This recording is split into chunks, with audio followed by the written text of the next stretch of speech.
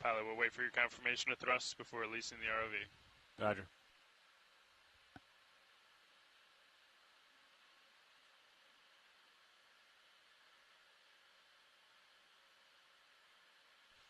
We're trying to bring the speed down, pilot. It's not coming down on us, so you might not have to push out as much. Roger. I was looking at that too.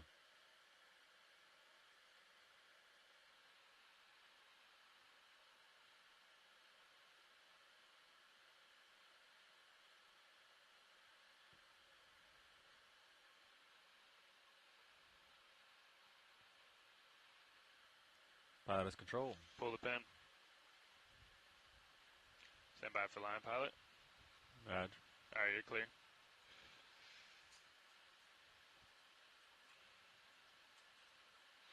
Yep, looking good, pilot. You're clear of the transom. Roger. It's a nice, easy turn.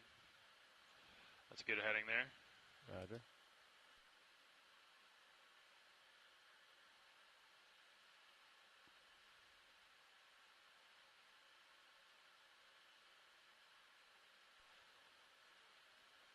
Just about center line. Yep, looking good.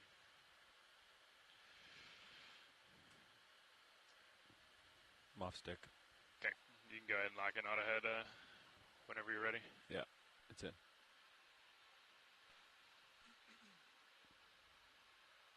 Okay, we'll stand by for streaming here for a minute. Roger.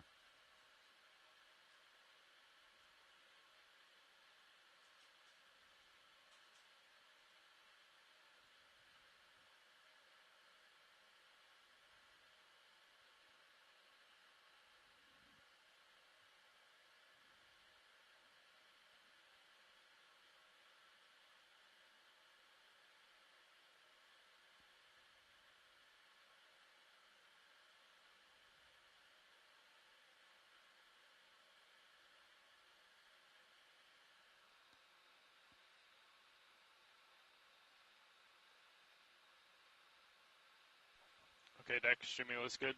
Let's launch Sirius.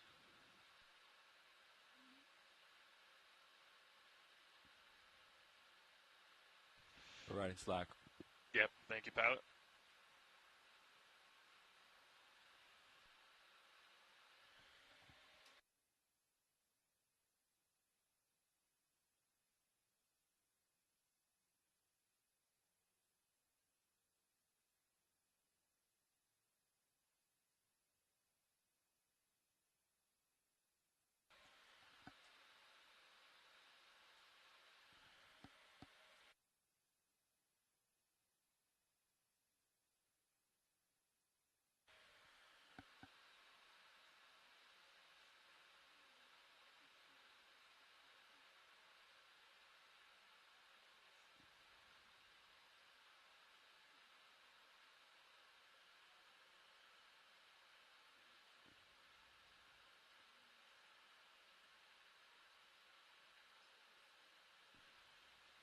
That's looking great, pilot. I think maintain what you have there. Roger.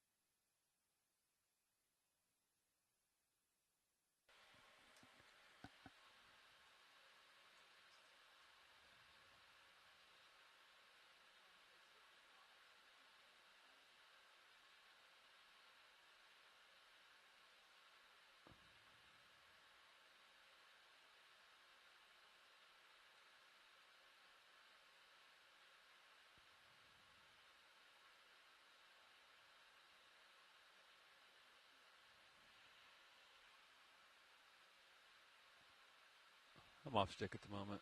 Roger. For your awareness. Yep.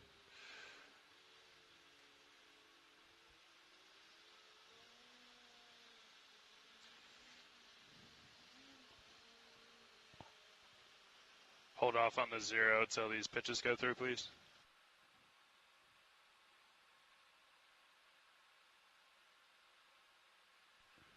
All right, let's go ahead and 0 the winch.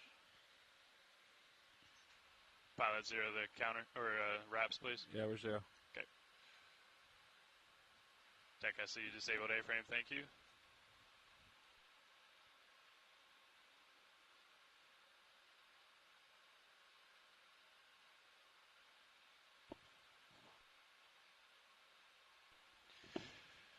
Okay, pilot, are you ready to descend? Yes.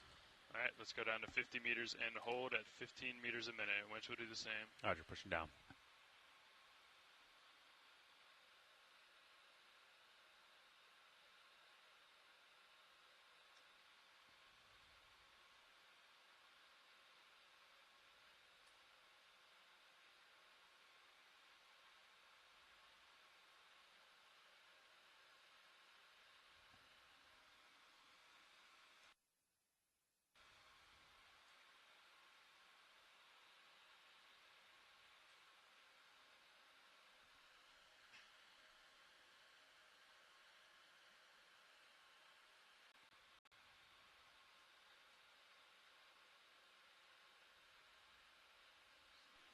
One 0 meters, wire out. D220, I'm a little ahead of you. Roger that.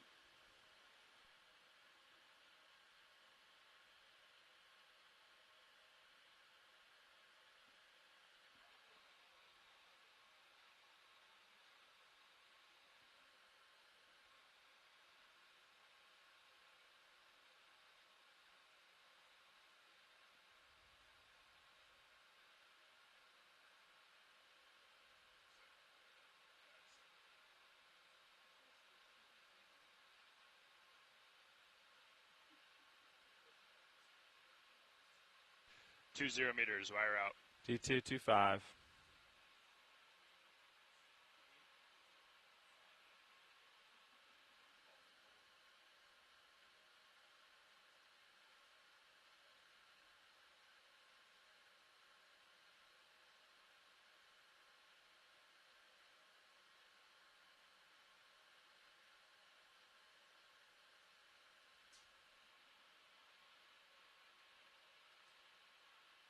Dive super nav, good tracking both vehicles.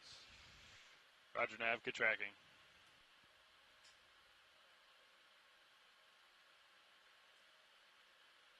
Three 0 meters, wire out. D239.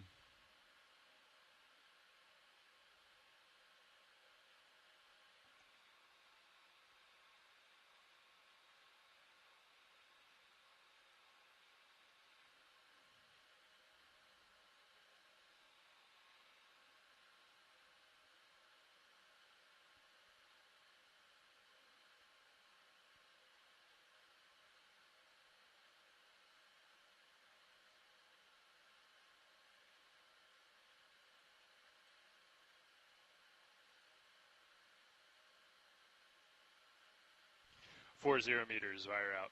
D247. 47, aye.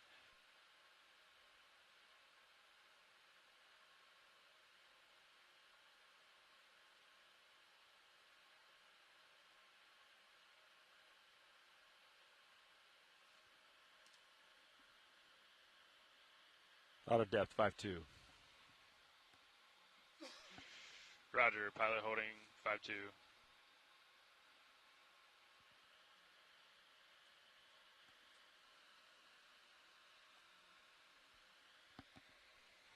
Winch, I'll stop, 5 0 meters. Winch, dive super.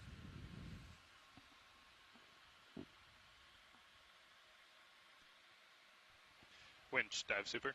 Winch. Can we pass control to the control room, please? Control room has the winch.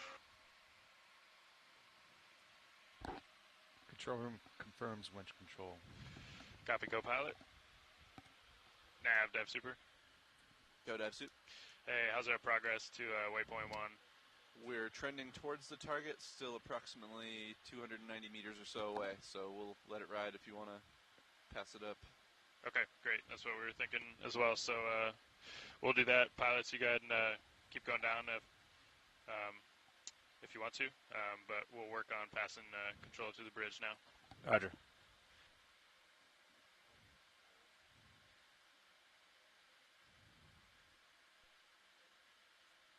Takes an hour to get there. Nice job, DevSuit.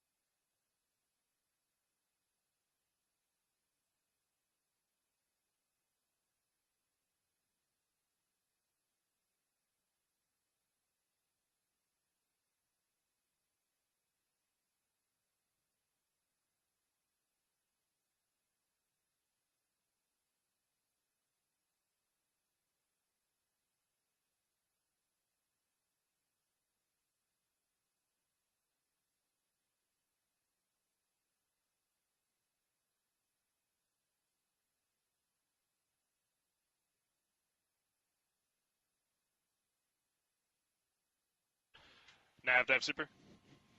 Go, Dev Super. Hey, we have passed control back up to the bridge, so I'd like to pass comms back to you, make our way to waypoint 1. Roger that. Nav has comms. Nice launch. Great. Nav has comms. Nice work, control room.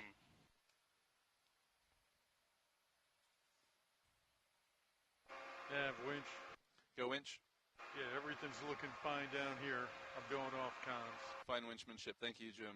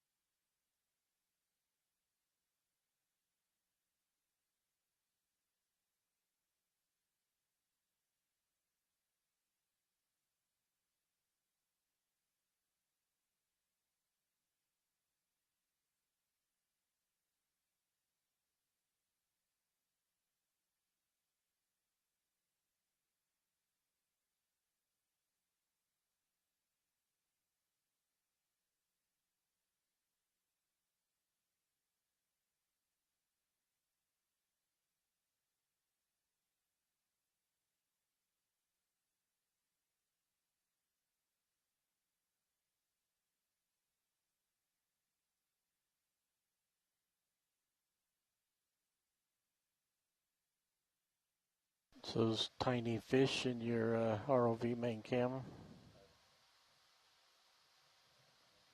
and better view in Sirius camera.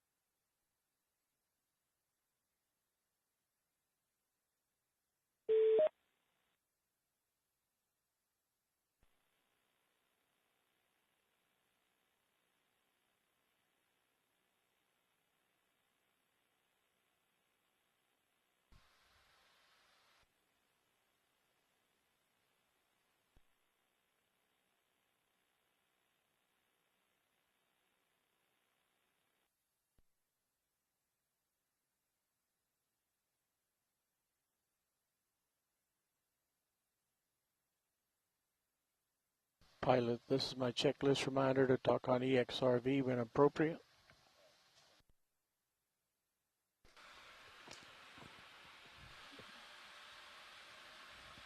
Alright, I'm gonna leave that there. Try to lose the flare before you're rolling. Okay. HPU disabled. Valve packs disabled. We'll do the white balance on the bottom today, rolling. Okay. 1,100. I'm gonna come up just a hair unless you want to come back. You tell me. Just keep it at 30. I'll adjust. Okay.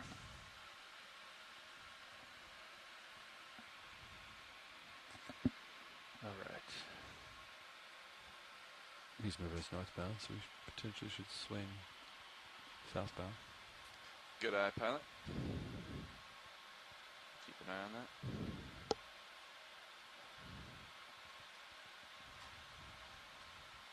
I'll light that up. Make sure that's in the right spot. Stand by one.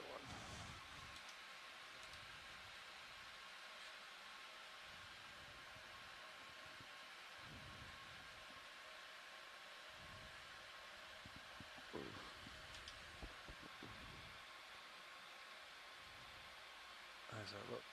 Is it pointing too much back into us? It's more backlit, right? I'm watching the serial setting right now. Okay.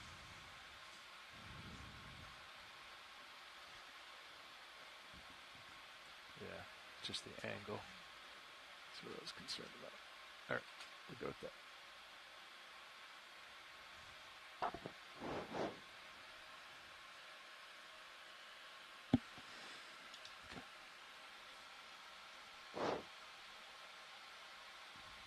Looks great, Chris.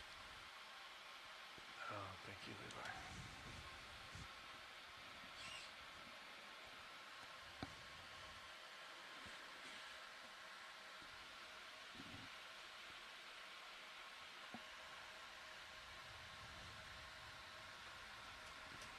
Video pilot. What feedback do you have for lens iris position? Feedback. What feedback do you have for the Zeus iris position? And so you don't, there's not like two numbers. There's not like a command number and a feedback number. It's just a.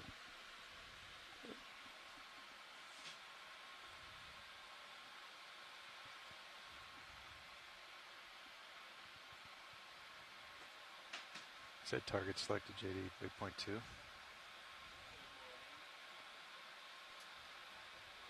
I'm not sure. I think a contour was, but now waypoint 1 is. Okay. Do you want waypoint 2? Yeah, I was just seeing like what direction it was. Okay.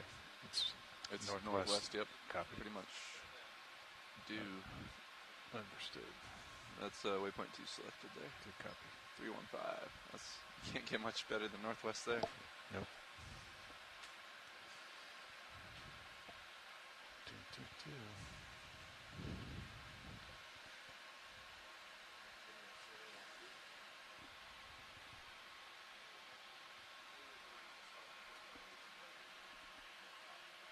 Sirius making good progress towards waypoint 1. Yeah, that's perfect, man.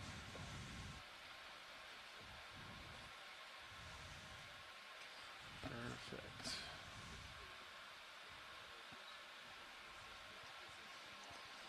Looking for depth of 1120 meters, but preparing for an offset if necessary. Roger.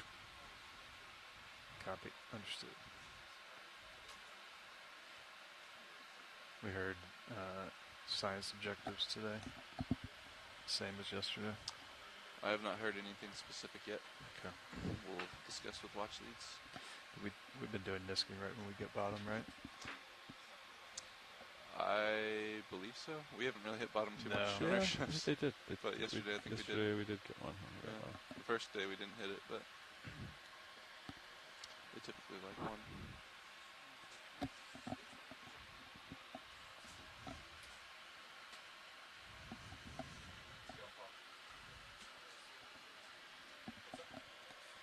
So, Levi,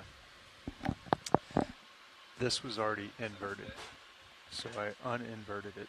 This one was not inverted. So I inverted it. So it's right here.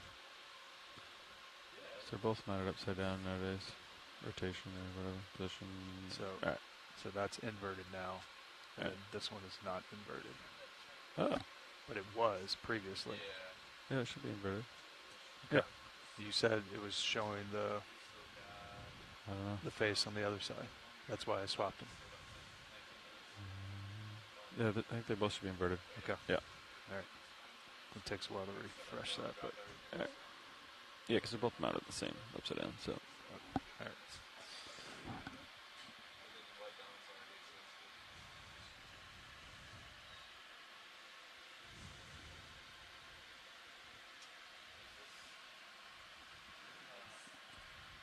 Yeah, and then it's reported in a number from like 0 to 50,000 or something.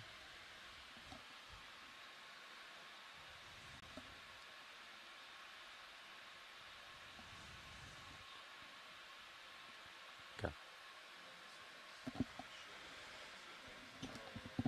All right. Multi-beam straight down between the toes.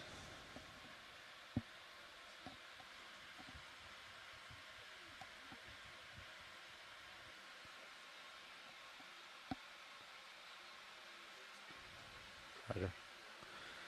That one, but today they've been in agreement more so. You can see magnitude is 12-ish, 11-ish, 12-ish, and direction is 500 or so. And those are heading right off the bat, so they are in agreement. They have them in the form, so started a lot. I don't know if they made any adjustments to the selection side. All right, they're a little less than halfway, a little bit more than halfway to the bottom. Roger. Delta's a little low, huh? Yep.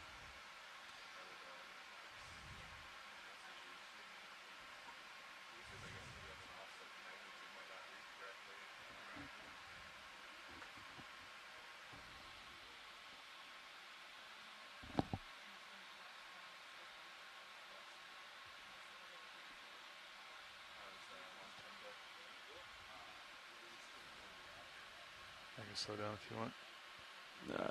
I was at 60 something for a while. Okay.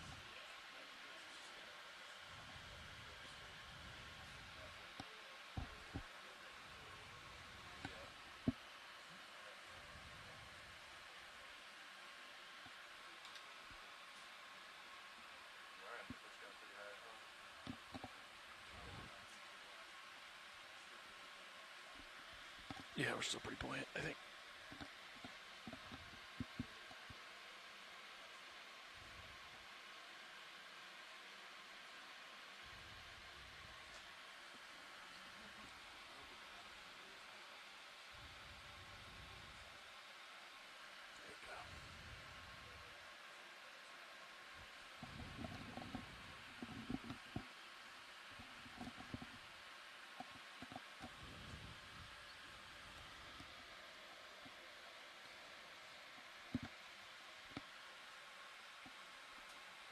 Approximately 16 minutes to bottom pilots. Roger. Looks like Sirius is settling over the waypoint. Beautifully. Looks nice. You said uphill was 315. Was when we were moving slightly. I'll double check that. Should be close. 313. Roger. Thereabouts. Wish there was a way you can make that selection persistent. So when you drop targets, it keeps that. Right. Or have like a grouping of like little targets that you could just select Yeah. like constantly on the screen. If you had it to where you could just force it to use that as the waypoint, it'd be so much more better.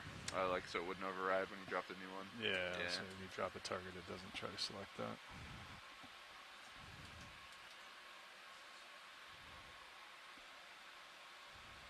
Be nice nice if you have that like a little favorites section or something like that. You could just click on single click. Yeah. That functionality might exist. It might. Beyond my understanding. This is quite an old version of HiPack. Yeah. But works well enough.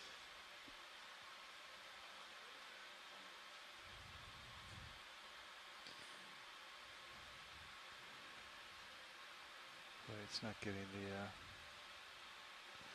ROV track like that at all. Whipping on the sled. No, the yellow's timeout. So if it's yellow, it means you're I not thought it getting was the other way. it's timeout. That makes more sense considering the CTD's not in the water. Yeah. In that project, you should disable the ID3.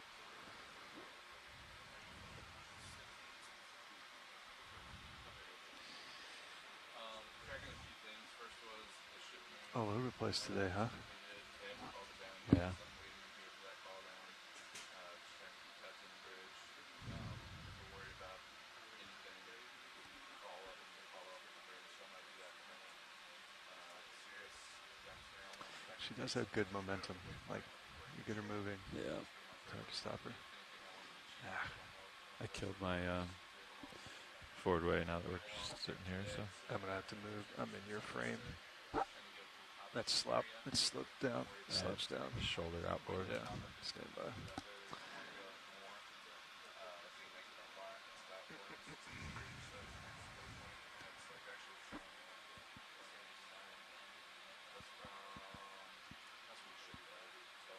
Ooh, I came over a lot.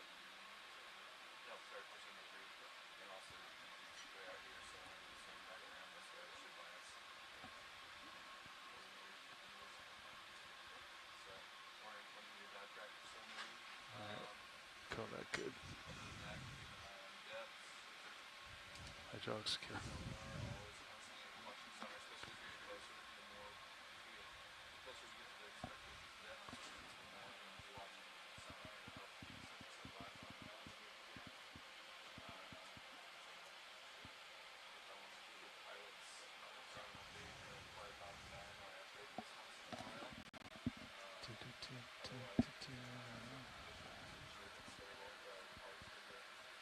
Ooh, I'm pretty far out there.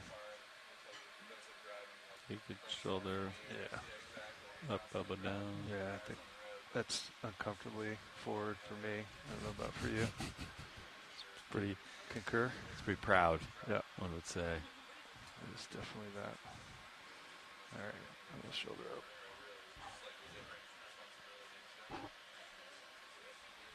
Probably have the elbow down as well. How's that? A little better?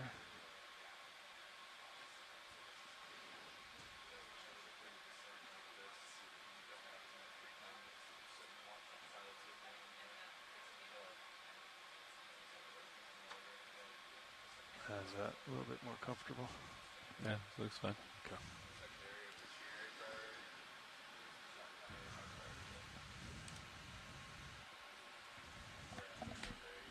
You want to do, we could do white balance now. And I'll just leave the arm out. Oh, we're getting ready. You want to do white balance? Or you want to wait till bottom? All right.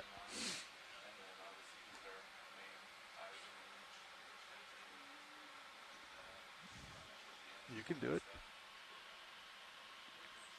He stepped away. It's on him. I mean, we can start it. As well. Get close. Get started. You want to give me a couple RPMs? Yep. Cool. I can get your mini over if you'd like.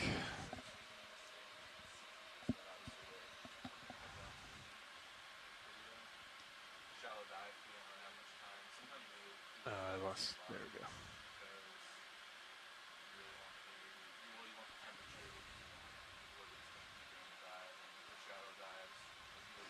Get you some light. Yeah. All right. Coming inboard.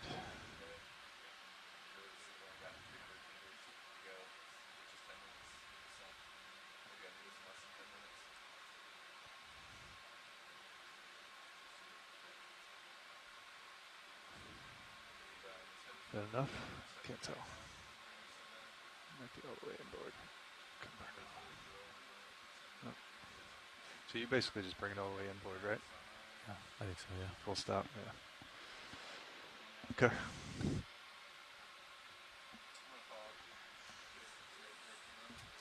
Bridge RV now. Yeah, it looks like you guys are settled up at the end of the ship move. Just wanted to confirm that. Roger, thank you so much. Delta looks good. Thank you. Headings look good.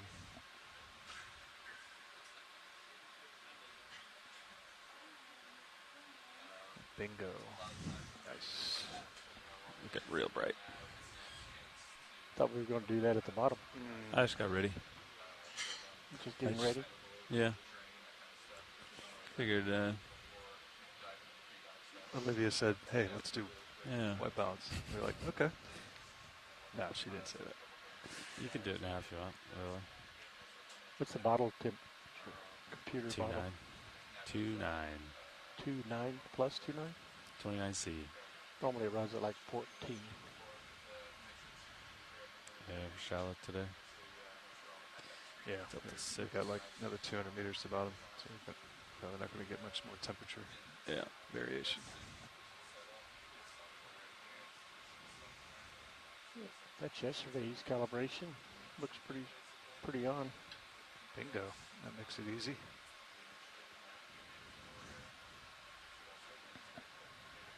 Delta 3. Delta 7. Actually, the gamma's a little off.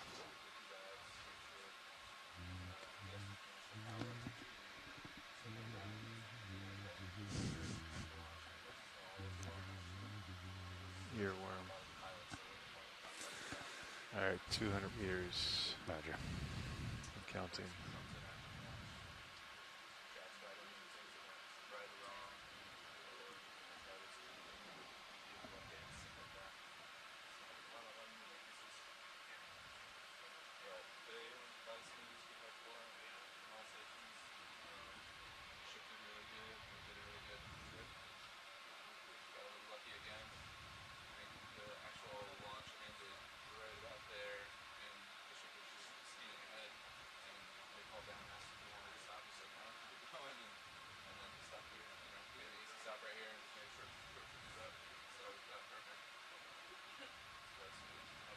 Especially on shallow dives, and Chris mentioned this to me in the first just a reminder that on shallow dives, you want to, it's even more important to try to be accurate with your test. So we took our time up there this morning to really try to dial it in. We predicted, we tried to put the extra runway in the drift because you don't want to overshoot it and you don't have to back the ship up over the vehicle. You can avoid that. It's not a desirable situation.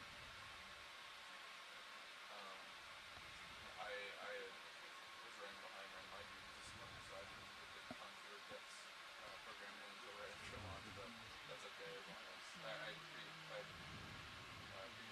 mentioned the target depth to the pilot, so they knew what they were working with. But I sent them all the actual contour depths after launch. Yeah, when they weren't. Alright, there's Sirius getting the quadruple pings, probably, right? Yeah, that's Phantom. Yeah. Delta 15. Boy, that's thing bouncing a lot, huh?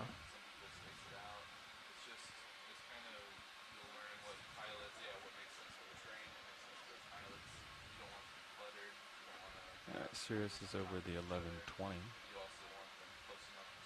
Yeah. You gotta stop at 40 today. Yeah, Alright. do that.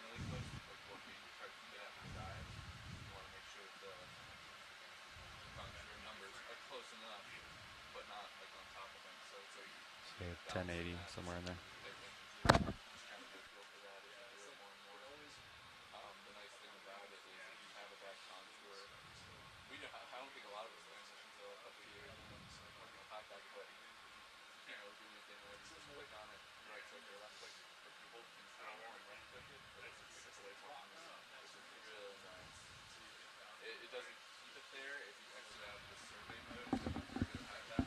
rotate for HG2. Yeah. Go for it. Don't have focus. There it goes. It's slow to respond.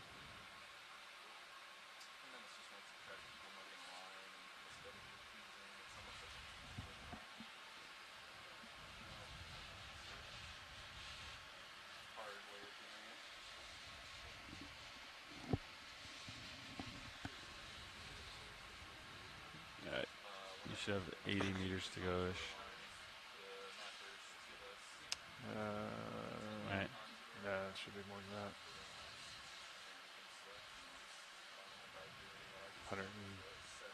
130?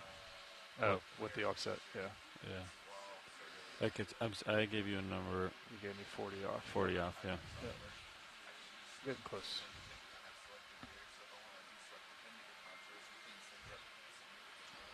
There you go. Yeah. Copy. Great.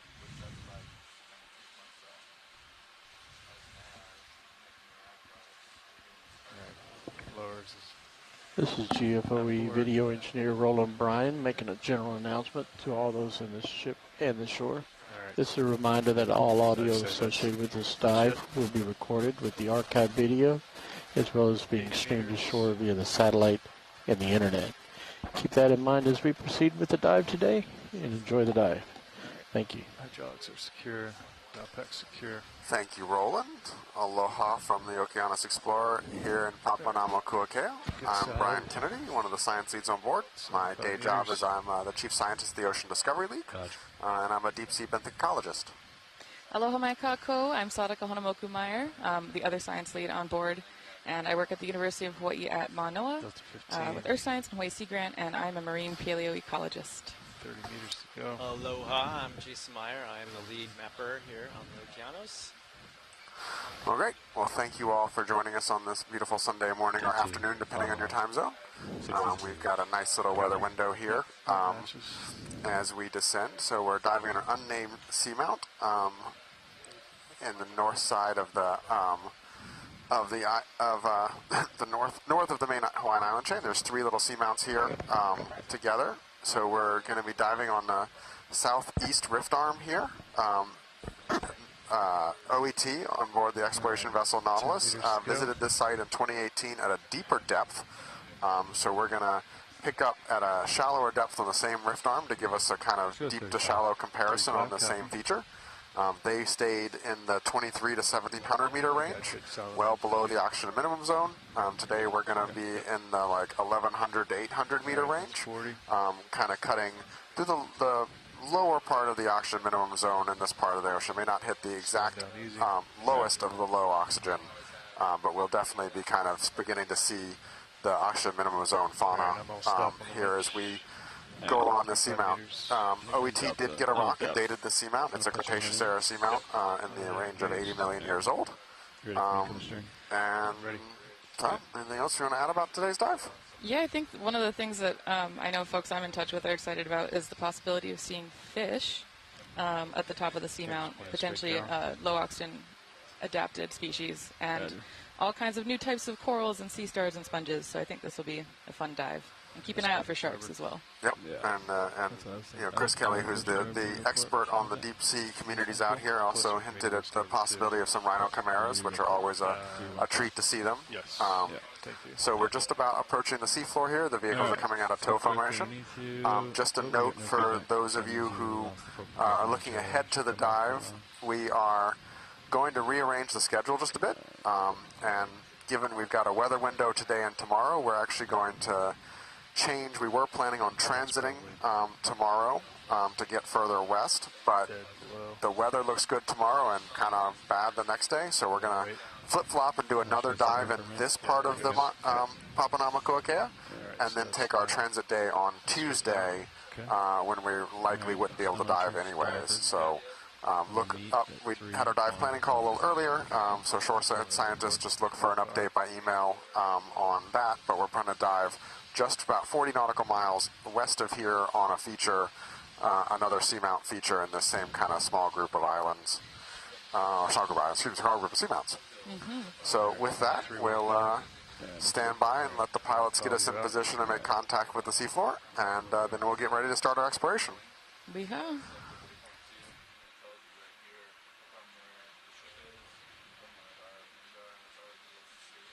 I think I see visual in my wide angles. Yeah, there's something down there. You're right, so. There we go. All right, I'm looking at you 4-5 when you're center. All right.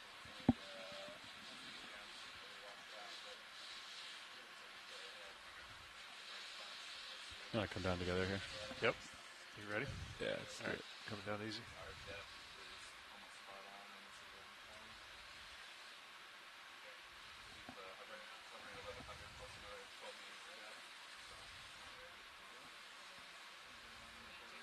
Video, you want the fish? I do. All right, go. All right, I'm all stop. I'm still pushing down easy. Okay. I'll let you get down there. All right. Figured I'd grab the fish in case he swims away. Yep. Do you want to chase him up? I can come up. No. He's right in my line. Very close. Clear. All right. Thanks, Roland. There's like 4 of them. Yep. I'll let the bridge know we're on bottom, gentlemen. Gotcha. Bridge RV nav. All right, coming down easy with you. Yes, just wanted to inform you that the ROVs are now on bottom. We can go ahead and set the rotation, center of rotation to A-frame, please, at this time. And we'd like to set bailout to dead ahead, please. Due east, or yeah, I guess 100 will work. Thanks.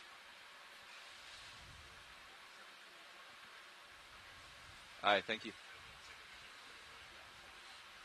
Hello. Look at all these fish. There's a lot of these here. I've never seen this many in one spot before. There's so much fish. This is going to be the fishy dive. Fish. Look at them all. Look at them all. So these are primarily rat tails, Go ahead macaroids. and get hydraulics. I am not going to be able to get anything past macaroid on these. I am a bad taxonomist in general, and even worse with fish. At least you know some taxonomy. Sheesh. But Whoa. Okay. look at them all. Do you know the taxonomy of the stocked things on the seafloor? Those are stocked crinoids. Oh my God. I think those are They're huge. I think those are isocrinus, but let me go look it up. Okay. Oh, so cool. I think I see what might be bryozoans encrusting on the rock. They could be stylastrids at this depth. I would. What's a stylastrid? It's another type of hydrozoid type thing. Cool.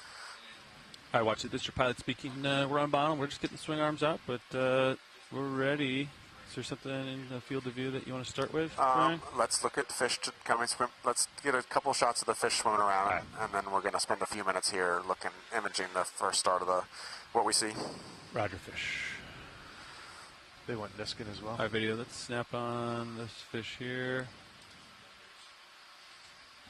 Hold that.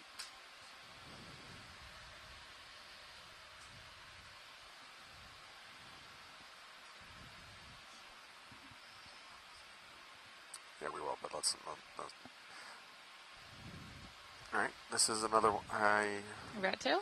believe it's a rat tail because it's got that segregated, Not a bit. separate dorsal fin. Distance on it, not a lot of light. I'm going to get closer. Are rat tails super common at this depth? Yes. They kind of look like a tadpole. Or One like of the- Pokemon. Yep. They They're- are. I'm getting closer, Alright. Roland. I'm getting closer at a high rate of speed. Ooh. Coming in for a landing here. Sea stars. Brittle star.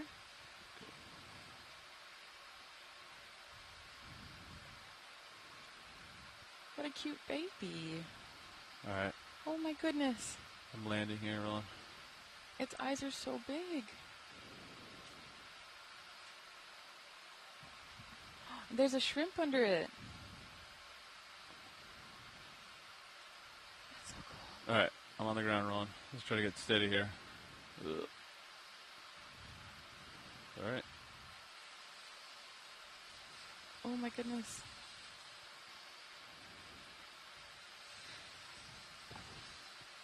You trying to ID the rat tail? I am. Brian's on Google. We need Jeff Drazen to call in. Lasers.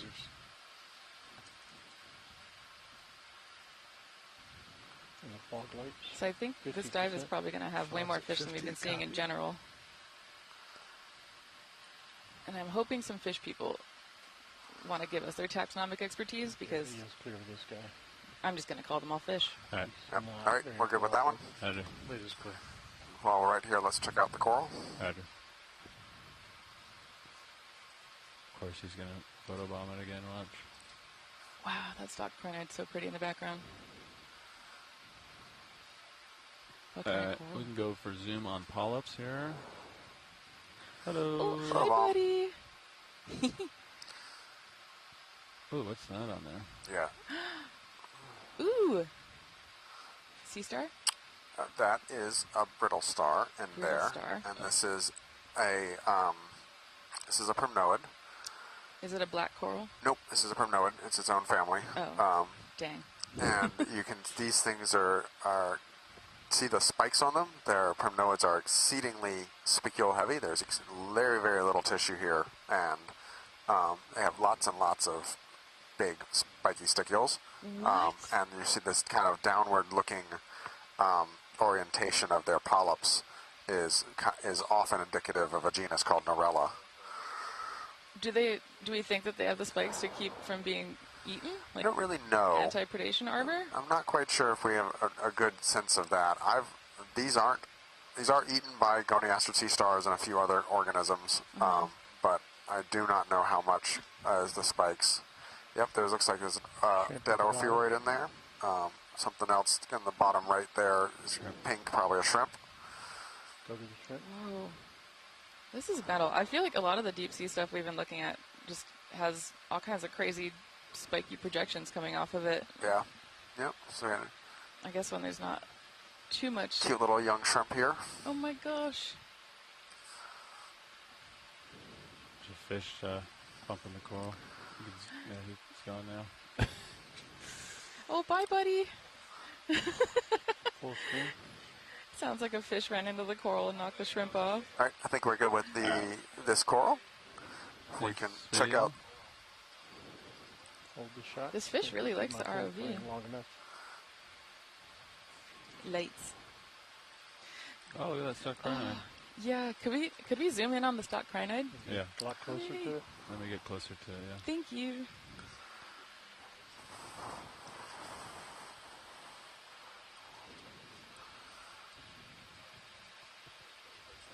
Ooh, which one do you want? Big one. They're the same thing, so whichever one's prettier. Yeah. Oh, the prettier one, yeah. Upper one's prettier. I don't know if you have time to put the extra light in. Dynamic light. It looks like it might have another one of those corals It's behind up it. to you. We're not moving.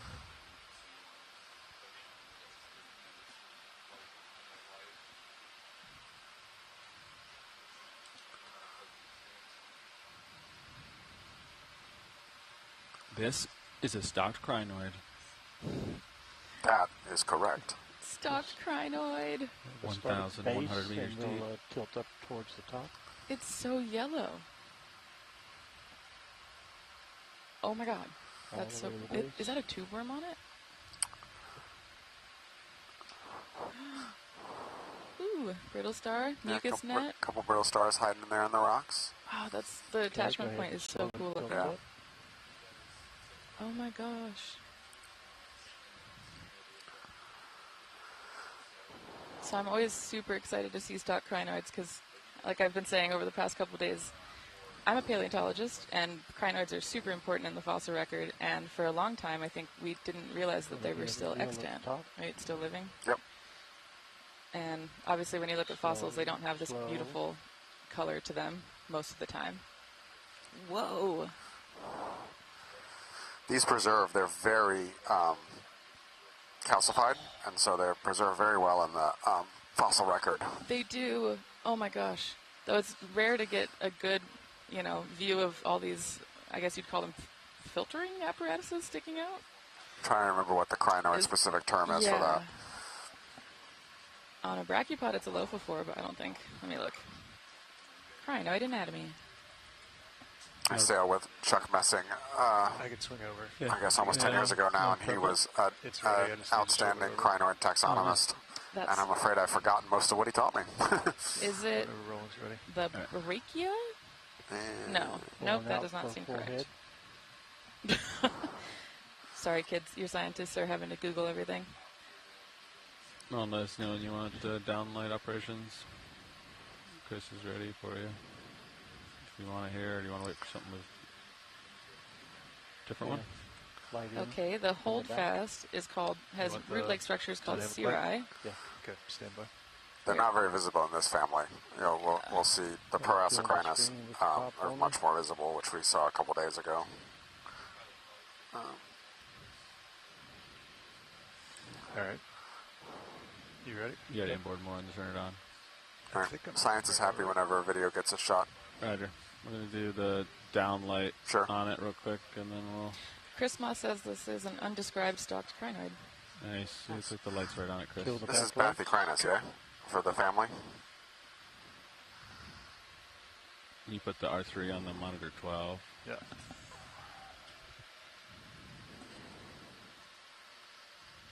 Maybe swing the light inboard to light up the lower portion that's too dark. I could come a little bit more. So actually, pilot, I'm going to say we're actually like to collect this. Oh, nice. Roger. Sounds like this is an undescribed species. That's straight over top. You want to kill the pole lights or dim them way down? Yeah. The pole lights are look at following that. us right now, yeah. Tilt down. Tilt I'm down. obsessed with the glamour shots we're getting full screen with of the this specimens down here. Niskin request pilots. Didn't hear one. Okay. There's a sample. We're going to sample so this beautiful. thing. Raj.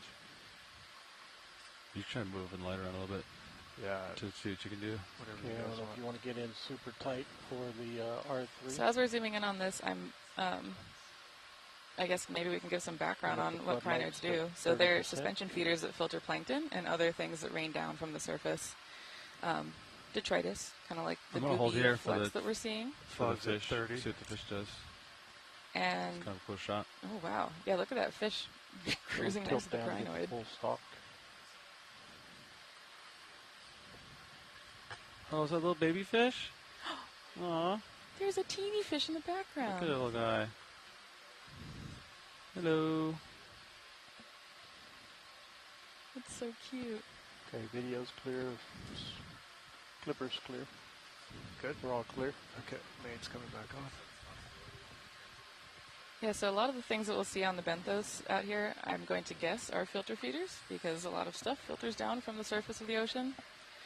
I'm still looking for the name of the thing, the little feathery feet things. They might just be called tube feet. That's what I would do. Just confirm, we're going to sample this? Yes. In a bio box is the plan here. Sounds good. All right. Yeah, I got some RPMs. Yeah, I'm just getting the light out Thanks, of the way. pilot. So we're going to sample this crinoid, which we think But yeah, you do have RPMs right now. is a new species. Well, an undescribed species. From Undescribed. apparently something similar was has been seen in the Atlantic. Okay. Oh, cool. Okay, and for folks tuning in, if you want to watch stream 3, it should have the multiple camera views so you can see the different angles that we're using to drive the ROV to sample.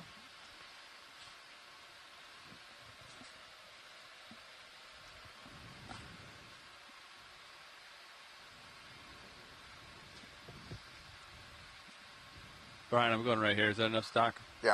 All right.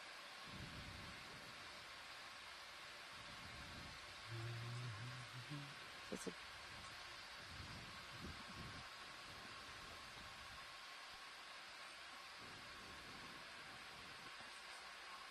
This will be sample 1. Nice. all right, sample 1 of dive 3. All right, drill coming out. You got it. Stand by. Yeah.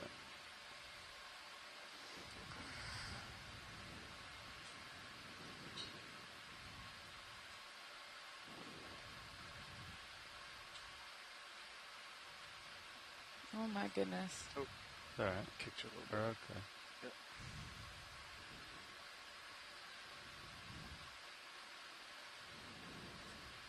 It's so beautiful. Just go on. Stuff it. Yeah.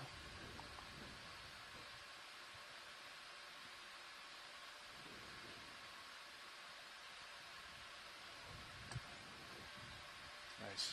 Yep. That's it.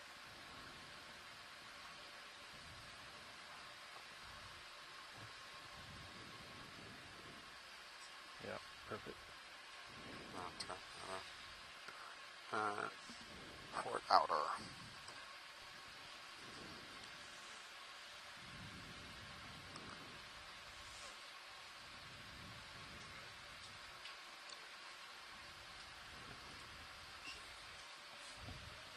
Okay, so that was sample 01B as in Bravo in the port outboard bio box. Nice sample. Do we have an ID that we can tentatively assign it? Phyrocrinidae. Phyrocrinidae. That's a cool name. Okay. All right. Onward and forward. Let's actually do a couple more things while we're here. All right. Let's see if a rock wants to come home with us while we're sitting right here. Righty. Biggest angular rock you can pick up. Two right here. Yeah. Looks good. Yay! See some lasers on those puppies. Lasers on. Oh, after not being able to sample rocks yesterday, this is exciting. Now they're on. So you want port? I'll try this one right here. That's a pretty solid rock. And Val Finlayson is on the chat and says, "Thank you for picking up this rock for us."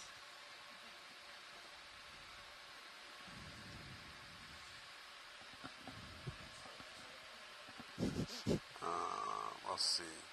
Hold on a second, Levi. See if we can get a twofer. Yeah. Is the rock free that had the? No, it's on the two different. That's also quite large. I mean, it's see where the left laser is. It is just right. I think it's across the two. Or one big, or So that big one. Yeah. It might be jointed or like Yeah, it's fractured like a enough that we could try to wiggle it free, but I don't know. I think it's in there. Yeah. Yeah, I think that's in there. All right, let's go back to the rock you were aiming at. All right. Yeah, Thanks, I could look for one that has like a coral on it or something, but No, I was just there. That we're particularly interested in the hold fast of the right. crinoid, but I don't think we're going to be able to get it out. Did we get a close enough video of it that it We'll can be get. used? We'll flip Yeah, over first. I'll open the lid. Which one? Yeah. All right. How thick is that rock before we pick it for surezies? I can just grab it real quick and we'll look at it. Yep, that sounds good. It's a pretty hard grip force here. Yeah. There you go. Val, is that thick enough for you? There's plenty of other rocks here, so we can be choosy today. There are plenty other rocks Center that we up the can choose camera on it from. and spin it. Val says it looks great, though. Good rock. Good rock. Got some business down here. Every rock's a good rock, but... Can we center the camera on Oh, it? yeah.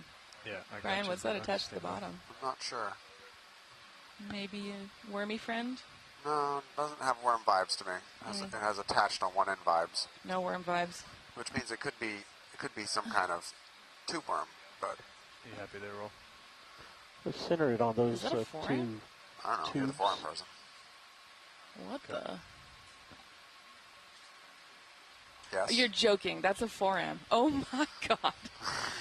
Can we please get this rock, but try not to squish them, if possible? You're kidding. That's so cool. Okay, so this is an agglutinated forearm, probably from the genus Rhizomena or something similar.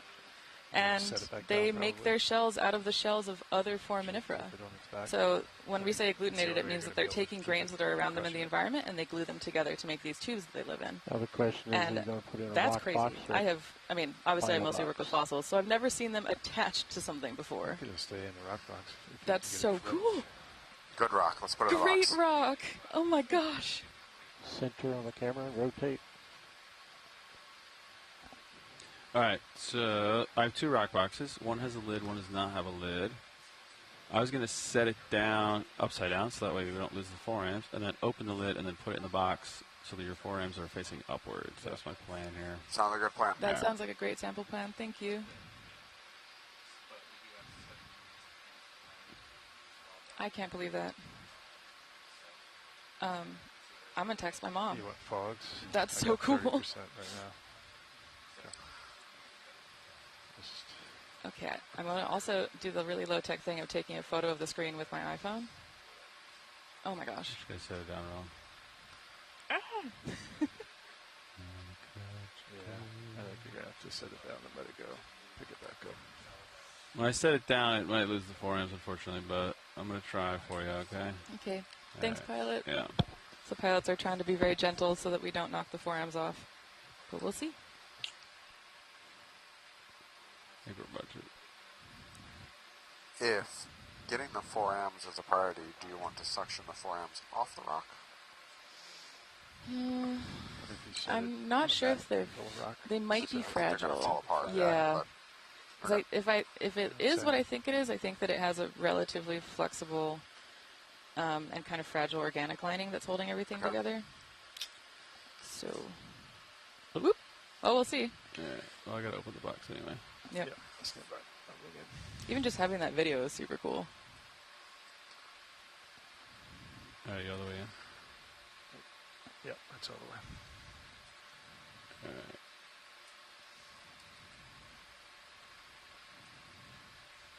I like having the infinite roll. Wrist.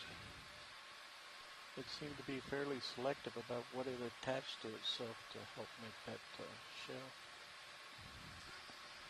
Yeah, so the forams that we're seeing are super selective about what they make their shells out of.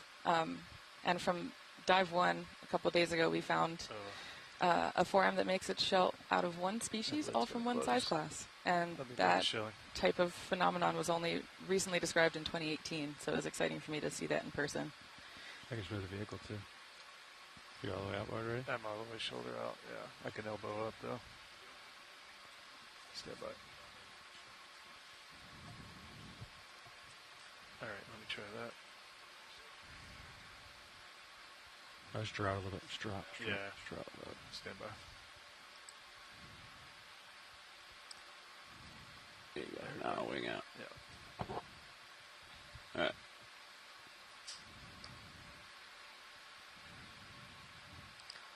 Okay. It's a little baby sea star on it. Also. Nice. They're still there. They're still there. Hopefully they stay on for the ride home. Amazing. Thank you so much, pilots. Yeah, I mean, they seem pretty solid on there. Maybe we'll get lucky and they'll stick around. That's so cool. I saw a baby sea star on that corner of the rock facing up right now. Yeah, I think we might have sampled a small sea star too. Cool. Oh, nice. Upside down. One of them still attached. Yeah. Yeah, one of them attached. I think one of them fell off. Right. But it might still survive in the rock box. Wing inboard. You want to close me? Yeah.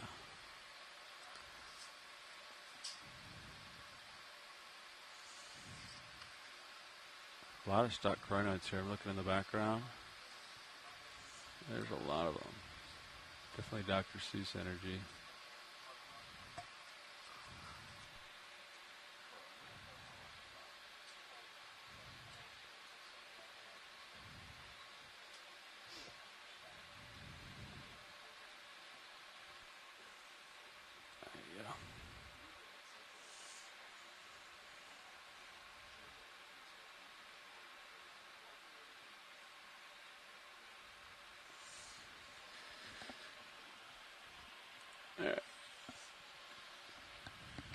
You happy? That was beautiful. Thank you, pilots. Yeah. So confirming that was O2G and it's in the port forward rock box? Yeah, port forward. Alrighty. All right, we would like to do, before we leave, we'd like to do some really tight zooms of the hold fast of the crinoid we sampled. All right, go back in video. You might need to get closer. We've already got some fairly tight, so if you get closer, get something different than you've already gotten. Closer. Give him closer. See what I can do for you, Roland. Hey, Brad, do you guys want water sample before we move off as well?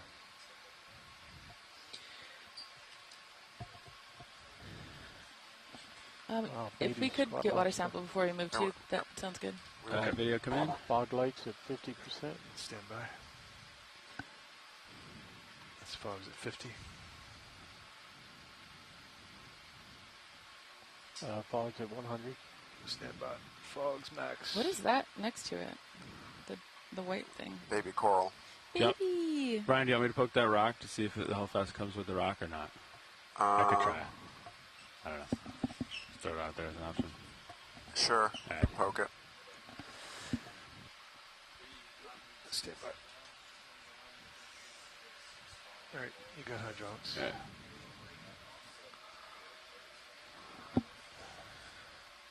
I got you on mini here. It's a partial. I still have fogs at 100 rolling. Yeah, that's good. Okay.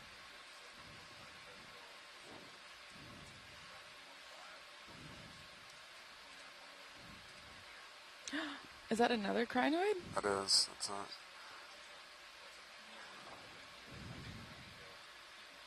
Just trying to get that one out of my way. Yeah.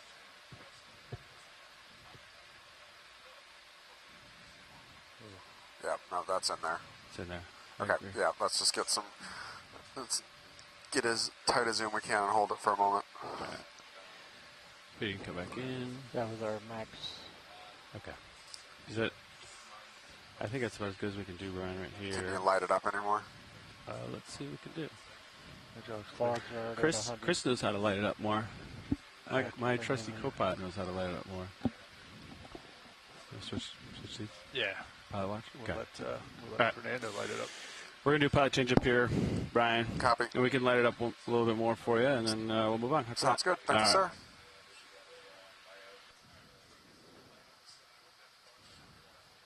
So we're going to hang out here for just a second while we do a pilot change, and then we'll see if we can't stick a flashlight in that hole to get a better image of the holdfast.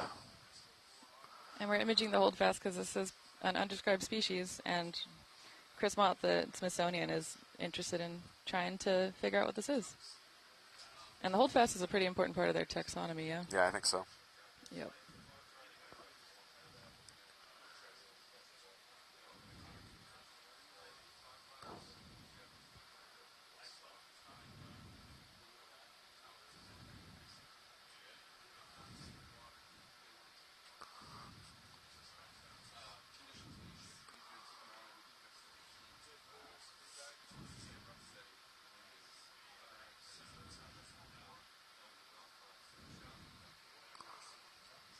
Oh, yes, I'm seeing in the chat, Chris is asking if I have questions about the crinoid parts. I do. Chris, if you want to call in and tell us about how you identify a crinoid and what's taxonomically meaningful, I would love to hear it.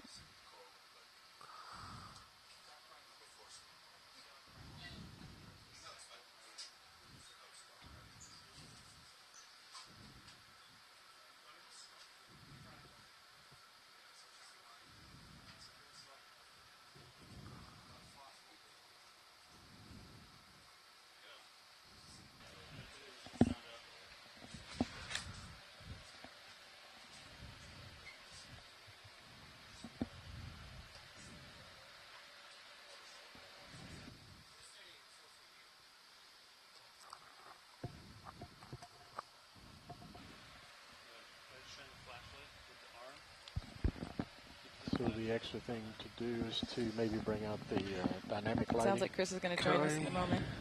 Pilot, I don't think we're moving. I'm going to move the shilling if you're okay. Yeah, go ahead. Hey, Bud. Yeah, we are not moving at this time. We sat down and just started taking samples, so we've not moved yet.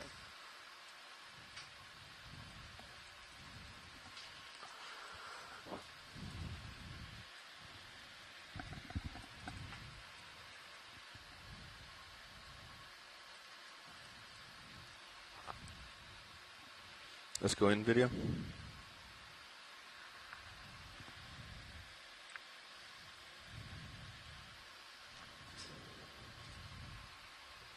That is beautiful.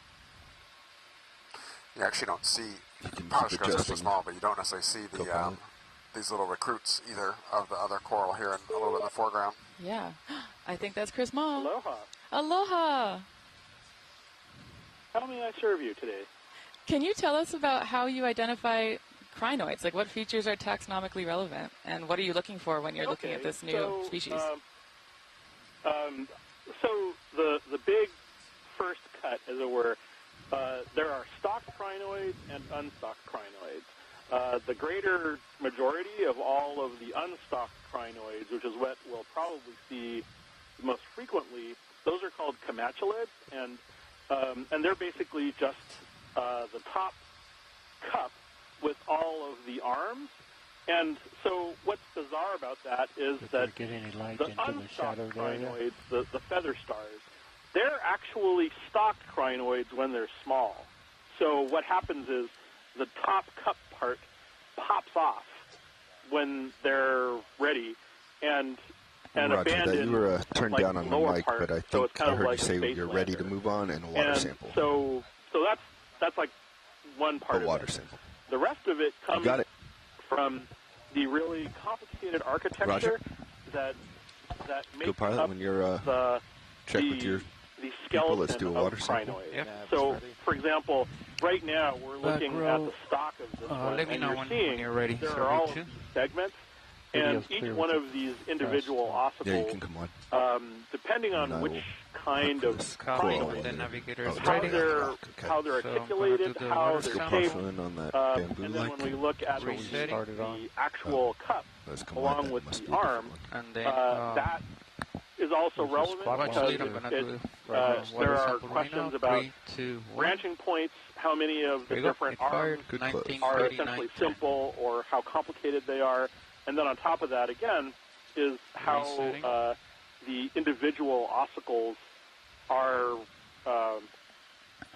Watch lead connected pilot. You together. mentioned a coral. Sometimes they're actually fused together in what's called a syzygy, which is a word that I had only seen a couple of times because I play Scrabble. And syzygy is spelled S-Y-S-Y-G-Y, and it basically represents a fusion of two different plates. And it's a word that's also used in Brisingid taxonomy, which is another thing. But essentially, the overall structure is the cup. Yeah, on the left side. What's left of the stock, sometimes there's little legs on the feather Watch lead, star is that type good? Do you want us morphology, to which, center it as up? you indicated earlier, You got those it. are called cirri. But the cup is where the arms come off, and then the arms have bits that come off of that called pinnules. And then the cup itself, that's where both the mouth and the anus are located. And in many of the Paleozoic forms, the anus is actually elevated as to provide, how shall we say, an expedient disposal of the poop. Yes. So that it doesn't go back in. And so in a lot of the older Paleozoic forms, and, you have this thing called sort of an anal chimney because it's got this elevated structure, and they often have spines on them to prevent predators from taking advantage of such a thing. Now, it turns out that predators do take advantage of such a thing. And what you get are snails that will come up onto the anus and the mouth of the cups on crinoids, and they will clamp down, and they will feed. And it turns out that this is something that we have seen repeatedly. And so in the fossil record, there are these famous examples of paleoecology of what's called platycerratid snails that are almost always found on the cups of crinoids. And they've gotten up there, and they've clomped on with lasers, please? onto the anus, and they have practiced what's called coprophagy, which is just as delightful You're talking real practice big. as you would imagine from the words. So it turns out several years ago, we saw a living crinoid, a living stocked crinoid with a snail on it. In fact, multiple snails. You got it? That's so cool. And so the immediate reaction was, well, what is that? And is it? It's not actually like, one of those snails. It's not an actual platycerratid, and it's not, thankfully. I mean, it's analogous, not homologous. It's not the same thing. It's not some living, direct descendant, but it is an analog of the same behavior. And Chung Chen from Jamstack described multiple examples of snails that have kind of reinvented this practice of climbing of the snail, getting up to the top of the cup. And we may see it on this dive because the first time we saw it, I think, was actually in the North Pacific.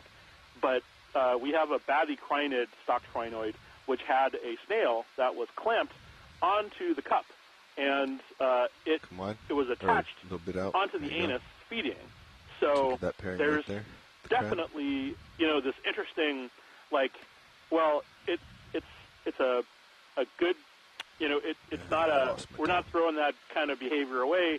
Evolution says we're doing that again. So, and food is hard to find, and so crinoid poop is apparently nutritious, so the snails are back at it again, and we have this other example of coprophagy, and this was literally only published like a month or so ago. No way. And to be fair, I haven't read the whole paper, so I don't know the full dynamics, but it's and obviously the ecology of these things is complicated. So anyway, that's amazing. I would be happy to get into more of it, but I get the impression that perch. So let's just grab this while we can. Things have changed and you're moving on. So, but yeah, if you have any specific questions, or if there's any, some of the stocked crinoids that we see down here are almost everything that we see is probably not very well known. And Chuck always said, you could do worse than to collect any of these stocked crinoids, because they're all probably, if they're not new species, they're probably poorly understood. And this particular one, for example, this phrynochrinid that we just collected, this was in a paper by Verniclef et al. From the Central Pacific. And I think Okeanos might have actually seen it back in the days when they were not broadcasting. And but there's a really nice image of this animal from this one right here, the Indonesian area in around, I want to say 2010, something like that. So this is something that the stocked crinoid community has been after for almost 15 years. Wow. So, and I think Chuck would love to have been able to examine it, but I think that the French investigators who identified it will probably be very anxious and very happy to hear that we finally got one. Nautilus, I think, just saw it a little while ago, and again, the reaction was sort of, "Oh, that's really cool," but they didn't collect it because there are very few people that really know anything about stocked crinoids, and and beyond the bright red one, the so-called Moulin Rouge crinoid, the Proisocrinus ruberinus, they're very hard to identify because a lot of them are just complicated. So all I'm of actually the looking skeletal parts up are very intricate, and you need to look at them close up in order to tell what defines what. But there's a fair number of them down here. This ecological data that we're seeing of this particular species that is likely undescribed is probably going to be as valuable as the specimen itself. Chris, there are something I've noticed before you go, Chris, something I've noticed with the stocked crinoids is they're almost always single species collections. With only one or two exceptions do I ever remember seeing a mixed field of them. It's almost always the same family congregated together. Have you seen that as well, or am I imagining things? No, I think that's, to me, that's a thing that happens in echinoderms quite a bit. It depends on which ones, but my guess, and this is purely speculation, is that when the larvae settle, they're probably given signals that it's safe to settle there, and it could be related to water currents. It could be related to some kind of chemical attractant. It's really hard to say. But typically, when you find one, you find a bunch of them, and that's the case for when I say a bunch, all of the same species.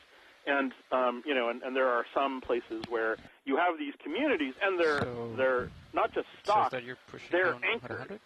Some stocked crinoids can actually move because they have tails, and they can kind of wiggle and crawl around. But there are many communities of these stocked crinoids, like hyocrinids and phrynocrinids, that are basically cemented to the rock. And so, how do they disperse? And, and so it seems likely that the larvae settle and, and they're just in the water column until such a time when they find, an appropriate place to settle. And so the other larvae that are with it probably go, oh, hey, look, that crinoid's there, and it's given off a good signal. Let's do that.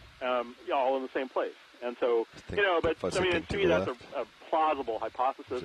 There's no data attached to that, at least not that I'm aware of. Go back in. So, but to me that sounds about right, and you see it a lot in deep sea animals in general, at least for echinoderms. I'm sure, there are always exceptions. But, yeah, I think it's interesting. It's the left, just came off screen. It's that the you white note patch. these kinds of patterns, but there are also times that it's just a matter of physical attraction for some places. Brisinghids and crinoids occupy a very, an optimal water feeding location, as do sea anemones and such forth and so on. So, but like all of the crinoids here are probably taking advantage of, whatever conditions the first,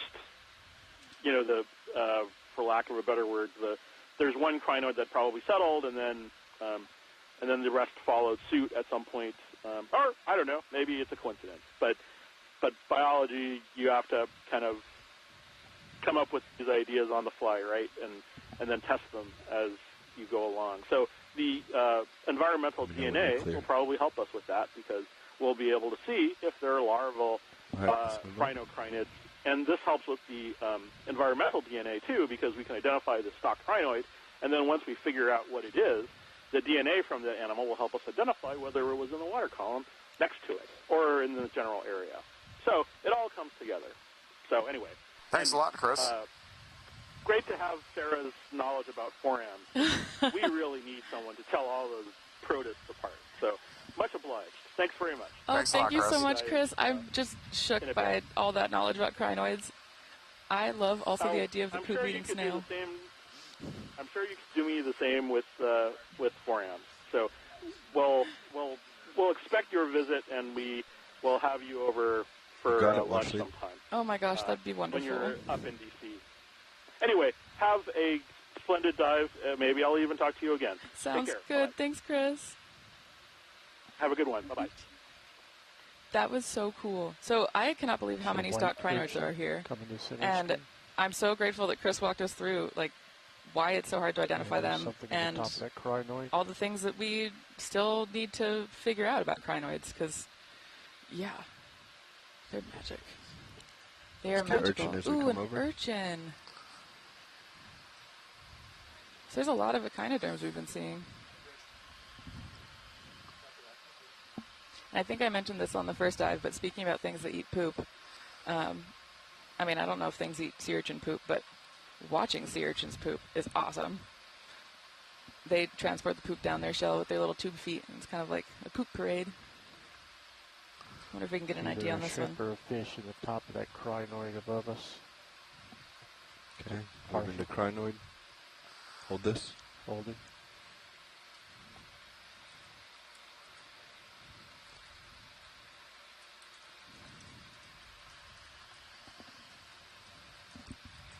Should be just on the top of this one once it comes in view. Oh my gosh. The shrimp is using the crinoid as a bed. Do you think they're just co-filter feeding together? Eating whatever comes down? I don't really know. Yeah. I'm not used to seeing this. I don't remember ever seeing those together. So I tend to think it's probably just happened to settle there. But we'll keep our eye out and see if we see it again somewhere else. And we got an idea on that urchin that we just saw from Chris. It's an echinotherid. How you feel? Wow, I'm just the crinoid field that we're in right now is so cool. This is kind of what I imagined seas in the Paleozoic might have looked like. Though it's clear, I guess, that maybe this is just what seas have looked like since then, because crinoids have stuck around for a long time. Yeah. Yeah, they're an extremely old taxa. Yeah. Copy.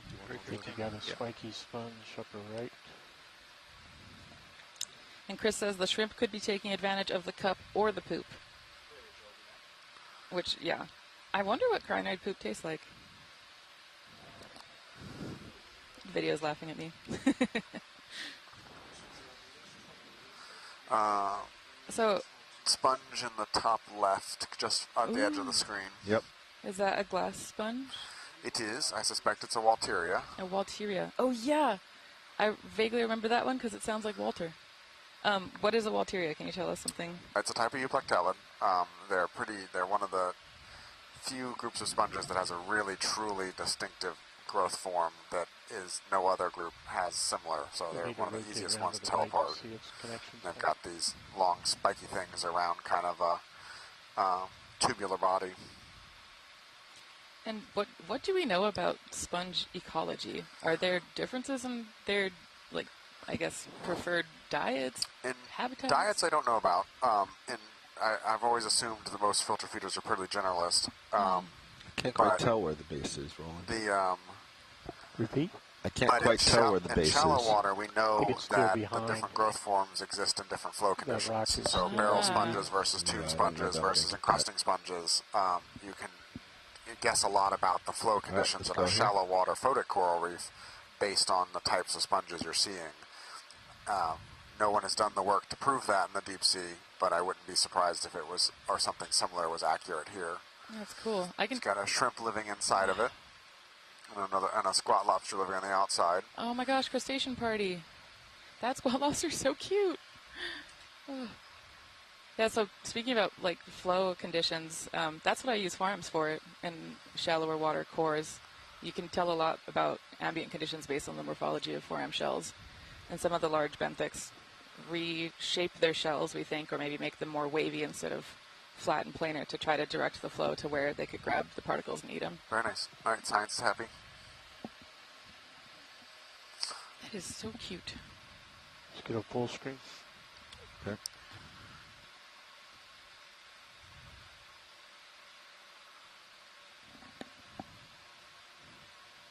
What's the coral on the left? Primnoid. Hey. Probably a Narella. Most of what we're seeing so far is Narella. I think that one we looked at a few minutes ago was a Paraclyptophora.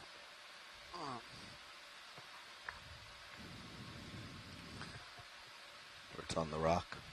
Yep. You can see the attachment points. That's, how come it looks like there's 3 separate attachment points? Yeah, that's a little different. I'm not used to. Okay. That's cool. Clear. Clear.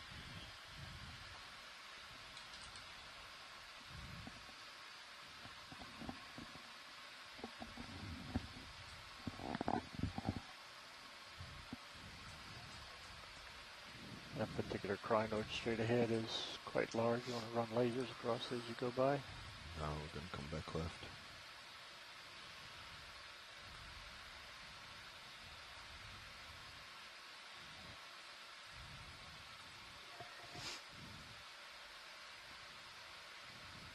Wow.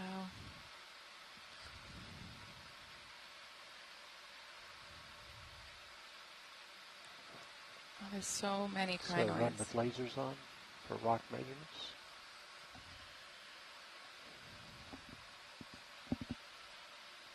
Oh my gosh.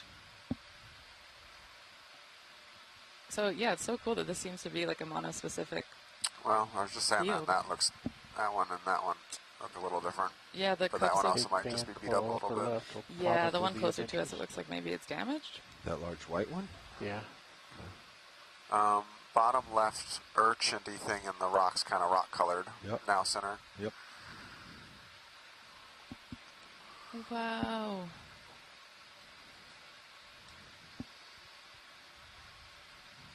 I love the anticipation before we zoom in on stuff. Trying to figure out what it is. My brain's cycling through IDs that I probably am very wrong about.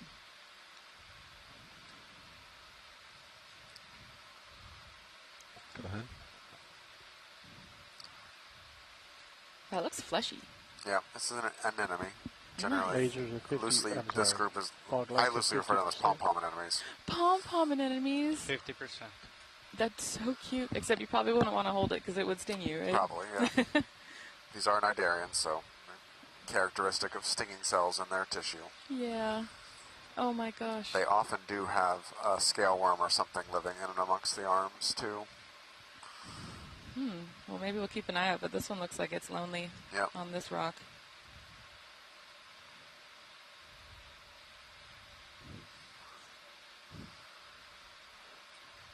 And I'm noticing from the other video feeds from D2 that hagfish just keeps, rat tail keeps following us around. Science is happy whenever video is.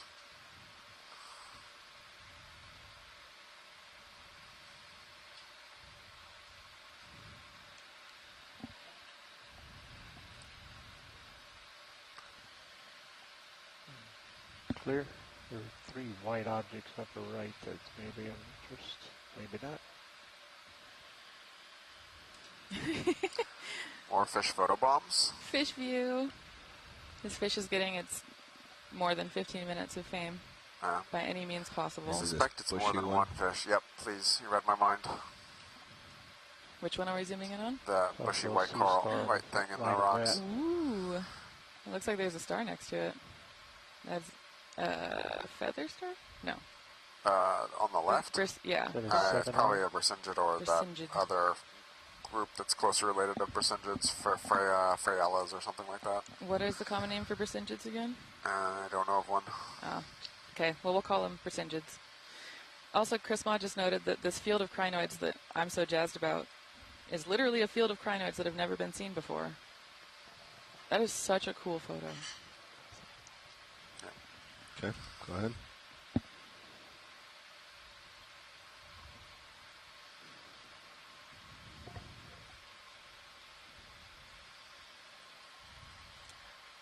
This is beautiful and dainty.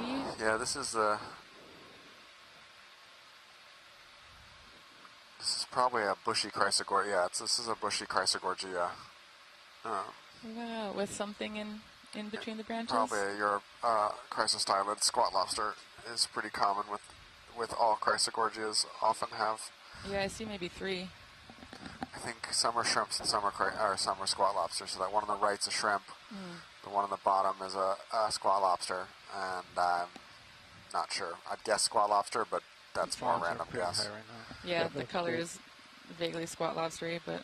Yep. Bobby, before we leave this perch, we do a lot of science on vibes here. Show the crinoids. But what scientist doesn't do science on vibes? Crinoids with the background. It's kind of a joke, but it does turn out. Got a couple little cup corals in there too. Oh. Yep. Can we move when we have to the float through? Can we move to the star in the bottom right?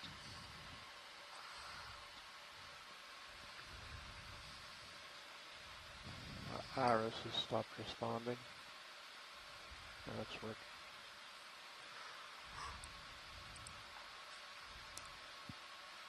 These crinoids really do look like something out of a Dr. Seuss book.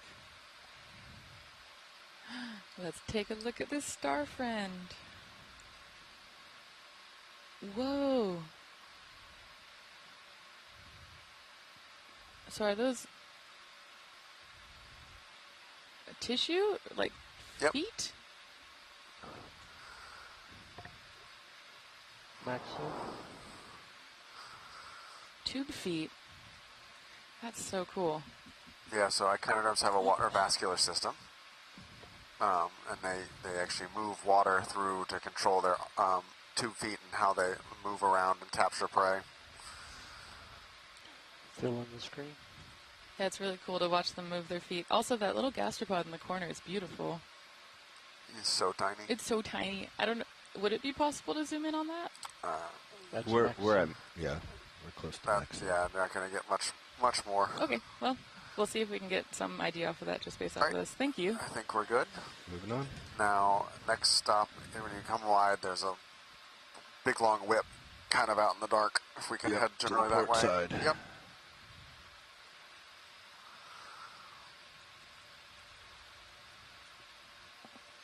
Wow. Fog's coming down. Ryan, is these the whips that do the bioluminescence? Yeah, probably. It's not a good candidate. If that's what you're thinking, look very alive. Oh, there's another urchin down there with some really long spines. There's urchin. And Chrisma identified Let's that go star we just partial. saw as a mysasterid? Yeah, just Myxasterid? as we get closer. Nice. With all At these one time it was crinoids, very it's rare, it hard to lives get only in at these good depths. positions. Oh my gosh, this is a beautiful coral. Is it bamboo? It is. Because of the nodes? Unbranched bamboo whip, yep. And whip is just describing the growth It's a form? growth morphology, yeah. You can get whips in multiple families. Wow. Actually, multiple orders. Do we have thoughts on why those I'm growth about to go forms off my screen. exist? I think when you're trying to get high up in the water column, it's just energetically advantageous to not have a lot of branches if your goal is to get high. Totally. So maybe it's a life history strategy where you're just trying to grow as much as possible in the vertical direction. And the nice thing about in a water medium is you can be pretty close to neutrally buoyant, so you don't need a lot of strength in terms of holding yourself up. You can just kind of float. That is nice. I think I always joke that Coming part of up the with reason I have fogs. back problems is because we're not in the water anymore. We shouldn't have ever left. Should have just stayed as a fish. Well, generally, bipedalism is rough. Bipedalism is rough. Sometimes I wish I could just be a coral vibing down here with no light. No one could perceive me.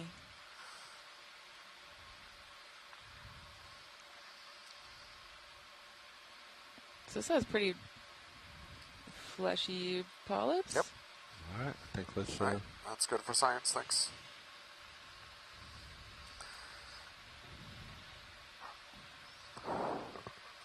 Beautiful. And leave it.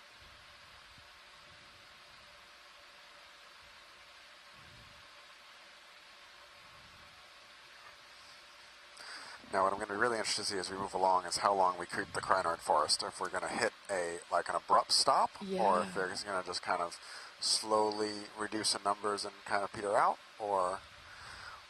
I think that's the most magical thing about these dives is we show up and we see something that we don't know much about, and then as we go along, we learn about what's exactly happening. Yeah. I don't know. All this is new data that tells us about the ecology of these species, communities. So one of the things that we're particularly interested on this dive is oxygen concentration. I mean, that's one of the major drivers of the biology in the ocean in everywhere. But, we think about, people think about latitude, longitude, and depth as being kind of major controls in the ocean.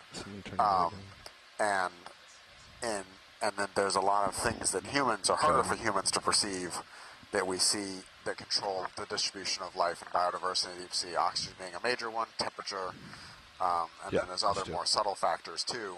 Availability of hard grounds, settling locations, all kinds of things like that. But here today, we've got a really interesting example of oxygen being a controlling thing. We're right on the kind of the deep end of the oxygen minimum zone here. The oxygen is 1.3 milligrams per liter, which is getting pretty low. Like in comparison, we were in the 4.8s yesterday. At 5,000 meters almost. 5,000 meters, yeah. That was wild. Generally, once you get past the oxygen minimum, oxygen goes up as you go deeper again. So here we're kind of coming up from a low oxygen zone, approaching the actual true oxygen minimum, which is shallower. Then I don't know if we're going to get all the way to the actual minimum on this dive. But this is a really both different depth range than we saw 2 days ago on another seamount, but also a pretty different oxygen condition. Yeah. And certain taxa really can't deal with low oxygen. Others you'll see a constant. Can we look at pink coral dead center low? Yep. I love when we get so excited that we cut ourselves off in the middle of talking about science. What's that? But I am very excited about being in an oxygen minimum zone, because that's part of what I work on with 4Ms, is just trying to understand how we can use them as tracers of past oxygen minima. And it'd be fun to characterize the low oxygen species that are out here. Go ahead. So what are you thinking this? Hemicorallid. Hemicorallid. That's the, wait, precious coral. corals? Yep, okay. that's one of the precious corals. Precious corals. Brian gave me a speed run through coral taxonomy a couple days ago, and it didn't stick very well, but I'm trying. Oh, you're doing great. Oh, thanks. So this is a not very healthy one. This looks mostly dead, if not completely dead. Side of it. You can kind of see some hydroid overgrowth, a little fuzziness there. But I am not seeing any. Oh, there's one or two live polyps left, but just one or two. A couple Ophiocanthid brittle stars. But for the most part, this coral is dead or will be completely dead soon. All right, we're good. Thank you. Clear. Okay. Is it common to find these types of precious corals at this depth? Yeah. Yeah. Are they low oxygen tolerant also? Yes, they are more tolerant than others. But the northwest Hawaiian Islands has got a lot of corallids and hemicorallids. Okay. And the field stopped right there. Oh, no, I see some in the background. Two over there, yeah. So it looks like we kind of came up a step here. Ooh. I'll show you. Okay. Like I think we were down on that lower level. Yep. And now the crinoids have slowed down on the top here. This is one of those places where the having higher resolution mapping would be super valuable. Like we've got high resolution mapping by ocean standards that we collected Like with a the big ships. coral here that we'll check out. With the ship's hull-mounted sonar, but we're still on a good day getting a 25-meter grid size, likely. Even a little bit coarser resolution than that. So we lose a lot of the fine, local topography that matters for where the corals actually settle and survive. Copy. Yeah, and yesterday we had, what, a 50, 60 meter never mind. I'll lay offset? that. I'm going to come around. I mean, we were dealing with Let's almost go 100-meter partial. grid, so... Yeah. Yeah, okay, I think I'll come around on port side. And then my swing arm won't be Whoa. a problem. This looks so delicate. It's almost like fur. Is it a black coral? Yep. Oh my gosh. I don't remember the name though. Anthropitherians, the big group of black ones. I'm not sure which one this is yet. Fog lights are off. Oh, it's got a bunch of associates. Nope, actually, this actually may be a big hydroid, actually, not a black. Oh. How can you tell the difference? Chris Kelly. Chris Kelly can tell the difference. So I'm also repeat the creeping in percentage. still. Repeat the percentage. 50. No, when we zoom at the actual tentacles, you'll be Good. able to What'd see you a say, little more pilot? of the... I'm still moving in. Yep. Closer.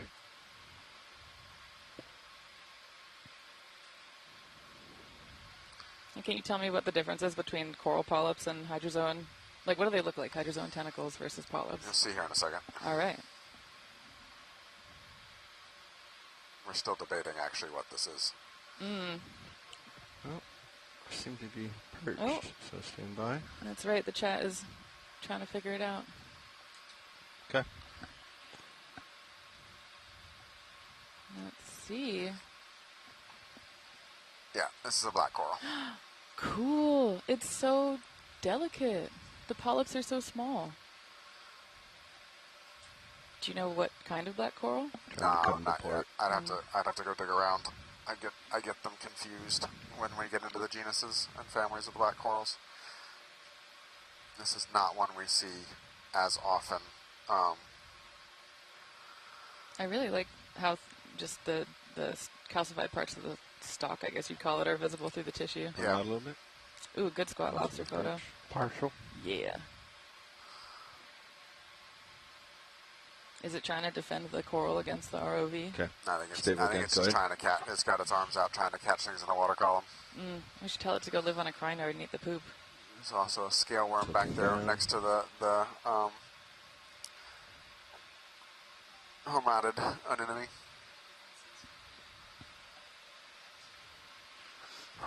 How's your light rolling? That's 50. There are a couple big groups of different types of corals. They've got the hexacorals, and which are kind of what a lot of times people think of as shallow water corals. And then you've got black corals, and then you've got octocorals. And they are all different kind of morphologies. Octocorals obviously have 8. Hexacorals have 6 tentacles. And black corals have kind of this strange tentacle arrangement. It's different. But mainly what we see in the deep sea is octocorals, with some black corals as well. All right, I think we are good here. We got other worms. Are those amphipods? There's a little apocopherin in there too. Aplocophorans are the weirdest, coolest little mollusks. They're like worm mollusks. All right, video, when you're clear. Clear. It's coming up. Looks like there's some worms potentially on the tissue of the stalk also. Yeah, when we talk about corals being ecosystem engineers, I feel like this is just such a great example of that. It's home to so many organisms, microscopic to macroscopic, and it has an anemone friend next to it. Okay, turning down fogs. Yep.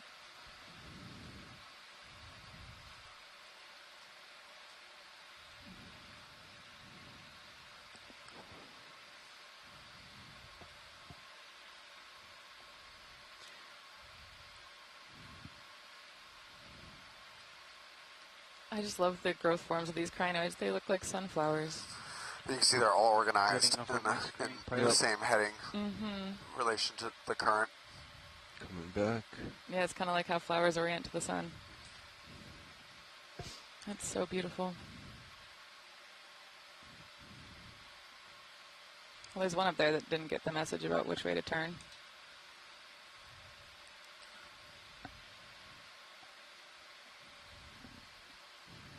Pretty high, coming back down.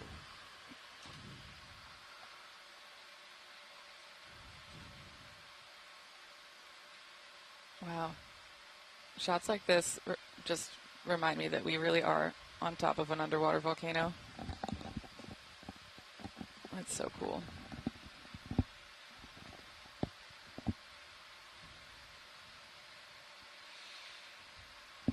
Oh, there's a sponge husk. That's an anemone sitting on the side of that from NOAA. Cool. Do you think we'll get to see the hermit crabs that wear the anemones as hats? It's very likely, yep. I'm so excited.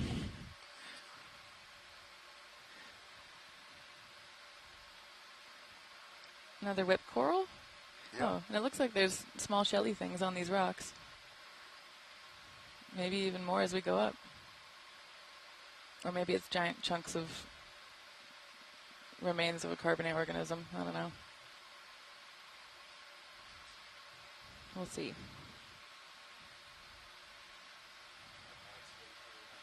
You're muted. Another Walteria sponge Do over we there. still want to go straight? Other than that, it's mainly these primnoids and crinoids with the occasional bamboo whip is really dominant for this little area. Yeah.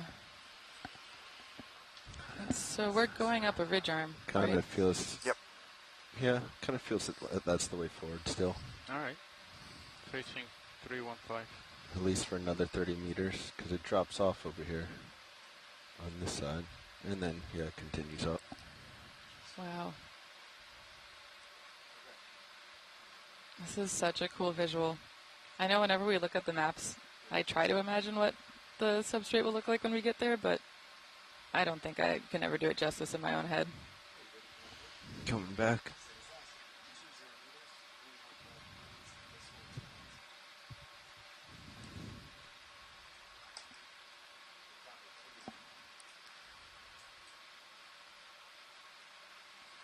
That's a different fish. Can we look at fish, please? Go ahead.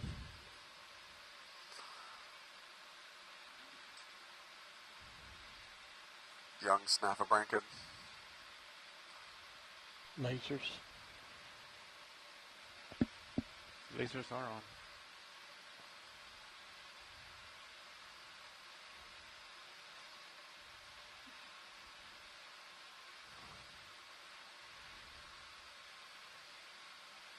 Go more.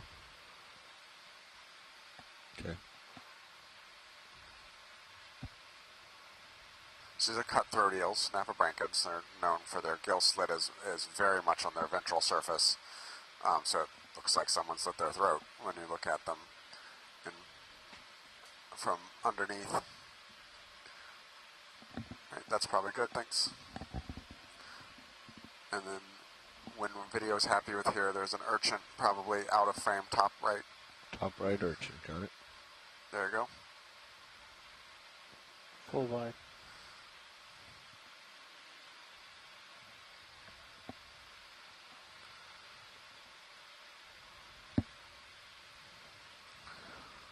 So we've got a couple different genuses of primnoid here. We've seen some Narella, we've seen some Calyptrophora, maybe a Paraclyptrophora as well.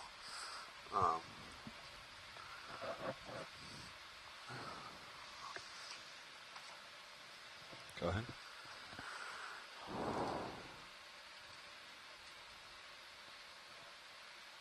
This looks very similar to the urchins we were seeing on dive 1.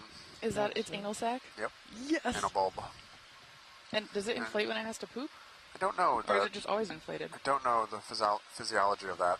And the super long tube worms, and you see it walking.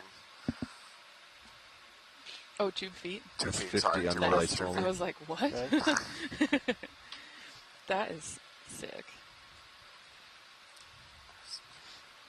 Aspidiodema. Let's see what you have. Is It's the got a genus 100. for these. Aspidiodema. Right. Aspidiodiadema, sorry. Oh, Aspidiodiadema. I'm about to Google anal sac, Is this a and I'm hoping I find something about echinoderms. Field screen. And All not right, anything we're else. good. Thanks, Bobby.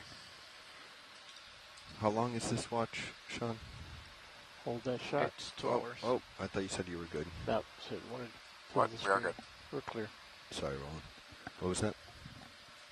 2 hours, so in 15. Yep. Done. Chris says the proper term is anal bulb. Bulb. Beautiful. And I guess it's, yeah, a way to get poop to move away from its body. Turning fogs down.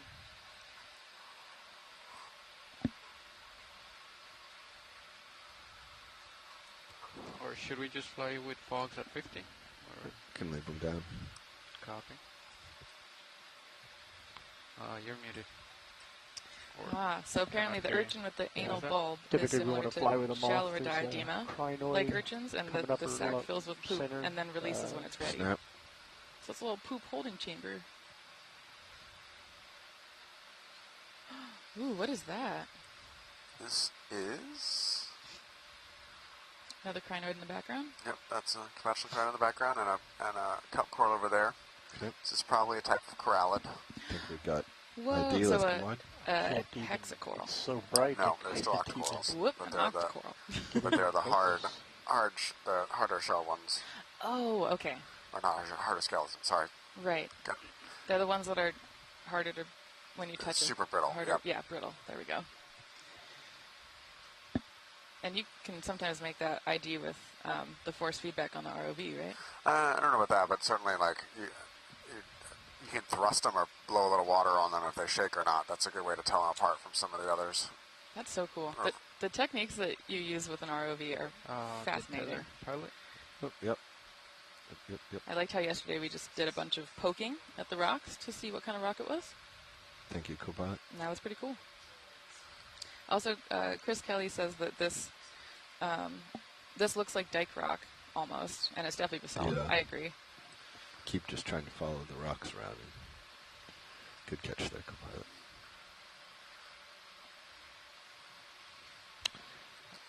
My camera is a little bit dark video.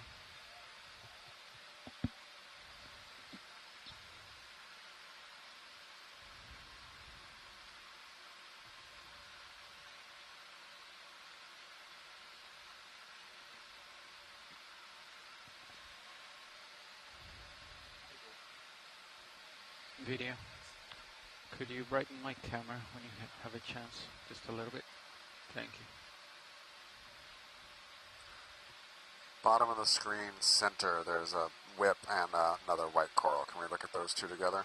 Yep.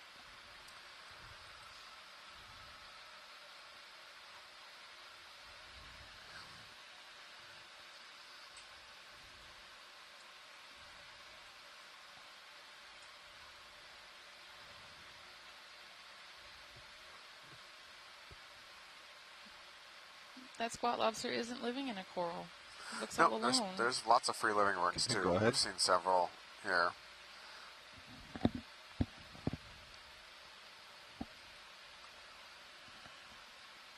Wow. So those are two different species of coral with potentially hydrozoans in the background? Yep. Dead on. Bamboo coral. Bamboo whip. Bamboo whip. See the nodes there? Yeah. Those are hydrozoan little poofy things on the rock. Poofy thing, the scientific term. And then these are the white corals of Pleurocorallium, which is a corallidae. Cool.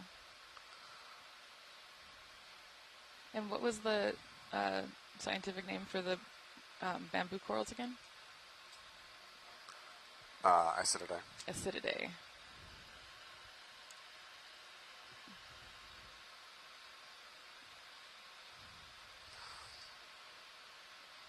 So the information is making their way around the world, and that black coral we were stumped on is probably a Lillipathes or a Trisompathes. I'm just blown away with how quickly we've been getting IDs on things from taxonomic experts all over the globe. What is that? What is that? What is that? What is that? It's a nudibranch? No way. Ah.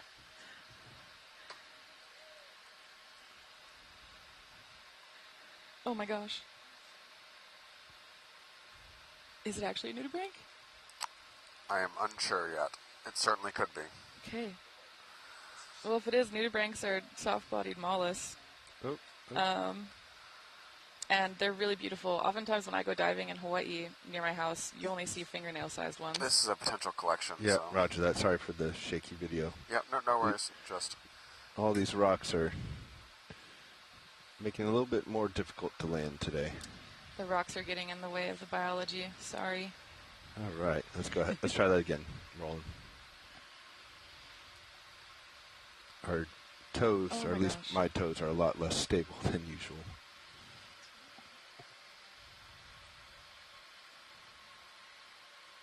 We're all staring at the screen with our mouths open.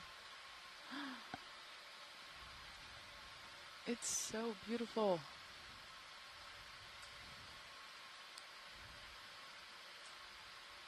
Wow. Excellent.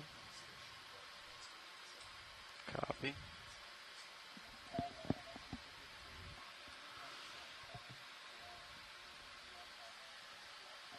Okay, let's get some focus real quick before you leave, Roland. Unstable. Thank you.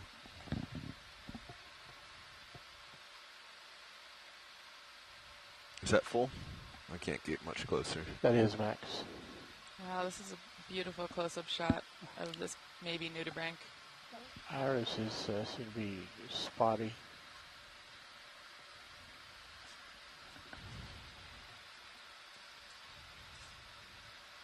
And Chrismo says maybe it's Tritonia species or Get lasers on bush nudibranch. It does look very bushy. Quite small. And they're real tiny. Nudibranchs are amazing. When I took invertebrate zoology at Friday Harbor up in Washington, we collected a bunch. And one of them, Melegia, when you picked it up, it smelled like watermelon. Just, yeah, life is fascinating. Watch the pilot. Have we gotten... Oh, I think you were just going to ask. Never mind. Yeah, shoreside, what's the vote on whether the nudibranch is worth collecting or not?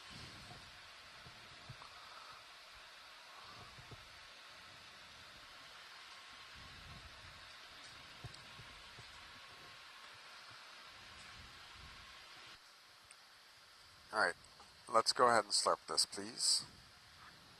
Okay. We're going to slurp. Collecting the nudibranch. Okay. We're going to use... Probably not the finest filter. We could probably go coarse. Yeah, definitely coarse. Yeah, coarse filter. I think it should extrude through. We ramped up hydraulics? We are. Okay, so for folks streaming in, if you want to watch the sample view, that's on stream 3. And we're watching the jar light on. Are we full wide on HD1? See if things got into the jar. Thank you. I don't know. You think so? Okay. I don't know how far you'll be able to bring out your port box. But I'm ready for shore. Okay. 1 second, I'm just coming up a little bit. Yep. All right. Drawer coming out.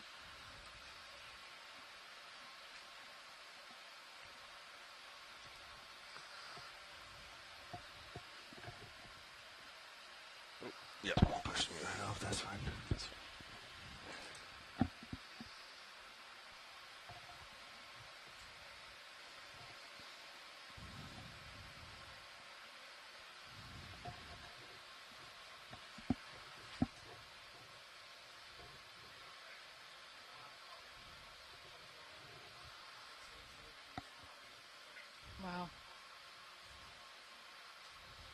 This is some very cool piloting going on.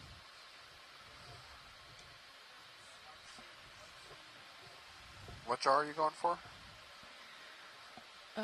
It looks like video. Are we going for jar 6?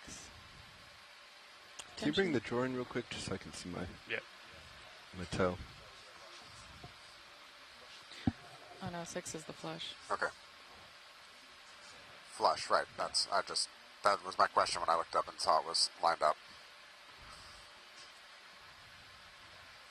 All right.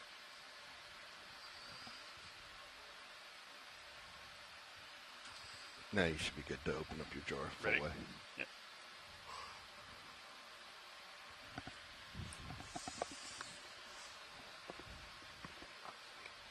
I think this is my favorite tool on the ROV. The slurp? Yes, it's magical. Okay. So much science gets done with the slurp.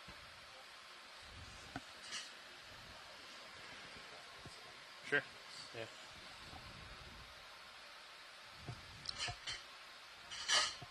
You want the suction light on?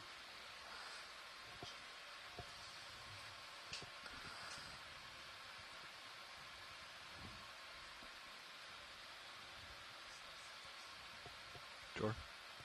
Drawer coming in.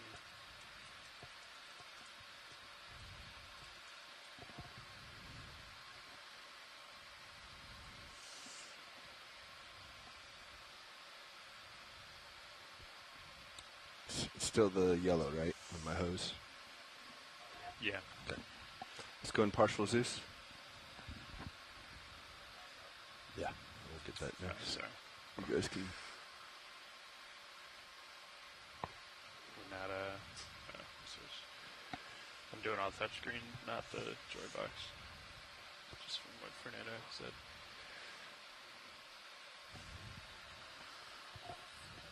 Let's go in a little more on HD1, please. Okay, confirming canister 5.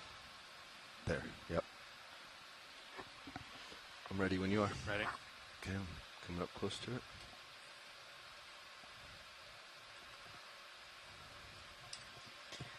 Let's keep it a little bit lower.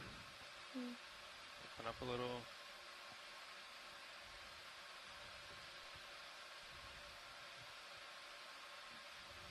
Want me to go full? I don't try not to squish it. I don't really want to scrape it. Yeah, let's just give it an impulse full. That's full. Coming back down. Okay. I'm going to have to kind of help it. Okay. Think it's loose now? Yep, full. Oh, yep. slow it down. Slowing down. In, off. Off. Sorry, I got excited there. No, you're good. Okay. Confirming that was 04B as in Bravo and suction canister 5. Awesome. All right. Yeah, looks like. When you're done stowing everything, the sponge in the top center would be our next stop. Roger that. Coming out on the... Yep, ready for drawer. I think I need to come up. Yep.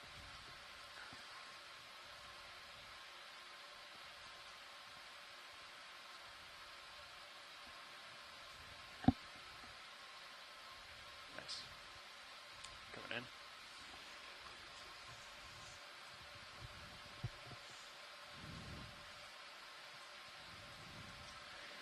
Drawer in. Back on jar 6.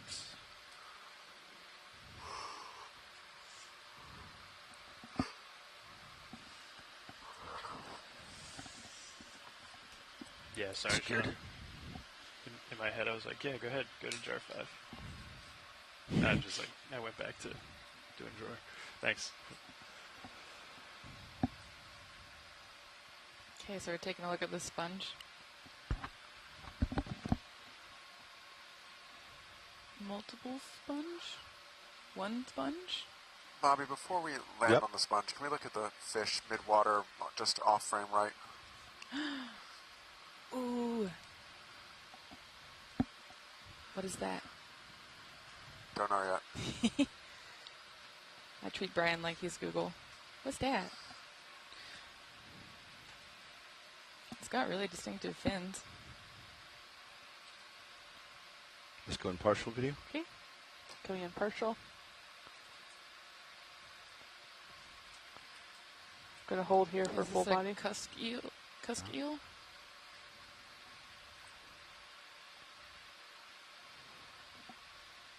It looks very dazed.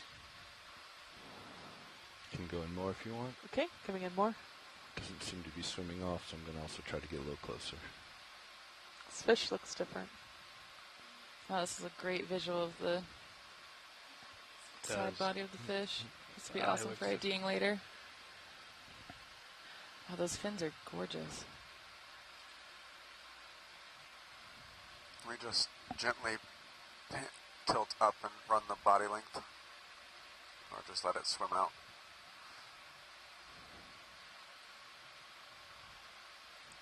Looks like it might have something attached to it also, on the side of the body.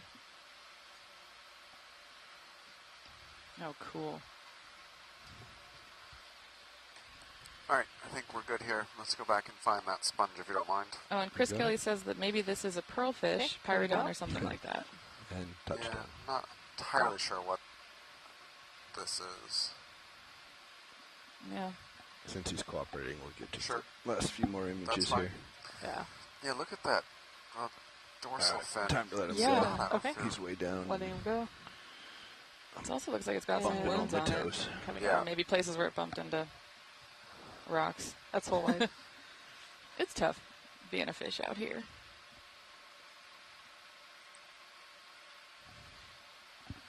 And you need to keep hydraulics on? No.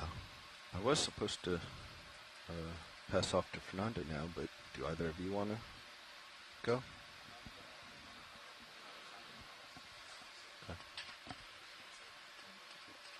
As soon as he comes back, I'm going to switch back out. Let me just give it to him later. Unless you wanted to take now, Sean, and give Fernando recovery. That kind of looks like multiple sponges. I'm excited to get the zoom in. We can just wait till he gets back.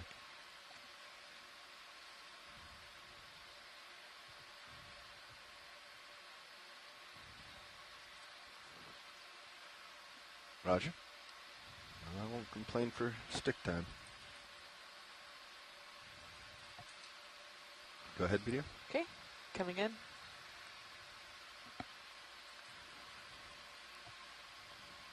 Whoa. Holding here for a full specimen. Oh, and is there a skeleton from a previous sponge next to it? That's cool. Is this another hexactinellid? Yeah, of some type. Are the lasers on, pilot? They are now. I can see the wheels turning. It's going to come out for the lasers for them. Do you know what it is? No. There's lasers. The first guess I've got is Atlanticella, but and I'm going to come I don't back think in. that's Real right. close Nope, up. nope, Chris agrees. This is Atlanticella, euplectellid. Cool.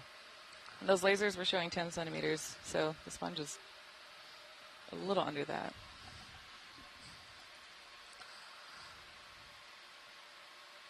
All right, I think we're with the sponge, but while we're here in settle, can we look at the coral that's top right? We Okay, can. video's clear, so All right, going let's to come come out wide. wide. Coral's top right. I think it's that white coral. Yeah, I might be able to get it with my toes down. Yep. Go ahead. Okay, coming in. This is a chunky coral with anemones on it? Brittle stars. Brittle stars. Oh, whoa. I see. I was with you, Watch Lead. I thought anemones or something else as well. Thanks. That illusion. This is This is Unnamed an illusion. That's We've Max seen Zoom. several of these, and Yeah. we've kind of been debating about what they were, but I'm pretty sure this is an Unnamed. So what is that? It's a true hard coral. It's a true hard coral? Yep, So, this is a colonial sclerotinium. There's no that shaking way. again. I see That's it. so cool. That And could be then me with there's- thrusters. Oh, is that an amphipod? A hybridid amphipod, maybe. Yes. I think it's just, Is it possible to collect? No. yeah. Not Aw. real strong on any of them. That is It's way too tiny? Okay, well, You got any more zoom Hydraulics on are the off, back, on the rock back there? Yeah, this is Max Zoom. No, I can get at the closer if moment. there's something we're looking at. Oh, the amphipod? yeah, we'd Yeah. love to zoom in on the amphipod. I shouldn't have promised that. If can. If not, Yeah, let's come wide. All right. See if I can creep closer. okay. The pilots are doing amazing work to try to get visuals of these That's things full for wide. us. And I'm excited about this amphipod because one of the professors at UH Manoa who runs the micro-CT lab also works on the evolution of visual systems, and I think they're using these types of amphipods as a way to try to understand how eye differentiation, what that looks like in the Hawaiian Islands, and how it potentially evolved across different groups.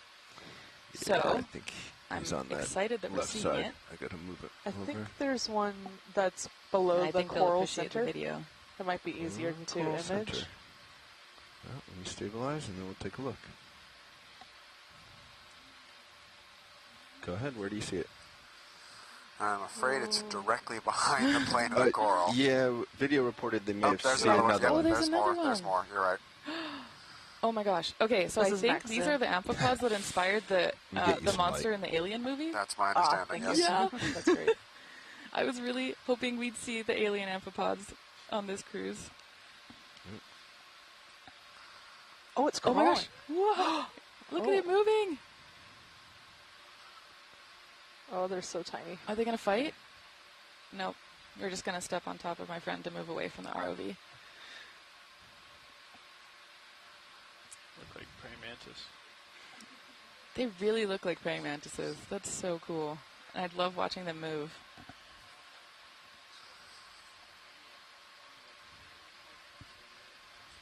My husband is really excited about the alien amphipod. He's think we're texting me getting in all caps closer. about it right now. I was trying to hold it. There we go. Little baby brittle star there, right at the base of the Samia as well. Oh my gosh, Isn't cool. it shaking now? I just feel like every time we zoom in on a coral, there's just this like magical community. Ooh, Okay, they may not be amphipods. really? Yep. Oh, skeleton shrimp. Oh yeah. Okay. Hang on, I have to Google this because I haven't thought about skeleton shrimp for a long time. Oh yeah, Carpellidae. Family of amphipods commonly known as skeleton Let's shrimps. come out. Coming out. Yeah, they're also sometimes known that's as good. ghost Thanks. shrimps. That's full wide. Thanks, pilots. Cool. Whoever's naming these animals is really on it. Ghost shrimp is metal. Pilot, dead center lower part of the screen, the kind of fuzziness in the right in that crack. Directly below where the lasers would be.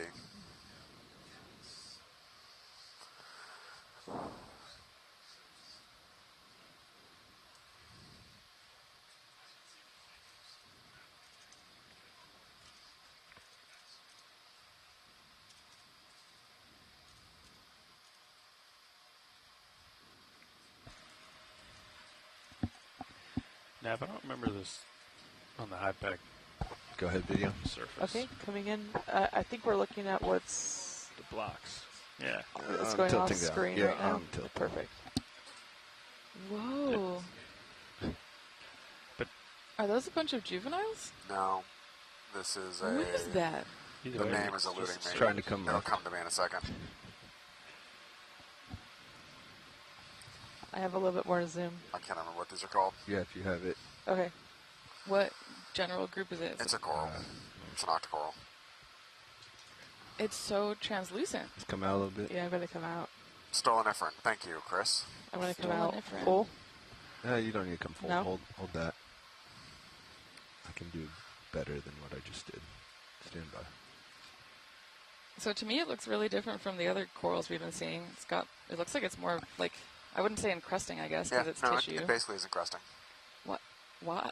Why? Because that's how it evolved that way. That's how it is. Okay. Navigator. Sometimes these are really pretty are purple we- and they actually grow in we're holding lines station right now? in this linear fashion where they'll have a kind of a perfect line. I thought I saw one way out at the end of the Go ahead, tether length Leo. earlier, Coming in. but it was where we couldn't get it. That's so cool. Looking to see if we got another one. The purple varieties are really beautiful. Oh, and they're called stoloniferans because they have There's- polyps that do you wanna branch off sit right of there, Sean? that base that's called a stolon, I guess.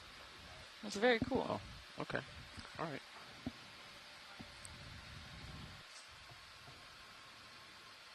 What are the white things inside? Mesentery Is that- tissue, but I don't know exactly what functionality. But What is mesentery tissue? it's the base of the kind of digestive tract. Oh, cool. I'm learning so much about soft and squishy things on this cruise. I feel like I should pay you for your time. I'm Can we have a little bit more zoom? That's fair. Can we go in a little bit I think more? I owe you some tips, though. You've been putting in a lot of work trying to educate me. I think science is good, thanks. Okay. Video's is so cool. clear. Can I come full Roger. wide? That's full wide. Bamboo coral there on the right, too. Yeah, another little whippy.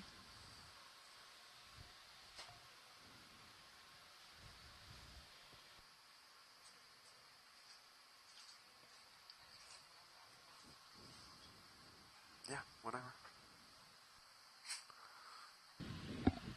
Okay.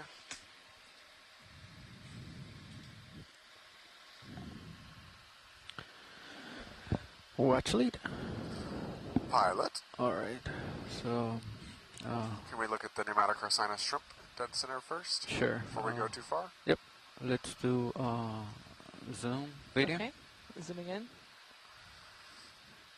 Gonna hold here for full body. These things are always really cool with these long antennae. Whoa. And does it use these as like a detection system? Yep. Trying to hold it on floating video. Burglar Alright. alarm. I do have more zoom. That's probably the most stylish burglar alarm I've I ever just seen. sat down. I Yeah. don't really know how Siva is working, so There's so many of these I high can zone land. apps. Let me see. I think I touched down. I couldn't get a satisfactory Z-bias. Picture of its rostrum in between its eyes. Yeah, would be you can come in great. video. Okay, coming in. I think they want to look at the rostrum that's in between the eyes. Oh, there's more of those skeleton shrimp in the background. So I might move a little bit. Let's come out. Okay, coming out. Let me try to get a better toe. That's full wide. Copy.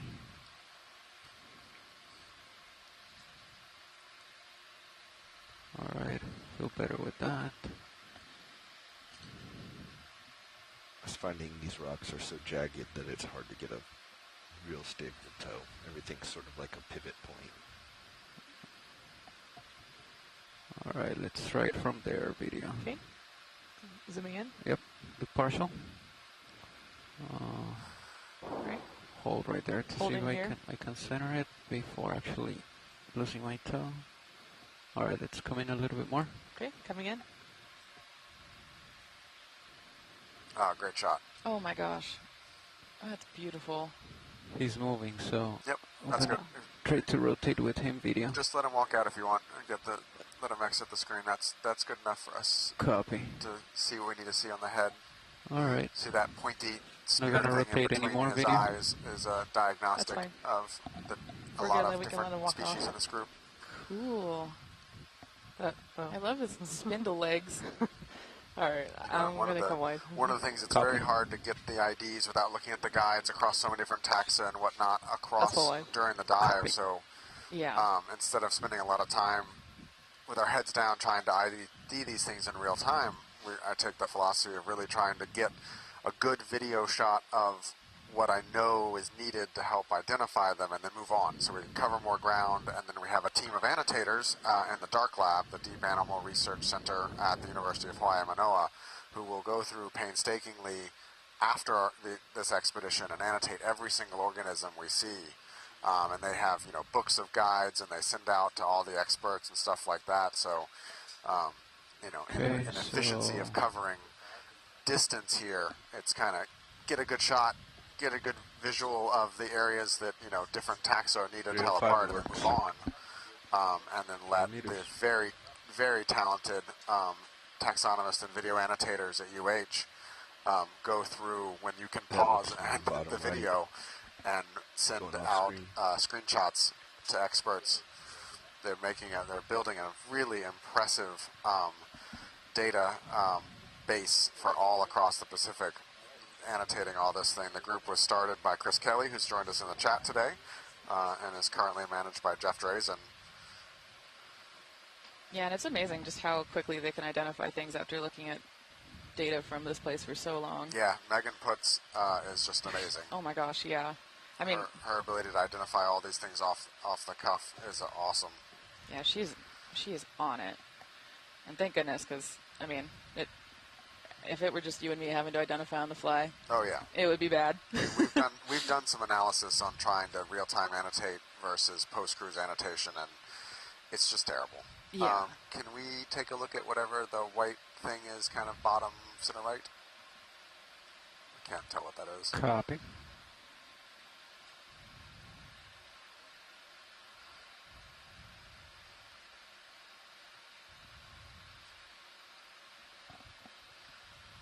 It's kind of giving sponge. Oh, there's also a non-stocked crinoid in the background. I got distracted. I stopped paying attention to the stocked crinoids too. Maybe we've moved out of that. There we have. Yep. Let me know if I get too close on that side with the lower swing arm. Yeah. I suspect this is another Anticella, so if you just a quick zoom will probably be good enough. All right, do partial zoom from here, Okay. video. Coming in. Hold right there. Holding. Yep, that's the Anticella we took a close look at earlier. That's good enough. Thank you. All right. Let's Video's come coming up. out. Yep. Tilting up a little bit. And the geologists on the chat are saying that this rock formation looks like it's intrusive rock.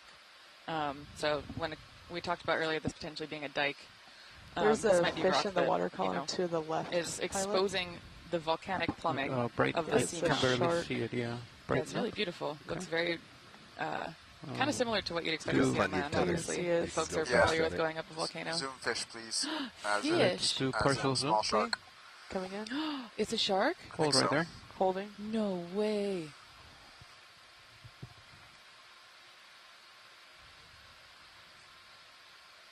Okay, come in a little bit more. Coming in.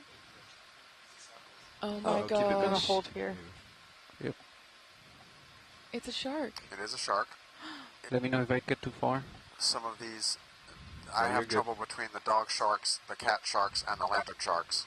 No, I don't. But I We think it's have one our of those zoom three. pilot. Okay. They did like a 90-degree turn right there. That You might move impressively that way. long nose. Yeah. You can come in a little bit tighter. Okay. That's Video. so cool looking. So, okay. Oh, sorry. Yes. Wow. I love So all the you're gonna bumps on its start face. moving. Yeah, so Go. Are those primary? Like, is that how it grows? Yeah. I'll be Gonna moving to rotate starboard. down. Oh, yeah. All right, I'm Nice getting shot from kind of window. far. That's different. Videos. I'm gonna try to follow it until. You got plenty of Gotta time. come out just a little Keep going. bit to get the nose in. Okay. Yep. Oh, Nice sorry. shot. There we go. Let's come out a Another little more. crinoid. Out. Oh, Where is it? Shark No Lake ROV.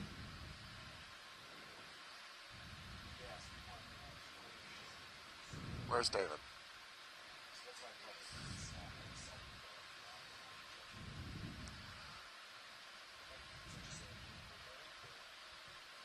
Oh my gosh, that's so beautiful.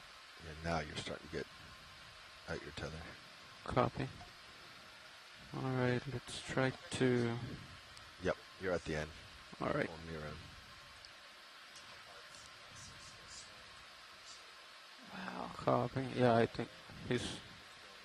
Time to leave that go and come back to my center. Yeah, I think you're feeling that move. How long actually did they move now?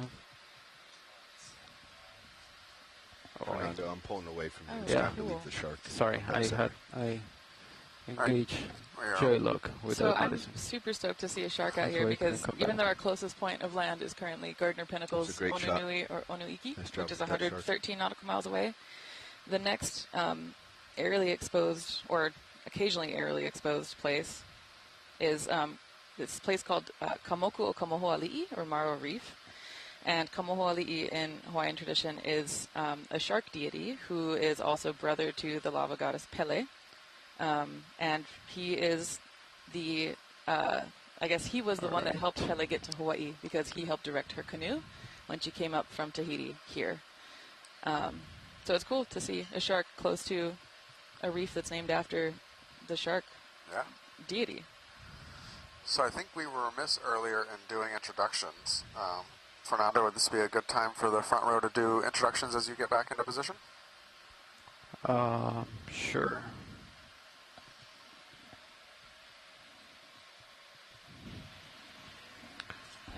Hello everybody, my name is Fernando Aragon. I'm sitting in pilot. I'm part of a group of engineers, videographers, and we are with the Global Foundation of Ocean Exploration. We maintain, manage, and pilot the ROV systems. We manage the network and computers on board. And then to my left, we have the navigator. Sean Kennison, sitting nav. And then to my right, we have Bobby Moore, sitting co-pilot. And then in the video chair is Caitlin Bailey, and in the back is Olivia Andrews-Drennan.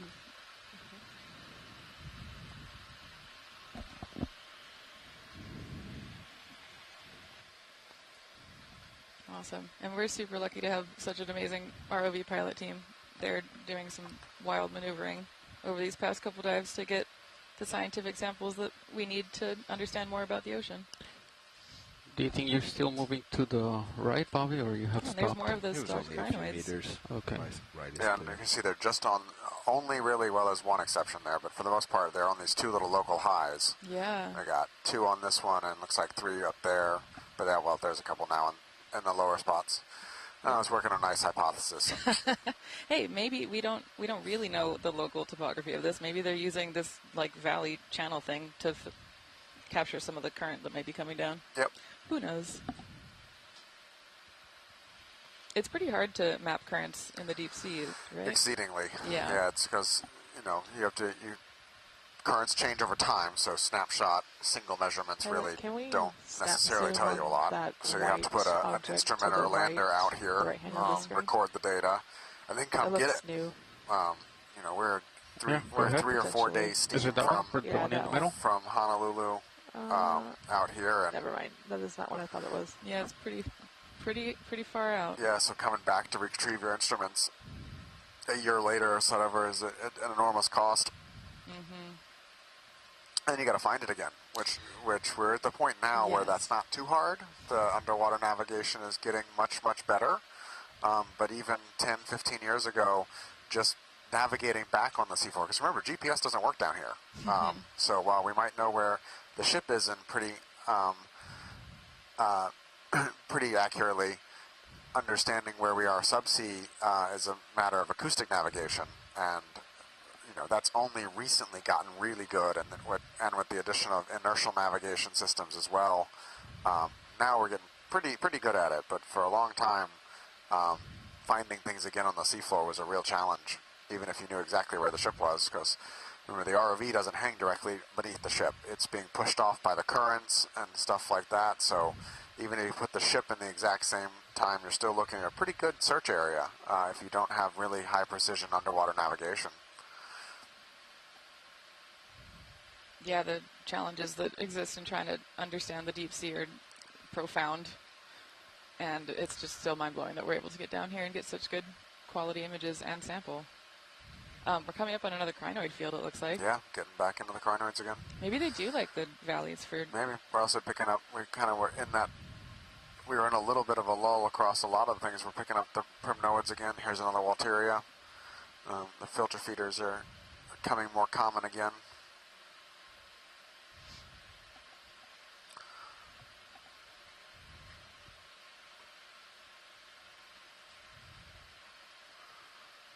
I'm keeping my eye out to see if we find any more shrimp sitting on top of the crinoid cup to eat poop. I think that's my favorite fact from this dive so far.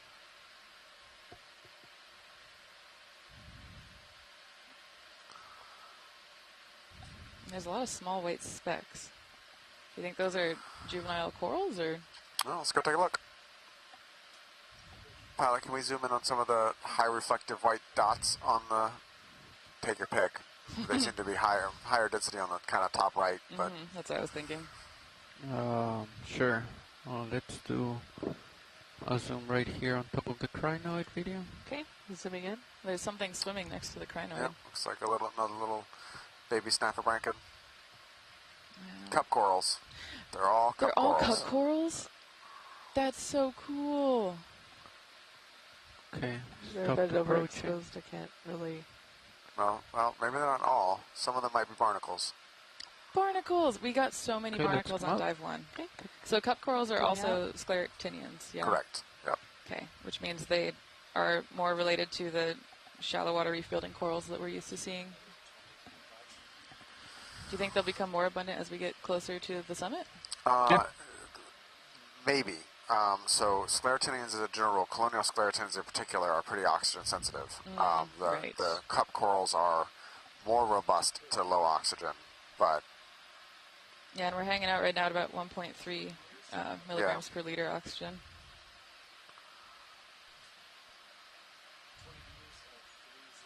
Yeah, so we're currently at just about 1,075 meters. The water temperature down here is 3.6 degrees Celsius, which is almost thing that's coming center? a fair amount warmer than it was yesterday. Round. They're very small right here. Yeah, right to the right. Okay, perfect. And I'm gonna zoom as we were talking about, the oxygen is pretty low. Oh, it is a sponge. Tube worm encrusted.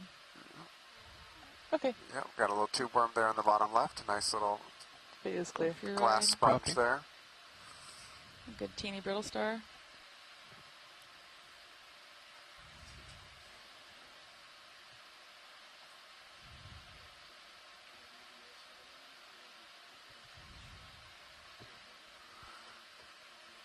Cool.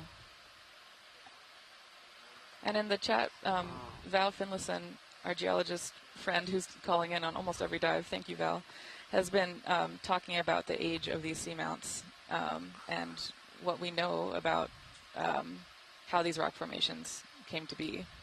And it sounds like these seamounts were dated to about 83 million years old, so during the Cretaceous period. But we're not seeing as much manganese nodule or ferromanganese encrusting here. So, yeah, it's definitely different from yesterday when everything we saw was heavily encrusted. Crinoid with the stalk, the stuff going on the stalk. That was interesting. That sponge is new. Can we take a look at it on the top left? Yep. Or is that a sponge behind it? It's a sponge I behind think it. Or a sponge coral. or a coral, yeah, I think that was a coral. I think they're looking at the sponge to the left. Yep. This one off screen. Yeah, right? coming back. Okay, perfect. Just looking at the crinoid that co-pilot was talking about. These crinoids are so Here's the beautiful. sponge, so let me center I it. think that one looks kind of similar to the one we saw earlier that we thought was maybe damaged. Yeah. Maybe it's I'm still just seeing, different. I think there's two.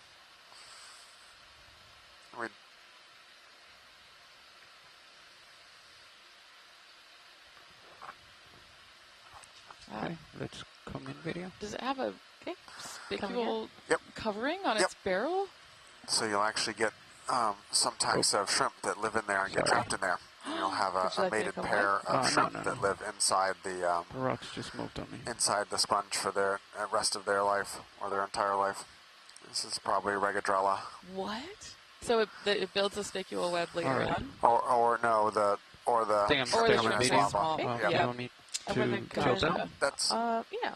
Like, let's tilt down first. Science and is then we good can here. zoom in on This the... video wants to do some beauty Okay. shots, but next we'd like to go over to the crinoid and coral that was on the right side of the screen when we came over this way. Let me know video. Okay, video's clear. Copy. I don't see the shrimp. That's fascinating. On top, so... And then what was the crinoid you were talking about? It's off to the right, about 3 meters to the right and a little further away. It's what we were looking at. I think it's what you were kind of already heading towards when I pulled you off this way. Copy. Yeah, the one with the coral right next to it or really close to it? Correct. More interested in the coral than the crinoid. Copy. Okay, video just said that the common name of that sponge that we just saw is the wedding glass sponge because of the mated pairs that get stuck inside. That's so cute and kind of sad. Wow. They lived their whole life in that one sponge. It's a traditional gift, correct? Below your toe. The sponge is what? So I don't know if it's the same species because it's shallower water, but there's a shallower water version in East Asia, and in certain cultures it's given as a wedding gift. That's amazing.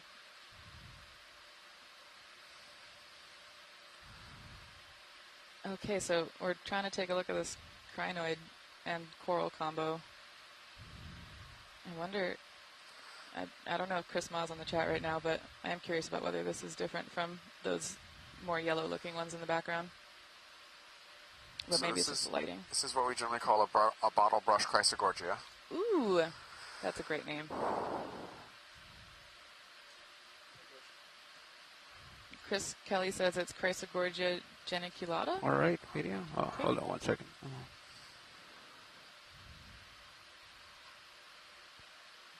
All right. Zooming in. Yeah, go ahead. So there should be a little spot lobster in here somewhere. Oh. There it is. Oh, hi, buddy. Holding here, but I do have It's more really zoom. well hidden in that coral. Yeah, go ahead whenever you want. I like how the going in. its claws are translucent. Almost. Oh my gosh, that is beautiful. That's full zoom. Copy. Do you want me to rotate or? Not yet.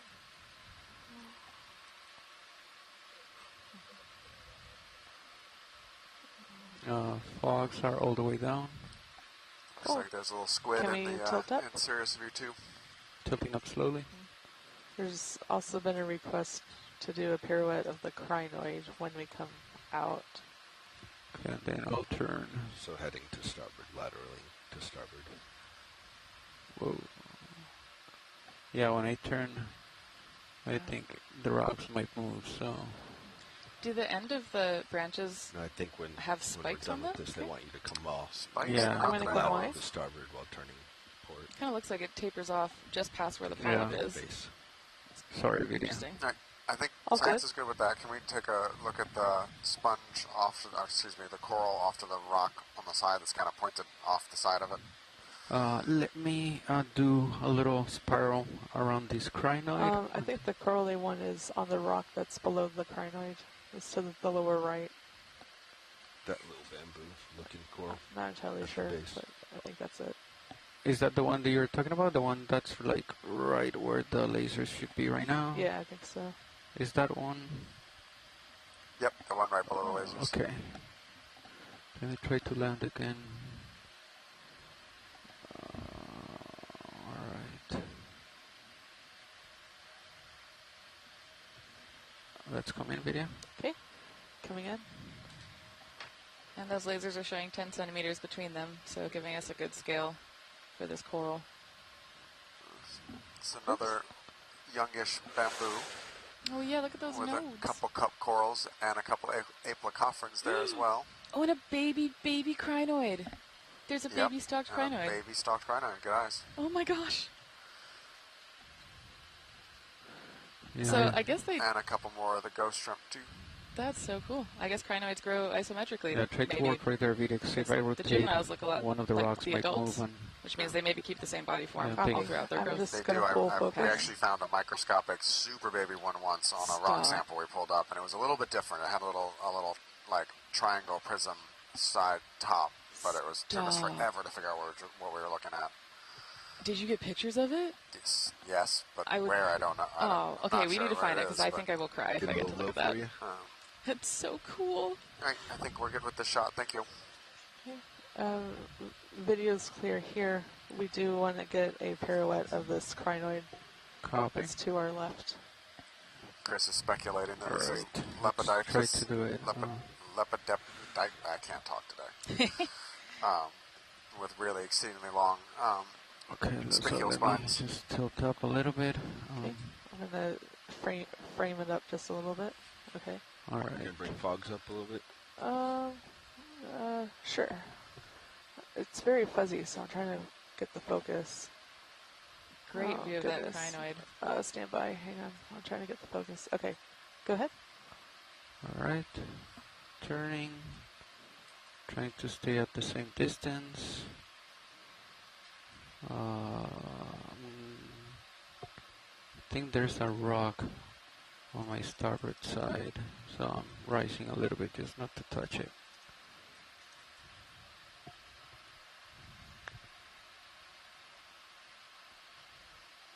Oh, there's a really beat up one in the background. I haven't seen any headless crinoids yet. Sometimes you'll see the stalked crinoids with their stalks, but the head's missing. Oh, I saw one a couple minutes earlier. You did? Okay. Yeah, I was like, that. I wonder what happened to it. Did it get chomped? That's my assumption, but Yeah, Jeff Drazen and I had a long conversation about this last year, and he's unaware of any gut content studies on the fish that you do see down here having I don't crinoids want to in hit them, the so other we don't have crinoids right to my starboard we side. don't have So a good hypothesis Copy. right now of what's biting them off, but I've seen like whole fields of them that have been, half of them have been Ooh, decapitated. yeah, like this is a And, good movement right here. So don't know Okay. what's causing it. I feel like there's probably not a lot of soft tissue to eat in that, but maybe.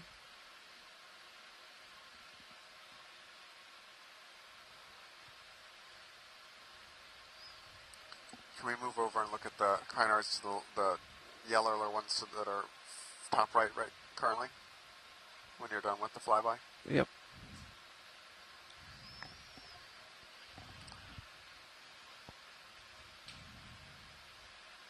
All right, video. Let me know. Should we go all the way to the back of it, or are we good? And I'm We still can just blown away by continue how many to press crinoids with we've seen that. on this Copy. dive today. Yeah, I mean, for folks who were listening Oh, you earlier, have I was to talking raise a about little how bit, not to touch the rock. for a long time I think we thought crinoids were only Back up to try to keep it. around in the fossil record. Oh, So I hit seeing the them rock right there. alive is awesome. All right. Great. Thank you, Pilot. Yep. And seeing a whole field of them, like we have been throughout this dive at different parts, is just magical. To me, it looks like we're in a Paleozoic sea or something like that. Even though I know that's a big gimmicky. And then because watch lead. What part we're in of the the bottom crinoid ocean. did you want to look at? The Either- base or just? Ideally the base and the head. All right.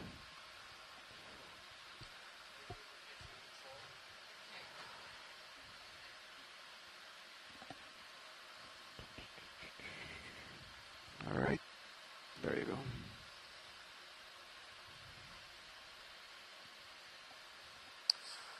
Let me just save video 1 second. Yeah, Chris, we talked about whether it was potentially some kind of star that was going after the crinoids as well. But I've never seen like a partially eaten head next to one either, though. Alrighty, Like I zooming feel like in. if it was cut off by a sea star, would they fall off and then consume every piece of it?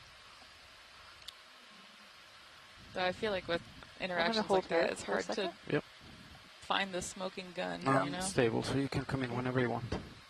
Can you tilt down just a little bit? Beautiful. Sure. Frame it up in the center. Yep. Oh. Right I like how it there. looks like one of the, I'll I already save. forgot the terms, but one of the branches up top is split. Bifurcated. Bifurcated, thank you. Yeah, let me know when you're ready to tilt down. Okay. Can we go a little bit tighter? Hang on. Is that max? A few or- more seconds. Yep. Okay, then yeah, Alright. let's tilt down. And then coming down. I mean zooming in. Okay. Gonna hold here. Copy. It's the branchia. So it has a bifurcated branchia. Oh, very fuzzy. So fuzzy. So those are probably what it's using to filter feed? Yep. Sick. Should I try to rotate? Well, yeah. No, you can just want to see the base. You don't need to follow. Well, for science reason, we don't need to follow the whole And thing straight don't down. move. It's coming back. Wow. That's very nice.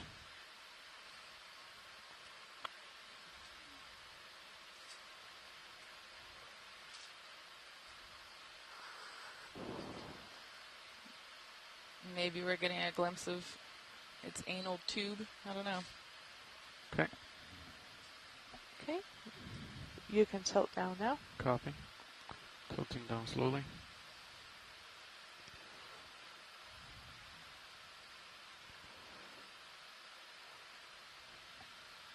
The stalks are so beautiful. So a lot of times in fossils, when we find crinoids, we don't usually find them articulated. I mean, you can, but sometimes you won't find them articulated, right? Which is when they're still all put together in their life position. So you'll get disarticulated crinoids, which basically just look like little discs in the rocks. But they're really distinctive. Once you've seen one, you can identify them no problem.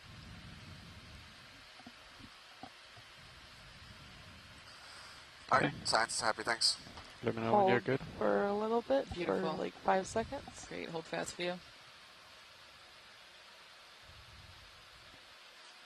Okay. Video is clear. My mother-in-law is texting me because she's a crinoid enthusiast and is You're really good. excited You're about good. the images that This is we're fine. getting. Oh yeah, I'm racing. So There you go. I'm going to try to hold right there.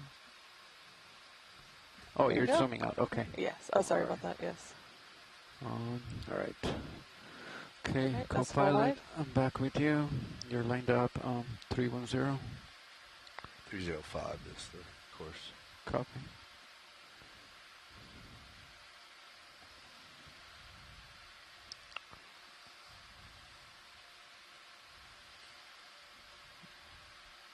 Oh, there's one of those headless crinoids. Oh, yeah. Poof.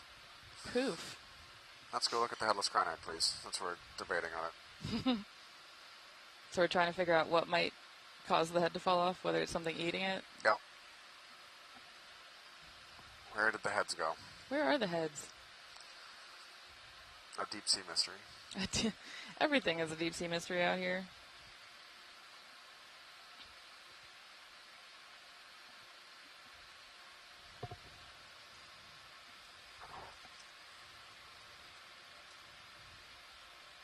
All right, video. Let's do partial in. Okay. Let me rotate up. Coming in partial. So we want to look at the top where the head is missing, and then look at the bottom to see if, or around the base to see if the head is present. I need to bring but the disclosure. Because these will regrow. Yeah, You'll also bugs see are all the little way tiny. down, You'll so. see little Yeah. tiny heads growing back off I'm these not- stalks. Let's see here. Sometimes. All right, I'm stable. I'll try Wow, to that's rotate to get in I think center. I Awesome can view of zoom the in a ossicle. little bit more. That, All right. those like That is circular max zoom. plate-like things, Okay. coin-like things I was talking about. That's Yeah, I'm not fascinating. moving. It looks like it doesn't have that much the tissue on crinoid stalk. No, is there's, right there. there's very Yeah. little tissue on any crinoids, period, which is what amazes me that they can regrow after losing All their right, head, because there and just then- isn't that much tissue to And can you store, tilt down? energy. Sure. To the base. I can't tell if that little nubbin, that little tiny nubbin, is the start of a regrowth or not. It's moving too much in the current. Chris Ma is so excited about this video. I'm so happy. Oh, there's a shrimp right there. There's the shrimp. Oh, there's a shrimp. What is Barnacles. Go up a little bit. Yeah, All there's- right. Do you want me to keep going? Video? Stand by. And go ahead. Yep. Tilting down. What is that? What Couple is that? barnacles. Brittle star. In the Oh, back. that's a brittle star? Interesting. I think so. Is it like the husk of a Yeah, brittle star? very small. I don't- Very. I see Trans- those, and I don't translucent. exactly know if Transparent, if they're small, or Alright. if they're dead, or if they're Okay. Holding right some there. You kind of- good? All right. You Keep think we're going. good? something else. Yeah, it looks like there's little hydrozoans on them too. And I don't know, maybe those are worms.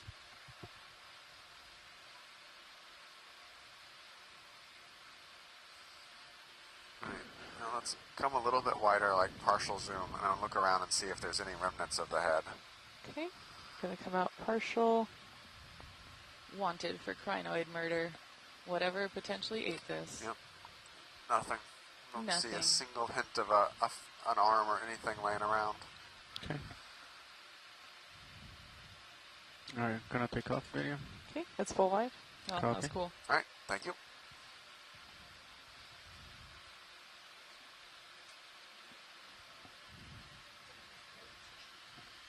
So for coming down in such a fishy little school of all those rat tails, we've suddenly we really got out of the fish, with the exception of that little cat shark. Yeah, We, one. Yeah. haven't seen there's much not that fish. A couple more snaffle-blankets, but for there being like 6 or 7 fish all in view right when we landed. Yeah, I'm wondering if we'll see more up top. We check out the urchin bottom right. Oh my gosh, that's beautiful. Let's do a quick one because he's gonna start moving. You got time. It's 2 urchins, 3 urchins, So many urchins. 4 urchins. 1, 2, 3, 5. 4, 5. I'm sure there's more that we're not seeing too. There's one like in the Yeah, back that at wasn't least 2 different types, invited if to the not 3. party. Wow.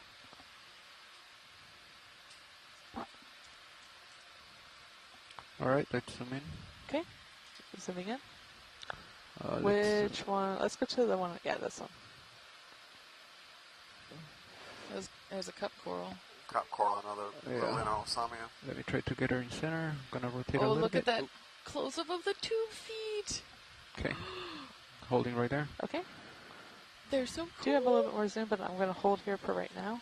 Copy. Come in whenever you want. Okay. If you've ever held an urchin in your hands, you can feel the tube feet sucking onto your palms as it walks. This might be like a Hawaii kid specific thing. No. But generally, a lot of aquariums have them in touch tanks and stuff like that. yeah, I love it. It just feels, I don't know. Oh, there's a brittle star behind it. All right, science is happy. Can we just tilt down Let's to take a the quick 2 look at feet the really other one, quick? and then we'll be good. There's some interesting, I don't even know, husk of a sponge with something in it in the background. Let me know what to hold right there. Okay, and then we went Oh there. my gosh, great visual of the tube feet. And we're going to come out to the other urchin? Question mark? The one on the left is very similar. The one on the right, might please. be a little bit different. So let's come in right here. Okay, coming in. Can you hear me okay? Oh, there's another visual of that. Wait, what was it called? Anal bulb? Yep. Nice. Okay. Let me rotate down a little bit and you can come in. Okay. There you go. Oh. And zooming in. Oh, cool. All right. Thank you very much. So one of the questions I have that I have a feeling is going to be hard to answer is, why is it that we see, when we see one type of organism, like we saw an urchin and then zoomed in more, why do they tend to co-locate with each other? I'm going to come back. It's one of those kind of things we just... To the center. Life is patchy in the deep sea. Life is patchy all over. Yeah, it's particularly patchy in the deep sea. And we don't have a lot of explanations for it. So Chris Ma just said we probably wouldn't want to hold these particular urchins because they're related to shallow fire urchins. Does not sound fun. And as we're going up this wall, Val Finlayson shared a cool geology fact about these seamounts. So it sounds like for a long time these were considered North Arch volcanoes related to the Hawaiian hotspot because they're in a chain that's parallel to the Northwest Hawaiian Ridge. But as we've been going along and getting ages and compositions of these seamounts, some folks have recently been putting out work that's saying that these volcanoes were active a long time ago, long before this part of the seafloor moved over the Hawaiian hotspot. So like we said earlier, OET dive in, I think, 2018 picked up a rock and dated it to about 83 million years ago. So these seamounts are probably Cretaceous in age, which is when the dinosaurs are still alive. Little mushroom coral. Oh my one gosh, to dive. cool. And is that an aplacophora? I'm off the rock, so don't come in too much more. Maybe, yeah. Beautiful.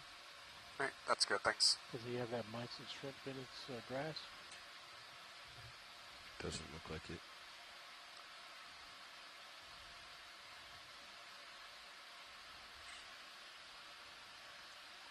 You ready for fogs rolling? Oop, I tapped it anyway. I mean, if we want to stay here, I have to land. Nope. All right. Science is good. We can go. Come up.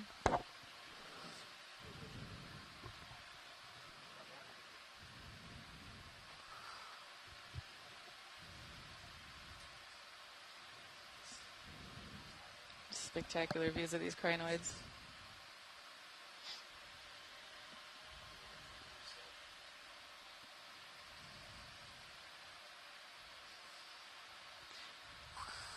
Can we tell anything about the current here, Brian? Other than by watching the particles drift by? That's Pilot. Oh, yeah. Hey, Pilot, we got a question in the chat about what the current is like over here. I don't think there is much. Let me try to hold still. So right there, I just stopped, and I'm off sticks, and yeah, I don't think there's much current at all. Okay, awesome. Yeah, so it seems like there's not a lot of current, which was why... some stuff is moving from left to right of the screen, so that would be northeast, but very, very, very little current. Okay, solid. Yeah, so there's not much current, a little bit from the northeast, and I think we were talking about that earlier when talking about the headless crinoid, wondering if the head ran away.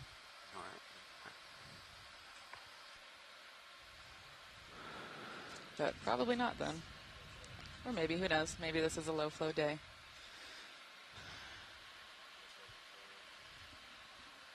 Okay, so watch lead is switching out and for lunch for a little bit, and we're having the expedition coordinator come online with us.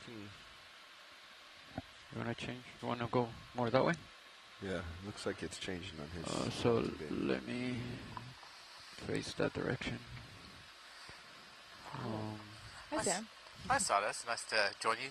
Switching out here for Brian as he grabs some lunch. Maybe that one you say? For those of you that don't know me, my name is Sam Cuellar. I am the expedition coordinator for this expedition 2503 as we explore Papahānaumokuākea. Kind of this way, 325. My role here on the ship, I work for the Office of Ocean Exploration at NOAA. And my role here is to act as the aggregate for data, so making sure the ship and the vehicles are where they need to be for us to conduct this wonderful science here on the seafloor, kind of in the depths of the places that have been been largely unexplored. Yeah, and Sam's like doing the vast majority of the logistical work here, and the reason that me and Brian at least are able to be in these seats and talk story. This talk completely got look at off. that headless crinoid stock. Wow. So we've been talking about what might potentially be causing the crinoids to lose their heads. What are the conclusions been so far? Is there any good leads? Just a very large shrug from all corners of the globe. We don't know. That's part of the best part about being here and being able to see what we see is, it sometimes causes you to ask more questions than you find answers to, and it gives you a direction in which to look. Yeah. Ooh. If possible, can we zoom in on that red thing? Sounds like we might be doing that already. Seen them. I'm wondering if this is a penatulid sea pen. We actually collected one on the first dive of this cruise that I think will be used to help potentially either extend the range of the species, Hold on or 1 second, video. who knows? Maybe we'll figure out if it's a new species or not. I think that's one of the most interesting things about exploring these areas that are, large scale of things geographically close, but how much they differ in both how they look physically, but also once they're actually taken back and studied a little bit further, how much they may differ biologically as well. Yeah, I mean, Brian was telling us about corals that can look like exceedingly similar when we video them, and then we collect them and run genetics on it and realize that they're what's called cryptic species, which are species that are different genetically but look really morphologically similar. Okay. So a lot of the work that we do trying to understand the broad diversity of life is trying to tease out what, I guess what differences there might be between morphotypes that look really similar, or what differences there are between species. And it makes you think, too, or do they look physically similar because they are moving towards a certain environment, or if there's other questions that we don't yet quite understand the answer to? Little rock, right? Yeah. Is this... It's a sea pen. Okay. I'm asking video because she's got way better animal ideas than me. This is a beautiful sea pen. Yeah, right there. There you go. Your center. Tilting down. Wow. Right there. I love how it just sways in the current. It's very mesmerizing. It's so pretty. Oh, Steve Oskovich logged on and said this sea pen is Anthoptylum species, one of the rock pens. Thanks, Steve. Cool. Thank you, Steve. We are being supported by a whole crew of shoreside scientists that are experts in all these different species and groups that we're seeing, and it's really awesome to have the real-time IDs coming in. I'm certainly thankful. I'm an archaeologist by training, and so this stuff is fascinating, but I certainly don't have the same depth of the biological knowledge that many of the scientists we interact with here, both on the ship between you and Brian and all the amazing scientists on shore supporting us today. Yeah, I mean, I definitely don't have the biological knowledge, so I am being deeply humbled every day, which is beautiful. But it is cool when we do find things that I know, like the forams on the rock earlier. That was probably the highlight of my year. Is that the first time you'd seen organisms like that live? Yes. Because typically you're looking at the fossil record, correct? I usually look at fossil sediment, so seeing them alive in like what looks like to be growth position, like in situ, that blew my mind. And I need to go. I don't usually study the agglutinated ones, so I need to go look through the literature and see if there have been other observations like that. But just as a foram nerd, that was freaking exciting. Oh, look at that. Oh, cool. Is this an unstocked crinoid? Brisingid, maybe? Potentially. Oh, a Brisingid. Sea star. Okay, cool. It's a fun game of where's Waldo, who's what, I guess, when we're zooming in. There's some really cute ophiurids next to it, I think. Go ahead. I'm going to go with crinoid because it's got legs attached to the rock. Oh, Roland's saying it's a crinoid. It Let's is a crinoid. go. An unstocked crinoid. Oh my gosh, that's such a cool view. Wow. What? Look at just how complex it gets there in the center. Yeah. Is that full zoom? That is max zoom. These swim? I can't. Oh yeah, I forgot. I saw a video of them swimming once, and they use their arms to kind of propel themselves through the water, like someone doing the wave at a baseball game, except all of them at once.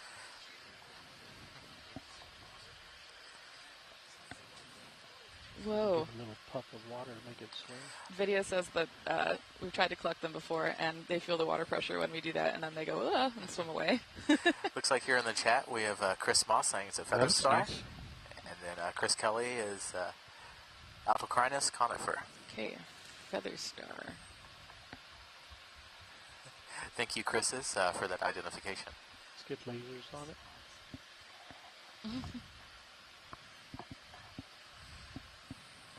Video's clear. All right. Oh my gosh, cool. Whenever you want. Those lasers are showing 10 centimeters between them. Beautiful. There's a cup coral in the background and a shrimp on a rock. I think that's one thing that is hard to realize between when you actually physically see a specimen that's been recovered and you see something on the bottom of just how big it can look in the camera, but how small it can be when it's actually on the surface or you're holding it in your hand. The lasers, for those of you that are watching, are 10 centimeters apart. They help us gauge the size of things here in the bottom. And it really does give you a good perspective of how large or how small something is. Because when you zoom in close, it looks really big on your screen, but it may not actually be that in actuality. Yeah, that's awesome. A lot of geologists I know use like your hand for scale or a coin, but obviously we can't do that with D2. So the lasers are like the high-tech version of hand for scale. Looks like we have a correction here on that organism we just saw from Chris Kelly. It's a Kumatulid crinoid. Okay. And the difference there being some of the branched into the arms. In the lower right, wow. Right side, there's a curve. I gotta learn my crinoid taxonomy. Do a quick zoom. I'm always impressed with scientists of the deep sea of how much Latin they can remember and how much Latin you remember as far as organisms and the especially when these species and they have such little difference between them. Yeah, they're just the subtle differences are wild, and I'm sure my students feel this way when I tell them about foreign IDs.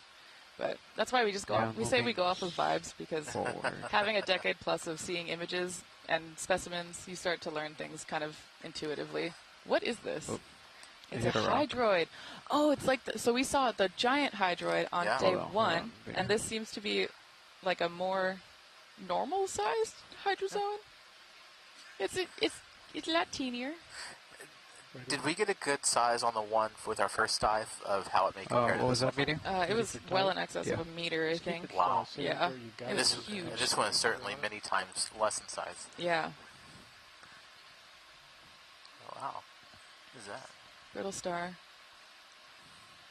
Wow, it's dainty. Yeah, brittle star remains. Oh my gosh, that is so cool, the hydroid tissue.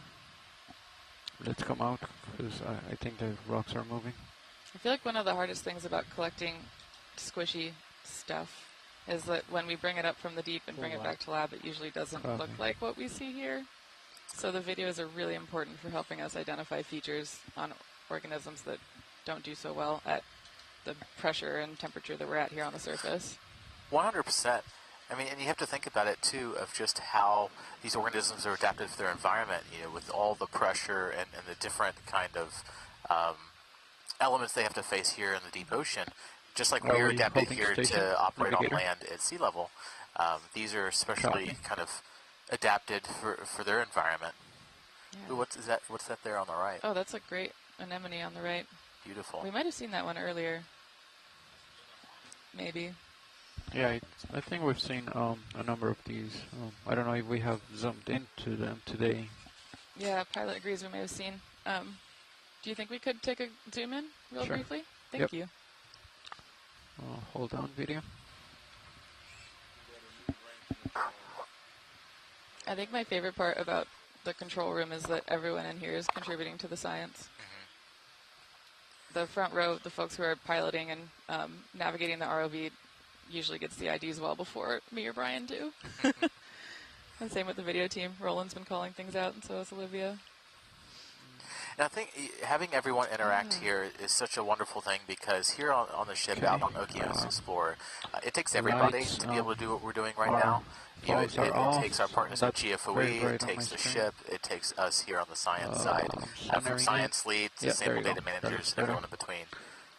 It really takes everybody. It takes a village to really conduct this underwater science properly, and especially those on shore as well. Those that contribute and are in the chat and call in. It's certainly vital to our success out here exploring. Yeah, and speaking of the chat, Chris Kelly just identified this as a Venus flytrap anemone, so it's a hornathid. And I saw it in front of it, too. There was another hydrozoan, one of a teeny one.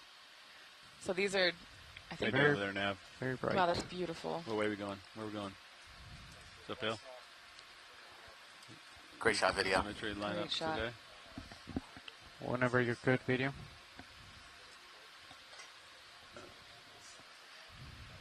Wow, wonderful.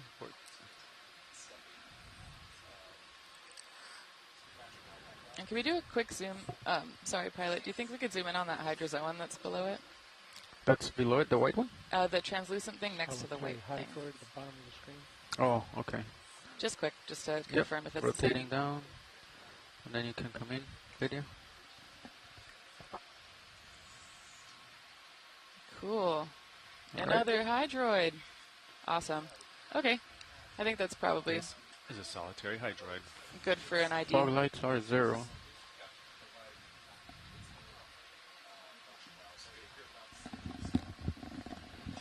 Okay. Wow. Taking off. Thank you. Yeah, so you can imagine why it's called a Venus flytrap anemone. It's because it's pretty similar to the Venus flytrap plant that we might all be used to. And it's a carnivore. So it sits there and waits for its prey to come and then grabs them and eats them. It's amazing to see these organisms on such a dark background here with kind of your dark rock background and them living in darkness for essentially their entire existence. We come down and they're still so vividly colorful. Swimming shrimp. You go, buddy. They're so colorful. Yeah, part of me wonders if that's like, I don't know, a retained characteristic or not. I mean, the stuff that was really deep was basically translucent. But it's beautiful to get to see.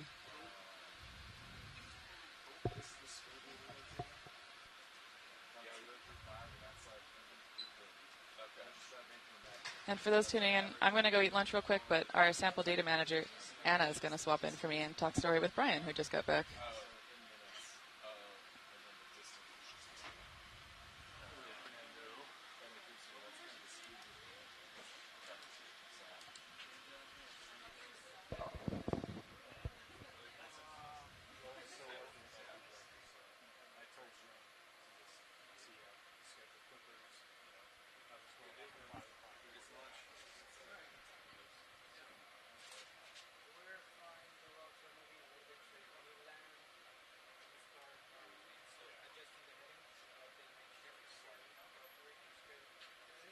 We're just also doing a pilot change here because it's lunchtime, so everyone's cycling through down to the galley to get some food.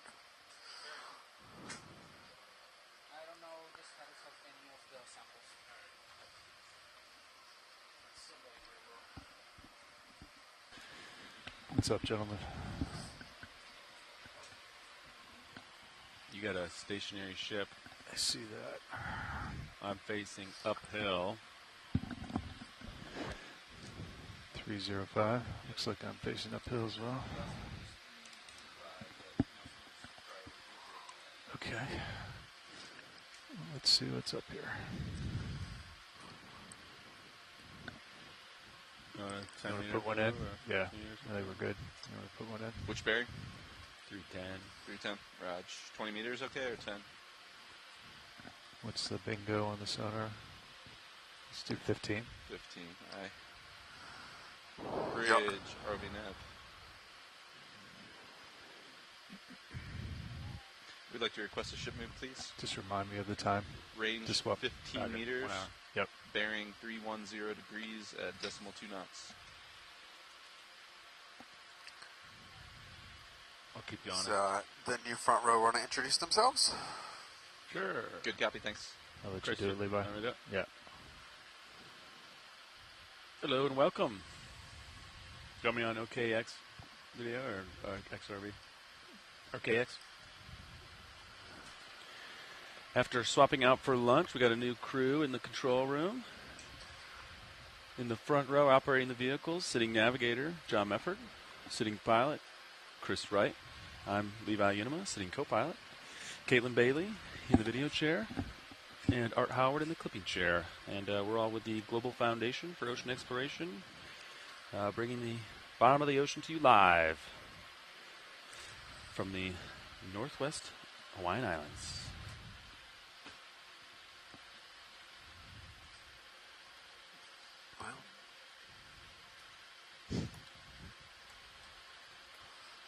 So today we're exploring an unnamed seamount that is roughly 113 miles north of Gardner if we've seen it or haven't seen it. in Papahānaumokuākea. I think we've gone on one of We these. started at a depth of close to 1,100 meters. Center animals. Copy. Come up a little ways to about 1050. We're exploring the southeast rift arm of this Guyot feature. Much deeper depth on the same side of the seamount. The Exploration Trust with their exploration vessel Nautilus explored from 2,300 to about 1,700 meters. And so we're working on the same thing, kind of building a transect from deep to shallow here across this feature. We're working up in the shallower depths where the dissolved oxygen concentration is much lower. We're currently about 1.25 milligrams per liter, which is getting kind of on the low side. And so we really expect to see a very different set of community here than we did, that Nautilus did 1,000 meters deeper. Can we look at the, I'm not sure what it is yet, but the kind of reddish-brown thing, bottom just left of center? Absolutely. You can take partial of their video. Okay, I can come partial. Yep. There's also something floating in the water column to our right once we get an ID on Hold this. that. Ooh. Holding here? Sorry. So this is a rock pen. This is a lot rock of partial. pen. It's I have to come back out of it. It's basically a sea pen Yeah, that's right evolved to Is that okay right live on the rocks. Let's This is see what they different than the one we collected that wasn't actually a rock pen, but fooled me because I thought it was sitting on a rock and it was actually in a little sediment pool from dive 1. Yeah. But this is a new observation for this expedition. So you might have gone over this earlier, but what about the sea pen makes it a rock pen? Well, in this case, the fact that it lives on the rock and it has that modified peduncle that makes us basically a suction on the rock instead of having one that barrows down into the sediment as I'm a just to waiting hold to it hear in if they place. want more of this, Caitlin. Okay, That's it. I We can keep I going. can zoom it. Okay. Yeah. Coming out now. Pilot to your right. There was it's floating in the water column. It's your lower right. It's around 5 o'clock. Go ahead, Bridge. Copy. Thank you. Okay, I'll come back. It's round. Yeah, I see it. It's very It's kind of small. translucent looking. Yep. Okay, you can take a little more if you want.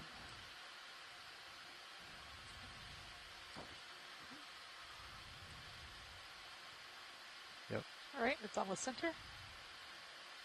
You can come in there more. Okay, and coming in. Ooh.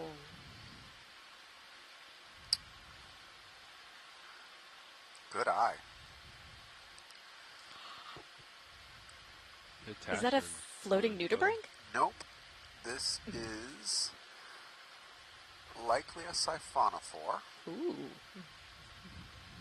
but so it's I'm floating also, and I'm floating, Caitlin. So it also we'll try might to be do a our best here. pyrosome, It's okay. and I'm not quite sure which it is yet.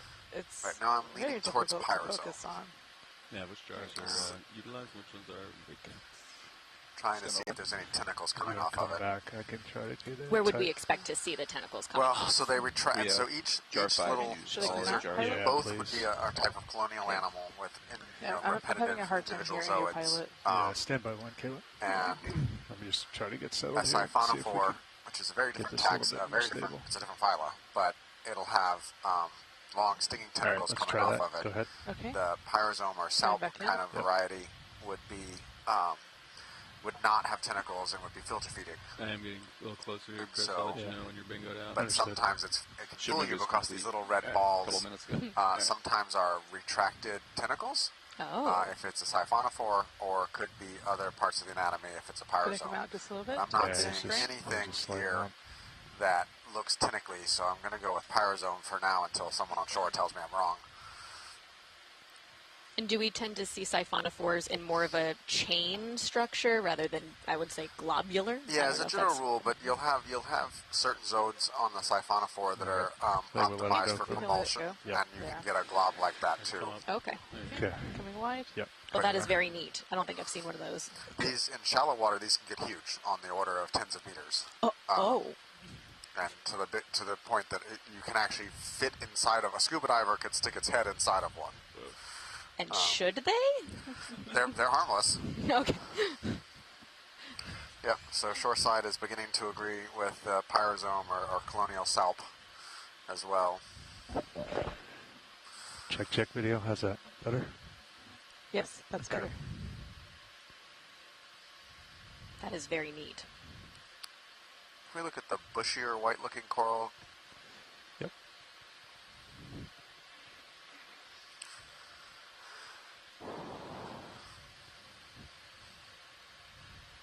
Is that a crinoid on? Yep, looks like a commercial crinoid on something. Take just a little bit, Caitlin. You can kind while of I see get a little closer. hints of the, not quite columnar jointing, You wanna but come into approaching partial? columnar Yeah, jointing just here in the nice and basalt easy. as Yep. well, Just- which is Still. indicative of intrusive, hold here? Yep. intrusive basalt formation. Wow.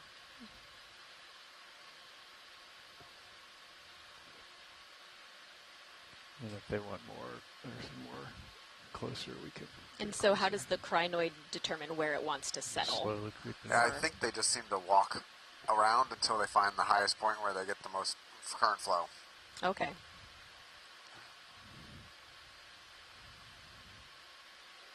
And we've seen various colors in a lot of these crinoids. What makes the distinction between the colors? Or do certain species have different colors? Or is there variation within species, genus? And what advantages do the colors like this have? I don't really know. Color in the deep sea is a strange one since there's no light, right? Right. And so what the selective pressure is to drive coloration here is it's kind of unknown. Because like the deeper we saw yesterday, we saw mainly white things. Here you see more color, even though we're still in theory in the same level of like sunlight. You Now might there be might the be zoom more pilot? bioluminescence. There might be Yeah, other you can types take of that, light Caleb. sources Okay, down here coming as in. well. So this is a species of Chrysogorgia. And so you'll see these Aww. Europtychus squat lobsters in here. That's Maxim. Really nice shot for flying. The color on that is beautiful. Yeah. Can we tilt up? And so is just a this one little of the bit? gold Yep. corals? Yep. So this is a family that is generally called gold corals because they Great. are Hold there. Yep. kind of got a gold-colored skeleton, but not to be confused with several other groups of deep-sea corals that are all kind of golden color. Wow. And do these squat lobsters pick off what the coral has caught in its polyps to steal and eat, or? I'm not sure we fully know. Okay.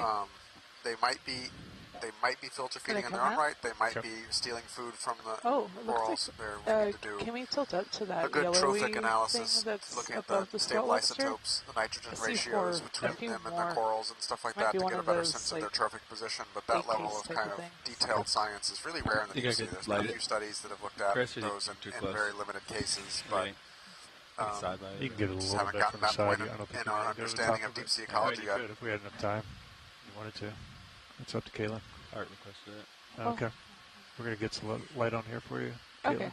sounds good. Actually, is it possible to rotate to the left and we can get more of those eggs, or should we just stay here and be stable? Yeah, I'm sort of leaning towards the latter. Copy. All good. Okay. We can go in and light up the squat then. Yeah, I'm just going to get some light for the R3 here. Would you like me to come light? No, I'm just zooming. I just moved down so Art can center that on the still. Ah, copy. All right, you let me know when you're clear there. I'm side lighting this one. You want to side light it? Perfect. Yeah. So we've seen quite a few All right. crevices I'll come in back this up, Caitlin. feature. Do we expect anything to live in those are you ready for crevices, me to or change because the it's lights not in there the yet? current Yes, ma'am. path, a lot of the filter You want feeders? full frame, Caitlin? Yeah, let's go full. Okay. We'll start off with full first. See the filter feeders Yeah, hanging ready? out in Yep. overhangs or on vertical walls and stuff like that. That's that nice from the side. Oh, you know, the crinoid, immediately you wouldn't necessarily expect like to responded have to the it best too. current flow. Right. And Gonna hold here that's an for a few area seconds. of an open question. I think it's strange, but it's pretty normal down here to see it. Oh, it's getting hot. Is it and getting I don't closer? have a good explanation getting for closer. you on why I'll that hold would it be. here. I haven't seen that so much You can today, break down some if you but need. it's definitely something we see that puzzles me Okay, about the gonna distribution hold. of spatial distribution of filter feeding organisms in the deep sea. Right. And I'm gonna come in. Okay. Wow. Can you tilt down for me? Sure can. You tell me when.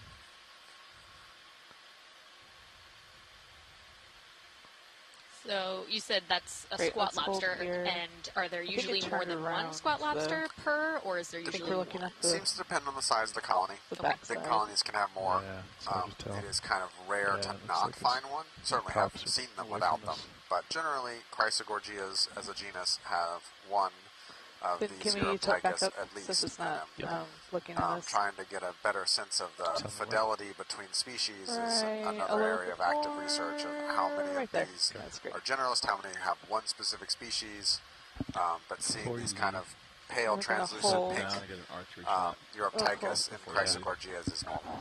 Okay. The one on the I left guess will side one is squat opening, lobster so live that's in kinda cool. one Chrysogorgia its whole life? That's our current hypothesis, yeah. Wow. So better pick a good one. Yep. It's going to live there forever. Okay.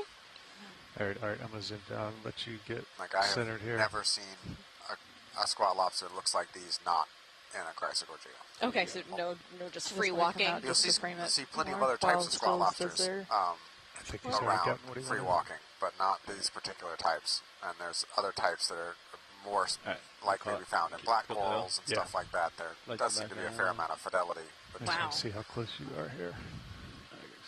And so you're it makes pretty you good. wonder how they get there. Okay, Are get my juveniles lights. current-based for spreading? Cool. Or you don't really know. All right, the wonders of we science? full light on the front, Caitlin. Some corals are broadcast Maybe. spawners and some are brooding spawners. Yes, and I then they am. hold Okay. their gametes in. Before we leave, can we look at the white coral on the left? Yes, sure can.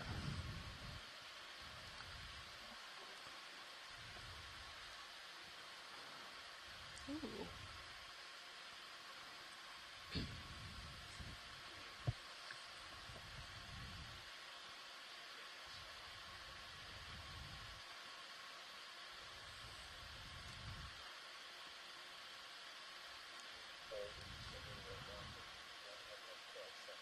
Ah. All right, Caitlin, you can take more of that. You want to see this? Coming in. After this, Chris, we'll come up and look at this. Yeah. Holding. Oh, wow. Looks like there's multiple things here. What is... I'll try to rotate Yep, easy so this to is a center that. primnoid. So we're gonna come out There's just the a little white bit, coral. 'cause I was The little off. pink thing over here Screen looks on like a top. baby Anthomastus to me. and then you've got a brittle star associate here in this coral. And what is the spider web looking piece? I'm sure it's nothing, but... We don't know. I mean, again, that's the thing we don't know. So we generally refer to them as mucus nets, or that's what I call them. And they're pretty common. Some different types of worms down here put them out as feeding tools. So put fish fly by. All right, Kim. Hello. All right, we're good with the coral Oh. from science, but you're welcome to do video.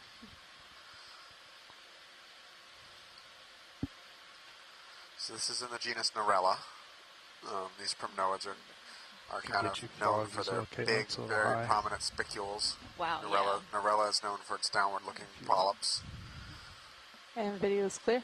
Come pull. All right, let's see what we got here. Yeah. I pull wide. Okay. And we have an identification of Narella dichotoma. We're seeing the dichotomous branching. Thank you very much for that, Chris.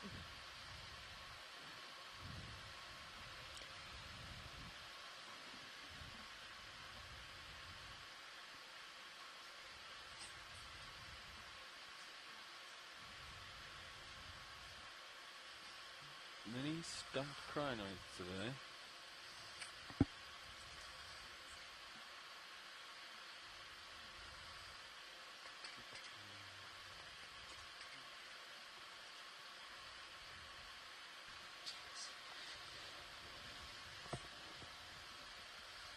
Couple more little cluster of the primnoids here on the top left. Cool. Aloha, this is Sada again. I was watching the video while shoving food into my face. So it looked like you got some good images of snap some this corals. red here. Kayla. Okay, can snap on that, and then there's a red and white. Ooh, is that a mushroom coral? Coral to our left. Its polyps are tucked in. Yep. Okay. That's awesome. I think that's good for ID. Now, that red and yeah, I've noticed that there's some beautiful coral looks column-looking basalts over here. Okay. Sea star in a minute. Yeah, I see that. I don't know if they wanted me to come down for that. You want the sea star? Oh, is there a star? Is below me? Yeah, stand by. Oh, nice. Oh my gosh, great sea star. Yep, let's take a look at the sea star piece. There's another one of those anemones that we saw earlier. Try to get around all this. Just waiting for Chris Ma. Hello.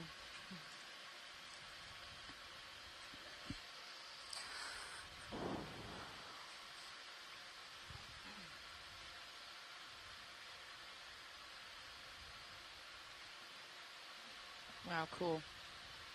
This looks different from the sea stars we've been seeing lately.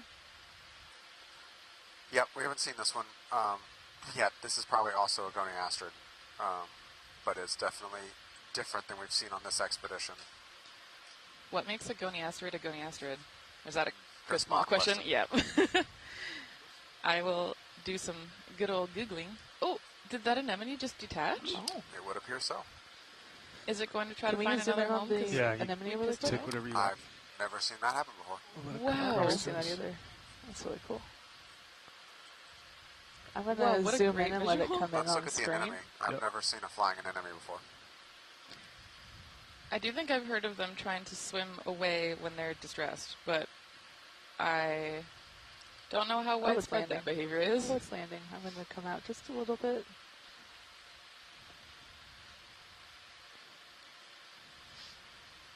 I'm going to follow him down. Maybe it just got a momentary spook.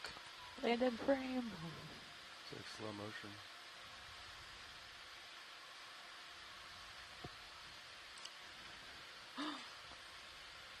I'm wondering if it's going to resettle. Oh my gosh, that was so cool. Can we zoom in on that? Yeah, absolutely. That was very quick, too. That was so quick. I thought it would tumble. Can we tilt down just a little bit? That's so cool. Are we at max I don't tilt? know very much about anemones, but if they're able to escape situations that quickly and reattach that quickly, that's awesome. I've never seen an anemone jump and swim before. Oh, is that a gastropod? On the yep. Center left, sort of? Yep. Oh, cool. Just trying to center it up a little Would bit it be more. possible to zoom in on the gastropod? Which do you want first? Gotta pick. Oh, what were we doing the anemone too? Yeah. Oh, we should do anemone first. Sorry, pilots. Look at all those feeding traces, though. That's awesome. Kind of similar to what we were seeing yesterday with the super deep water gastropods. Like the top there, you can see his feet pretty low. Yep. Yeah. Really cool. Okay, we can Yeah. go for the gastropod now. Okay. That's on the left. Yeah. Stand by.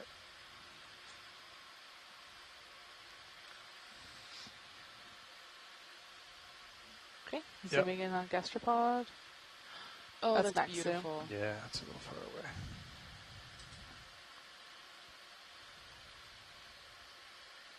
Wow, amazing. I'm super stoked on the imagery we've been getting of gastropods lately.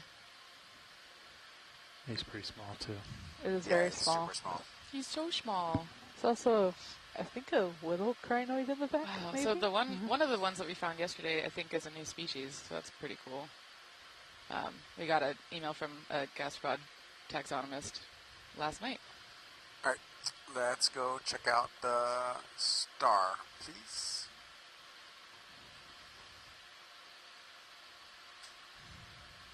We got an Yeah, it's idea of full the wide anemone. on the camera. Oh yeah, it's pom Just pom. rotate Right. around here. Try to center him up.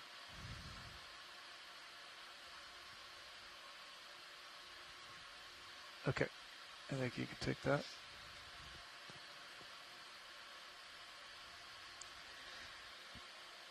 Whoa! I love the giant goniasterid next to the teeny tiny brittle star. You can see its tube feet sectioning it to the rock. All right, I think we're good here. Thank you. On you, Caitlin. Wow. It's that little yellow thing.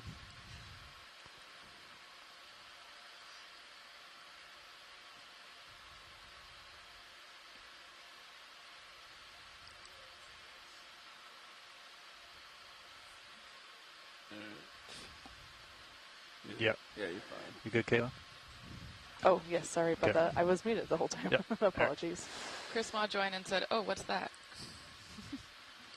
Coming up, Levi. All right. Coming up with you.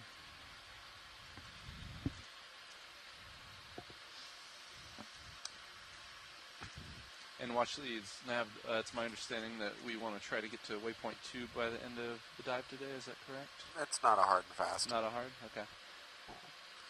We want to get up. We want to get up to the sediment. Yes, please. Which Say that again. we want to get up to the sediment pool. Sediment pool, copy. But waypoint 2 is a Snap that, guess. Caitlin, if you want. Roger that. Okay, snapping. It's another one of those squat mucus lobster? net Yeah. things. Just real Yeah, quick. they're relatively common if you start looking for them. Yeah. So here's one of the squat lobsters that doesn't live in corals always. Sometimes you will see this.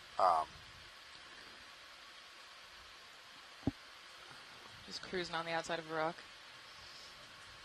There's a local Hawaiian music song called "Come A'ama" about the A'ama crab. Maybe we should make one about the squat lobster. That's a good one. I'll play it for you later. Okay. And video is clear. Okay.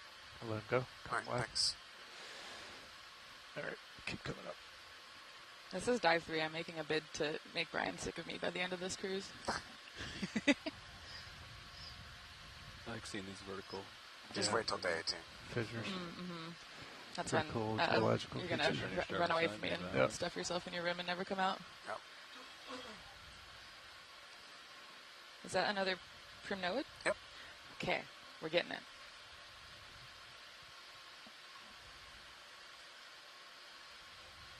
Wow, I love the cracks in this basalt.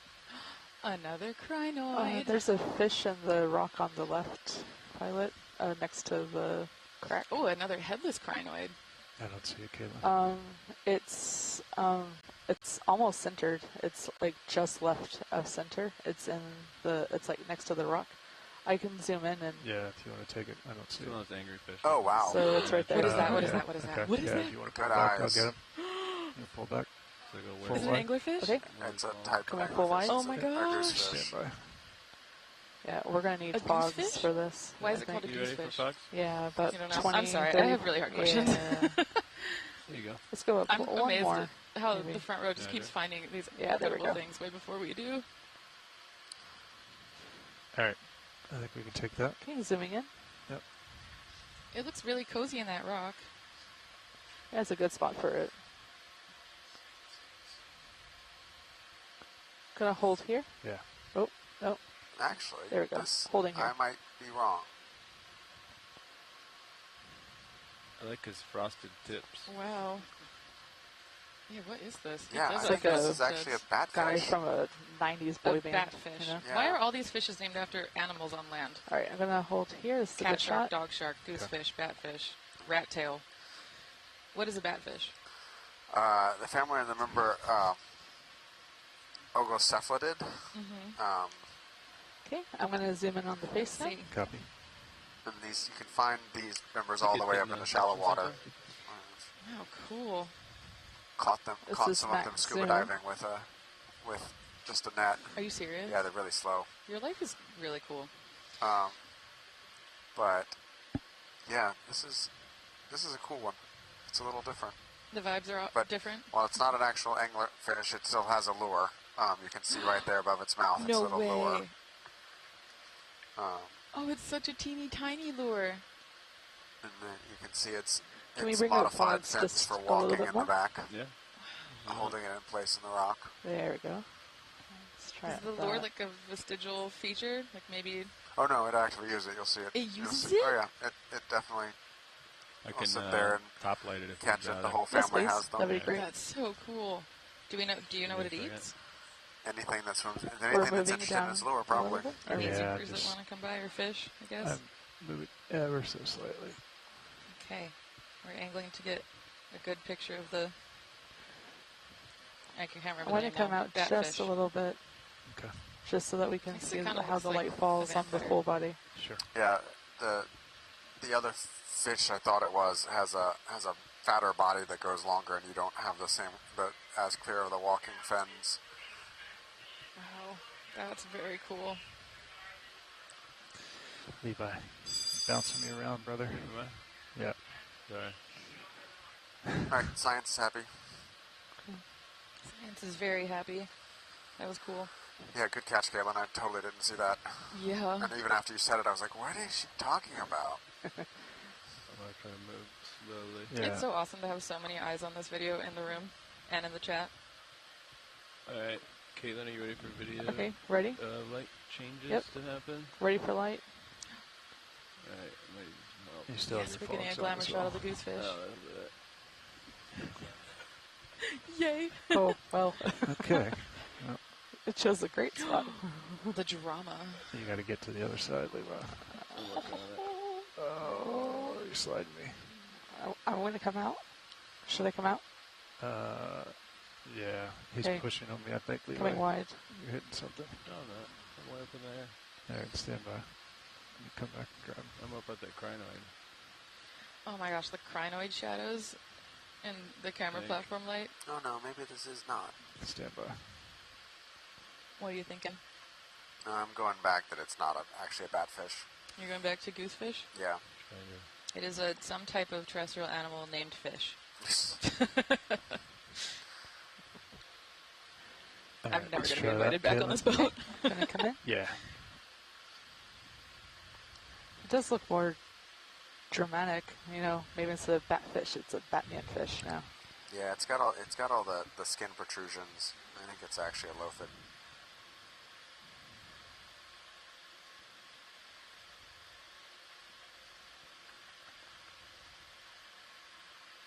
I'm going to come in on the bumpies since they're more defined now. Okay. As a what? Wow.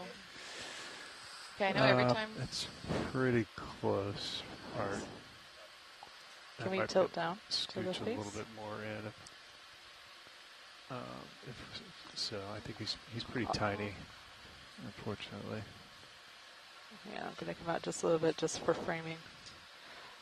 Every time we set up for a shot like this, I'm absolutely amazed at how... Video, do you want me to do any dynamic light, any reveal? Yeah, Nothing sure. Reveal? All right. Like, let's do that. So I wasn't sure if we could because of the rock face. All right. before we go, I want to get a good lasers on it too. Yeah. Copy. I'm going to make the leg go away. For just Is it making a good still survey too? I just lost it. I think I need to tilt down. Yeah. Okay. Yeah, it's Like small, something out of so Phantom of the it's Opera, emerging from the shadows. yeah. think it's I am small. the knight. Ooh. Yeah. It's wiggling its frosted tips at us. Very 90s fish. So 90s. The fat is back, y'all. All right. Can you bring it back get frosted and tips cover on this half of its bleach. face? Roger. Slowly. Brian's gonna lock his as door. I can. Hydraulic friction. Nah, but in seriousness, I think the super high quality Yeah, photos that we crinoid are able to take on this cruise are there you go. incredible. Now you got some movement. And super important for describing what's down here. All right. Caitlin, I'm trying here. There you go. It's coming. Nice and slow. There you go. Yeah, like let's cover half of the face.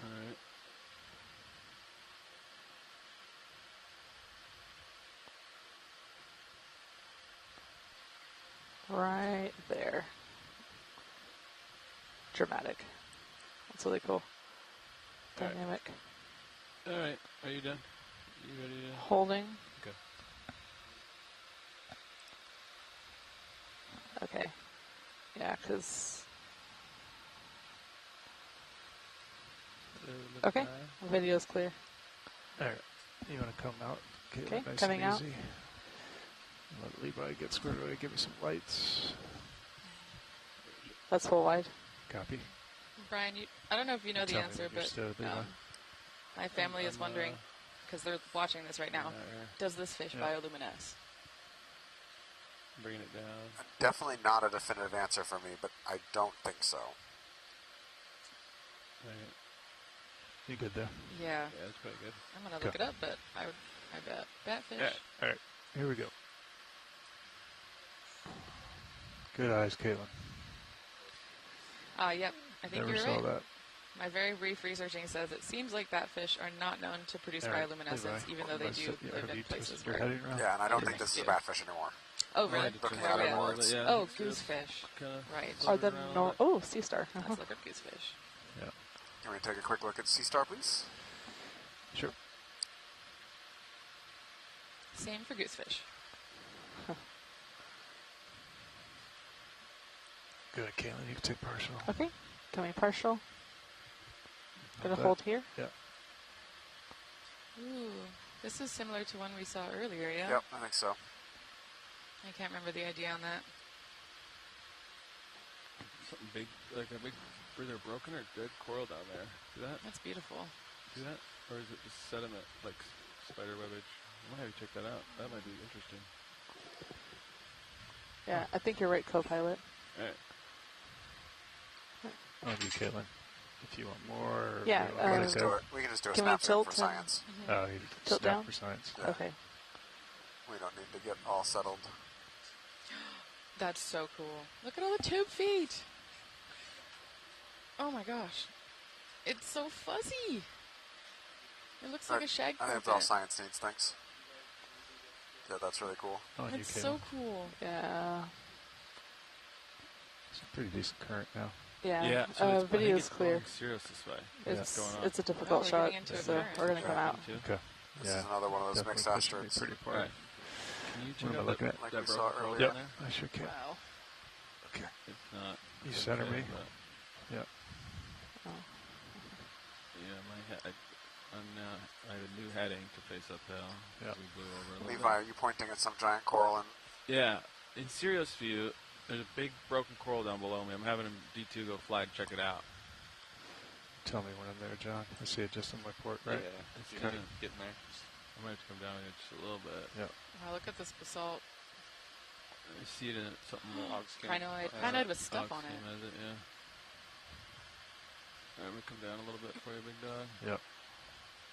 It looks broken off from my angle, but maybe it's fine. Just coming into view Here's here. another zombie crinoid. Nope. Should probably come up with a different name. There we go. There you go. Whoa. that. Whoa, great eye, Levi. Oh my gosh. It was very white and reflective off my lights. Wow. Anyway, I got big Is this bamboo coral? Likely. I think I see nodes. It's so big. This feels really different from what we've been seeing. And it's got a bunch of crinoids on it. Yep. And a shrimp. And a big anemone. And a big anemone. And some squat lobsters. Wow. Is that a Venus flytrap? Yeah, if you can continue that movement pilot, it'd be good to get a nice little one of the unstocked versions that Chris was just there's put something a lot of hanging off of it, like about in the middle right there. Telling them apart. Oh wait, or it might just be branches. Wow. Yeah. It looks like there are kind of a broad range of, I don't know, maybe it's polyp morphologies or just some of the stalks are eaten. No, it looks like some of the stalks are dead or dying or have been munched on. Are the lasers on? I don't see them. They're not on. Lasers on. Thank you. Co-pilot, is starboard upper pointed back a little bit? This is so cool. I know you haven't. There's no place to land, but if we can get a little bit closer or a partial zoom, that would be great. Yep. Brian, do these grow really slow? Yes. Hold their how video. old do you think this is? I have to admit, I have trouble keeping track of which taxa grow at which speeds. Imagery on it. Hundreds to thousands of so years. big, I think I can That's put so it. cool. The world that we know of is a black coral, and it's over 4,000 years old. Wow. And some sizes, some of the growth rates versus sizes, there are some estimated to be upwards of 6,000 years old. Wow. That's so cool. That's when, that was the mid-Holocene. I'm going to hold right sea here level was a little bit higher than it is now by 1 to 2 meters. That's a very different world to inhabit. Look at all those barnacles. Yep, so we got some hydroids and barnacles here on the dead sections. This coral has definitely seen better days. It's got lots of patches of dead tissue and breaks in it. It's still surviving, though. Oh yeah, and it could survive for a long time still, probably. Yeah, what an inspiration. Keep it up. Ooh, there's something. Oh, as a shrimp. Never mind. Can I zoom in more? Yep. Take more. Okay. Gonna hold for 1 second. I know we keep talking about this, but just coming in. Looking at corals as habitat builders, there's just so many organisms holding here, even just on a single coral. I'm just gonna stay here, Levi. And this one's huge, so this is like this is downtown good Honolulu movement. version of coral. Yeah, I mean, look at all the individual organisms in there from multiple phyla, all living together. That's so cool. You can see how big it is relative to D2. Oh my gosh, yeah. The stream, if you look at stream 3, the view from Sirius of D2 is showing D2 for scale. That's huge. You come back out, Kayla. Coming out? Okay. Pretty big. Wow. I think science is happy with this. Thanks. Okay. And that's full wide. Okay. Clear lasers. Good find. This is a very different size class than we've seen anywhere else on this dive. Yeah. Super old, super, successful coral here in a sea of no other or very few other corals, and certainly nothing else of the same size class. Yeah, it's fascinating to think about what kinds of environmental parameters make it so that coral can grow so big. Okay. But maybe there's no others around it? But to be fair, we're going up a very small chunk of this seamount. As the analogy is totally apt here, as we're going on a 400-meter hike at night with a flashlight and trying to characterize an entire mountain.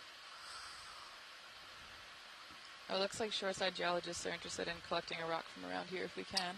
Okay. Understood. Thanks, pilots. What do you think, gentlemen? You see anything? Yeah, you can maybe on the left side, look this over there. Yeah, maybe another awesome shot of the crinoid. That little guy behind the crinoid. Or go, there's a bunch of them. And then just go up and kick your toes. Yeah. Just set your toe down and see if which ones move or bump with your toes. Or come around. It's like a pile of loose ones in there. Yeah. You could set your right toe there, and then your jaws can play with all those. Yep. You got options. starboard rock box is open, pilot. Understood. Gotta find a good one that's got something on it. You're gonna get the bonus, double bonus. Yeah. Yeah, here on Okeanos Explorer, we're all about efficiency. Finding a rock with associates, even better. Sorry to our sample data managers that then have to process all of that. It's all pretty barren, that's alright. Yeah. Alright. Right monitor. HD2. Wondering if I should put my left toe down so you can slide the rock box over. Can we look fish before we spend too much time looking at rocks? Fish. Oh no, it's a shrimp. Sorry, never mind. Yeah, there's a shrimp over here, but... Nope, I know what that is. Never mind. Okay. I'll find a good one so your Z-bias isn't quite so high. You know what I'm saying? Alright, I see quite a few options here. Yep. Let me get your hydraulics up. Okay. Hydraulics. Enable 1000. There you go. All right.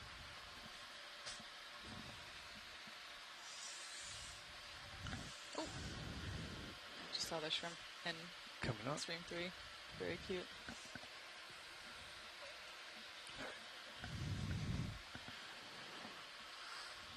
Val says anything looks good, so. Awesome. Biggest one that wants to come home and isn't too big to weigh you down. Yep.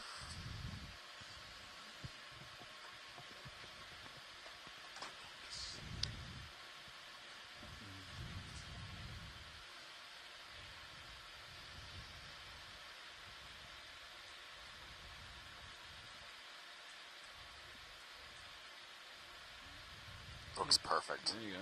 Okay.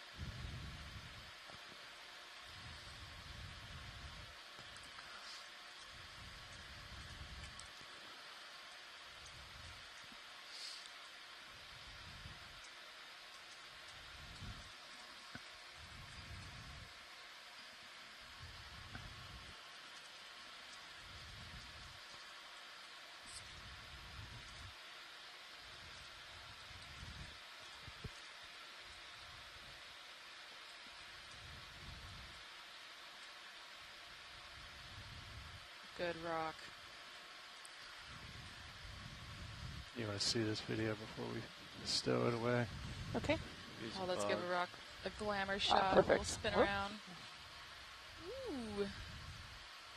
All that stuff on there. There's so much stuff on this rock. Yeah. Good rock, gang. Those are a bunch of hydroids? Or hydrozoans? Okay. No. Want to Yes. spin it Those around? things sticking out. Likely some kind of hydroid, yeah. Some sort of incrustation. We'll look at that under the microscope later. There's more little white blobs that I'm really stoked to get a chance to look at. And an ophiurid.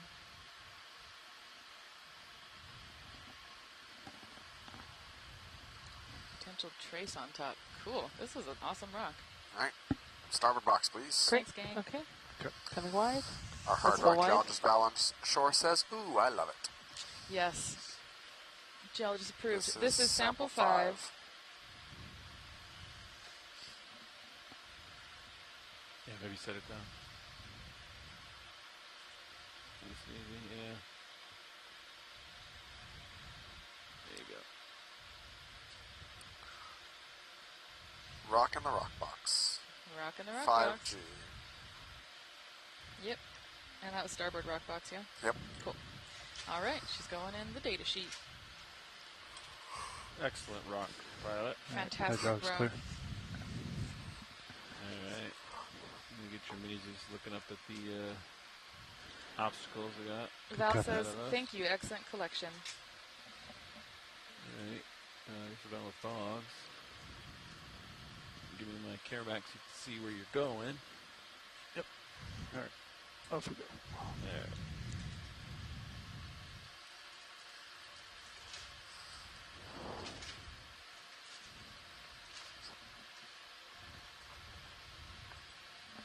Sea star. All right, ooh, more crinoids now. Ooh, that's a different sea star than we've seen. Is it a star or a sponge? Urchin, I think. Oh, an urchin. And better. No wonder it's different. Yeah. Oh, and Chrisma says, since we got that ophiurid on the rock, in all likelihood we might be discovering a bunch of new ophiurids every time we collect one of them. So, great 2 for 1.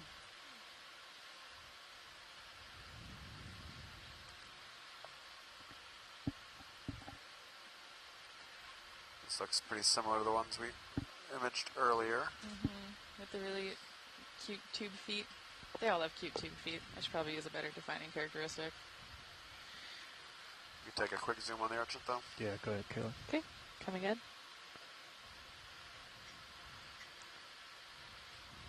Ooh, yes.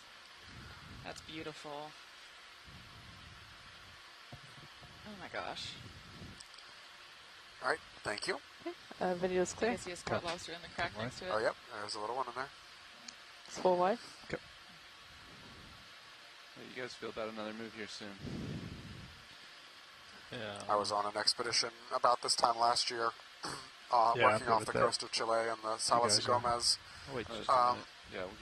ridge, and we had a researcher from Chile who was doing metabolic studies on squat lobsters, and we were trying to catch lots of them. Oh my gosh. And we spent a lot of time trying to slurp squat lobsters. Do they crawl back out of the boxes or canisters? No, but they can very good at getting in little cracks like that and getting away from the slurps. The slurp gun. Wow, look how dense the crinoids are here. Holy moly.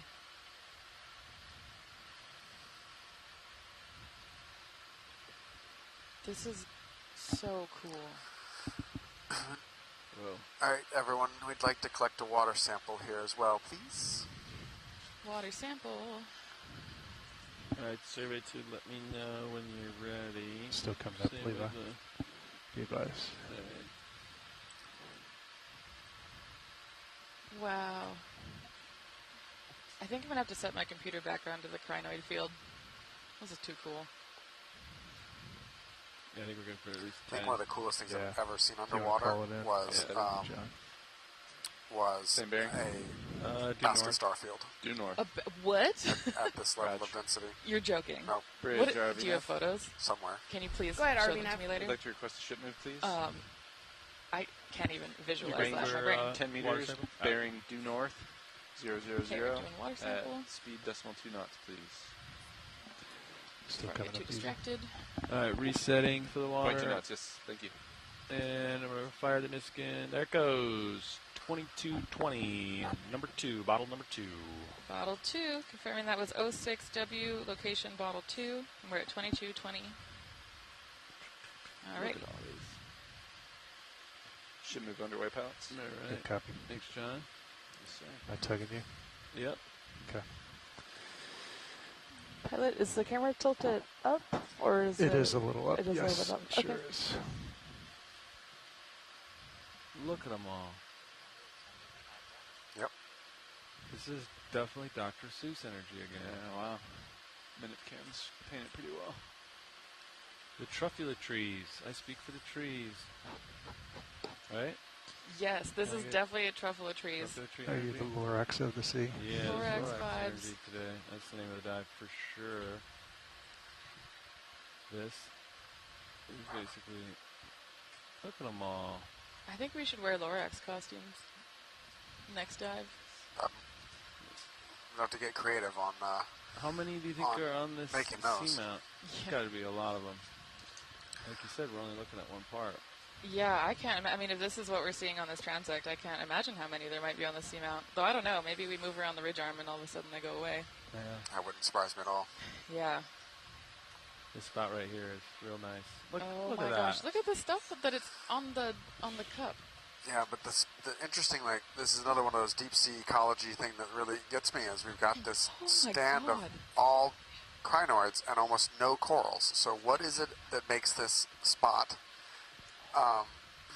good for crinoids and potentially bad for corals, or maybe the corals just didn't find this spot, but over the time spans of coral life, that seems surprising to me. There's just so many crinoids. How long do these crinoids live? Are these young or I don't know? I don't know how long crinoids live. Do you? Nope. I have no idea what their lifespan is. Yeah, I mean, I could do some Googling, but I think Chris Ma's in the chat, so maybe we'll get an answer. Huh. Though I know crinoids aren't necessarily That was 10 meters. well understood. Okay, Yes, sir. I see. Yeah, unfortunately, we lost the really, the leading crinoid taxonomist we lost a few years ago. Chris Moss says, I don't think anyone knows how long crinoids live. Which is very cool. They're Go Bridge. such a mystery. Copy, thank you. Complete pilots. Copy. Roger. I do think crinoids might be sort of like forams where we know more about them from the fossil Oh, record yeah. than we do from Well, extant observations. Yeah. Yeah. Yeah, I mean, we didn't know that they were even alive until when? 19? I don't know exactly what year, but relatively recently, when we started exploring the deep sea in earnest, that we realized that these were even still extant. Bucking around. Yeah, it's fascinating. There's so many.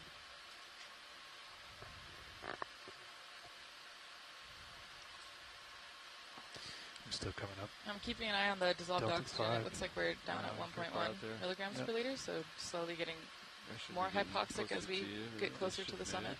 Yep.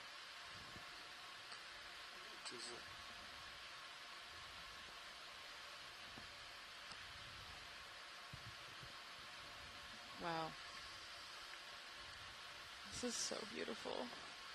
You can kind of see from the particulate matter flowing through the water here how the crinoids actually kind of face away from the current. So they weather Still vane coming around and actually catch the particulates on the underside of their arms. Yeah, on the underside of their cup. Can I do another 10 meters, John? Aye, 10 meters. So, you want north? 3. He's a little bit. Are you coming back to starboard? Yeah, I was coming back. All right, do 350 then. 350, aye. Yeah, Paint in the Bridge already face. Wow. We'd like another ship move, please. Is this Range seamount 10 meters, stepped in bearing any way? 350 Are we seeing the degrees at crinoids on decimal 2 top knots. of those steps and then... Possibly. I mean, you can kind of look at the bathy. There definitely are Good copy. areas of steeper and shallower. We'll have to go through and really place them with the annotations on the track line to maybe get a better sense of that. But it also might be a question where we're just inside the resolution of the ship bathy. We need a good centimeter scale or decimeter scale high resolution map to do that kind of spatial ecology. Come down with an AUV or potentially get an orbit multi-beam for Sirius and get a nice map of everywhere we go from Sirius, which I think would be a great addition to the vehicle. That would be awesome, because, one of the biggest things that I guess is hard for me as a paleoecologist is trying to figure out environmental conditions. There is a sea star at the base of a crinoid at the top center of the screen I'd like to go look at, please. Copy. There is. Yeah, I was working my way towards that. Yeah, understanding ecology is really, relies upon knowing what the environment's doing. You got it out. You're no more tether left. Also, Chris Ma put in the chat that should be getting tether pretty soon. It's interesting that the current is flowing into the curved arms. Yep, that's more often what I've seen. Yeah. Just waiting for a little bit more tether here. Watch leads. Yep.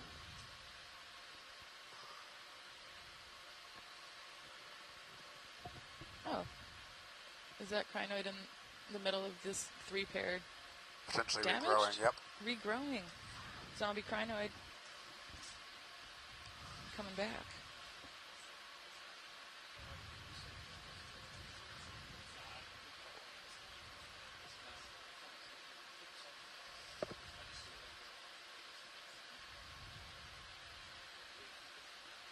That's pretty tight. I wouldn't go any closer.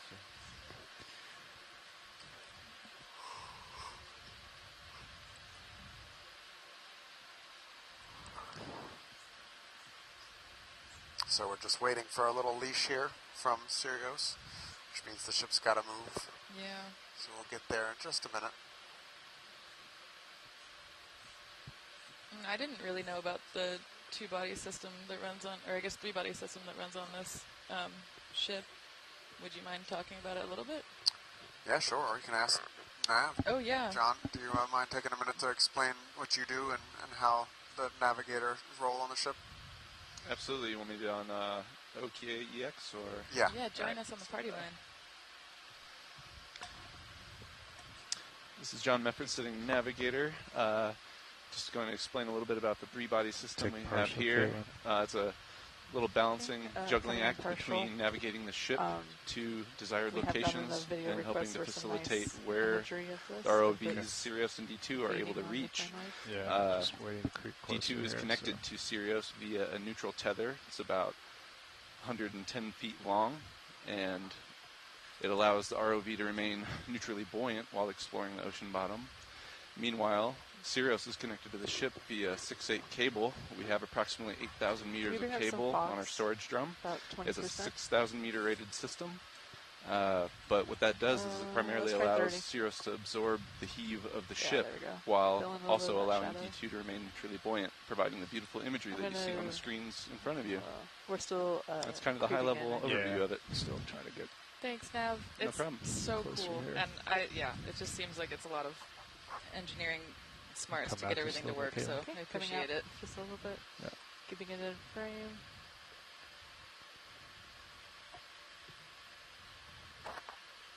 Go bridge. Copy, thank you. So this is a sea star, a low faster, and they are known to eat actually crinoids. Run crinoid. Whoa. Do you think they might also eat the star? All right, Kale. And that is the question. Sounds like the folks in the Smithsonian are interested in collecting this, if possible. Piece like that's like. Chris, do you think this would be you'd be able to grab the sea star? We can certainly try. Yeah. Can I get some good imagery of first? it Yeah, absolutely. All right, go ahead. All right, awesome. Gonna hold. Get some good photos before we collect. You can take as much as you want, Kayla. Chris, all bios open except for port outer. Good copy. So I probably grab that, and then we'll come off, slide the drawer out. Yeah. Okay. Sometimes you can just pinch one arm. Like I was going to say, like crush one arm as a sacrificial. You think I could feather it or try to cradle? Those are your two options. What do you think for grip? How squishy is it going to be? That's a good question. Probably something on the lighter side. Yeah. Like 4? Yeah. 4 or 5 gives you the control you need. Okay. You just close it on one of the fingers. The cradle, if you go for the center disc cradle, you could completely crush the whole thing. Yeah. Right? I don't want to do that. Can we tilt down, Yep. pilot? There was Look something at how spiky kind of the flopping around skin that is thing. here, getting the echinoderm namesake. Right there. What is Wow, and that? apparently Chris Moss says that these stars are super interesting because they can sneak up on, these sea I don't know stars what can that sneak is. up on feather stars, those unstocked crinoids, and eat them without the unstocked crinoids flying off. And there's videos if you Google on the internet of unstocked crinoids swimming. They can move pretty fast. Yeah, they can. They're beautiful swimmers. That's a love little bit watching of them thrust swim. and wiggle. Yeah. Caitlin, and just pushing into the rock pretty good. Is that what that shake is? Yeah, it's Okay. just a decent amount of current down here. And can we just tilt back up to the very top? Yep. Just really quick. Sorry, that's more stable. You're Not good. more stable. Just to get a little bit more of a Beautiful. defined shape. Can my stay right gosh. there. So he's not actually on the stalk at all. No, I think it might be approaching it. So we might be saving this crinoid. I have a feeling Coming this out just a won't little bit. necessarily be the smoking gun for what's causing these headless crinoids, but I don't know. Do we ever do DNA on their gut contents? DNA, not so much. coming But out for one if more you were full to do wide? that, you would probably do a stable isotope thing and look at the N15 ratios between what you think it's eating and its own tissue is And how the a video lot is of that clear. kind of I'm gonna trophic come out. study's done. Yeah, that's full wide. Okay. Yeah, that's right. Some of my Good colleagues enough. at the University of Hawaii are even able to do amino acid compound specific All right. nitrogen. Yeah, you got hydraulics. Yep. I would try to pick an arm and get it past the fingers, but not to the jaws, or not to the cutted portion of the jaws, right? So avoid the blades, crush one of the legs in an effort to grab it, and then peel it off. Or do a full cradle. Those are your two options. This also could be a candidate to stick it to the tip of the slurp with a little suction and then dump the slurp into the bio box.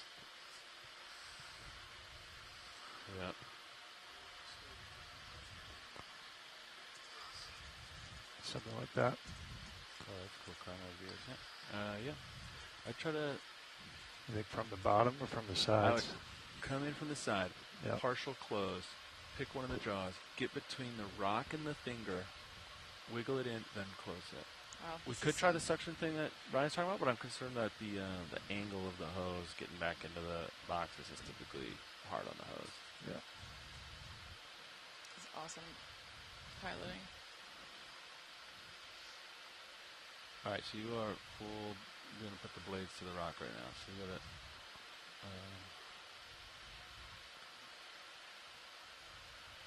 Pull out, pull out, pull out, pull out, pull out.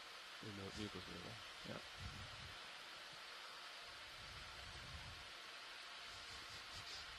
So it's a little bit hard to see from the angles on the main camera, but looking from the brow camera on here, this sea star is clearly not on the crinoid. It's just sitting underneath it. And then go fly the vehicle. Pull Yeah, full so way. maybe not. Yeah. We never know, I guess. No direct evidence. Yeah, that It's does full not mean, wide. yeah, Okay. Yeah. could go either way. Inconclusive. I think that could have worked. You would have just came out and grabbed Yeah, I one was leg. grabbing the back of the rock though. Yeah. I was hitting it. I'm gonna try to come in from a Okay. wider angle here. Yeah, this is some really tricky sampling. Thanks, gang.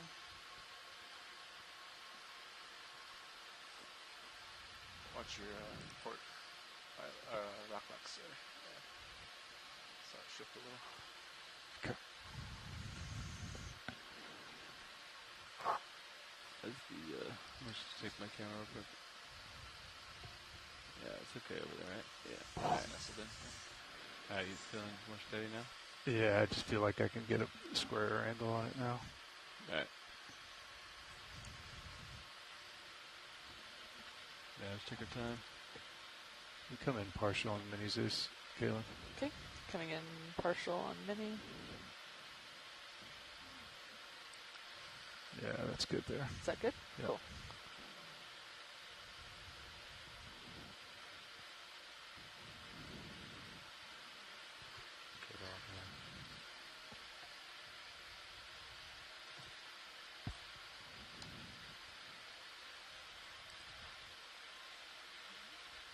Left jaws are hitting the rock, by the way.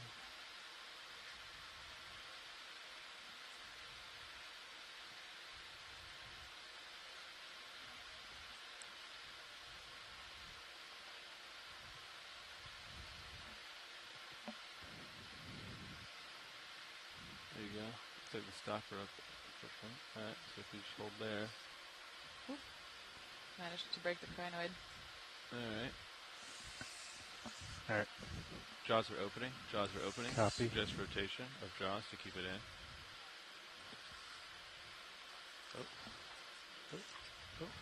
Oh, we can. You know, this is. Alright. Let me follow it over here. We'll probably fall on a crack and then we can just pick it up. Yeah. So I our left skid right now. don't think I can reach over there. Yeah, you can reach over there. We'll just have to move the vehicle. Try again. Okay. It's stationary there for the moment. For a hot second, yes. Yep, it's slowly descending. Oh, don't move. Yeah, that was on the rock. Yeah, see that? You can, yeah, you can do that spin way better. Might be able to just catch him in the drawer if it keeps going. Yeah. Oh, that might be his perch.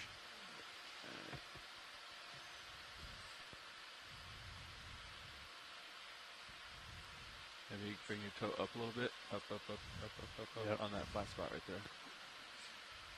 See that? Flat spot right there. Yeah, in and down. In. That left toe. Right here? Yeah, and down, back, down, back, down, down, down, down, down, down, down, down, down, down, down, down, down, down, down, down. Up, down, down, down, down, down. In. Down, down, down, down, down. Left. Yeah, right in there, and down. Alright, keep that left toe there. Get comfortable.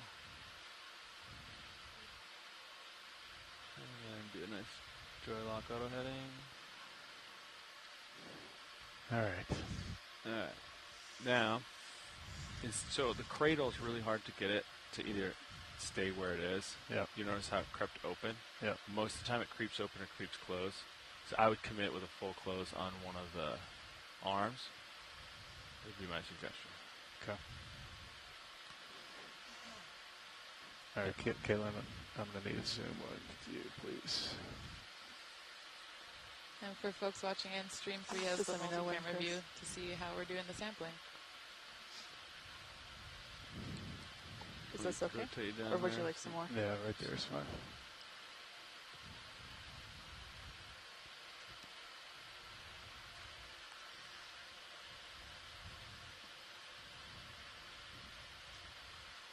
Yeah, I might get that one arm nicely.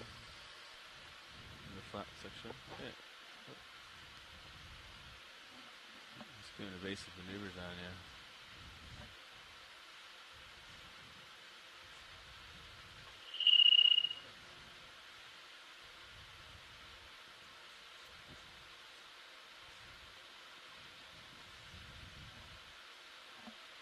Watch the bottom of the arm against the rock there. There you go. There you go. I'll get up and out of there.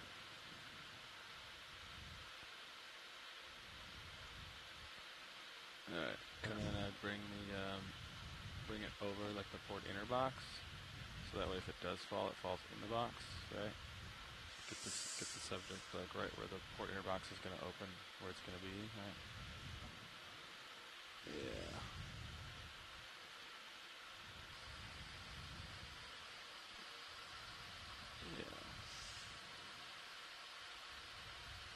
Bring it down, yeah. There you go. Somewhere there. Yep, you go down a little bit left, down a little bit over the left. Yeah, there you go. Alright. Now, let's float it. Okay. And then, let me get the sample box ready to go. Retracting drawer, extending that pin. Port inner is vacant, is that correct? That is correct. Alright. Okay. You ready? Yeah. If you want, I can fly. Once you get up. I'm just going to get out here. If you want a assist. I'm standing by for assist as well. Right here. Let's see if I can keep bottom up. I got auto XY, auto altitude right now. And we'll draw out. Okay. Just be mindful of XY. I'll keep an eye on it with you. Yeah, please. Thank you. Alright, drop it in.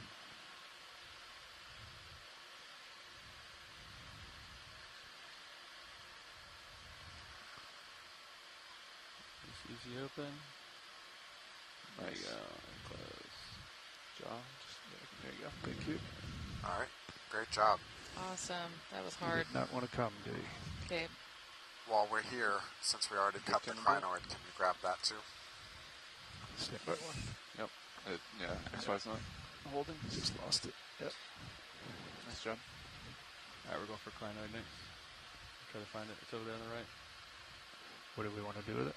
He wants to sample the crinoid Oh, because we okay. broke it off. I would grab the stock into a position where you can get it into the same box, starboard inner box. Or same box. Or same box. There you go. Yeah. Great. If we put it in the same box, maybe it'll eat it. Maybe we'll get lucky. If we came back and there was no head on it, on that crinoid, when we came back, that would be a very definitive proof on if those are our predators. That would be the smoking gun. Okay, so previous sample was 07, B for Bravo. We just count these as the same sample number. What's easier for you? Give them two different numbers or two different numbers? Okay. Okay. This crinoid will be 08. Okay.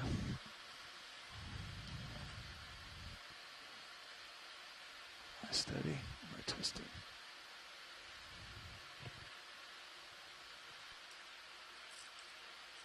All right, that feels okay.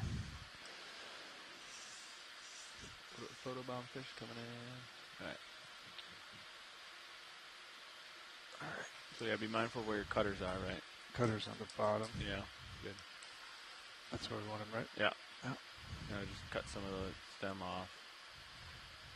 Or the head. Or grab it. Yeah, they want that. Or grab it out of the cutters. You know, grab the whole thing, whatever your vibe is. But yeah, mine's with cutters. Yeah. All right.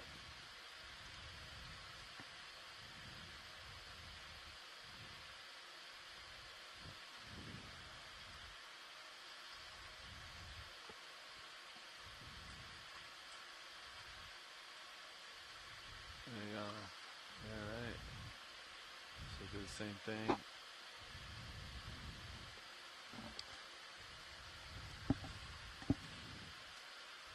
Come back with Mini. Roger. Mini down. This was a request for the same box, is that correct? Yeah. Yeah, I'm just going to stuff it in the same.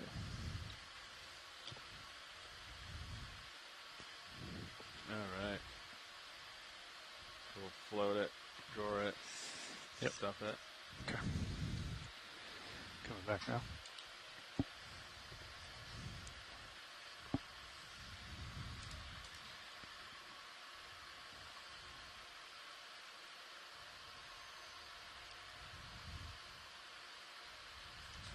Alright, there you go. Oh, hang on. I was too close to you. Just keep an eye on my autos there, JD. Yeah, John, let me run his verts, John. Gotcha. He's in auto. Yeah, it's auto. Altitude is in. Let's do auto depth, if anything, I'd say. On the slope. I'm going to lock it in auto. Yeah, your auto XY kicked out. Got it back on? Okay. I was just going to flat manually, John. Okay. Kick it out. Gotcha. Yeah. Yep. What do you got in depth? Auto depth. Alright.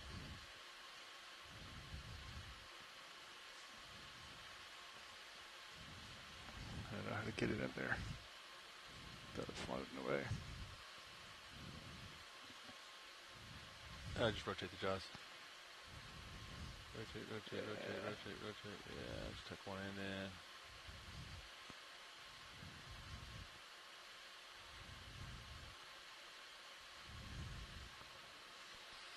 Oh, easy, easy, easy, easy, easy, easy. Yep. Easy. It'll fall in, it'll fall in. You want me to put some upward thrust, maybe? A little bit? A little poke down. Alright, that's good enough. Great job, Good gentlemen. Great Thank you. job. The science pokes are so versatile. There you go. Nice job. Okay, so Awesome. confirming 08 Bravo in the port inner bio box. Yep. Alrighty. And port bio box is full if you want to pull the pin on the lid, too. Roger. What does that mean? So that'll allow them to put the porch out without opening the lid to the bio box. Nice. Just in case we have some friends that want to swim away. Yep. Yep. Nice collection, Pat. Oh, that was rusty. Yeah. All right. So somebody swap. All right. Let's get Put John in. JD. Yeah. You're done with hydraulics. You tell me when you're ready, John. Okay, for folks just tuning in, we are diving on a site in the northern part of Papahānaumokuākea, in northwestern Hawaiian Islands. And our closest point of land is Gardner Pinnacles, or in Hawaiian, Onunui and Onuiki, and that's about 113 nautical miles away. And we're currently diving on an unnamed Guyot, which is like a seamount with a flat top, usually made of carbonate, that's northeast of Volador Seamount. Back scattered central. Let's see if we can find some carbonate now. I would love to find some carbonate A now. little bit of current today. Yeah. It's Any blowing things pretty from strong the to port. from shore side, especially Chris Moth, for those collections? Upward. 15 meters. Yeah, thank you, 350. All right. That was incredible. Really Coming up. hard piloting, it seemed like. Yep. I'm so impressed. Bridge RV Nav. Hey Bridge, we'd like to request a ship move, please. Range 15 meters, bearing 350 degrees, speed 0.2 knots. Good copy, thank you, Bridge. How you doing, Copilot? Hanging? Yeah, that was good. So we got 15 meters. I'm 25 from my sonar, so I should be totally fine there. We'll keep trying to get some tracks in. Yeah. Okay, continuing upward. See if we can find, was it the sedimented Yeah, they want area? to see some sediment. This looks so, that's a columnar basalt kind of, isn't it? Last check, I think we were, we'll have to reselect waypoint 2 there, Nav. Good copy. You get a moment, but I think we were about 260 or 250 meters away. Not that that's a hard waypoint, but it does look like it flattens out up there a bit.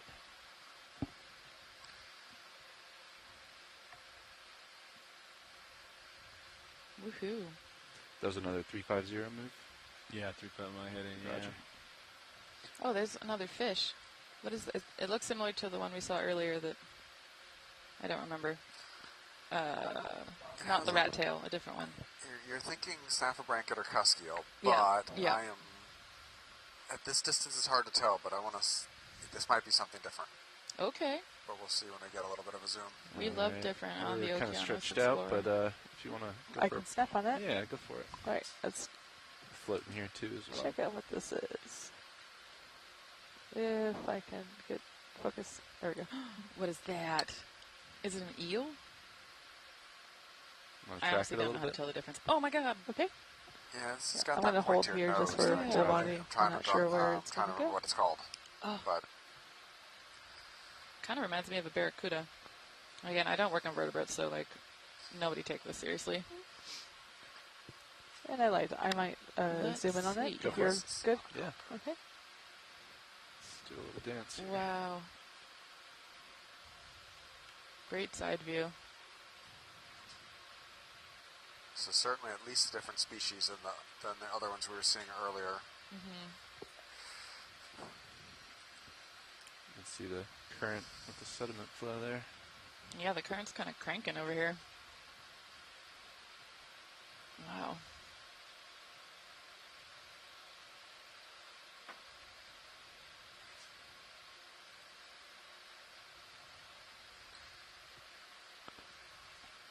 Any thoughts, Brian? Yeah, I think it might be one of these. What is one of these in common name? I don't know if it has. Netistomatidae. I'm going to see. What family? No. Superclass. Netistoma class. Actinopterygian. Anguilliformes. Oh, an eel. Okay. You have more zoom? Okay, I have more zoom. Great shot. That's max Yeah. zoom. Roger. Thanks. I'll Yeah, you try can to see- track you the can- head. We're still floating here, be advised. No, this is great. This is I think awesome. That should be enough for an ID too. So I think we're good. Okay, video's clear. Roger, you come on out. Coming out. I'm very confused by the distinction between eels and eel-like fishes. And I think I'm never That's going to cool, figure right? that out. Thanks, Caitlin. Still waiting on a bit of tether here, but looks like we're still in Seuss land a bit. Look at all these stocked crinoids. There's so many crinoids. They're all stocked, too. Yeah, it's like kind of feeling like the stocked crinoids just cruise together and the unstocked ones. I think we're riding a little heavier Don't after like those it here as much. rock collections there. That's Yeah. good. Finally Not a got bad some thing. weight. Yeah. So much Z by. Picked up some ballast. Did you just 36? 2%? Let's see how that holds. Okay. Good, Rich. Good copy. Thank you, Rich. I think these crinoid fields have been Can I one of my snap favorite parts of the center day. really quick Sure. pilot? Come on in. Did not expect There's like that. a little. Like right down This on rock that. looks. Or Never mind.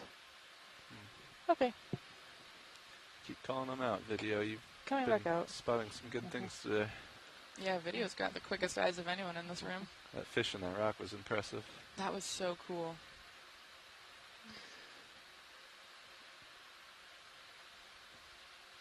It was one of those shrimps we saw from earlier.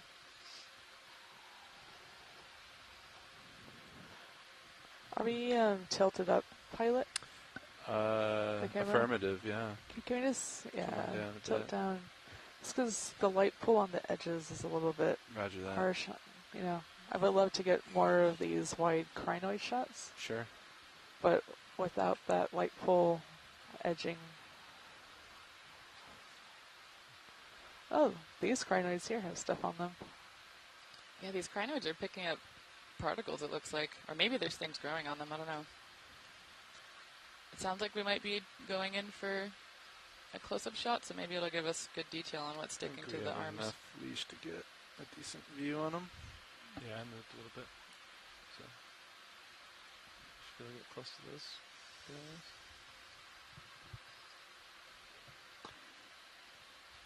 If we're going to look at a crinoid, can we look at that darker red one in the upper left? It has a whole bunch of like little dots on it. Sure. Upper left, I think I see what you're talking about. Looks here. like the one in front of it has a few too, if that's easier to get. I'll center up and you can direct me to whichever you like. All right. Yay, we're going to get a crinoid glamour shot. They're so cool. Yeah, let's go for this one that's in the middle. Middle eye. Yeah, it'll be easier to get. I'm going to put a toe down.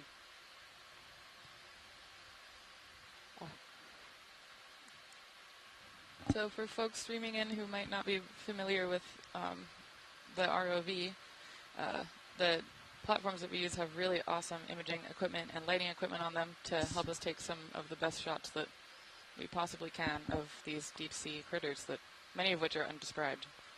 So these photos are super valuable to science because they help us figure out what species are present, whether or not they're new species, and also sometimes help us figure out something about their life habits, like the flecks on the arms. Maybe it's encrusters. Is that too close? Maybe Nope, it's food. I think that's okay. If we can zoom in on that one that's up on top Sure, there. let me stabilize 1 second. Looks like the one on top has a very broken nubbin of a stalk next to it. All right, tilting up. Come on in. Okay, coming in. Do we want fogs or anything? Not yet. Let's see. Roger. All right, I'm just going to frame up Wow. right here, Okay. and then we can. I can What top, I can is top that? that too if you need video. Are there barnacles on some of those Tilt arms? up a little bit for you, Caitlin. Yeah, that'd be great. Nice and slow. What That's is beautiful. that? This is beautiful. Are those claws? Yeah, I would like to zoom in on one of these little yellow things. They're weird. Yeah, it kind of looks like claws, maybe? I don't know. Okay, I'm going to zoom in a little bit. It is moving around. Yeah, but we're it definitely. it should come into view though. I can pivot, but yeah, it is a moving target with the current. What? Galls, maybe? No, come back. Something more there along you go. that line, I think. Let me pivot for Yeah. you here. Seems to be riding the breeze. Yesterday when we saw a carnivorous sponge at close to 5,000 meters, it had a gall on it that is essentially a lump that is produced by maybe some other creature coming in and laying its eggs on the stalk or trying to eat it. It's like scar tissue, kind of. I'm going to tilt down a little bit. So we're wondering if that's what this is. Oh, Steve Oskovich with the ID says those are myzostomid polychaetes and they're Wow. parasites. Thanks, Steve. Wow, thanks, Steve. Right. It's a parasite for sore eyes. It is a parasite for sore eyes. Ooh, go off frame. Oh, sorry. Oh, no. All right. That's okay. Didn't want to lose it for you. We're all good. We're all good. I'll let it go Maybe next it'll come time. out. Yeah. It might come back. Yeah, I think it will. Let's see here. Current is quite variable. Can also get a wider shot of this. Look at it blowing over there. Change directions on us. Want me to center up again? Yeah, like can we tilt down a little bit? Yeah, absolutely.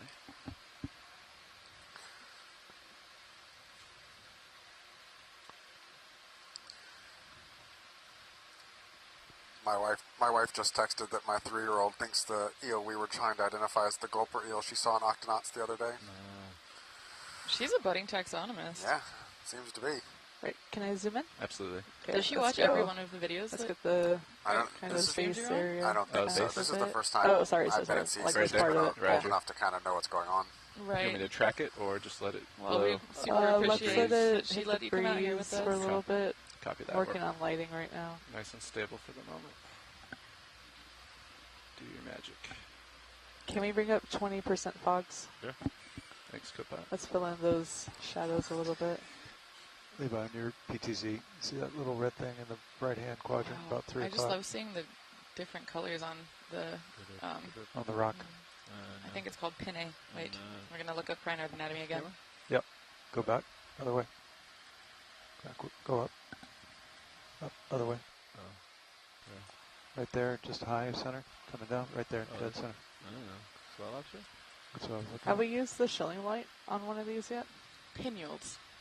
The colors on the pinnules are beautiful. Someone say top I'm okay with it. Someone did say shilling light. You want to go for dramatic lighting? Yeah.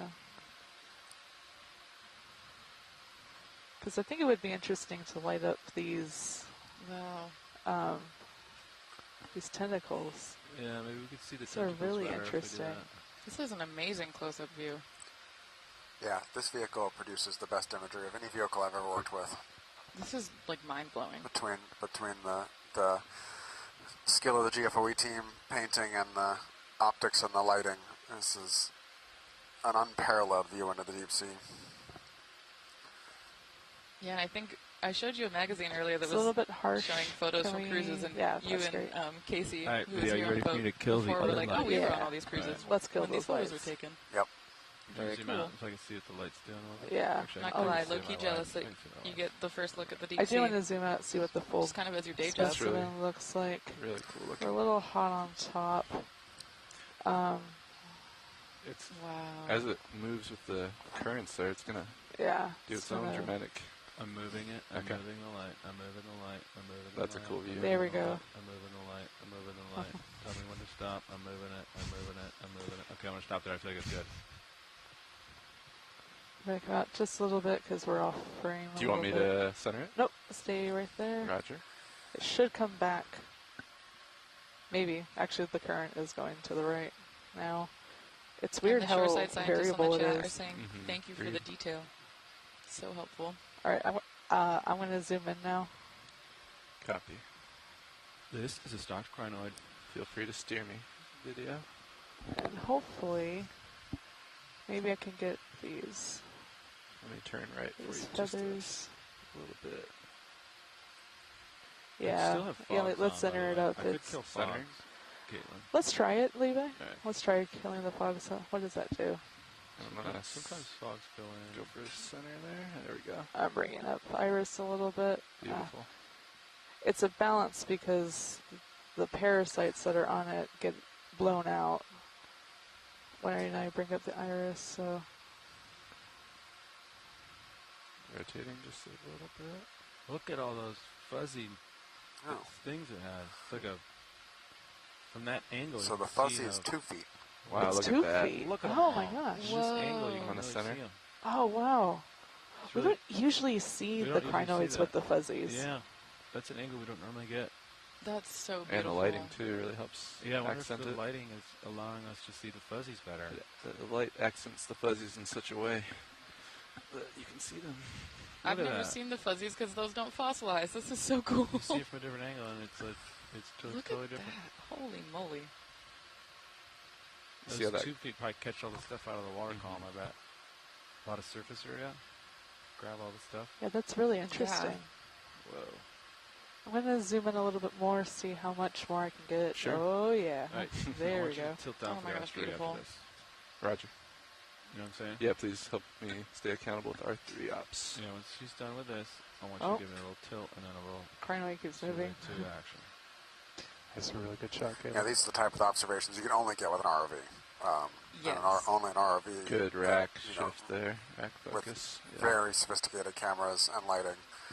But this is the really critical insights into kind of the ecology here of seeing the parasites, but also like the behavior of and the physiology of the fine and soft parts of the crinoid that don't always survive preservation and He was snapping a few recovery earlier. from other sampling I don't methods. know if he got everything he wanted, but Yeah. We'll check this in is with them in a amazing. second. Center it up. I mean, it's Can we move the light invaluable to to the be able to right a ground little bit truth more? Yeah. what we think is Co-pilot? going on ecologically with observations like this that, The eyeballs.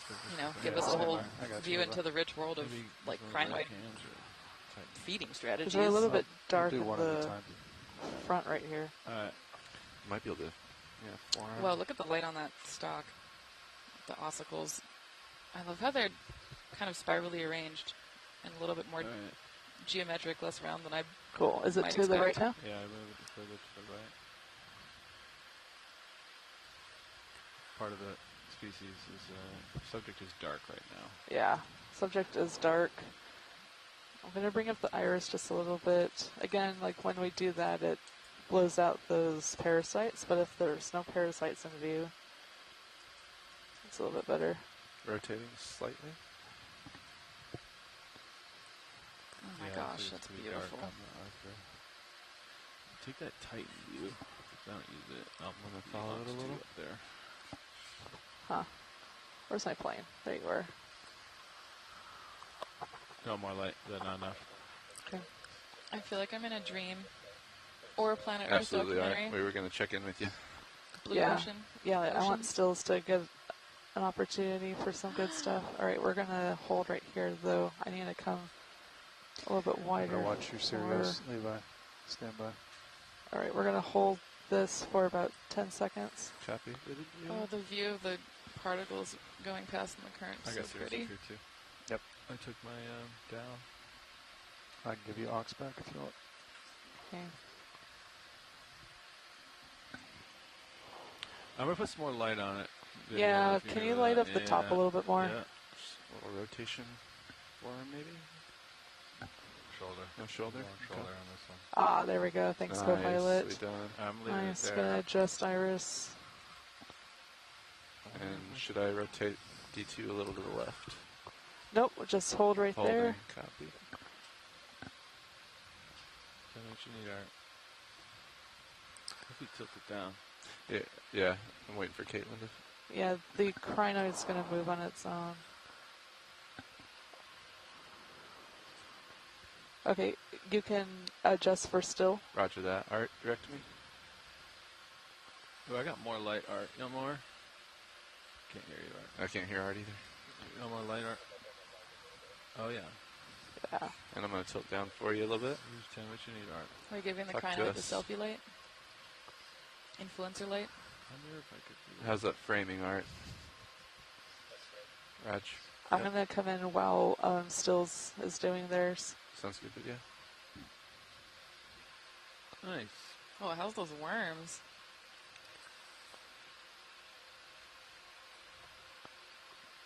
Kind of like how the shadows dynamically change for us. Just with the currents. Oh, The crinoid is a good actor. The crinoid is a great actor. Crinoid's going to need an agent if we keep this up for long. I know, we gotta write a check. Look at all those little... What do you call this? 2 feet? 2 feet? I would watch a movie starring crinoids. Incredible. It'd be really quiet, but it would be nice. Crinoid noir. He's trying to Stop.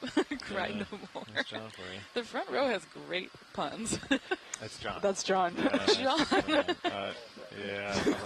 John's They're the not all master. great either, but thank you. I'm vibing. I love them.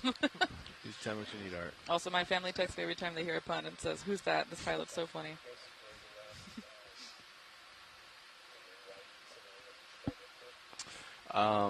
I think I should be able to. Let me try Yeah. rotation first. I might have to pick up. And let me know if you need me to come out. Because right now we're perched on a rock, Art. But I could try to get a different toe hold if you want to get a frontal shot. If you want to reset too. Yeah, we do have our arm out too. So, I'm coming out with main camera. alright, copy. Kind of hoping the current will just bring it straight into your center focus there. There we go. My wishes might be coming Wow. true. Stand by. You're welcome.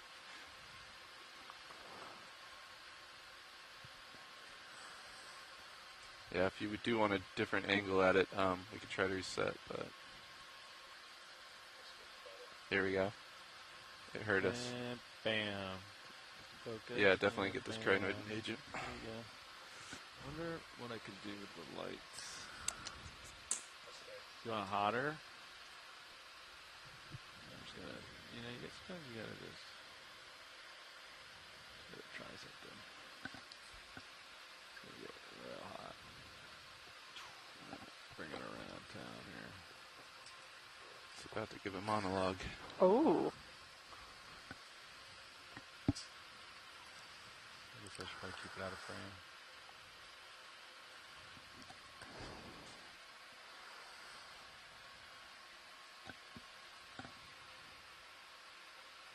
I think it's just safe to say that no crinoid in the history of anything in the deep sea has been imaged this well. Yeah, I agree. Yeah, this new light is kind of like that right there. Do good, thanks. All right. Nice shots, guys. I'm going to do a reverse reveal. I'm going to... The light's gonna Copy that. And see. All right, wait for it. I'm going to bring it back. Nice. And then we'll be done. Come on over. Come on. There we go. That's your discretion, co-pilot. All right, pilots, ready to make some tracks? Yeah. Levi. Co-pilot's ready. All right. Throw that arm for me. It's nice work, though. Thank you. Good job, team. Yeah, Great beautiful job, imagery. y'all. Thank you, guys. So mixed in with this crinoid field, we've got one of these kind of bottle brush morphology chrysogorgids, and looks like another Walteria sponge there in the back, which are both creatures we've seen a couple times already on this dive. Thanks. Keep us accountable. Keep us moving a little bit. Just one of you. Now, one of the things we'll be looking here in the geology is as we approach the top here, so the flat top of this geo is indicative of that this once was above the surface of the water, so the erosion knocked off the top. I sure did. And so what we should be seeing here at some point in the next 3 hours, hopefully, is a transition from underlying basalt to underlying carbonate from the old reef structure. And it can be very subtle as we move up, but that's something we'll be curious to see as we move along here, is if we can notice the transition point where we switch from the underlying carbonate to the, underlying basalt to the carbonate. What makes this hard is because it's been submerged for so long, it's all manganese encrusted. Yeah. So even once we get up to the carbonate cap, it'll still be generally black in color with the same kind of botryoidal or just smooth black coating. It'll be looking at the overall shapes. That'll give us an idea of when we've transitioned from one to the other. Might line up with this up here. Yeah, we'll probably be looking for textures. I mean, the basalt texture here is pretty clear. Right? It's all those like angular column-like things. Totally clearly that. Yeah, but carbonate's a little bit 3, 4, more 0, smooth and wonky. You know, we're imagine it's built by coral and also dissolves a lot more easily than basalt does. So we'll see if we can eyeball it. Levels for a minute. You can also see how much the current's picking up. Look at the crinoid shaking in the current now as we move over here. It's almost like a little gust of current just hit us. They're moving and grooving. Pilot, that shrimp on the left looks funny. It's coming left at center. It's like kind of lower simple. Yeah, it has a white chunk on it. Yeah, it's got something stuck to its legs. Come on in a little bit. Coming in. Floating here. Zooming in on the shrimp. I'm going to hold here. Roger. Oh, I see you. But do you see it right there I in the bottom I left? This is a nematocrisinus shrimp with its really long arms. And it's either eating something or has a parasite or something. We should get this. Oh my gosh. Steadying up. Stand Yes. Yeah, they do this. Our video team is so hyped about this. As am I. You got time. Nice and easy. It's so cool to be able to watch organisms interact instead of just have to infer it from my core samples. Oh no, it dropped it. No. Go back and get it. Oh, we scared it. Let's zoom in and see if we can see what it dropped. Yeah. Yeah. Go for it. Can we zoom in? Yep. Is that? It is the skeleton of a midwater fish. No way. Do you want me to get a little closer to it or some above type of myctophid or vampire fish or something. Give me a little bit wide. Yeah. The shrimps eating the fish? Yep, they're scavengers. That's so cool. We, Steve Oskovich and I were halfway between Howland and Baker and American Samoa once, and we saw just an epic scene of a deep water shrimp eating a still alive midwater fish that it had found that was injured. It was pretty gruesome. That's so metal. Also definitely turns everything that I feel like we typically get taught in high school about food webs on its head. Even maybe past high school. I mean, we've also seen some crazy things. We've seen brittle stars catch squid out of the water column and stuff like that. What? Yeah, video. I didn't realize you guys changed. Yep, come on. We just want to see what the I would shrimp was love holding. to see that. We got eyes on it now. 1 second. Let me steady up. There we go. I feel better about that. Yeah. So now let's see if it's really interesting to see if the brittle star smells it yet. And is the brittle star moving towards it? Is the brittle star going to eat it? I think the brittle star may have detected it. Come on in. Wow. It's lunchtime. One shrimp's trash is another star's treasure, baby. That was quick. I don't think John and I should be on the same shift. I didn't mess around. Going for that meal. Opportunistic. Yep. The speed at which the brittle star responded is amazing. Yes, Queen. She's basically sprinting. I'm sorry. This star is basically sprinting. Capitalized. Ugh. This hungry brittle star. You know, we generally think of these as being extremely food-limited environments in the deep sea, and so, you know, a gift of this type of food from the sky is a huge benefit to an individual organism like this. It could feed it for quite a long time. Go ahead, Bridge. Wow. Good copy. Thank you, Bridge. We're all stop pilots. Roger that. Roger. I see you still looking at me 30 degrees, co-pilot. So Yeah, maybe good that's shape, the looks star's like. meal prep for the next, 2 months. Is that all we want to look at? Actually, if you still got all the time, let's zoom back in on it. Come back in video?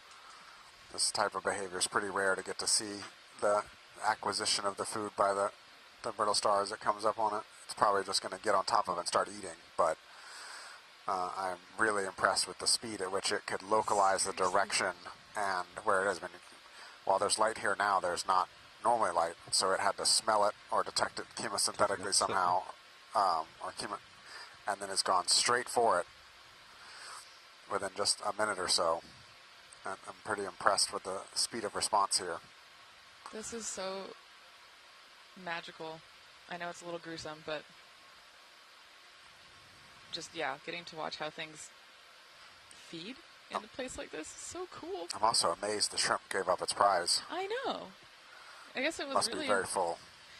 Yeah, we're very scared of D2. Brittle Star says, try me.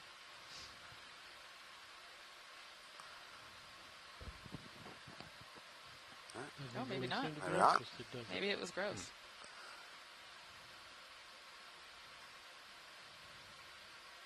Doesn't like that type of fish. The picky Now brittle that's star weird. chooses not to eat this today. Yeah, the star is a really picky eater. What? I mean, to be fair, I don't know if I would eat that, but we're very different.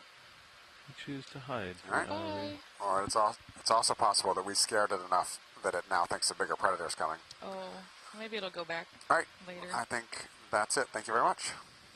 Not a problem. That was mind-blowing. Thanks for the zoom out video. Good catch, Caitlin. Yeah.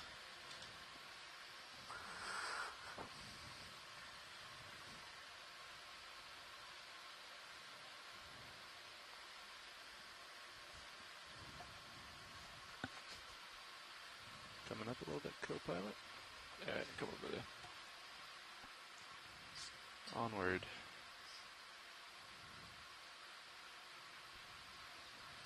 There's that eel again. Yeah, there's that eel, and it looks like our first Metallogorgia, maybe? Metallogorgia! I don't think we've seen one today, so can you describe what Metallogorgia is? Yeah, it's this poofy gold coral right here in front of us that kind of looks like an umbrella when you look at it from the side.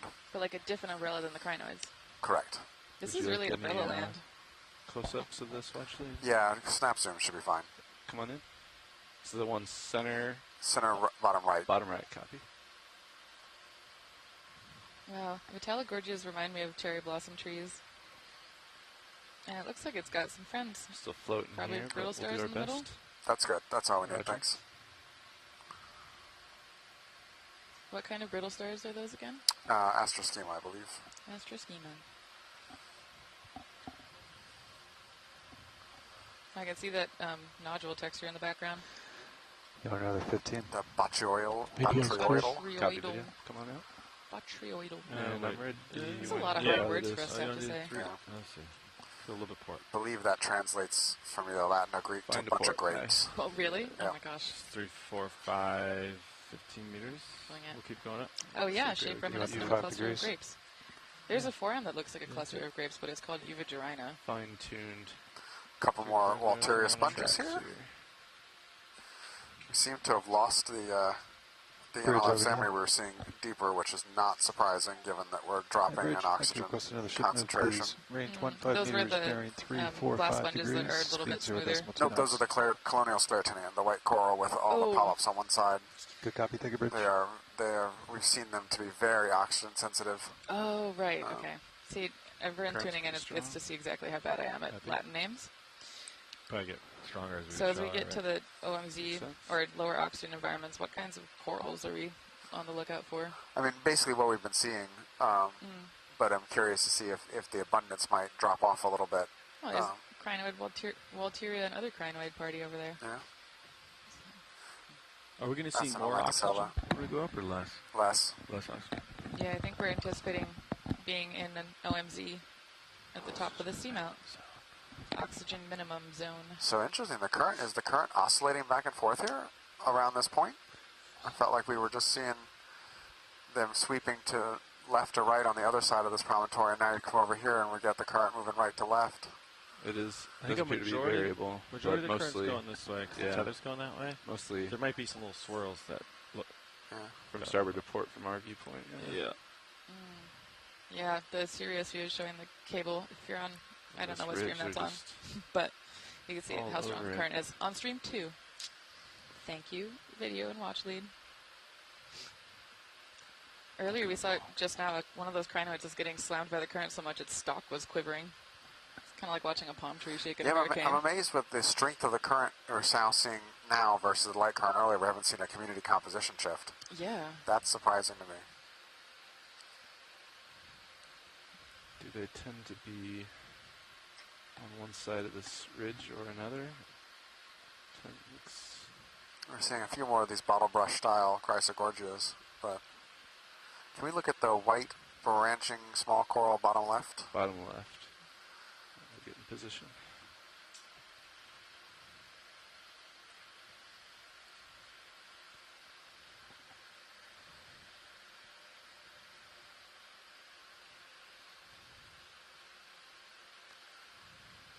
Oh, they're so beautiful. Slowly, video. Your command, sir. Come on in. I'm pushing in on it. And if you just nice and easy zoom. Yeah. It's looking good. I'm just so mesmerized by how the crinoids move. Unfortunately, but I'm working on it. So what do you think this is, this coral? Well, I'm curious to see if it is the Unnamed that I can't tell yet. If this is the colonial sclerotinian that I expect to see less of. And we saw it here. Would you expect to see it small since it's like oxygen limited and maybe, sensitive? yeah. So it's out there, cup coral.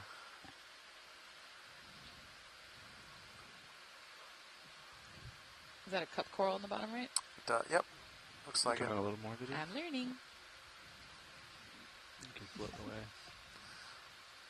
Yep, yeah, so this looks like it still is an Unnamed. Oh, cool. All right, that's great. Thanks. Copy. Wow. Your ability to ID things off of like 2 seconds of a Thanks, close I'll zoom. watch lead wanted, yeah, just a quick Amazing. visual.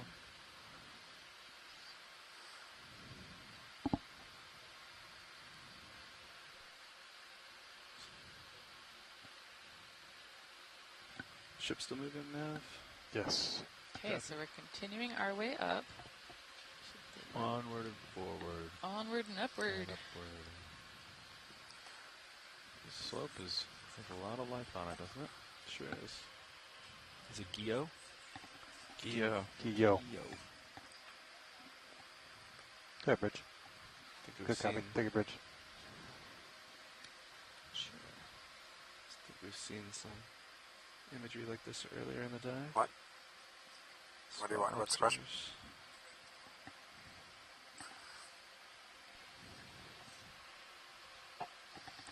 Oh, 100 to 150 is where we were kind of planning on more vertical to go.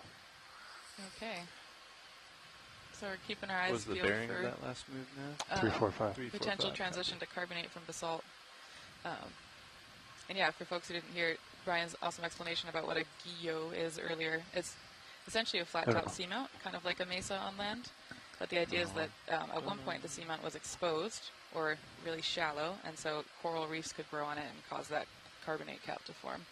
And also erosion, right, keeps, See if it? you imagine atolls sitting in the water, carbonate erodes a lot more easily, so that erosion would make the top really flat. And when we image these from our ship using, or I guess map them using the sonar that we have, it's really clear which things are flat topped and which things are not a lot of the time. We anticipate those to have lots of carbonate at the top. Interestingly, there are certain places that actually appear to have secondary volcanism that's busted back out. You'll have a super flat, and then you'll have like a little cinder cone type shaped thing that's come back out it. And I don't know enough about the geology of it, but you'll definitely see the big flat guyot, and then have a few little cones sticking off around Johnston Atoll. You see that in a little bit around Wake as well, because around Wake Atoll, you have just ginormous big guyots that are huge. Yeah, I mean, don't quote me on this, but I know the mantle plumes can sometimes move, or the, the hot spots can move a little bit. That's why they tell us, like, technically, Maui is still somewhat volcanically active. Can we check out the star kind of center bottom right? Sure.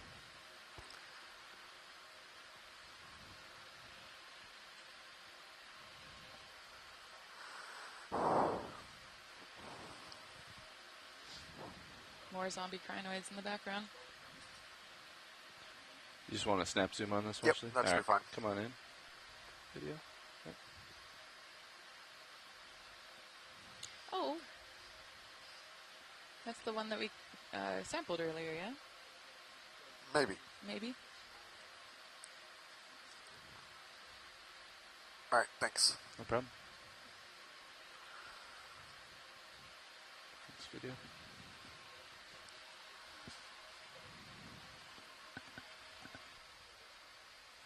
Another Metallogorgia. Yeah, we're starting to see the chrysogorges coming in and more common here as the oxygen goes down. Well, oxygen going down. Yeah, we're at 1.1. Nice. Do you know what makes the chrysogorges more oxygen, low oxygen tolerant? I do not. Maybe a little bit. Maybe a little bit. We'll probably put another move in here in a minute. Yeah. In paleo world, a lot of the times we use forams to track oxygen changes in the past because we know that they're relatively sensitive to minute changes in environmental parameters like oxygen. And so when we see certain species or assemblages or even morphologies, we know that oxygen is likely really low because those forams in the present day are low oxygen specialists. So in places that I've worked before, like the California borderlands, where it can be like 0 oxygen at the seafloor, sometimes you get these wacky forams that can literally breathe nitrogen gas for months. And so that way they can survive almost total anoxia for a really long period of time. So that's part of the reason why I'm excited about the sediment on the top of this, is to see if we can get those species. On the upper left. Upper left on that. That guy. Yeah. 15.345. Yeah, we have time here. 15 meter. I'm going to get you a little closer. Is this a bottle brush coral? It's, yeah, I mean, I think there's a couple different species actually in that group, but with the kind of just growth form in this genus, we often call bottle brush chrysogorges. This one looks loaded with squat lobsters. Wow.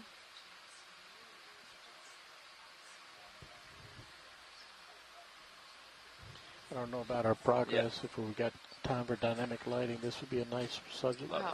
We can be quick about it, but I'd like to make some tracks since we're starting to look at, less than 3 hours. Yeah, come on in. Stable. Yep. Look at the. Oh, look at that. Try to rotate for you here a little bit. Is that an anemone on Yep. it too? It's got an anemone in there. And a squat lobster. What are those John, little you pink cool if I things? move the port arm just a little bit? Absolutely, yeah. No. Thanks for the heads up. And it We're stable here. might be A couple squat lobsters. a coralliferous jellyfish. Really? Selfie operation here. See your Every skills, time pilot. you say something I haven't heard before, it's some like mind-blowing fact that I almost can't believe about the deep sea. What? Pink thing at the top. Don't know. Move is in. Roger. Is it, or is it the It's what were right those to you. things that were overgrown? You got Ox 1 now. Zoids? Zoan? So it's not a zoanthid. Okay. Go ahead. Or I did it's not. an egg mass. Talking to co-pilot. Or something else. Current sure makes it dynamic, doesn't That's it? so cool. Go up the stalk to the left. Stalk to the left, aye. Look at the other squat lobsters. Yep, pivoting. You got the nice ox one being there too, John. Thanks. Oh yeah. Wow. I I like how they're like lightly There's different another colors, red all thing these masses. in front of that squat lobster. Roger. Oh, there we go. If you turn more to the right, I can stow that starboard lower. Are you going to not go further? I'm holding here. Okay. I was just about to say that. It's got 2 feet. Yeah, I'm trying to give you the best view here, video, but the current's quite variable. Copy. We can call it. Could those maybe be squat lobster eggs? Yeah, it's certainly possible. That's a lot of squat lobsters That's for a lot. coral. That's a popular coral. What if they all decided that they wanted to start a commune on this bottle brush coral and raise their kids together? I don't know. Oh my gosh. Video's clear. Amazing. Oh yeah, you and John should not be together. Me and John should not be on the same shift. Pun City. This is awesome. Alright, still waiting for a little leash here, so we got a minute. Science is serious, but we can have fun with it. I'll go ahead and pick up. You okay with where's the arm at? Good? Yeah, stood.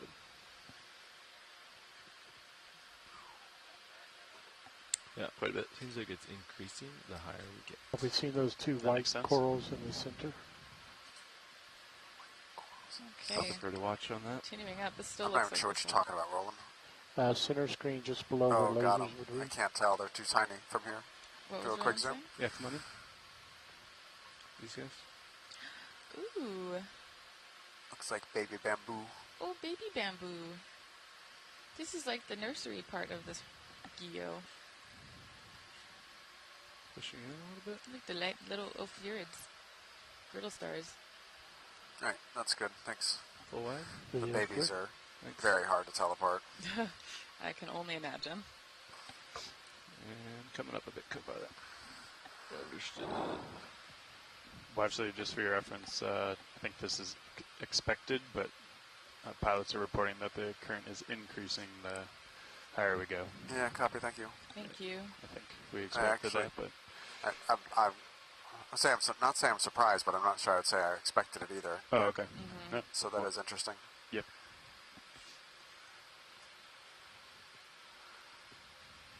Yeah, I tried to look up whether or not there were models for how currents move around seamounts and Guyots the other day, and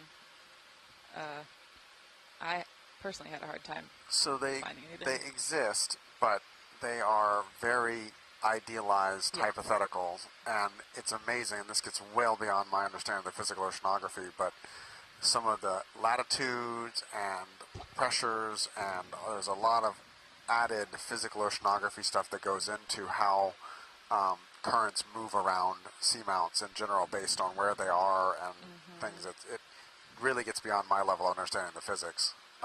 Yeah, same. But it's pretty cool. Yeah, it's cool to just kind of get that information as we're here. Yeah. Have you seen all the barnacles It's nice to on see that toe. bottle brush? Yeah. Yeah. You can see where that chrysogorgia has got a lot of dead I like that tissue in selfie it. view Oh too my when we gosh. do A whole bunch of barnacles are grown on it. It's pretty nice. It gives you Can we take a look at the sponge coming into center view right now? Sure. The one right there, dead center? Pretty much. Roger. Give me a second. Steady up. You just want a quick look, or? Yeah, quick look. Okay, come on in, Roland. I know Here's this is current's Rhino getting to be chimera annoying. above. Oh, yeah. Roger In that. serious view is a chimera. Very soon for Zoom in currents. video. Bye. Alright, that's good enough for the sponge, thanks. Copy. Oh, serious view. Whoa. We should come So towards stream D2. 3 for folks. 2. Yeah, Stream 2, sorry, for folks Ghost shark. coming in. Maybe we can get a view. It's what? Ghost shark? Ghost shark. Everything or has chimera. such a I think cool it's gonna name keep down here. drifting with the current. Yeah, chimera is also sick. Nice spot. Great nomenclature. 3, 4, 5. That's the first chimera I've seen in a long time. 3, 4, 5. I'll bring it back. Roger. Gotcha. Try that. Yeah, I see that now. Yeah, we had some local maximums, but ultimately we need to curve back. I agree with that. Good spot. On my sonar. How's our progress, Nav? We were we sat for a while when we first sat down. Got some samples. New heading 330.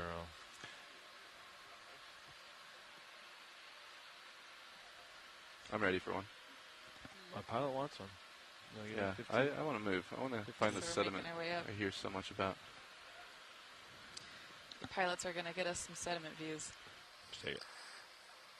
Hey, pilot, can we actually backtrack about a meter to your back and right? Back and right can work. What are you looking for? That coral just coming into view. Copy. You just want a snap look? We might want to settle and look at it for a minute. I'm not sure what it is yet. I'll push in a little bit. Sorry. You're fine. Is this Thanks, a Paragorgia? No. It might be a paramaricid, though. Paramaricid. There's... We just called a move. Let us know if we need to stop it for a sample, Brian.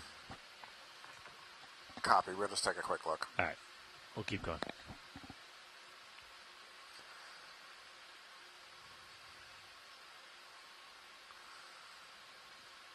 What are you looking for to figure out if it's a paramaricid?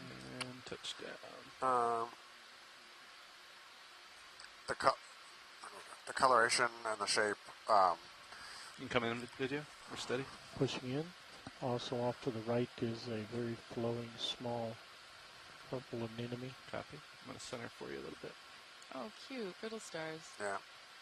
Sorry about the tags there, big guy. You're good. Yep. This is our first paramaricid of the day. Yay. This looks very similar to the one we sampled 2 days ago. All right. That's all we need from the science standpoint if we need to keep moving. Roger. Video, you need more? Yep. We'll wait for your call. Yeah, we're okay here. We're okay. I'll give you some more tether in just a second. And then we'll be onward and upward. Let's see that. We got a healthy delta, yeah, so I'll come up here pretty quick. Let's get a full screen. Okay. Got a few seconds. What's our bearing to waypoint 2 there now? What are we talking about? 317? Is there any interest in that anemone on the 200 right? meters. No, I'd rather make some tracks right now. Yeah, I think I concur. Video's clear. Copy. Thanks. Lift off. We're going to keep zooming to the top. How much time do we have left in this dive? Roger. A little over 2 hours. A little over 2 hours. Mm-hmm. Oh. I feel like we've already seen so many cool things. And we haven't even hit the carbonate yet. Bottom time? Sorry, that's what I'm excited about. Though those crinoids were life-changing. Last time I looked, like I think there's more we're wheels up just after I can't 4 wait. o'clock local.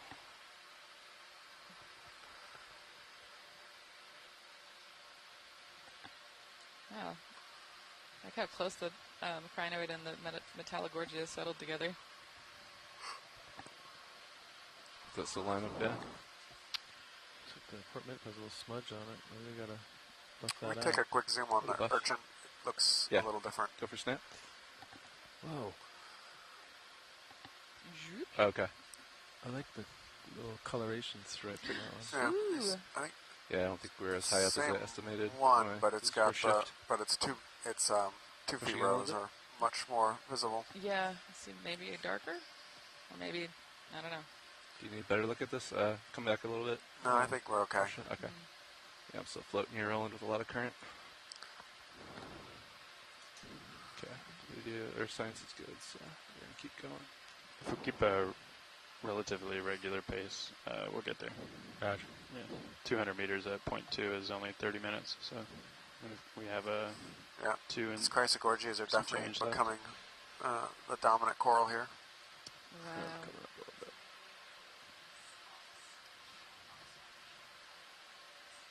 Roger.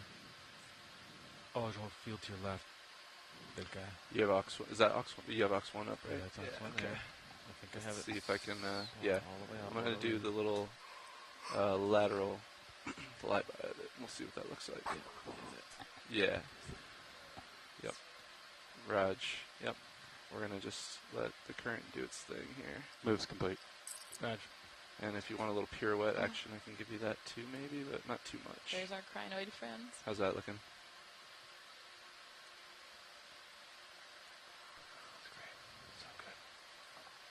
Get the toes closer to the ground. Yeah. Pushing in. Yeah, just a little flyby. You're doing great. Love it. Work it. Nice. There's so many of these crinoids. I think here. I would change would be drop down This lower, is looking up at it. wild abundance of crinoids. Cool. With the darkness in the background. He doesn't have too much lower. We're looking at Ox 1 roll. Yeah, we're going for Augs one shot, but yeah, I'm at the end of my turn here. I'm going to come back. You want me to look up with the Zeus rolling is what you were thinking? Yeah. Roger. Probably me back up and go down. Yeah. See Sirius and the starboard rail. That's cool. Something. Yeah, I need to come back to starboard a little bit, though. You got a little time if you want it. Roger. Is that looking up enough, Roland? Good. Oh my Can you give gosh. me more up? More up, I sure can. It's dark up there. Ooh. This is a wild perspective. I can give you more if you want. I think that's all the light I've I got feel like up we're in there. a crinoid Roger. forest. And you want me to just kind of do a little flyby Yeah, now do as I ascend? swoop right over top of them. Roger. Actually, let's do a partial zoom. Is Okay. that okay? And Sure. then You can sort of come in. just Yep. Go across and make it look very Yep. I'll dramatic. fly with my manips. Oh, and maybe those white spots are the parasites And again. ramping up speed a little bit. We just go over Am the I doing thicker good there, majority. We're safe here? Yeah, you're fine. Roger.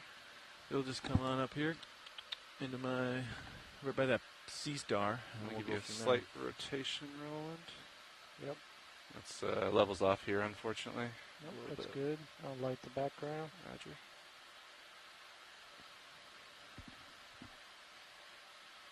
Even more up here. And then I'll pull you out wide. Wow. This is probably Back down to the anecdata, floor but a I'm little wondering bit. if maybe there's a trend in the amount of parasitization on the crinoids as we move up vertically on the seamount. That's certainly possible. I think of parasites are often have a density Moving towards your dependent center couple. kind of process. So if we get higher densities How about of that their sea host, star, and then we'll just seeing more parasites is definitely move possible. in. There was a study done from Okeanos data Big sea star. There he is. down around Johnston, Big one. an area they called the Forest of the Weird, looking at some of the This might look kind of neat. apparent looking up at this density angle, dependent Roland, if we processes for kinda mortality, go sponge straight up from mortality. here. Yeah. Let's see. I'm also wondering if, Try to keep it as I close don't as know I can. much at all about extant crinoid ecology, but maybe if they're slightly oxygen Nice sensitive or gradual there's something ascent different here or without harder to stubbing survive your in about toe. this environment. Yeah. On the bottom one, they'll have Yeah, less Chris, defenses. you want to throw another I don't know. 15 in? Wow. They just keep going. 3, 2, How's that looking, 5. 325. Maybe a little slower. We're moving, and I don't hear a lot of chatter. A couple 15 more meters? primnoids mixed Yeah. in here as well, but still mainly crinoids and chrysogorgids. Yeah.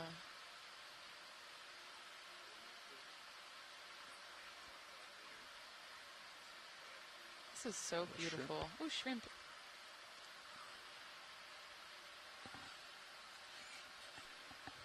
This just looks like a paleo art picture to me, except it's real and it's right. This isn't a dream. We have yet to discover a time machine Quite on a spiky Okeanos, object but on maybe the someday. Lower left. Lower left. What are you looking at here? Oh, right in the middle, you mean? This is still looking like yeah, basalt, go for snap. but the crust maybe Yeah, is that's different. that's that same diadema relative we've been seeing. With the anal bulb, except this one doesn't have the anal bulb inflated. Maybe it pooped today.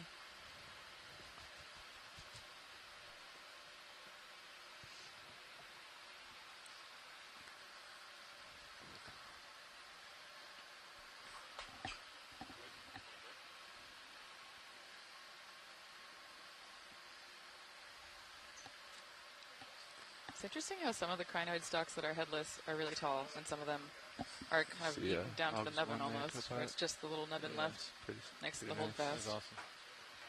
Did a good job with that camera. That's one of the reasons I question whether they're sea stars doing it, because they have to climb all the way up and then bite the head off. Yeah. It seems like a weird thing. Why wouldn't they bite them off at the ground? I feel like this is like perfect cruising height for a demersal fish to just bump into it and bite it. I was going to say, maybe it's some teenage fish with a vendetta against crinoids. Or maybe they just are really desperate for whatever food they can find. Pink coral, upper right. Upper right. I'm heading that way. Yep.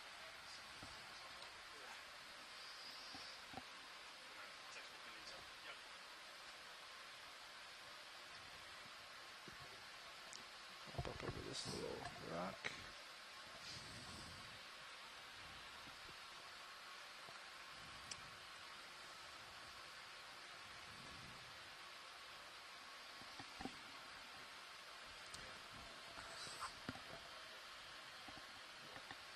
You want to steer me to it?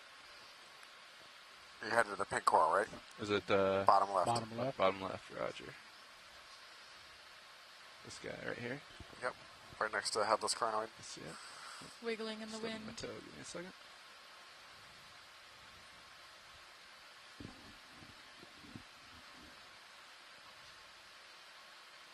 There we go. Try this one.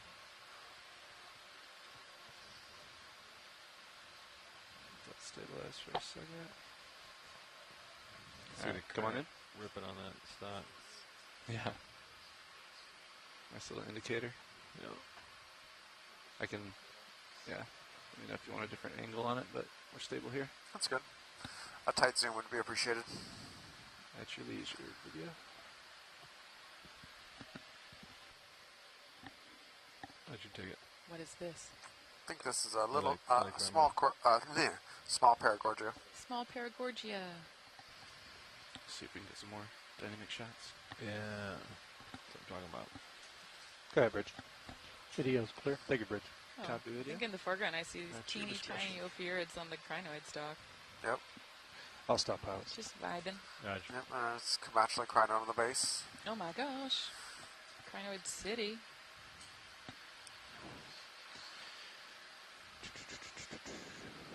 So,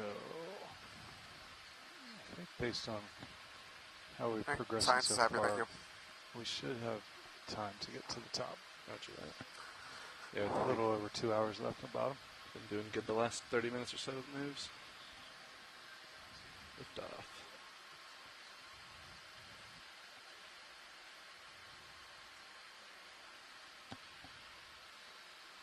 Yeah, you're about So 200 for those meters just from our tuning in, waypoint. those red lasers so, are Roger. showing us 10 And centimeters we're stopped now. scale Just more so we stopped. can figure Yep. out how big Copy. things are down here. I'm going to push forward a little bit, and then maybe we can get another one in. Okay. Look at all these There's a lot going on. corals now.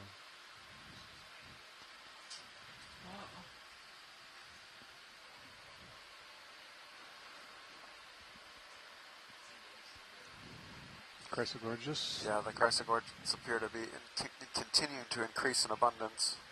Yeah. As we keep moving up, I keep seeing them materializing in the distance. So maybe the bottom where we started, or at the depth we started, was a crinoid zone, and then we had a mixed crinoid and chrysogorgia. Maybe we'll get mostly chrysogorgia, or not. I don't know. Crinoids seem to be kind of ubiquitous across this whole thing. Rock boxes are full, I know that. I think we have a couple Niskins left.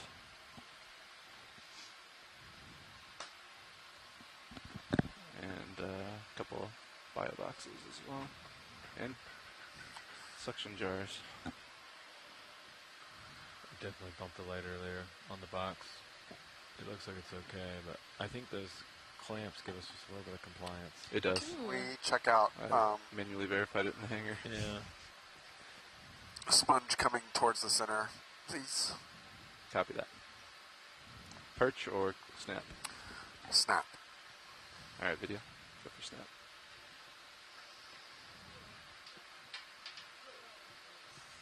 Okay. Put the squat lobster on it. Whoa. What is that? Give you a tilt there. Look at the base of it. Roger. Trying. We're floating here with current. Just be advised. I said snap, but now I don't know what I'm looking Yeah, at. what is this? I'll push in and get a quick landing if we can. Yeah, please. I think we got time. Give me 1 second. Roland, give me a little partial. Yeah, thanks. Is it a sponge with Bryozoans growing on it? I don't know. This is a nice spot for it.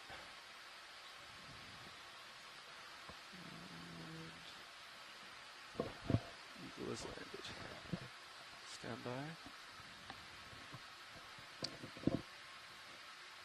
All right, come on in. So Steve thinks there's black corals growing on the inside of it. Whoa. Can't rotate too much with this perch, unfortunately, but let's see what we got. It's fine. What? Huh. Looks like it's fully Thanks. overgrown with Zip. this. Let's look at the bottom lip.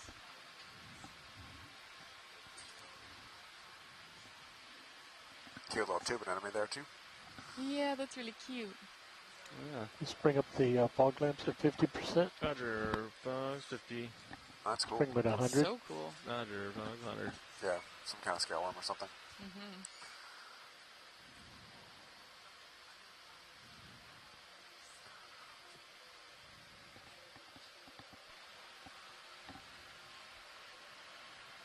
So what do you think, Brian? Those polyps look like black coral polyps. What do you guys think it is? Yep, black coral. Oh, Yeah, cool. I think it's a black coral growing in and amongst the sponge.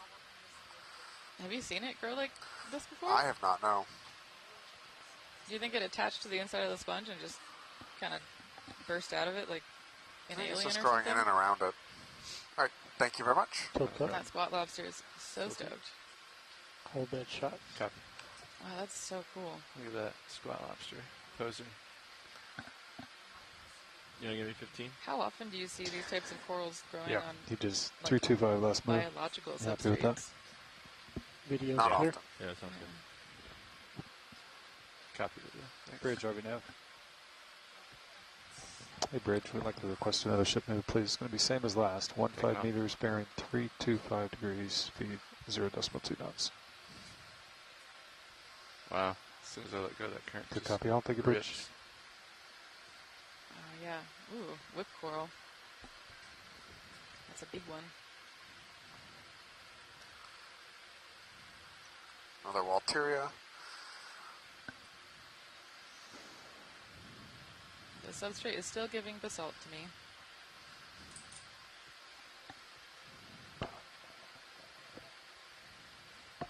Oh, you still have a craft on right now?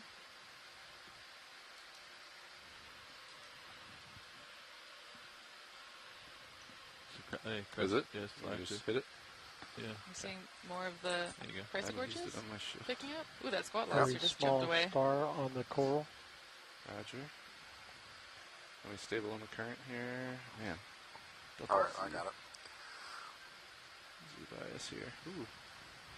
Give me a second. I'm fighting some strong currents here. Really strong currents. Wow. Yeah, That all the changed, I currents think, are as I came flowing. around this feature here. Yep. All right. Go ahead and do a snap here, Roland. I'll try to center for you. You can see all the crinoids just blowing over Yeah. with the current. Got his mouth up facing us. Roger. Pushing in just a little bit. Give me a Wow. second. Fighting the current. Look at this sea star on this bottle brush coral. Yeah, give me a little partial there. These corals really are This current just is hosting a pretty whole strong variety here. of I think I got organisms. his toe down now, though. Go on in. Nice big cup coral too. Yeah.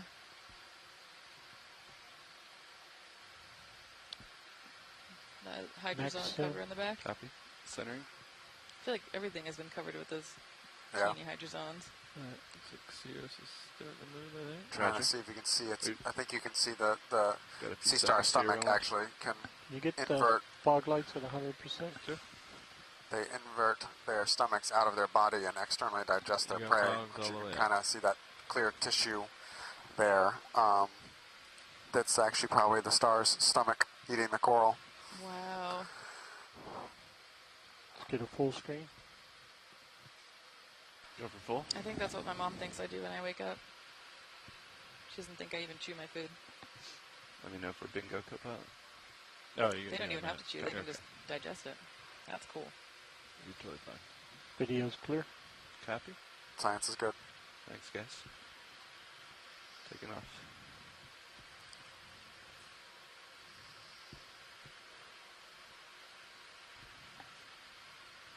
Bye-bye. Thanks, video.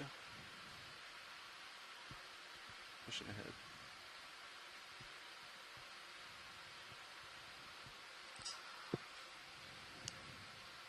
It's cool. We're still Wow, seeing that crinoid current patches. right around this corner. Ripping. Yeah, look, I'm using a lot of thrust right now. Yeah. Yeah, if it gets too bad, you can. Chris Ma thinks that was possibly Hippasteria for the star for the sea star. Oh, cool. Roger. First one of the mission. There's our first Iridogorgia, just in the black on the left. Would you like a look? Watch? Just a flyover. We don't even need to zoom. Copy that. Oh, yeah. Might kill fogs rolling. Got it, Bridge. So it's on the center left Good of copy. Thank you, your Bridge. screen, right? Yep. Or I'll stop pilot. Cool. Right. And Iridogorgia's potentially common name is the firework coral? Maybe? Maybe. Who gets to decide what the common name is? People just using it until it gets to be A thing? a thing. That's cool. Language is wild.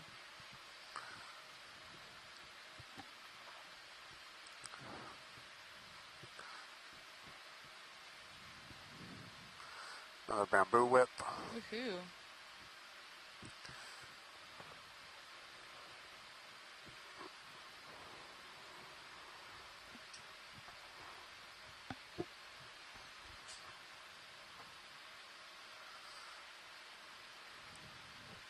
Looks like we're still in basalt. Yeehaw.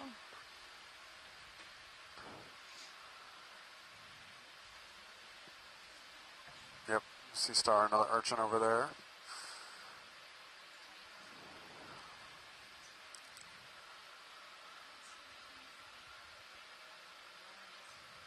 And I know folks that are watching not on the ship can't see us, but whenever we're doing these dives, a lot of the times we'll just be pointing at parts of the screen going, ooh. And yeah, it's cool to see how everyone has an idea of what something is really quickly once they spot it. Looks like a little ravine between this feature here on Blue View. Right. Wow. It's like mixed bottle brush. It's like a little ridge. Crinoid Congregate. assemblage is so cool.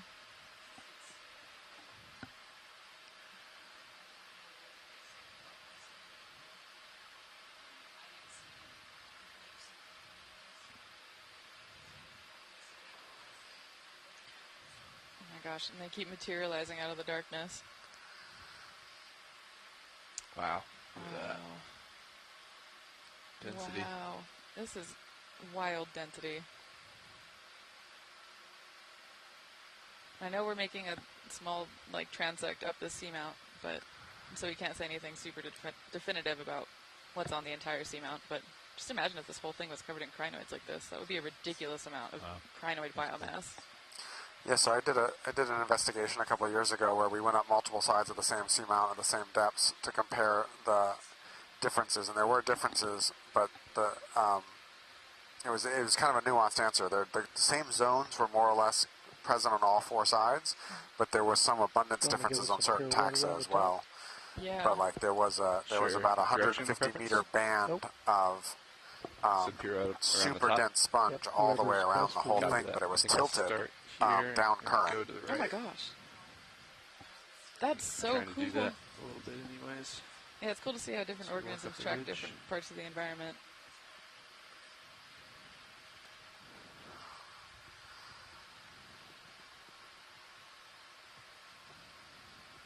Does that look okay, Rowan?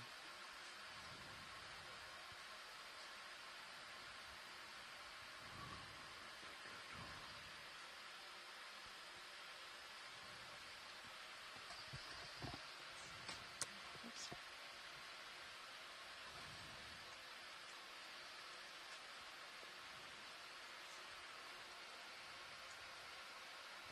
This is a cool dive. I feel like we're seeing a little different angle on the basalt here. Looks like we're looking down on the joints more. Yeah, definitely. But I agree, this feels like an exposed dike. Look at that. Mhm. Look at that. The geology is impressive. Yeah. Wow. This I want is to so sneak cool. over and light it up a little bit if I can. I'm sorry.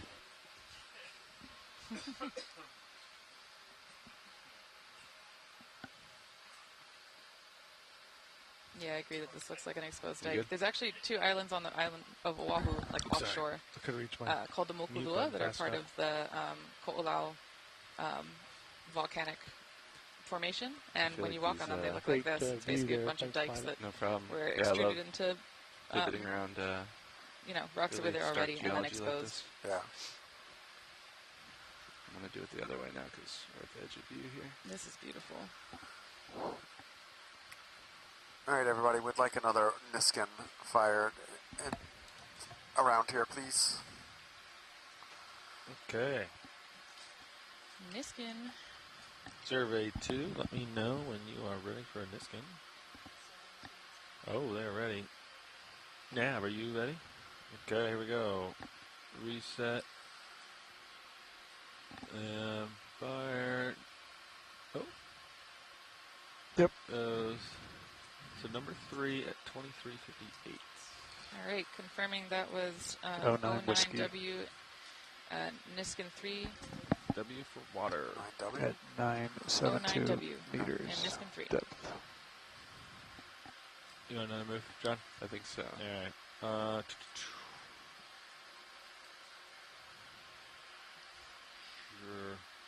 320. Cool.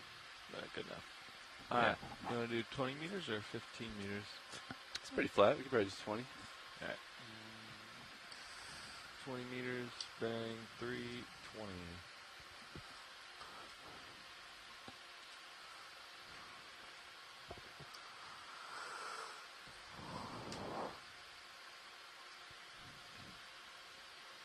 Seems like the coral population is starting to outdo the crinoids in this area. Yep. We'll see if it's just in this one spot or if it continues in that trend. Bridge, RV now. Shrimp float. One of the coolest things about this type of Hey, Bridge, ocean I'd like to exploration work request is another how we shipment, are please. Range generating 20 meters, bearing questions and hypotheses on 320 the fly, degrees, because we've speed never 0 decimal really 2 looked knots. at these sites before. And, you know, as we're going around and amassing more data that can be used to do some sort of Good a copy, all. synthesis Thank you, Bridge. analysis, it's just cool to see how we're learning a lot about the world as we go on the Sure fly. you want 20? Does this look like fresher rock? Are we going to run on the ground? I'm just saying, you're getting half of the 25 ring. Yeah. I was mostly looking at Blue View when we were deciding about that. We'll find out. I think we'll be Keep me honest, Chris. Keep us both honest.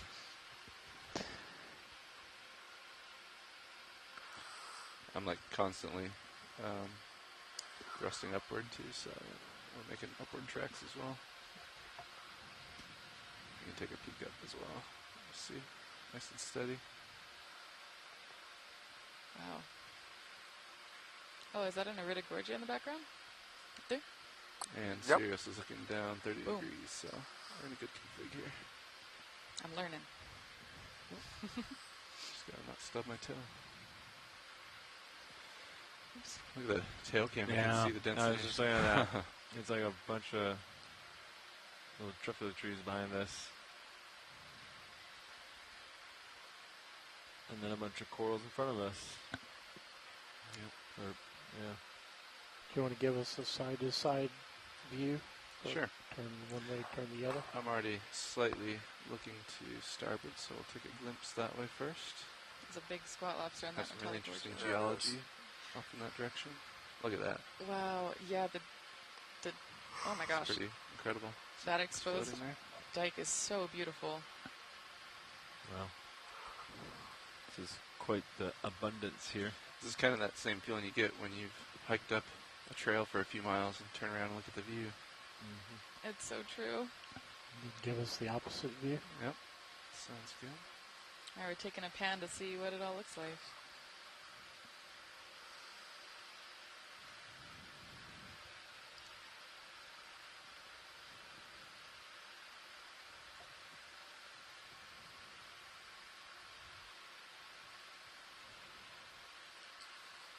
See maybe a little bit more signs of erosion on the right side of the screen now.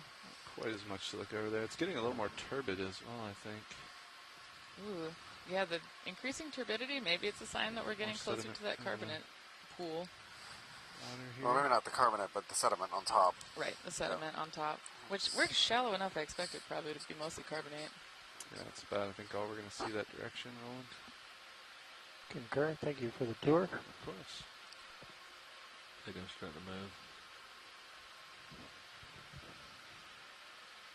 Copy that. We forge into the unknown.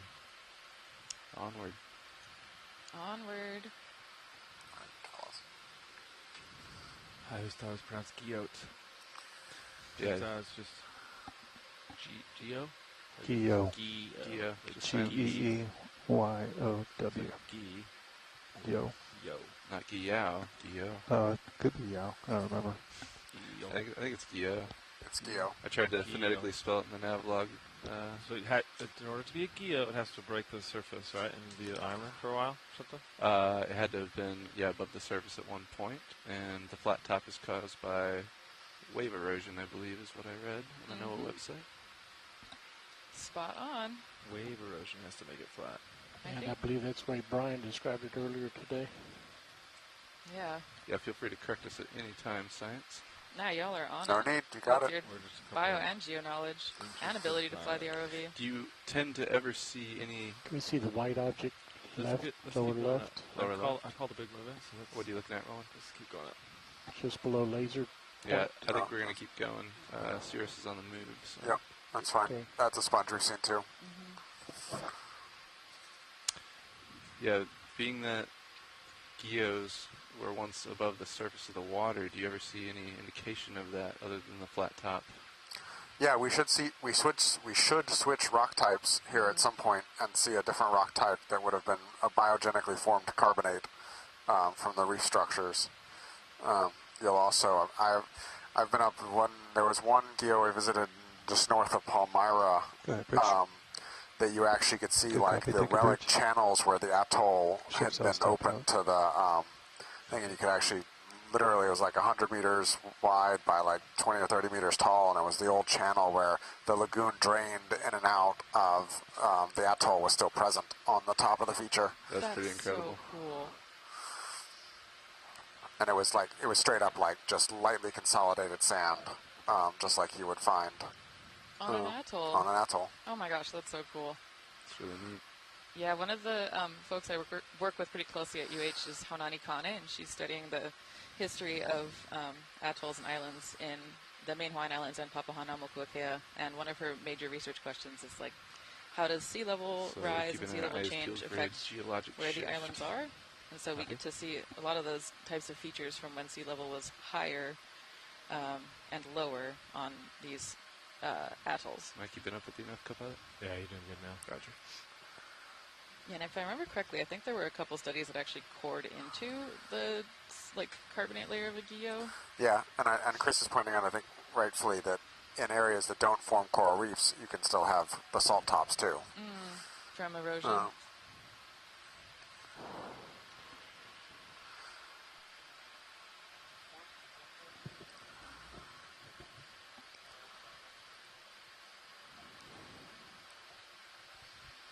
Yeah, he's moving around.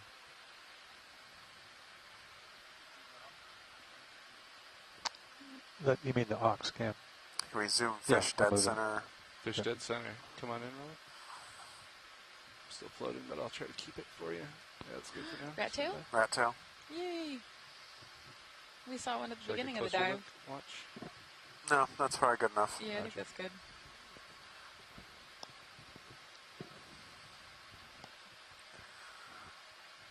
It's more of those big spiny urchins in the background too. Yep.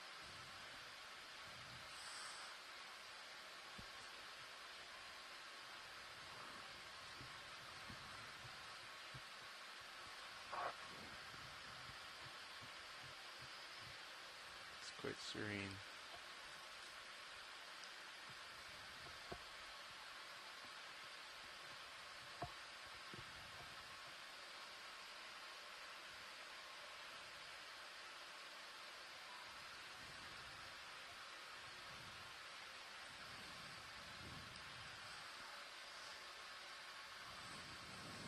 cool.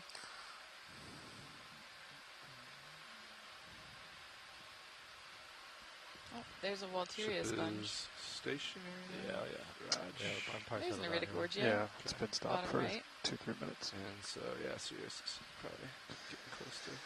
We can do another. I'll let you give it a go, Copa. I'm just going to keep working my way this way. All right. Oh, we're getting into a fun diversity of corals. See if there's any up here.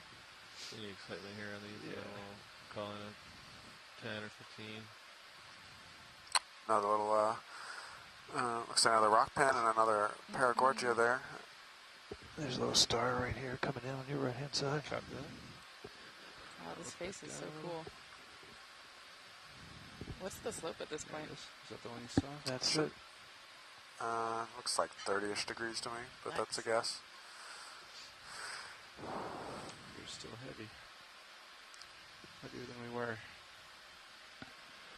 There's another star sitting there on the side of that rock. I think we're going to go for a quick look. You can snap on that, Roland, if you want. That's a good snap. That was a snap. Solid snap. Great snap. That was the fastest snap. So snappy snap. Shoots from the hips. Normally, Roland doesn't zoom that fast. That was... He's ready for it. He didn't say a snap, he said a quick snap. Came out of nowhere. That was true. That was quick. All right.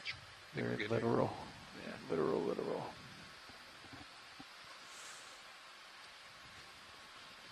Let's take a I'm glimpse wondering if to that's the a starboard, and then maybe we nudibranch can get at a the move in. Okay. I think that was a pink brittle star. 320. How's that look to? Yeah. Fine. 320, yeah. That sounds good. I gotta keep a tally of how many times I've misid'd something. I'm enamored by this geology. You're behind me. Amazing. You're behind me for the number of times that the chat's told me I was wrong. Well, it's only because you've been at this slightly 20? longer than me. I think a And lot by of slightly, I mean a 15, lot yeah. longer. No more 20s? No, that one, counters are getting tighter like that. Copy. You know what I'm saying? Some interesting.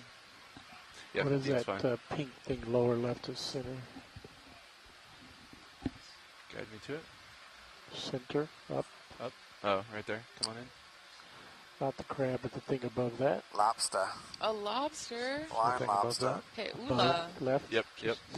Working on it. There's some And carrying Ryan, they're here. called 3 Ula pinks instead. right in a row. Oh, I see it. Working It's towards a little different type of lobster. it. Do we I'm need to gonna look at hold. this? I'm gonna hold that move for Quick a zoom. hot second. Okay. But Come on in, Rowan, a little bit. You can do nice and slow. Right. Go video. Nice. And I should have a toe Wow. down momentarily. Just cruising on the rock. Or should I say momentarily? No, you shouldn't. No, I shouldn't. It's not my best. It's too many. Oh, let me do some downward here. You're good though, Rowan, to hold it. Oh, Oh, I scared him. there he goes. polycalid. Bye-bye. All right. I thought they swam backwards. I didn't realize it was going to go that way. I thought it was going to shoot backwards.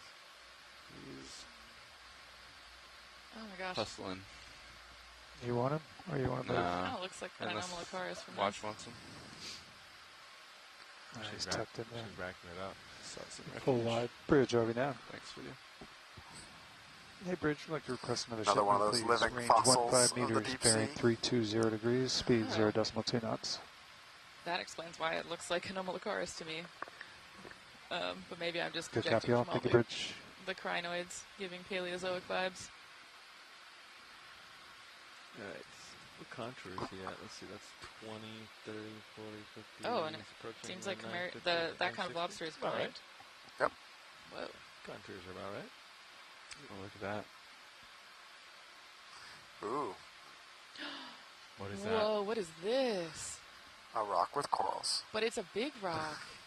Let me turn with you. That's different vibe of rock. Sure. Yeah. Should we go over there? Should we go over there? Lasers.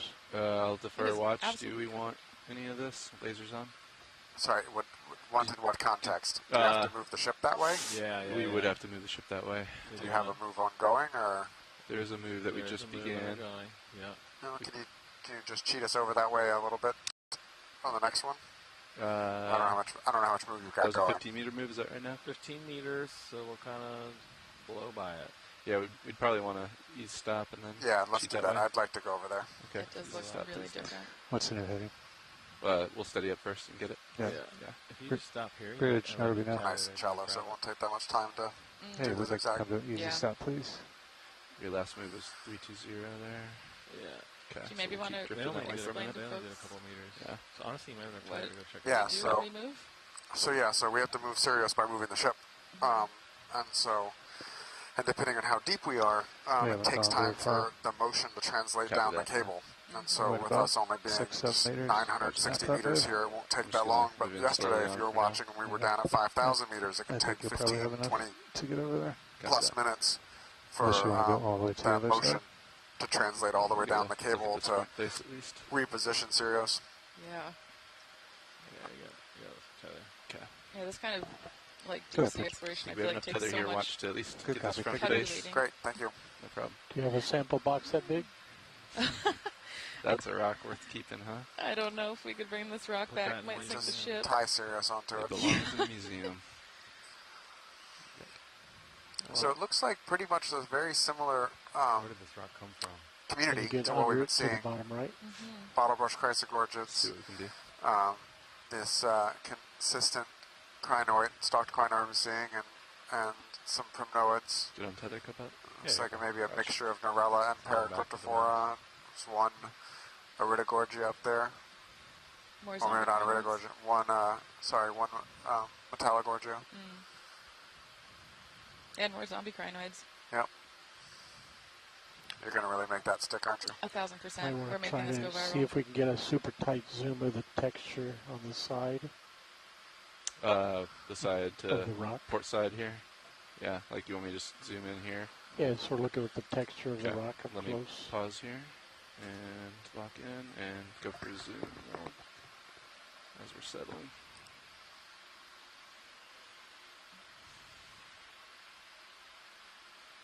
Oh, wow, nice crust on top.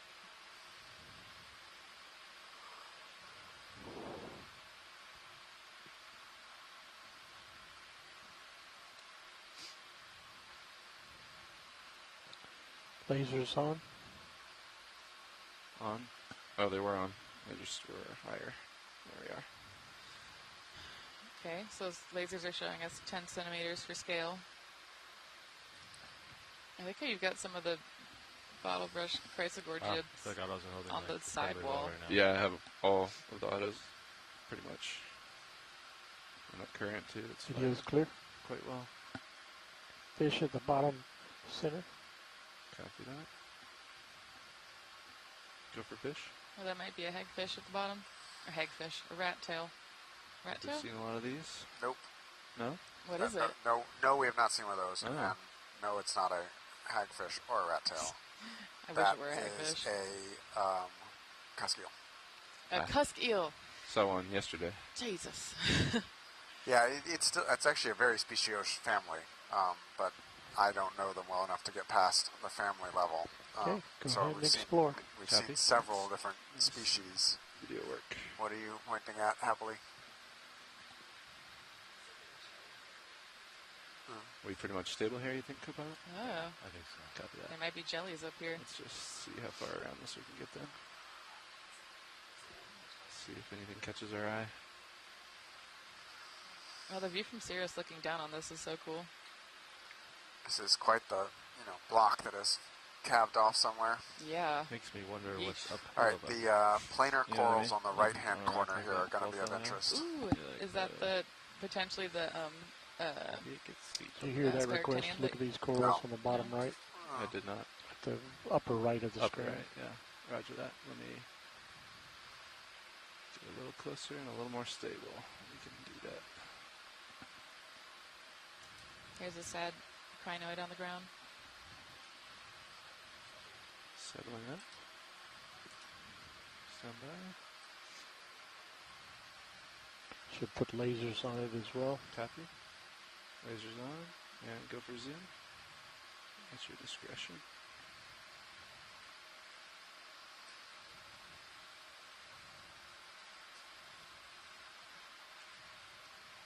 Ooh. Okay, what are these? Paramericids. Okay. Oh yeah, I see they're octocoral polyps. Yep. an anemone on top one. Yeah, we got an anemone, several brittle stars.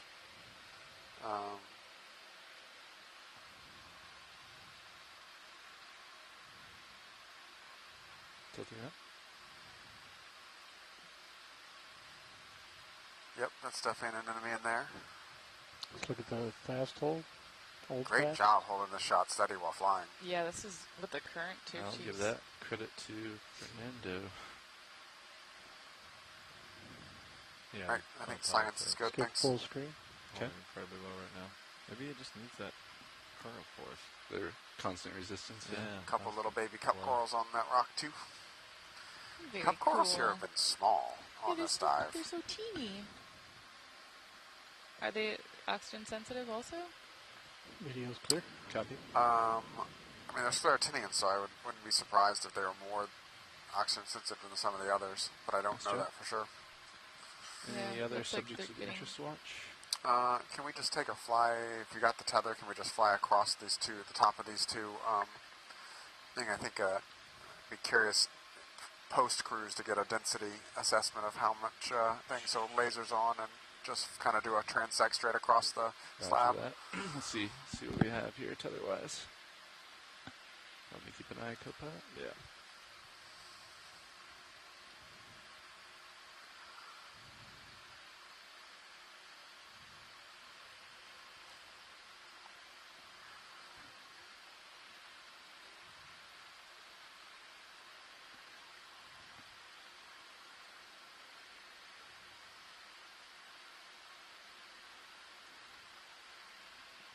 Coming up a little bit. Nudge. Wow.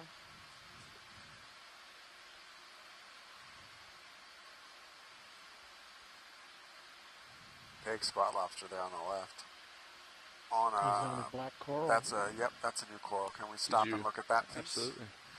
This is probably a type of Papahānaumokuākea.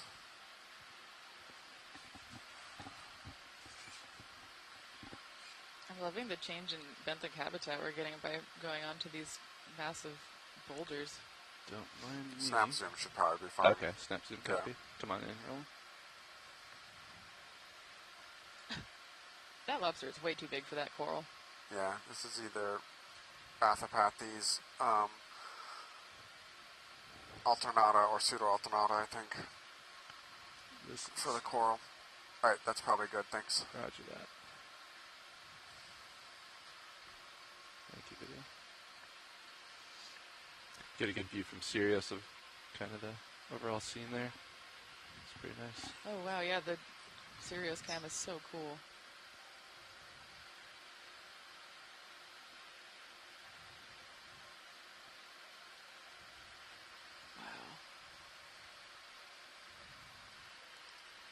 Alright, once you're done with the rocks, we'll turn towards uphill, which is a little to the port, and then we'll get that move going again, right? Roger that. Alright, I think we're probably good with these two rocks if we want to resume kind of our regularly scheduled direction of travel. Copy that. Thank you. Let's rock. Let's rock and roll. I felt cringes back there. I'm muted. Yeah, I know. That's what I was originally heading towards there, co-pilot. I'm very curious about that. We're headed that way, basically. Yeah. 320, 15 meters. You good with it? Yeah, that's the big boulder field. Look at that. It's all over the place up here. Very interesting. Let's acquire it.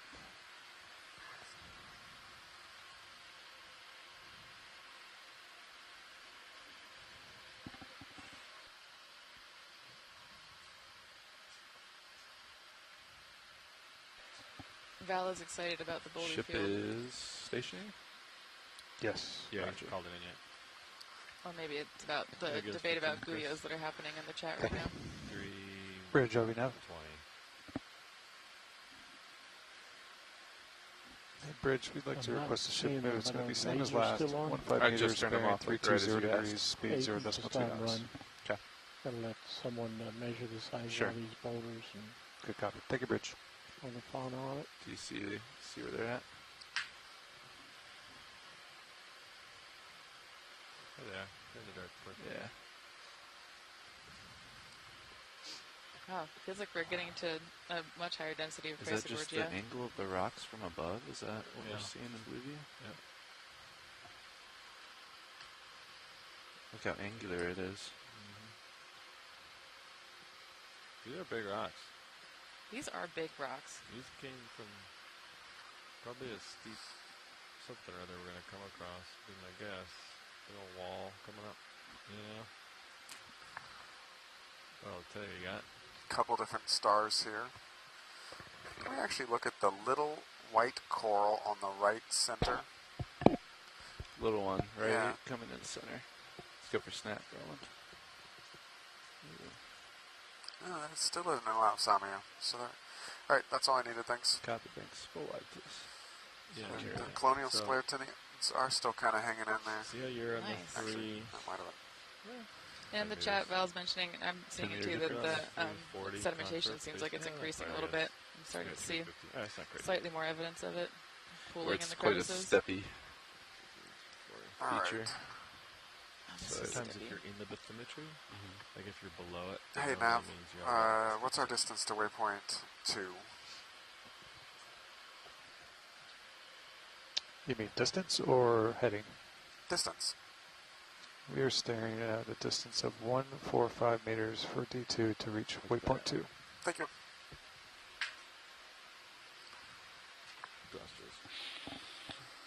You know? Very cool. That would be nice. One more. Might need to switch to a 4-body system. What is...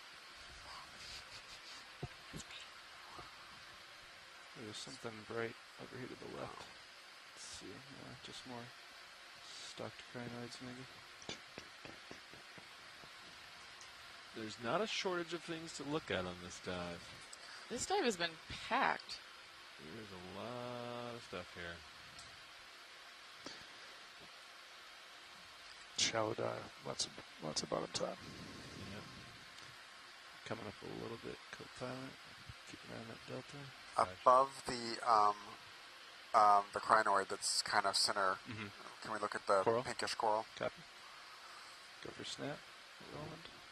If you want to perch, let us know. No, snap should be fine. Copy.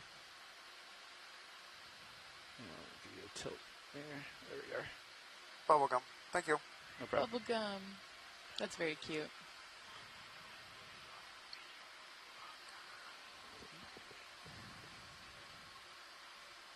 Salp. Some yummy organic material floating by. Go ahead, Bridge. Good copy. Thank you, Bridge. You know what the good news is tonight, though? It is Sunday. What does that You're mean? new to this ship. Was It's Sunday, I saw Sundays. chocolate ice cream. Really? I gotta say, this might be one of the most luxurious research cruises I've ever been on. Mostly because I haven't been ending my days covered in mud and sweaty from trying to get cores out of the ground.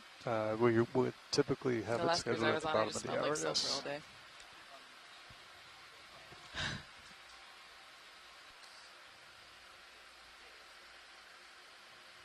Good copy. I'm loving this step 50 was that last move again? terraces that we're getting from the basalt. I'll stop. Copy.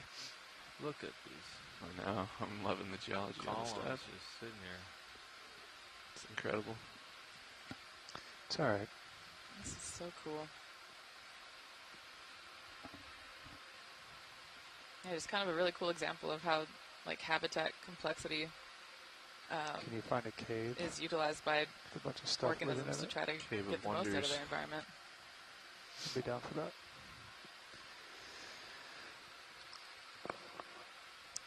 Pressing forward a little bit. Do we need more move? How are we feeling?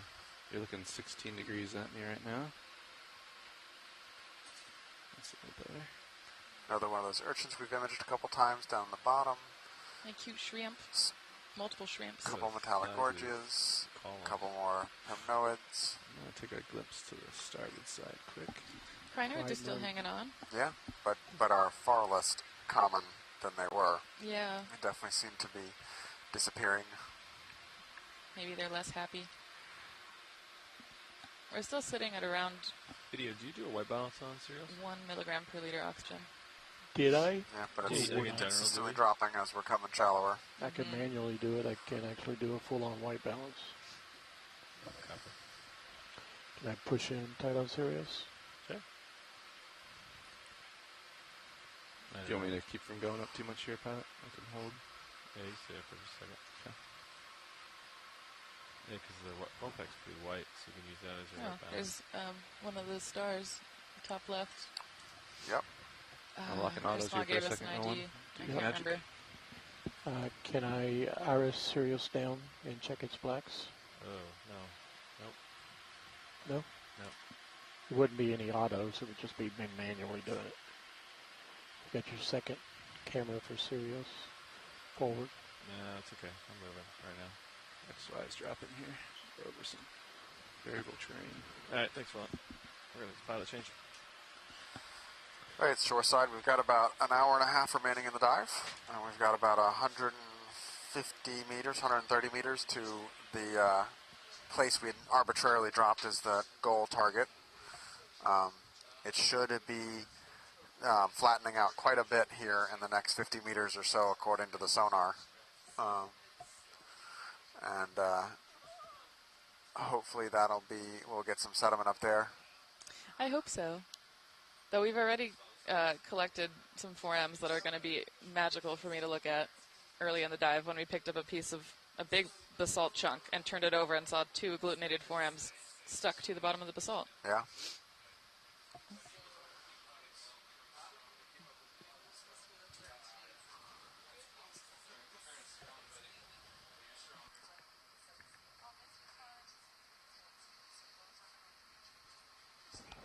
We're all stopped. Sean. Yeah, copy that. All right, I'm looking towards waypoint 2 at a bearing of 305 set points. 305, understood. It looks like the slip gives way. So based on high pack? Based on the high pack program. I agree with that. Let's check your depth. I thought that might be a Tina 4 that flew by earlier. You're on the 930 contour. Looks great. All right, so 940 contour. Might be a little bit of ups left for you. Might be a little step or something. Look, Bluebee looks That's how it's kind of been. Kind of more of a step. Yeah. Step as we go. Someone put a smudge on the Portman app. Don't pay any attention to that. Yeah, maybe we didn't clean it good or something. Yeah. No, I think sometimes different fish can kind of rub up against. Yeah. Sometimes there can be detritus that comes with scalp change and stuff like that. There's all those fish right at the bottom. Yeah. Then we have a bunch of them right there. Yeah, there are a ton. I've seen that before. Yeah. The gelatinous goo gets on there. Clean that off for me. Come up tonight. Yeah. Another Walteria here. Oh, yeah. I can get another if you want to get moving. Sure. We're doing 20-meter moves? 15. Sounds we good. did 120. Walteria co-located with a crinoid. And I questioned Levi's sanity, so we didn't do any more. Yeah, let's do 15 though. Okay, we did 320. Yeah, so front row, I know these terrain is not conducive for making tracks, but I think the goal will be to probably make a little distance here for the next 30 minutes and try and get to the top of this wall and see what's up there. Put a ship movement, please. Get to the top. Range 15 meters, bearing 320 degrees, speed 0.2 knots. Swimmy shrimp. Whee. Good copy all. Thank you, Bridge.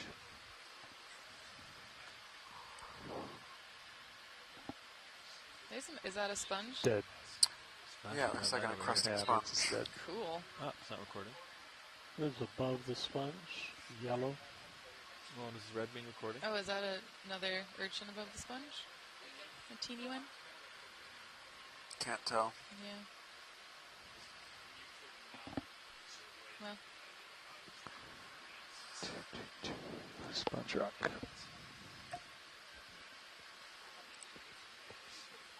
Big anemone on the side of that rock face too. That's cool. More zombie crinoids. We're making it a thing.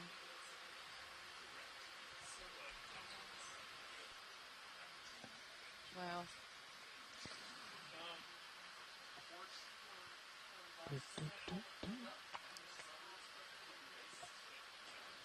This part of the ocean is a lot fluffier than I expected. You do have your lasers on, Sean. Be advised.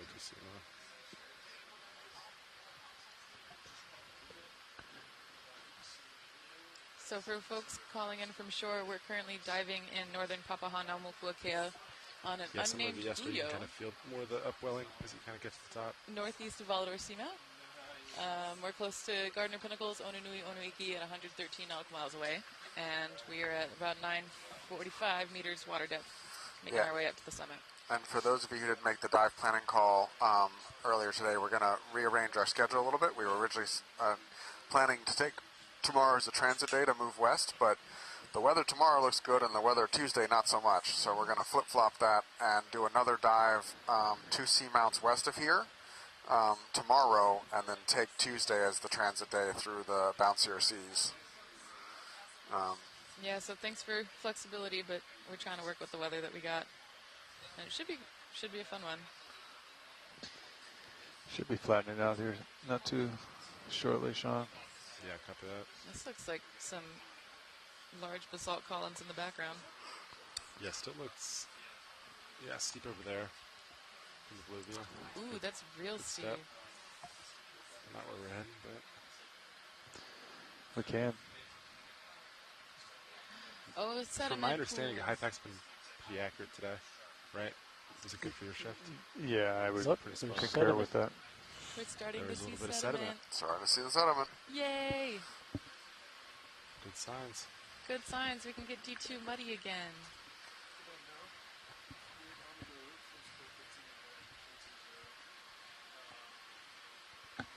Hey, Copat. Hey. Let's go. Just put a move in.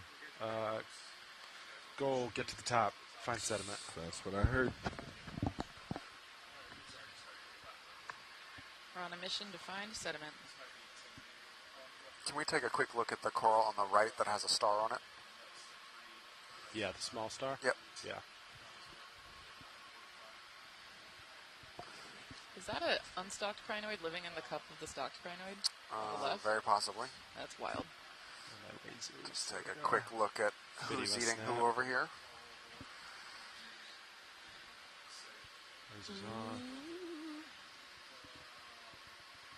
Ooh.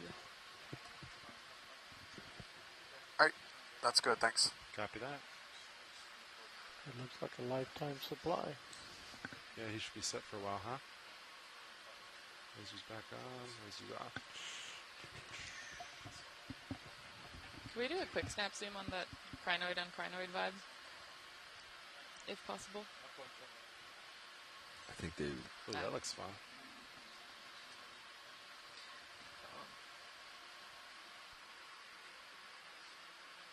See the blue, yeah?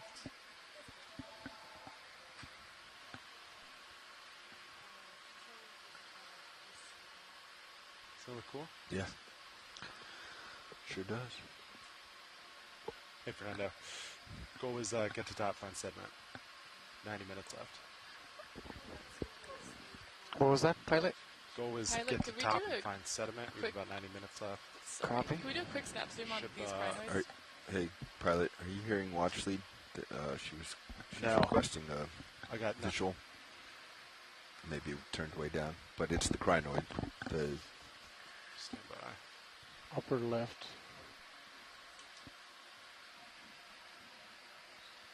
She is. There. I'm hearing it on mine. It was turned way down.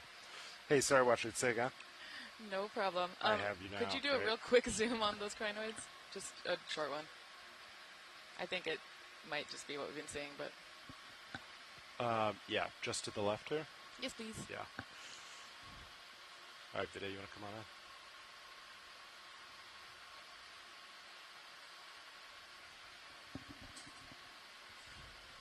Cool.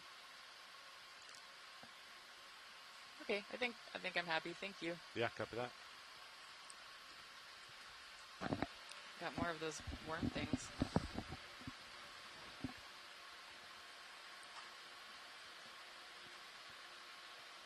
Coloration's definitely more mottled. Yeah, that's what was throwing me off from a distance. Ooh, that's a really cool view of the calyx, though. Sorry, say again now. They're making a 5-degree move, heading change. Copy that.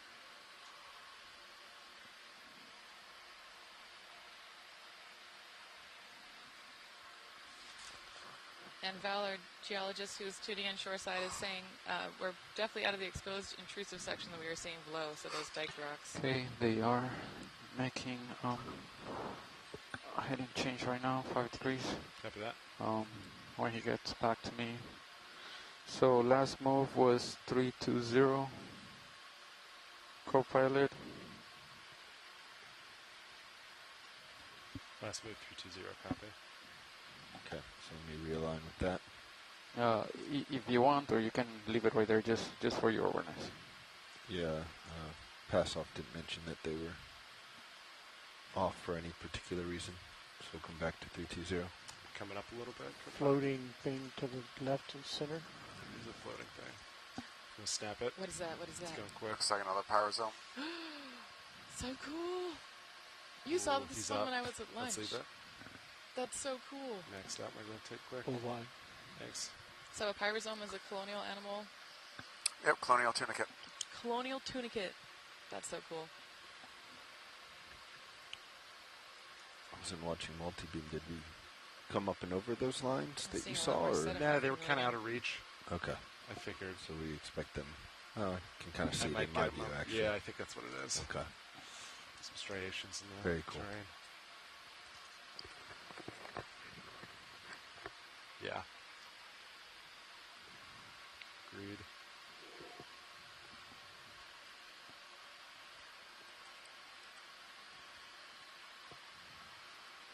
So it looks like upslope, but it's actually further over at 330 maybe? Yeah, let's set up on it. 325, somewhere around here.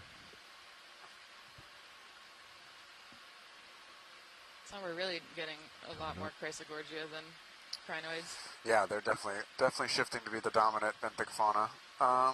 Is that slightly whiter tube thing? The sponge The in the middle? sponge, yeah. Can we take a quick look at that? You want to snap video? Yeah, snap. Yeah, that's Regadrella. Oh, that's the wedding glass. Wedding vase sponge, yep. Cool. All right. Thank you very much. Copy that.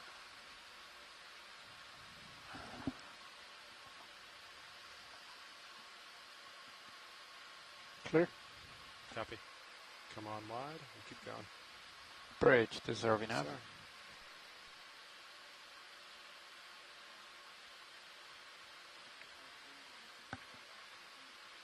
Still some of these little colonial sclerotinians hanging in there too. Yeah, they got it. I'm going to check what oxygen we're at. Alright, co-pilot, they finished their heading Yeah, we're change. still sitting around 1 Do you want to move? milligram per liter. I think you said upslope is like It's coming down pretty 325? quick. 330? Consider we've only really come up 150 meters vertical. We could do just 10 meters at 330. 330. Yeah, look at the jointing patterns 10 and meters Cirrus coming view. up. Yeah, I feel like this is. Can we basalt look at whatever I don't know how to describe it, but whatever's growing on that rock? Yeah. Still. Oh, what's that? I love a good incrustation. You've been seeing a lot of hydroids, right, on the rocks You want to until come now? partial video? Yep. This might be another stoloniferous coral, though. Lasers are coming off. Oh, what used to be one. Oh. Yeah. Oh no, this is a. These are zoanthids. Oh. This used to be a Look towards the a bottom of the zoanthic rock, it community. is more descriptive. It looks like there might still be some. Yeah, there's some top alive. tissue. Down. Oh, down. The other way. Copy. Yep. Zoanthids. All right. Thank you very much.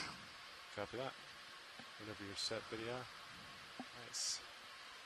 Can we take a while we're here? Can we take a look at the coral on the left side of the rock too, just a snap zoom? Yeah. Lasers on. I just put them on. Yeah. Lasers, you want to come in? Snap it.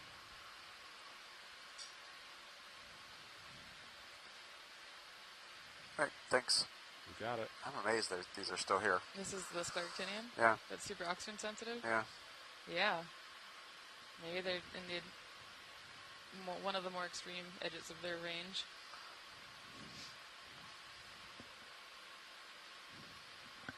Since these are in a place with not really no light, do they do like something like chemosynthesis instead of photosynthesis? No, these are just pure heterotrophs. Oh, cool. They just eat them to survive. Yellow coral on the right of the rock coming up, please. Copy that.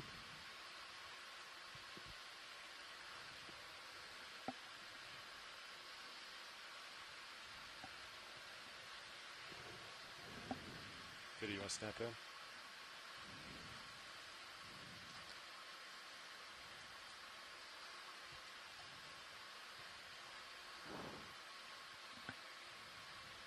All right, thank you very much. Paramercid? Yep, Nice. some type of paramercid. I feel like Asako's been putting in IDs in the chat before we've fully zoomed in on them. Yep, it's amazing, especially with the delay, the satellite delay. Yeah, holy moly.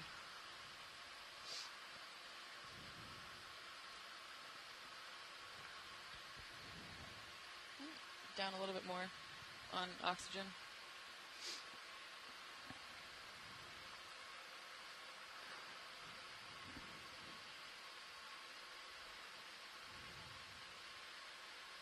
Cool.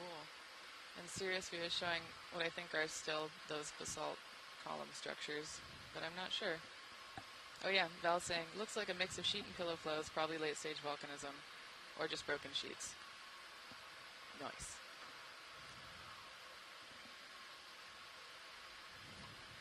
It's cool to see the corals using the local highs on these stepped columnar-like structures to get up and get into the current and eat.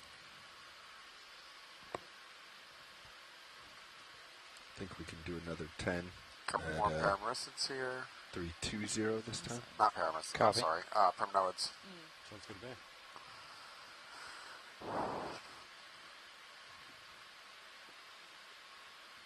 Bridge to Sarvinav. Wow. So remember how earlier we looked in the distance and saw an entire field of crinoids? Now I just see an entire field of bottle brushes. Yep. Maybe one crinoid peeking out in the far back. I don't know, maybe it's Metallogorgia. Couple more there. Yep. Ooh, nice.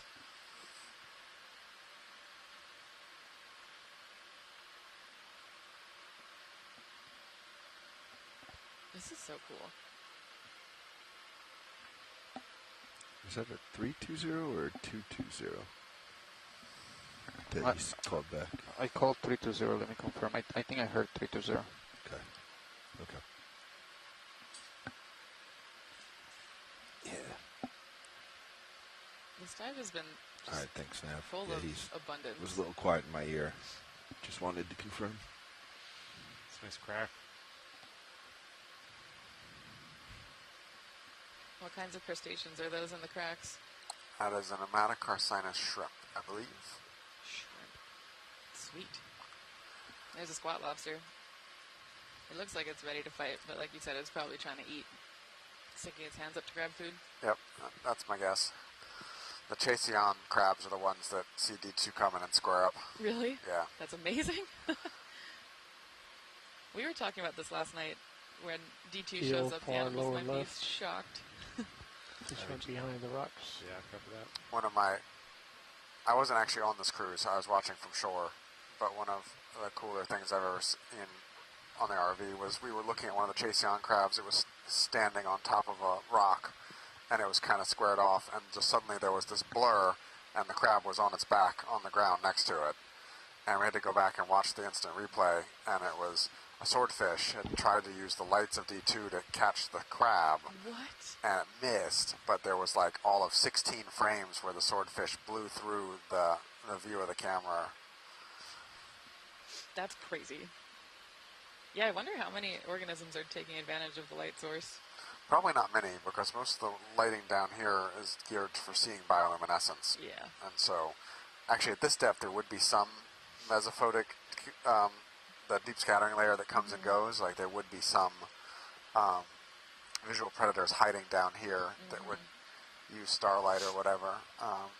So but for the most part. Center screen sponge with a shrimp on it? Mostly a non-visual sensory world. Yeah. or wavelengths that are different than what the giant sunlight that we're bringing down here. Yep. There's a Walteria with a couple squat lobsters on it. Yeah, looks like there might be one inside That too. bridge. Copy, move complete. Video's clear. Copy that. Come on, wide. We're starting the carbonate versus basalt argument. Yes. It always happens at around this depth. My favorite argument. Just kidding. I'm big on carbonate, but yeah, we're trying to figure out whether or not the shapes of the rocks indicate that they're carbonate or basalt. Because if we hit carbonate, then we know that we're close to that part of, or we're at that part of the Guyot that was once exposed. Chris and I had an epic battle in last fall when I was on Nautilus, and my watch partner and I were sure we were still looking at lava flow structures, and Chris was sure we were looking at carbonate, and then about 30 minutes into the running argument, we were like, okay, Chris is right. It's definitely carbonate. Yeah. The number one thing I've learned so far is that I know nothing. And yeah, this world is big and complicated.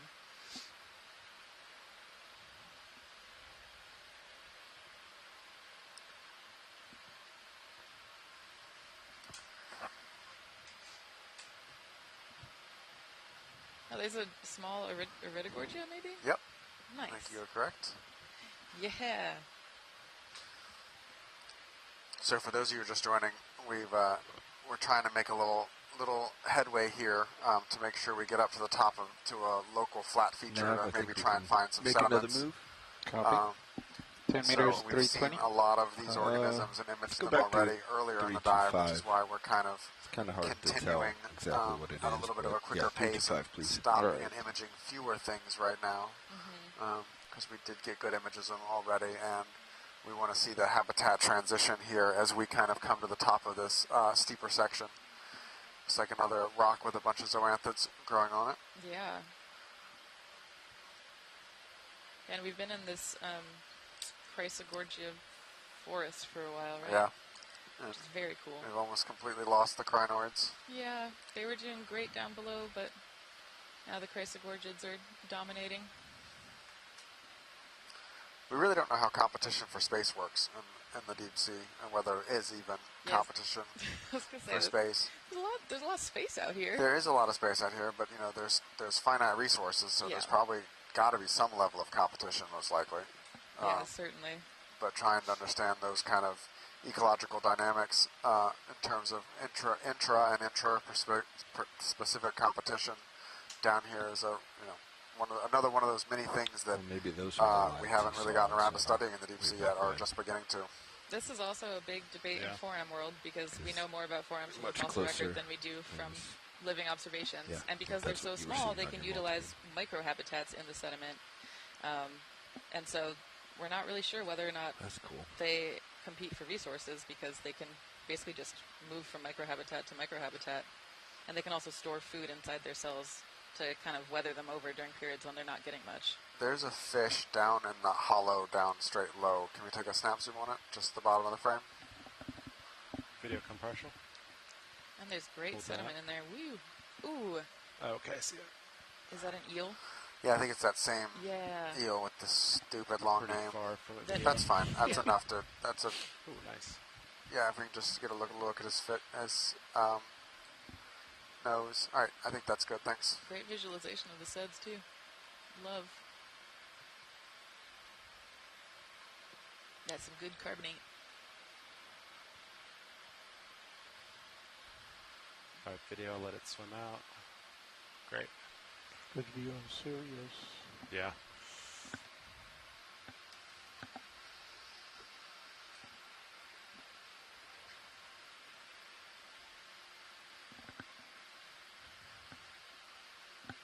Chris Kelly says the name for that eel is the sorcerer eel. Who's parallel with those now? Huh? For sure.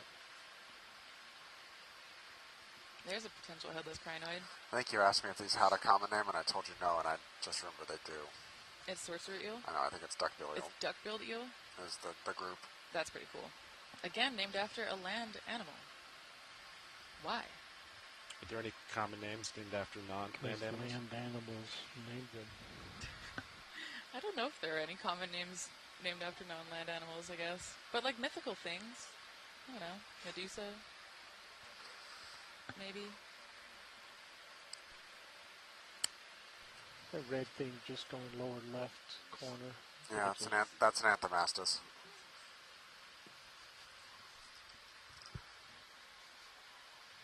That's a good one. Yeah.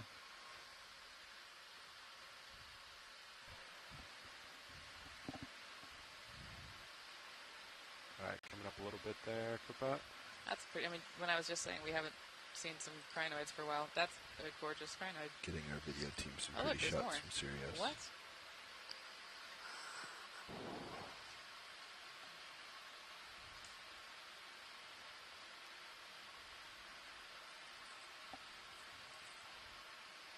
Looks like we're fluctuating at or just below 1 milligram per liter oxygen.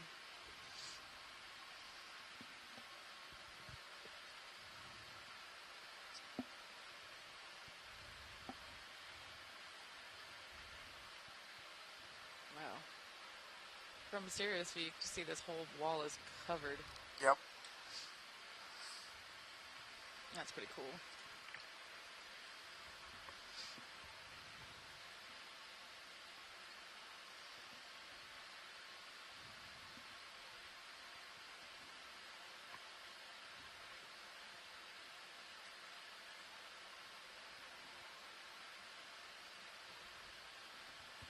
Seeing more of those parasites on the crinoids too. Yeah.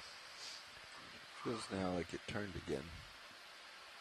It does look like it's spun a little, huh? I wonder if we're almost like right there or something. Yeah. Did we miss a star somewhere? Yeah, it looks like we might have missed a star. I saw one a little back. That's fine. Sorry, Chris Ma. Yep, sorry, Chris. We were looking down. Yeah. There's an urchin. How about we lose him with the urchin? Give it at least some kind of echinoderm. Oh, yeah, to the left. Constellation urchin. Constellation urchin.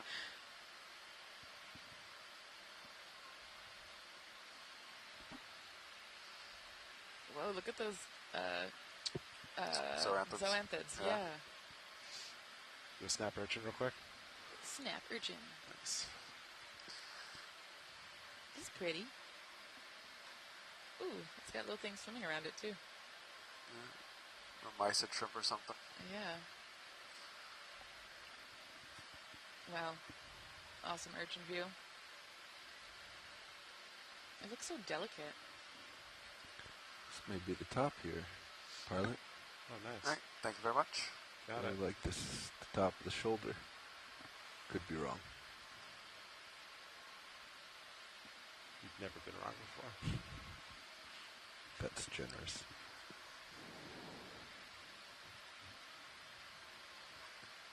All right.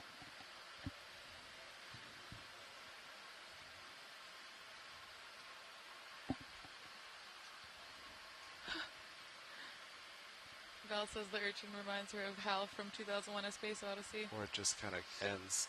Could be a big step, too. Look at seeing that edge, potentially. Yeah, that sonar is Let me take a quick under zoom the on the vehicle. sponge on the corner here. Yeah, copy that.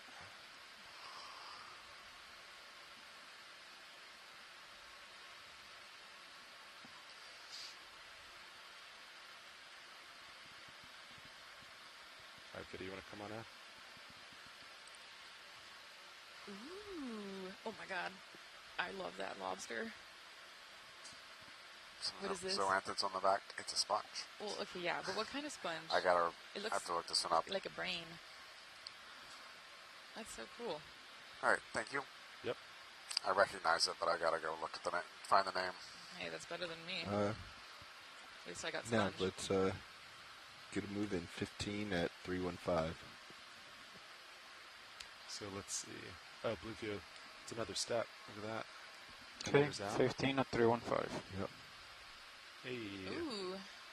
Wow, this is a massive step.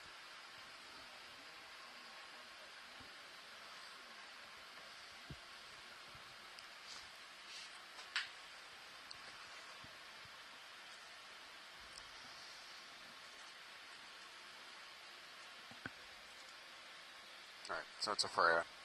Oh, a Freya sponge. Yeah.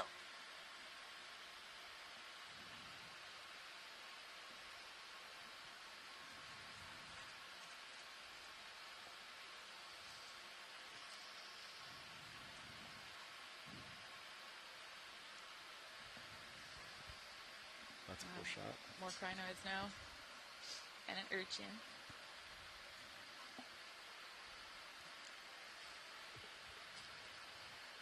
We're on our way to you, pilot. Good job staying at the shoulder here. Oh, the terrain here is just so cool.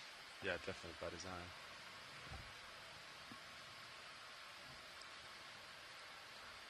Can we look at the coral that's dead center low? Yeah. Just snapzoom's probably. I think it's just an Agorgia, but. Yep. Oh. All right, thanks. Cute.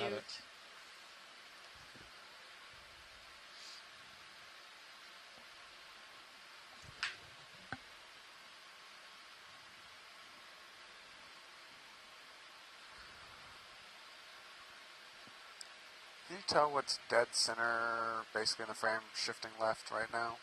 There's some, in a cluster of the bottle brush Chrysogorgia, there's something whiter, and I just can't tell what it is from this distance. Yeah, I was wondering what that was too. I think it's coral. Oh. Yep. Cool. Is that one of the Scartinians? Maybe? Probably. Scartinian vibe? Yeah. Yep. All right, that's good. Thank you. Got it.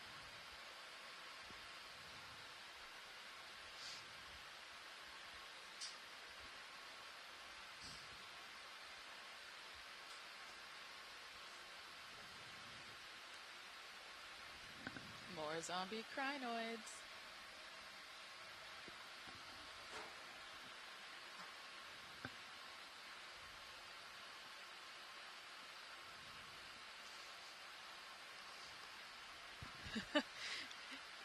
We're getting in the chat that the carbonate basalt debate is continuing, and these rocks might be giving us a fizzy feeling, which I think might be reference to how we tell something's carbonate, which is literally by dropping hydrochloric acid on it and seeing if it fizzles. Look at the step terrace thing here, though. It's really cool. It's so cool.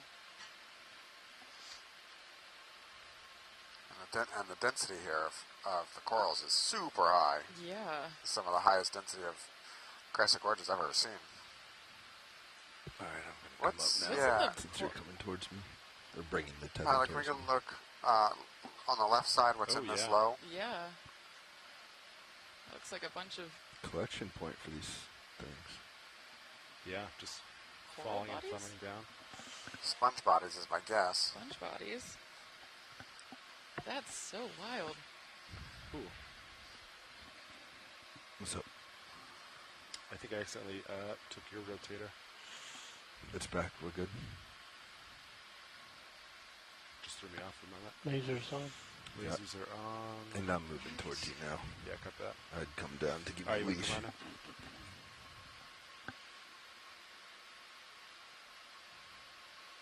Lasers on. What? I think it's all dead sponge skeleton. Look at the lower left corner, These are so big. immediately left of lasers, and the upper white patch. I've got some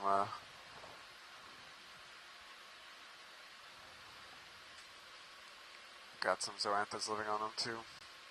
Oh yeah, this all looks like dead sponge material to me. Wow. These don't really look like the types of sponges we've been seeing, do they? No, we haven't seen this type yet, but this is, again, the Latin is eluding me, but we'll see if we see any up here as we climb up. Yeah, is it like a shallower water taxon that There's maybe a is second pile dying to and your being port. deposited here? Yeah, I think it's probably falling down the slope, or was here when it was a different, more favorable conditions. Yeah. What's really weird is when you see piles like this, and you never see any live ones. Yeah, it's a above. death assemblage. Yeah, and it's really interesting to think about the discordance between death assemblages and what's currently living, because sometimes these are the only things that can really tell us in places like this where we don't have a good fossil record how an ecosystem has changed over time, because we see accumulation of these fossils, essentially. Right? A fossil is anything that's dead. And if it doesn't match what we have in the modern community, that tells us something interesting about an environmental or ecological shift that's happened. All right, pilot, you should have plenty of leash now. All right. Well, let's go up and see That's where this came from. That's it. Thanks, Chris. The Tridoploria is what I was looking for. Tridoploria. Well, let's see if we encounter some living, sort of breathing. Yeah, my hard edge Tridoporias. is fading away, so I don't think this is very tall. Nice Iridogorgia.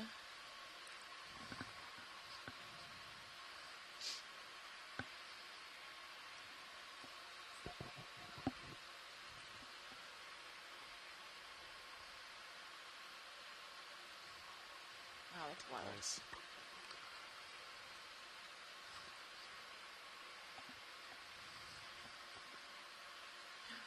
And there they are.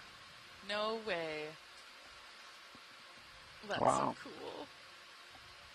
So I'm guessing maybe more than just these sponges die and fall off and would fall down to the bottom, but these might be more resistant to decay. Yep. But yeah, those couple tall ones, the Tridoplorias that we were seeing, the dead ones down below. That's so cool.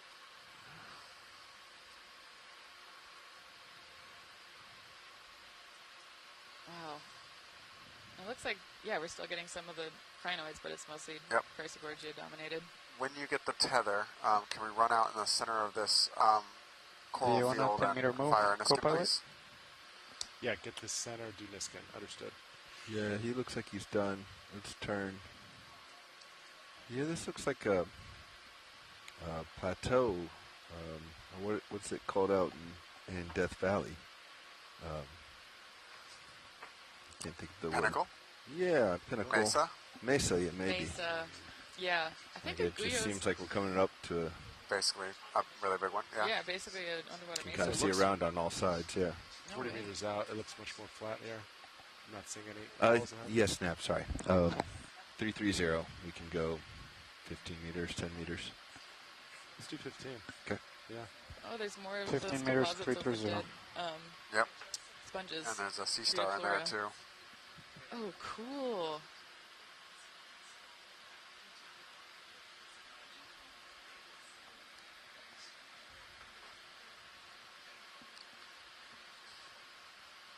Wow, not gonna lie, I didn't expect this kind of thing on the summit. Yeah, this is high density. this is impressive. Wild. Butte?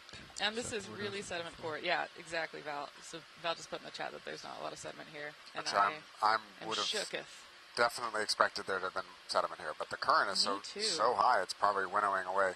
Ooh, Yeah. Dead center low. What's the pink thing? Just under the behind the crinoid. Video come partial. Bottom below the crinoid. Below. Yep. Okay. Come on now.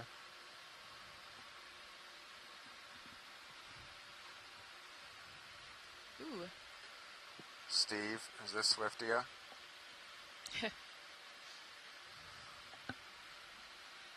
Or Asako? I think Asako left.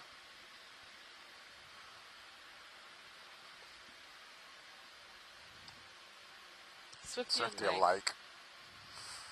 The barnacle. Okay, thank you. Yeah, this is quite sediment poor. Battle behind. Yeah, I mean the current's strong enough. It's probably winnowing a lot of the sediments off here. Yeah, unless there's some sort of depression that it can more to accumulate center in, there. we're not going to get Yeah, much. copy that. You can see a little bit of it pooling in those tiny Trigger the Niskin. The nozzle holes looks in the like rocks. it's retracting. So which there's way the it is. third of the pink things that's Yeah. hard to tell Did you apart, add though, that I was telling you spool about. back? The Swift Yeah, is? true that. Yep. And what, just tie it to Yep, the gate? I got lucky last dive or the dive before. I didn't see. Yeah, it was real technical. Yeah. Raj? Or anchor somewhere to that slider. Yeah. Can we take a scan of all those dots on the rock? Yeah, and Val says that this is All definitely right, thank you, carbonate. Survey 2. Nav, are you ready? Watch this. This is a good spot. Now it's ready. Do the water sample. All right. Water sample. Okay, Nav's ready. And then the scientists in the back row, are you guys ready to collect the sample? I believe they just give. Yep. Just watch, we're ready. All right, we are. 9, right? Hydraulics are up. 10. And we're resetting. I have it as 9. The last one we collected was 08B. I have the last sample collected was 09W in Niskin 3. Yeah, you're correct. Awesome. Good to confirm. All right, and here we go. 3, 2, 1. Good Niskin. Niskin 4. Niskin 4. Resetting. All right, confirming that was sample 10. W as in Walter in Niskin 4. Auto XY. Looks like I shifted slowly, like a meter. Yep, I think everyone is now in agreement that this is now carbonate. You can see these little holes look kind of karsty, like they've eroded out. So we're now over the manganese encrusted carbonate. Yeah, it kind of, I mean, the way that you can tell from just looking at it, if you're not used to geology, is if you've ever been on a reef and you see or an exposed reef and you see a bunch of holes in it, right, where we should look at one of these like big flat sponges up close. In the Characterize back. it. Yeah, there's some good ones in the back. Making over there.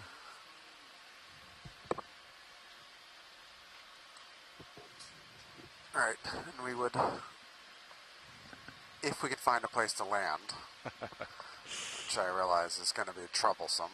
We can look for one for sure. But we would like to collect one of these numerous chrysogorgids that we've been seeing, since they're just everywhere. We want to confirm the species since they're the dominant morphotype up here. Bonus points if we can get a one with a resident squat lobster in it as well. Understood.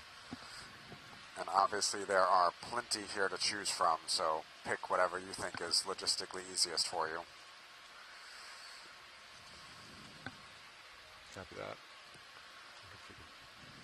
Look in the edge. Those sponges in the distance are cool. Yeah. Near the edge might be easiest.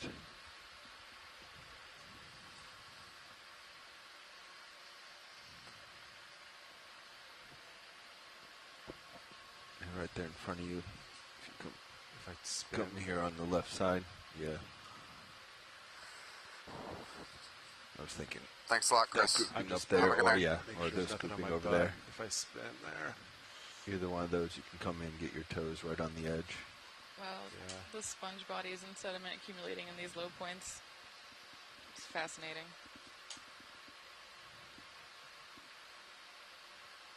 This side might be good, because if you get your toes in, so if I you might have a selection of different ones you can grab. Yeah. What's the status of ship? Are you moving or are you We stopped about 2 minutes ago. Yeah, I'm going to bring my head around Copy. just slightly. Yeah, sounds good. So the shore side, we just to time check, we've got a little bit less than an hour left.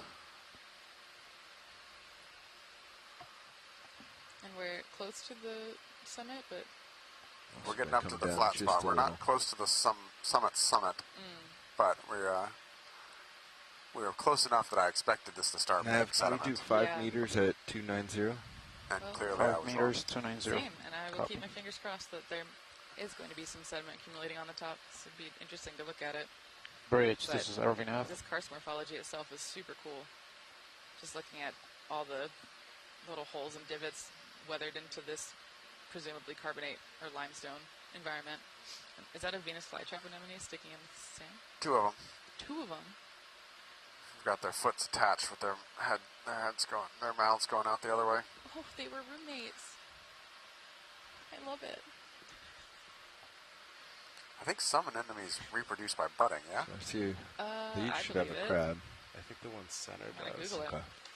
If not, that one on the right looks like it has the crab towards the top.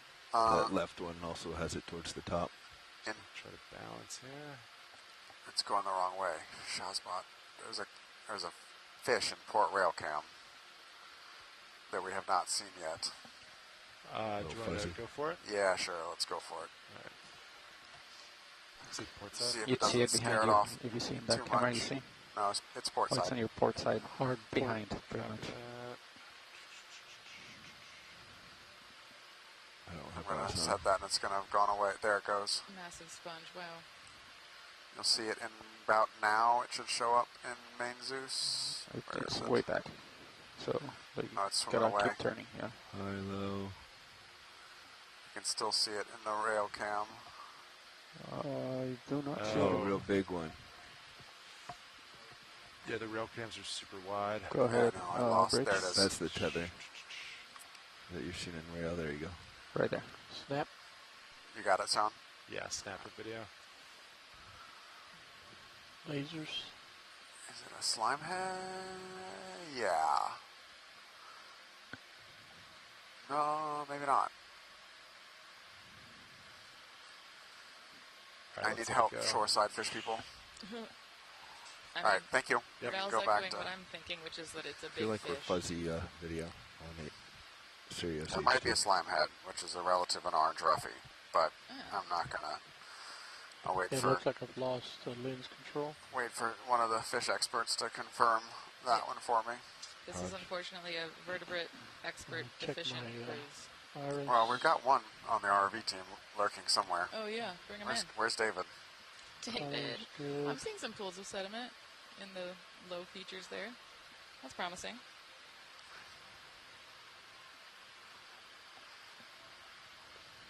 Which I think kind of coming up center. I think I saw two spots that kind of touch. Yeah. If a sample was of interest. And you basically land anywhere, and an acceptable sample will be there. So wherever you feel, there's your twin Venus flytrap anemones you were lined up on a minute ago. So that is the spot you were setting before I rudely made you go chase the fish. No, the fish was good call. You stay put. Fish do not. So it makes sense. I'm coming in towards you. You have much more tether now. Yeah, copy that.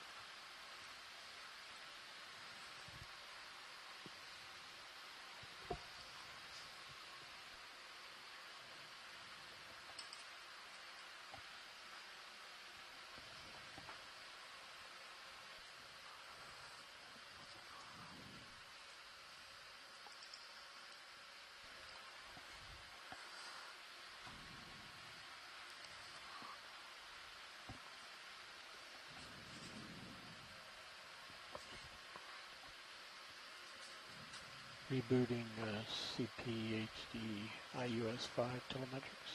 Roger.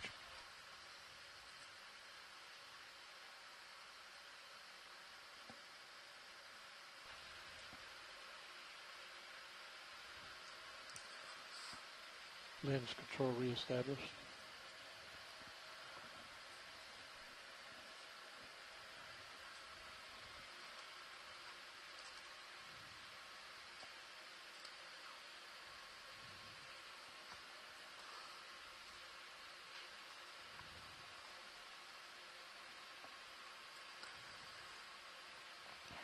So according to this, both of your starboard bio boxes are open. Starboard, copy. All right, I think I avoided everything. All right. You're sliding back a little bit, though.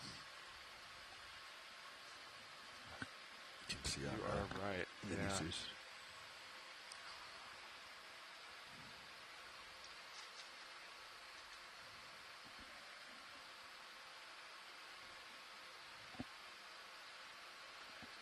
Let's try it. Nav, can we repeat that last move? That 5 at 290? Copy. So, video, can you come in partial? Just center left. Is there something in there? Just hold that. Yep, there's two. That one works great. That works? Okay. That works. So, Bobby, I can snip it, come up real quick, open drawer. Otherwise, what do you think about that? Yeah, if you want, you can also get drawer out where it is. We could try it. I'm concerned it might hit something. The one awareness is the squat lobsters may bail out. Yeah. They generally will hold on. They're safer in there than not. So it's like a 50-50 shot, but as gentle as you can be will minimize the likelihood they bail out. Yeah, understood. All right, hydraulics are up. Hydraulics up. Arm is live. Video, can you come a little bit out on the main HT? Thanks. And you can take them, basically take the whole colony. Okay, great.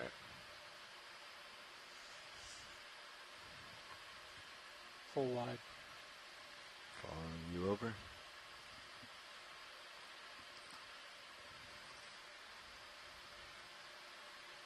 Got some ROV HD2, so.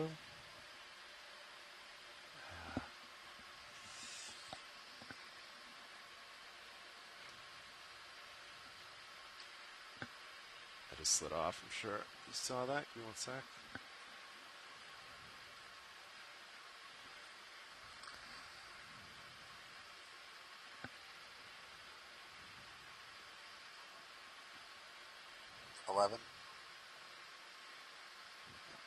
Currents are significantly less up here.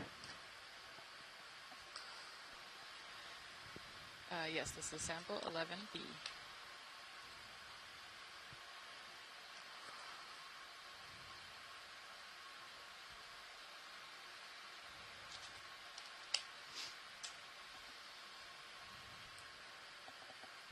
Go ahead, Bridge. Where is it? Alright, I'm coming in closer dominant to you. fauna. Hopefully, tether doesn't tug you off. You okay?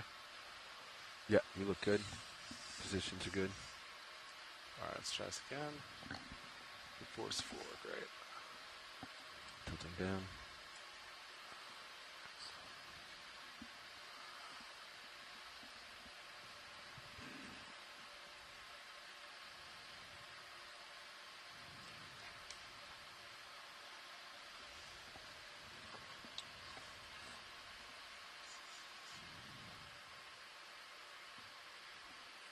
Ready for draw?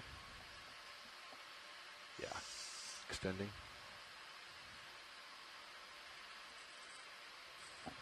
Extending. Pushing more. There we go. Confirmed proper lid. That's full out. In the box, in the box, in the box. Oh, really? We'll brush them in. Hold on. There Yes. we go. Nice work. Excellent job. Before he crawled out.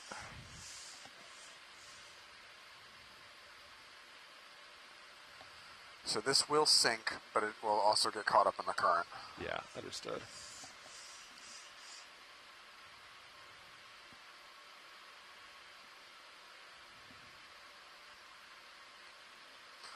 So we're collecting this coral because it's the dominant coral here, and so it's particularly important to get an idea of firm ID, and so many of these corals are extremely hard to identify from video alone to the species level, and so we want to make sure, given the ecological importance of this type of coral we've been seeing throughout this dive, that we get the ID correct, which is why we're collecting the sample. A portion of the sample will go to the Natural Mystery Museum of the Smithsonian. A portion of it will also go to the Bishop Museum in Honolulu. Nice collection. And we were able to collect, it looks like, 2 squat lobsters as well, which will help us better understand the fidelity between the species of coral and their associates. Arm is off.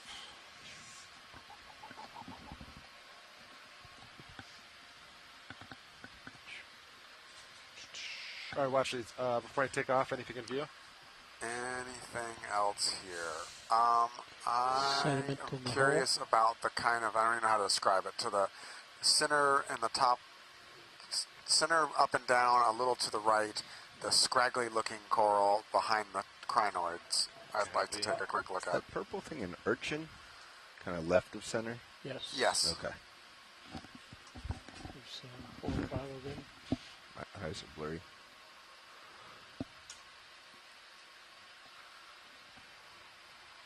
I think I can zoom it from here, co-pilot. Yeah, go for it. I mean, pilot. Whoever, yeah.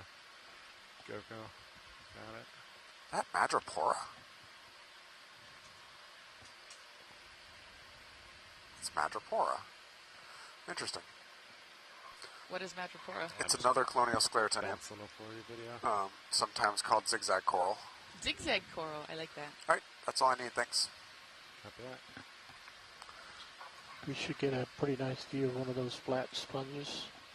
Characterization. Can reach that big one if you want.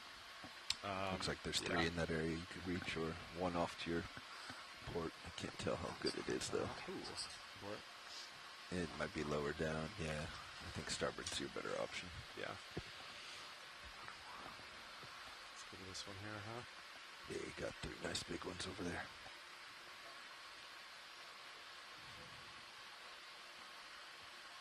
We'll see.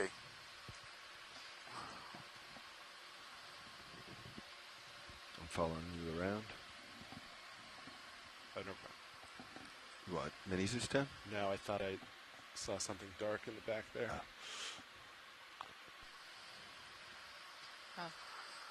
Oh, is that a crinoid on that really tall sponge? Unstalked crinoid in the back? Oh, in the background. Yeah, that's kind of cool. That's cool.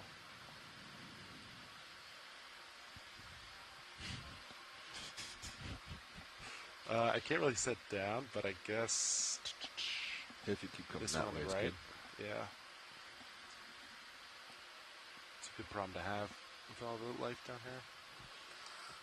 Oh, we're getting more sand channels You too. can keep going around more if that helps you. You have the tether. Then I kind of look on it at an edge. Yeah, up to you. I don't know. We'll see. All right, video. Let me get a little closer.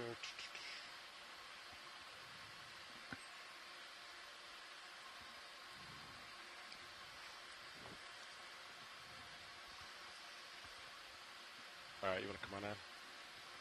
Let's start at the top and work our way down. Copy. Lasers off right now. This is a very different sponge morphology from what we've been seeing. It is, yep.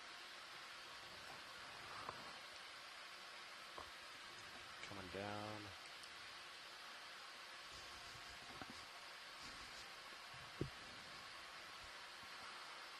And before we leave this area, there is a sea star as well we'd like to look at. Sea star, understood. Oh, look at the little tiny gastropod. Ah, it's so little. I'm going to send this to the person that gave us the gastropod IDs yesterday and see what it is. Oh, it's so cute. That's like less than a millimeter. Yeah, and it's the best. We love the uncharismatic microfauna. I think they're very charismatic. All right, I think we're good with the sponge from the science perspective. Yeah, copy that. Look at the bottom for video. Look at the base. Great eye with the gastropod. Chris Mod, where was this? Oh, there it is. I see it. Okay. Oh, yeah, in the background there. Looks like there's a couple more. Go there next. Okay, clear. Copy that.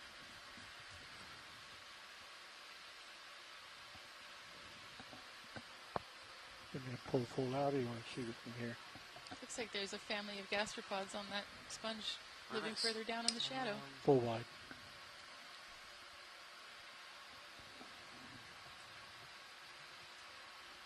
All right, come in video. Let's do there.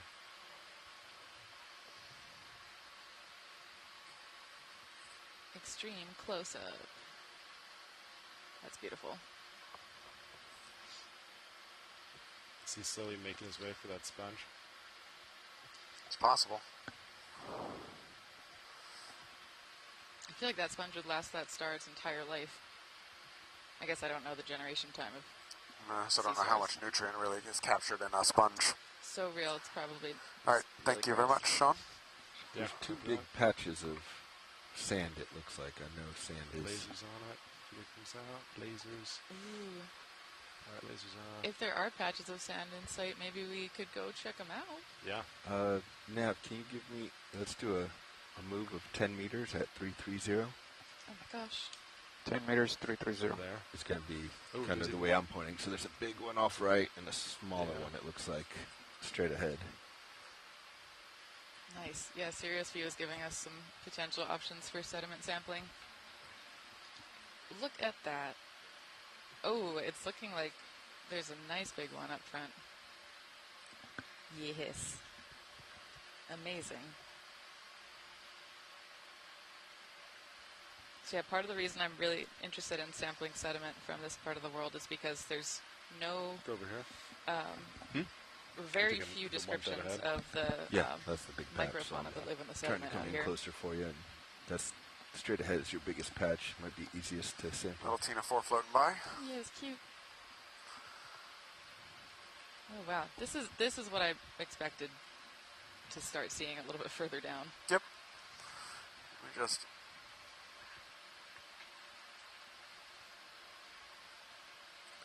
I like thinking about it as I didn't even it's see a beach on an ancient reef. The one you're shining up now. Oh, you didn't? I can see that. No, I saw just this fairly lower one right accurate. next to you. But Yeah, as you got all the closer, open sponges this are on big one that vacation you're at the staring beach. at. Nah, but seriously, these karst structures are So formed from let's see. an That ancient must reef, be like this. and it's cool to see. Yeah, I can believe that. All right, watch this. I assume you want to. We're just out of reach of that patch, but we will be there in a moment. Okay. That'd be great. Well, Thanks, pilots. Until then, let's just get down a little lower altitude and look around. Sounds good.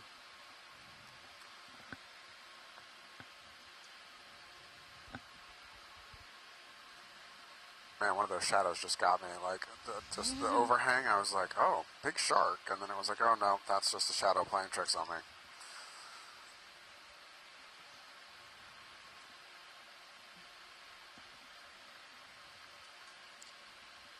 Yeah, it's cool to see this limestone or karst structure. I don't know. The way that I often think about these islands is that they're really, really ancient islands that at one point a really long time ago used to be out of the water. So in Hawaiian thinking, part of the reason that this place is so special is because we view these islands as our kupuna, or our ancestors, that were here long before us. And another name we have for this place, other than Papahānaumokuākea, is just simply Po. Fish, lower center.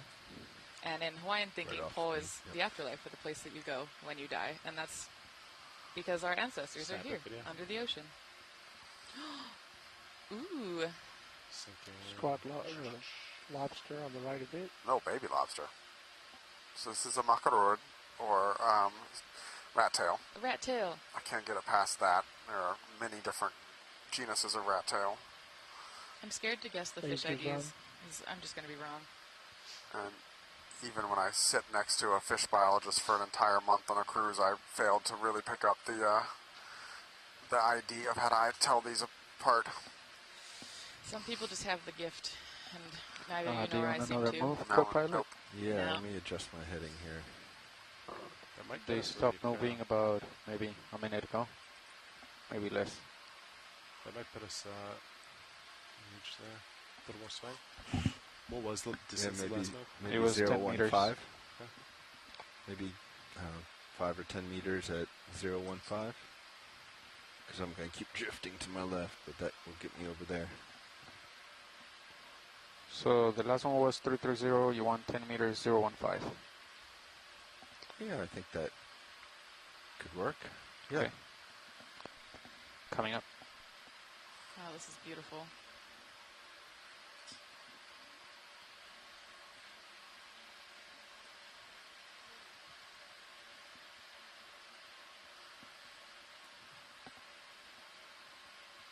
Little sand pool. I love sand pools. This is reminding me a lot of this place I grew up snorkeling in Hawaii called Sharks Cove, or Kapo'o. And it's also a drowned reef from when sea level was 2 meters higher, and you get these kinds of features under the water. It's my favorite place to snorkel in Oahu. Oh, yeah? Do you see how it's heck pitted and then smooth? Can you set so we can Ooh, look view at those both sections? current lines. Yeah, it's the first time we've seen bed forms this expedition so far. Yeah. And those rocks on the left Also, have the grain green sizes are texture really on 'em. interesting. With these heaves, I can't give you much more tether. Yeah, that's fine. Copy, thank you.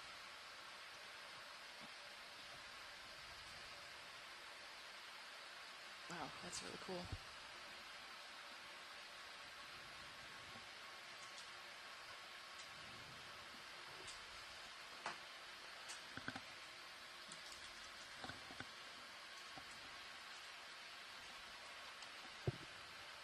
Wow. What is on this? What are the coarse grains that we're looking at? Not sure yet. You want to come on in video?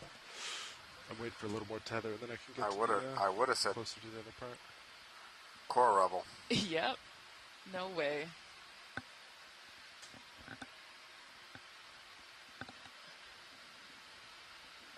Wow. That's wild.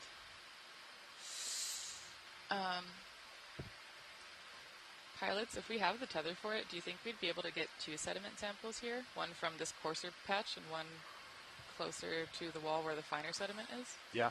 We should have, in just a couple minutes, we should have enough. Yeah. And then, yeah. Tilt up to the smooth stuff. So you want, for reference, this section and then kind of in the back section? Is that correct? That would be great. Understood. Thank you. Yep. What canisters are open?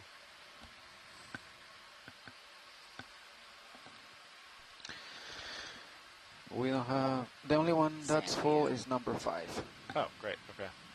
And that was, so should we do 1 and 2? I'm new to rank, so it would maybe be 3 for the fine, super fine for the fine. 3 super fine. And then 1 or 2 for the coral rubble.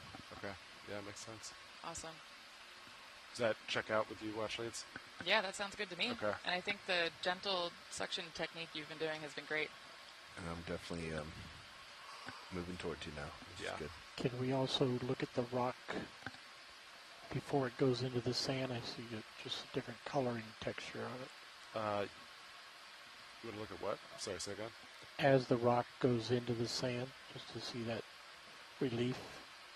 Oh, the transition period? Yeah. Just any rock? Yeah, like all of it has this sort of a less snap there. Less dark section. Ooh, nice manganese encrusted carbonate. Bathioidal crust, that's what it's called. Botryoidal. Botryoidal.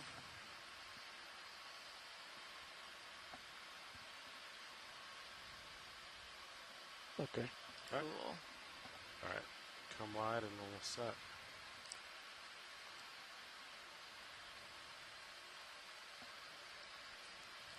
Is that a rose sponge in the distance? Potentially, yeah.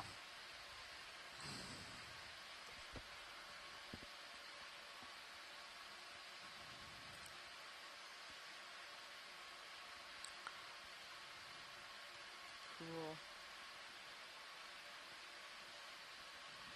I know the sediment might not be the most exciting to biologists, but I am jazzed. You've gotten us jazzed about it out here. Looking very cool under the microscope.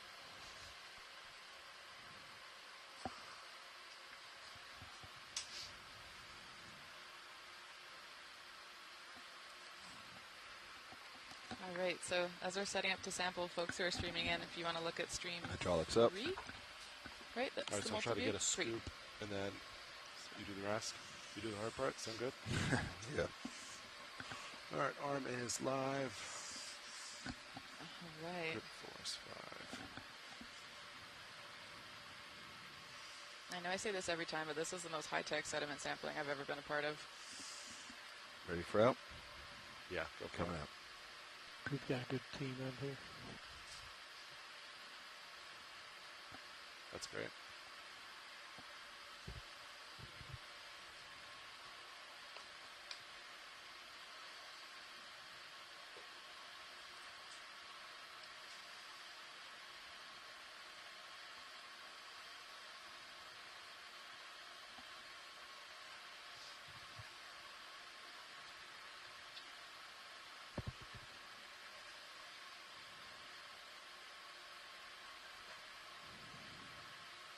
On your call. Okay. Come on in. Retract. Ooh, slower. There we go.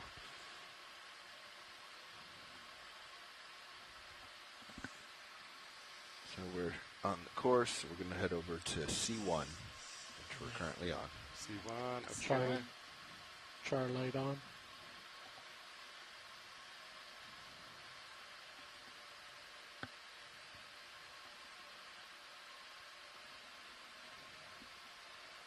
Okay, whenever you're ready. I assume not all that's going to come, but we'll try to get what we can. Okay. Suction coming on. Inhaling.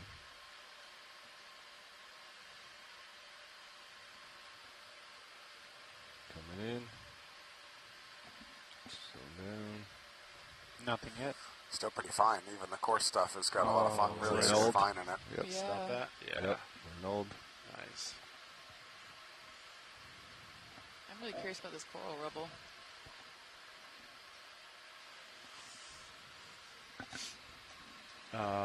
Switch to 6, clean it out. I was thinking the same thing. I'm pointed that way. We'll exhale, and then I'll go for the other side. It's a nice cloud in there. Okay. Should be something good. Exhaling. And then, watch leads. This is considered a bio or geo? Nav, I consider this a geosample, so it's Copy. written down as 12G. 12G. Nice work. Correct, thank you. Few parts came out, but I think most of it's in the box. Yeah. Got a good bit. All right. Thank you. Okay, null. And C3, active. C3, ultrafine. Ultrafine.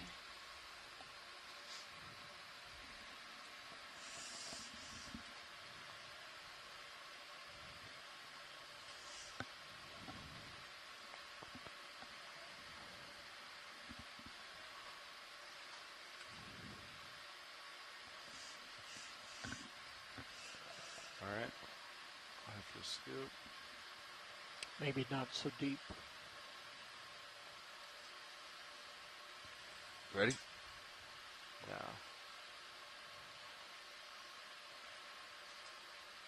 Yeah, it is quite fine. Oh, go for it.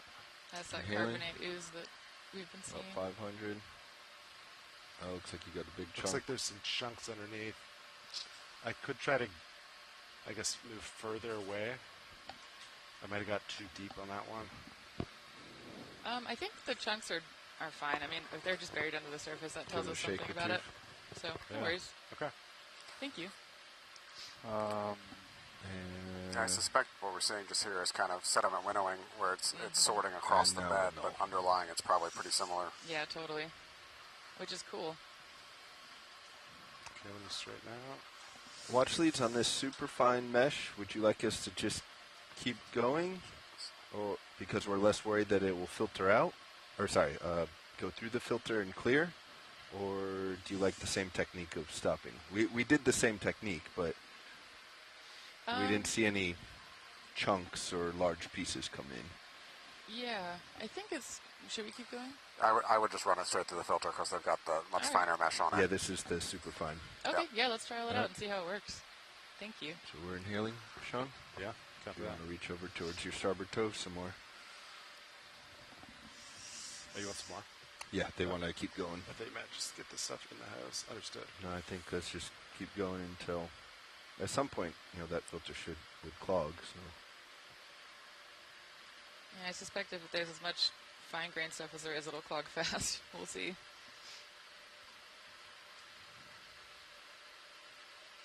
Nice. A good old science shake.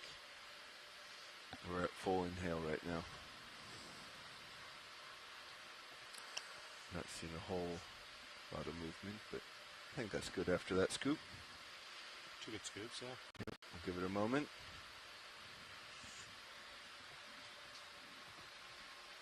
And 3, 2, 1, and we're nulled. So we'll call that. Yeah. Is that good for you, watch leads? That's great. Yeah, thank you so much, pilots. Yeah, of course. Super appreciate. Do you want to do a cleaning as well, or we can do that once you release? Either way. Yeah, sure. 6 exhale.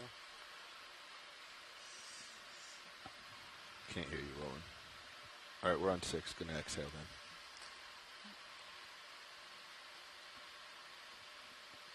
Looks like you're inhaling. What? No. All right. Yeah. I think it can kind of appear that way as it reverses. Not seeing any more come out. I think Yeah, we're clear. it's clear to me. Okay, I'm gonna draw a little. Drawing out. We'll track this. Extending.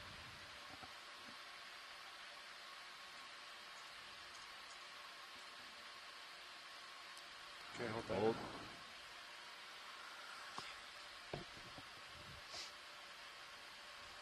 Bringing in. Come over to watch you.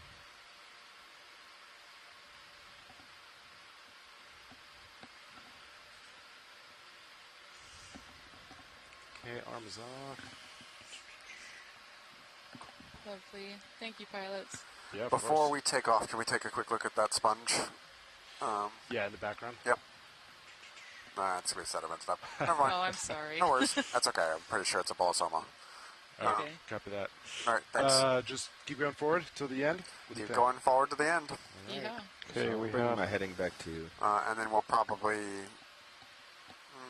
we'll see how far we get on whether we do one more water sample or not. Copy that. We have 15 minutes left. Awesome. 15 minutes in the dive. And just for the record, I got 1-2G. I'm not really sure and which C1 was and forward 1-3G and at C3. this point. We'll just say bathymetry. Kind of looks. Yeah. Yep. Whoa. I'm loving the karst features. Yeah, what do you think about getting 15-meter move, kind of this direction? That'd be about 310. Yeah, 305 somewhere. Yep. Okay, 15 meters. 310. Oh, we keep seeing these sponge bodies in these depressions. Yeah, I don't know enough about the physiology. It's interesting because we're seeing other sponges here, but the Tritoplorias are really the only things that are like leaving the long-term skeletons. Yeah, I feel like they're probably more resistant to decay or degradation than the other sponges, right? They'd have to be in some way, yeah. Yeah, which is an issue with when you're trying to interpret a death assemblage or fossil record is a lot of times the things that stick around aren't always the most characteristic of the assemblage, but they just are the most resistant. That's why taphonomy is so important. What? I don't know that word.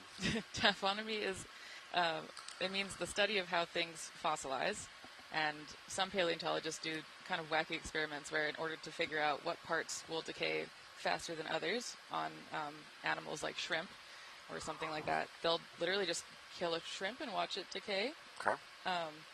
And the process of decay tells us something about what we can expect to see in fossils that are at those different stages. It also tells you what types of tissues are more easily preserved than others. Yeah, it turns out paleontology requires a lot more stinky stuff than I maybe expected when I went into it.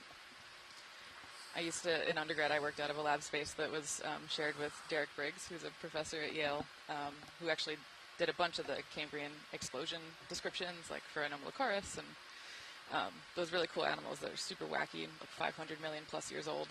But while I was working in the lab attached to his, he was doing a shrimp decay study, and every time he would come in and open the fridge door, I wanted to die. It smelled so bad. So I'm grateful I work on deep sea or ocean carbonates and not decay methods and preservation methods, even though it's cool and useful and really important. I'd still remember the smell like vividly.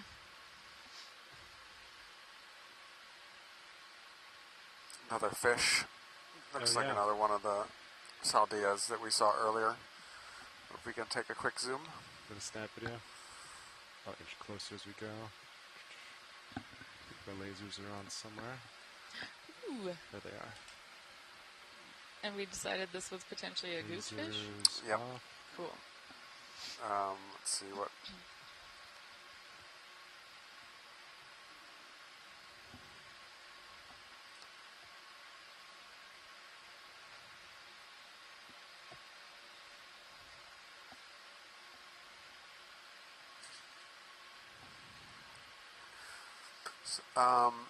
Dead center on the back, there's something, see a little discoloration there, a little bit forward. Right there? Yeah. This is one of the taxa, I believe, that has parasitic males, where this is a female, and early in life stage, a male attaches to her in a parasitic fashion, and she just totes them around for the rest of their lives as a pair, and that's what I'm looking for. But I don't think that is what I thought it was. Oh, I was so excited to see the gonad sac.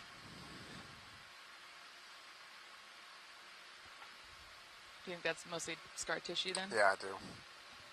All right, thanks. We can keep going. Copy that.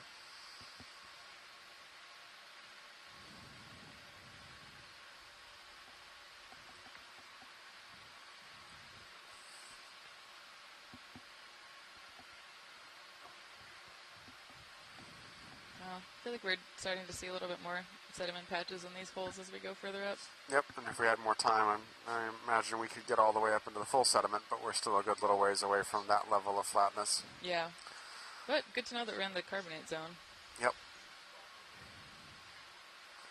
We got you some sediments if we didn't get a full sediment pool. And we got those life position forams that are fascinating. Hopefully they'll survive the recovery. I hope so, but even that video was pretty good for an ID. Should we do one more? Let's do another one. Copy, same direction? Yep, let's do it. Copy. Yeah, there's not a lot of, what would I say, tissue material, cell material in forams, so a lot of times our IDs rely purely on morphology. Can we take a look at the star center bottom? Yeah.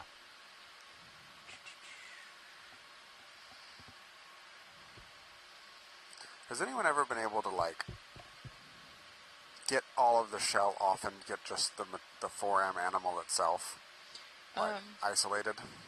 I think, yes. So there's some folks that work at Woods Hole.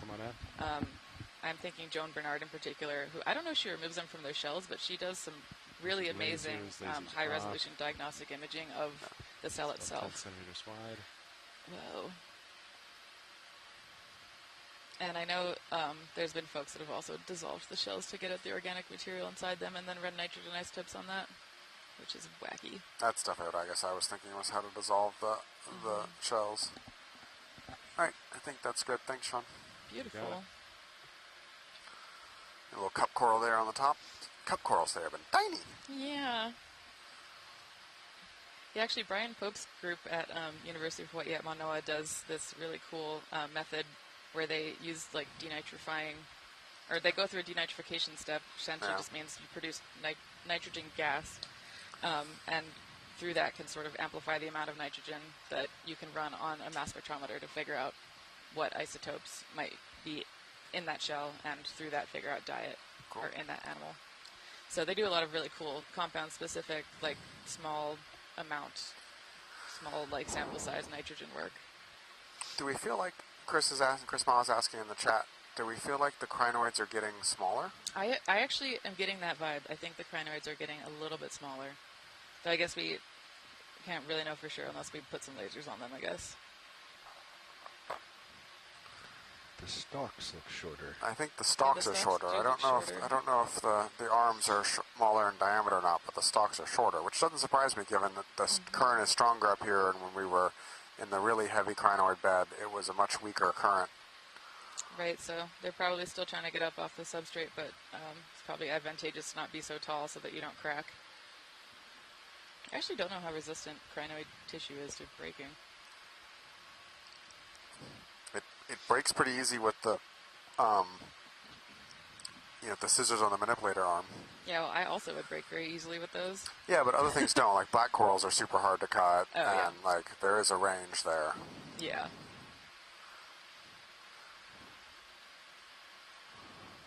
Well, me and the crinoids easily broken.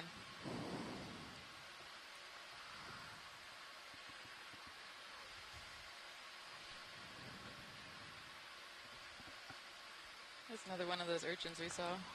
Oh, there's a bunch of them. If we have time, Nav, I would say just keep going. I'm not sure what our copy. One more is move. looking like. Yeah. If you think we can get it finished before it's time to come up. Same direction, same range. Just keep going.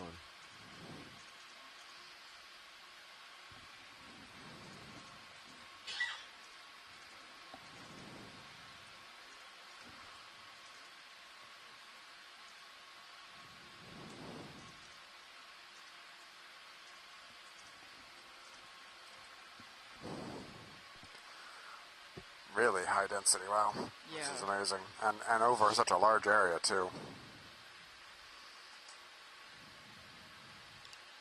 We were having a sort of debate a couple days ago about what high density meant, but I think, like you said, you know it when you see it. And we see it here.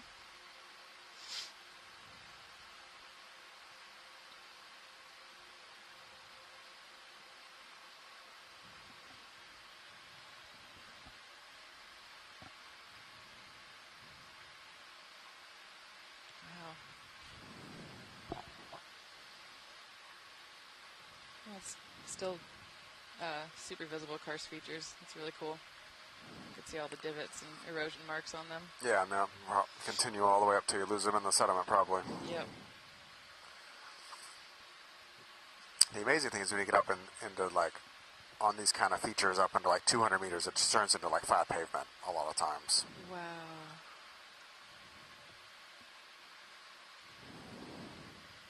Well, maybe we'll get there, but if not... Not today. Later in the mission, maybe.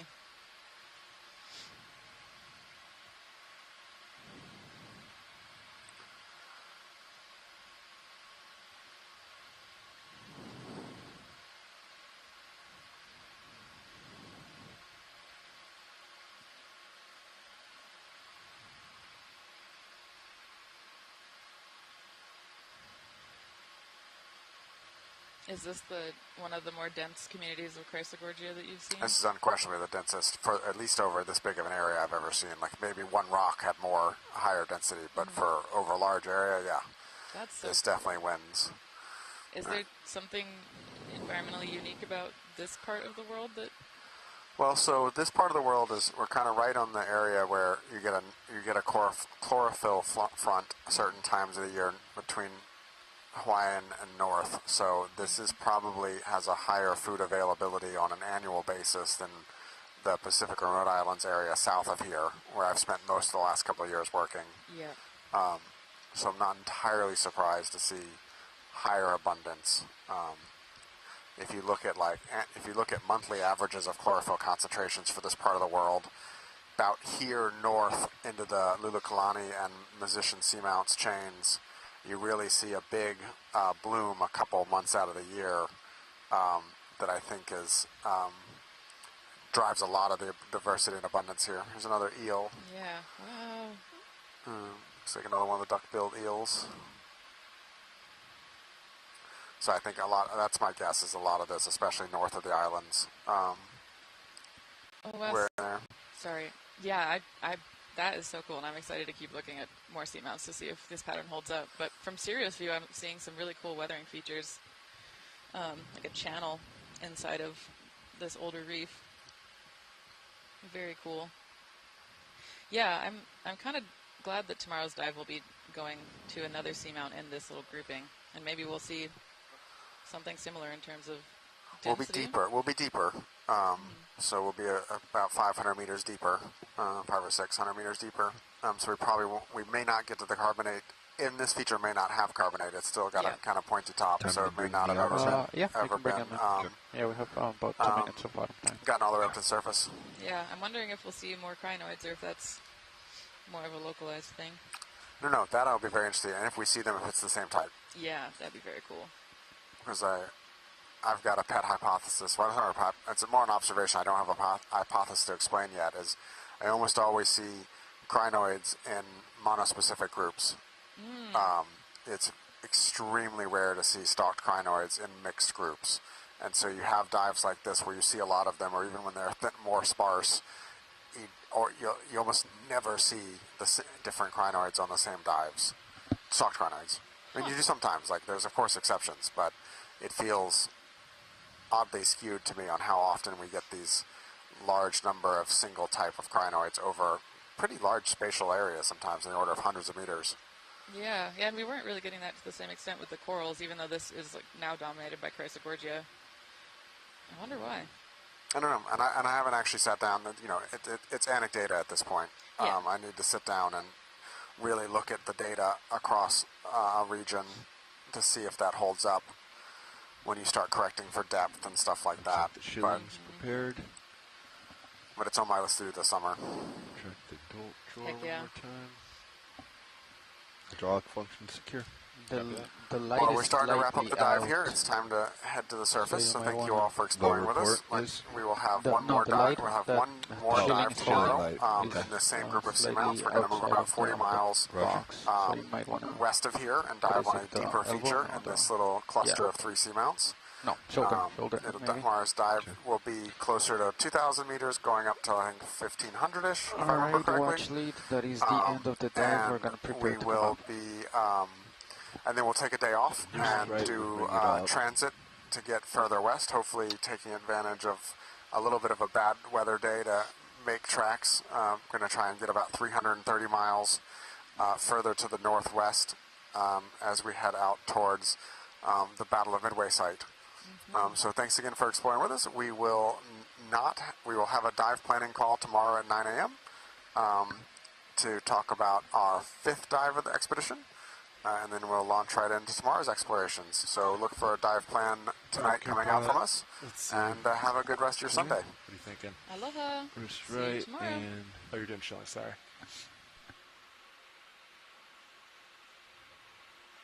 Shoulder in a little bit. Does that look clear, Fernando? Yeah. I don't have a good visual. The downward camera. Yeah, probably. Would be good for that. I don't know what it's that called like at the bonus moment. one? Yeah, the bonus cam. Is that oxygen? Ox something. I see. Oh, you know what? It's not as good as I thought it'd be. Yeah, I think right there, the camera, no, the light is in line with the box. So I think it should be good right there. Yeah. All right, Sean. Sorry, you were. No, I didn't realize you were doing Shalom. So I was just wrapping up. Let's see. You need to spin to the right, clockwise, half turn. Correct. That should take out because we got a positive and minus. So if I go half turn right, we should be set to go. Do you just want to do that here? You got it. Coming right. I'm in auto XY, and auto depth.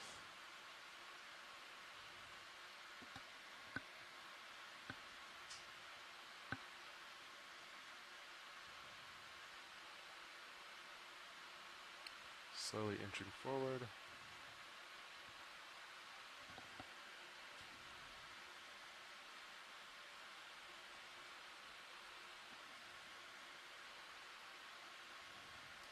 Alright, I'll just line up with you. Okay, I'm inching forward. And I'm going to come up a little bit. Good visual. Pushing forward, coming up. Delta 13, looking Okay. good. Auto heads out. Keep it in for a sec. Okay. It Keep it in for a second more. It wasn't tight yet. Oh, your auto head spun now. Do you want to unspin that for me? It came out. Auto head came out. I took it out. Oh, okay. I'm driving by stick.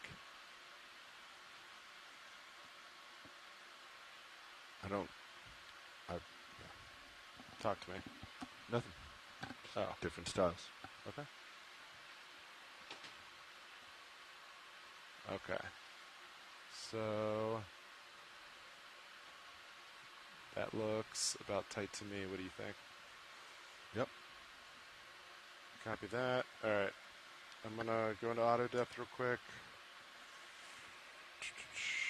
I'm going to get my Z-bias ready. Delta 10. Have a little forward way.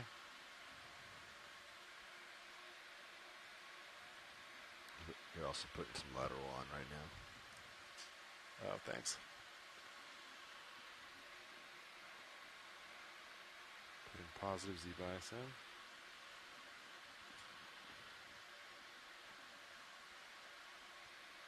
Don't want to go. Oh, you have auto depth there. Hodge. Do you want to give me a little heading change there? Yeah, keep you centered.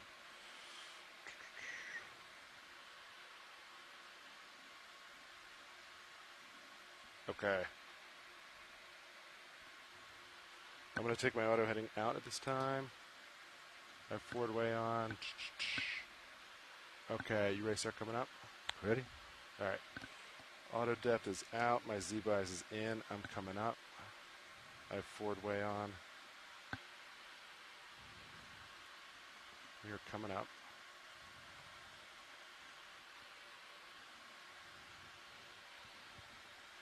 Delta 10 looking good. Tether looks straight. Makes me happy. We are coming up.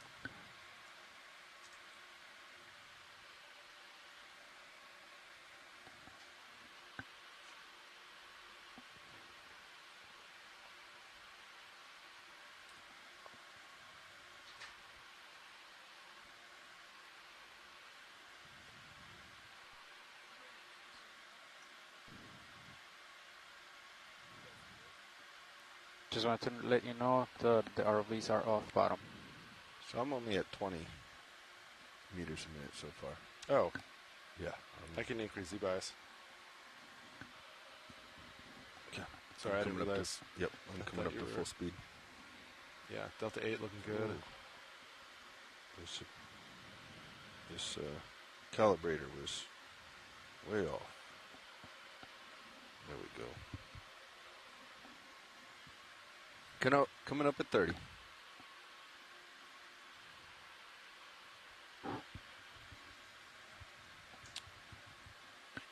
Delta 9.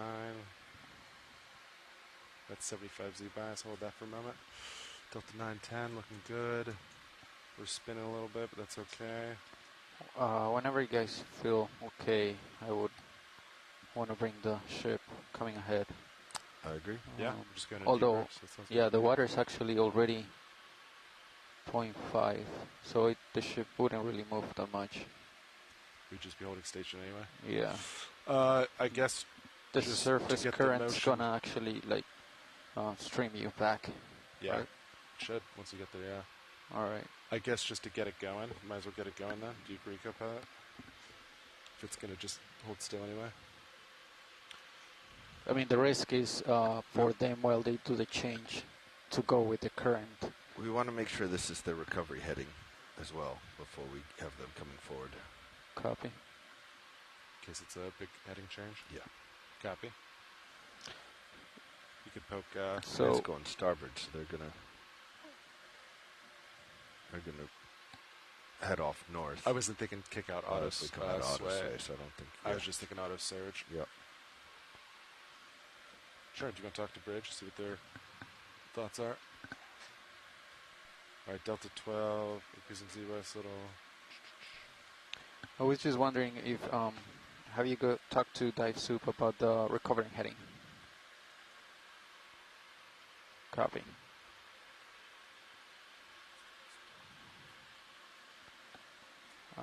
Standby. No, it's not. You could ask them what the ride is from up there, how it feels. If they think it's good, we could start there. That means it won't be a big change. Okay. I guess how, for your assessment, do you think this is a good heading for recovery? Panicked for a second there, Sean. I looked over and everything was frozen on that screen. Oh, that's terrifying. Yeah. Nothing was moving and the screen was, there it is, see?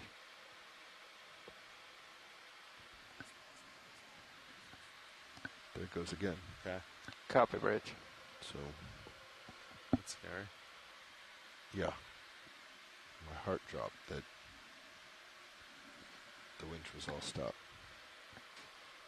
Yes, the winch room camera is freezing. I was say, is it a camera issue or? You know, the camera's lagging. Are both of them simultaneously lagging? Keeping eyes on the main one. The main one's more obvious because we have those dashes. It's definitely the camera because there's no flash. All right, it's not just the winch stopping and going. Like we're losing our flashes. That comes from a single computer to us that drives 3 different displays, and you've got 2 of them.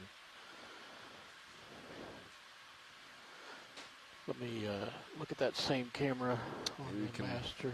Yeah, you can look at it later. No, I can look at it on. Or I've got the main. Sounds good. CCTV screen over here. Yeah, the top one, that view where your mouse was. Oh, you can't see. The one with the green pipe seems to be fine. It's the bottom one that is lagging. So that one happens to be on this display as well. So let me know if you see it. Bridge, at this time, we would ask you to change the center of rotation to midship.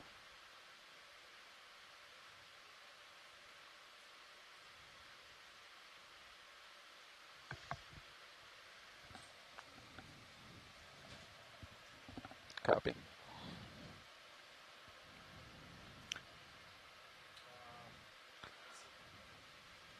To help streaming, we can always do like 3/4 of a knot or something. as you come up, you're gonna start streaming that way. Yeah. So the closer you're to the surface, I think it's gonna correct. Looks like we're already going back. I can't see D2's. Oh yeah, there it is. Looks like it may be trending back already.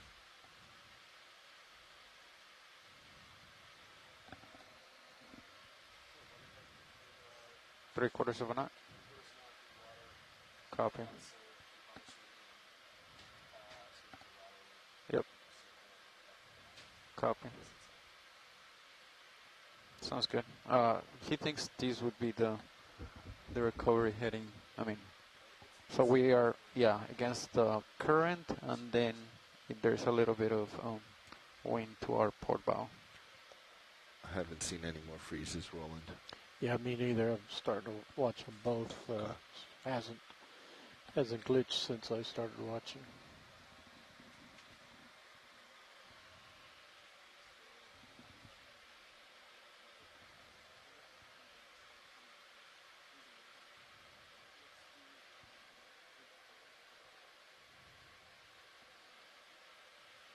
All right, I'm gonna go back to my sit rep.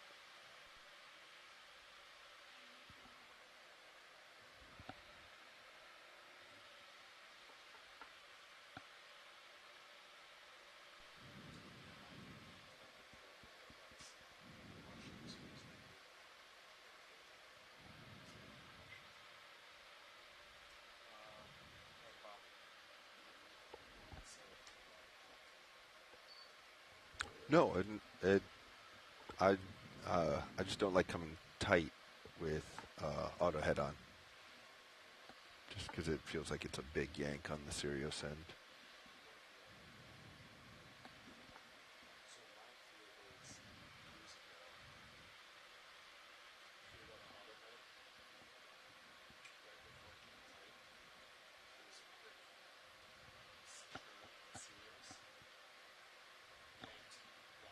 Yeah. Okay. I like it. I don't think it matters either way. No, I mean, like, as long as you don't get that what you just described, that term.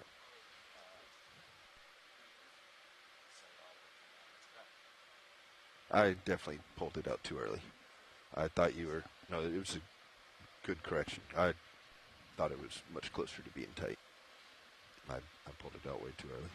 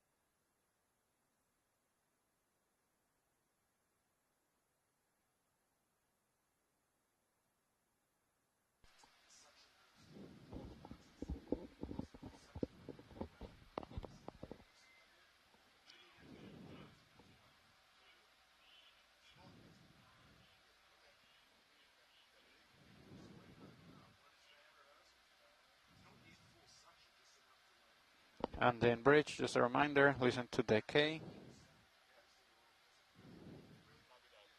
And then just to confirm, I think we already talked about it, port, prop, and rudder are out, and then center of rotation is midship, correct?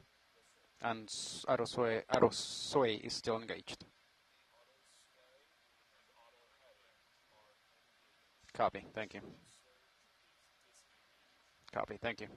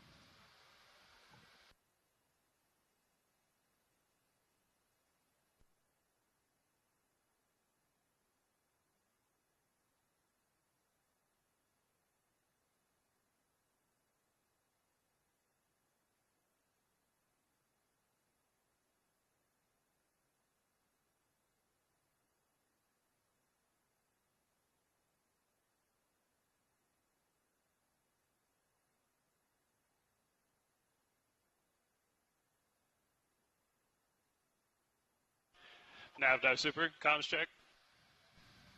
Dive super, this is Nav. I have you loud and clear. Loud and clear, Nav.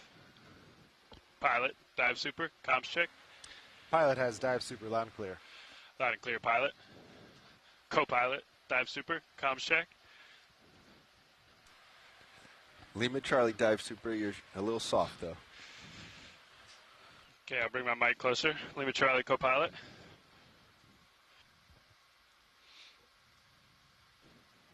Winch, dive super, comms check. Lima and Charlie. Lima Charlie, winch. Bridge, dive super, comms check.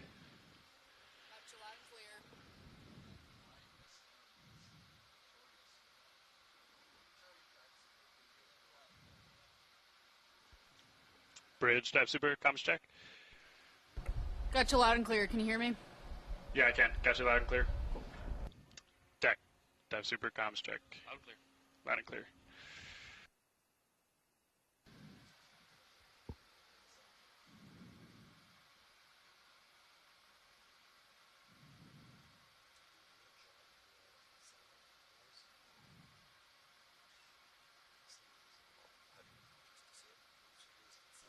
Nav, dive super. Go ahead, dive super. Hey, can I get an update from the control room, please? Yeah, we're currently passing 303, 304 meters. Streaming looks good. The ship is currently moving ahead about 0.5 knots through the water. Port, prop, and rudder are disengaged. Center of rotation is midship. And currently the wind, I see about 30 degrees off of our port bow. Copy all, Nav. Yeah, we might make a slight heading change into the wind there, but I'll talk about the AFCON here. Copy. You ready for dive suit to take comms? Dive suit has comms. Roger.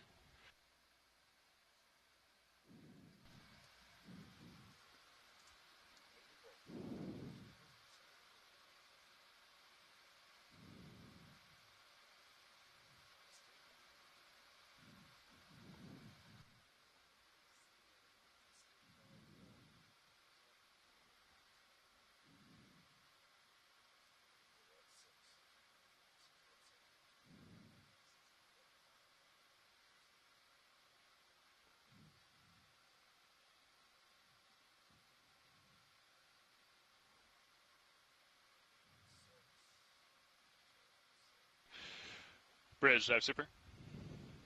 Go ahead, dive soup. Hey, anything to add to Nav's assessment? No traffic. Just you got this meaty swell coming from the north. Yeah, roger that. Okay, thanks, Bridge. We'll call up here. All right.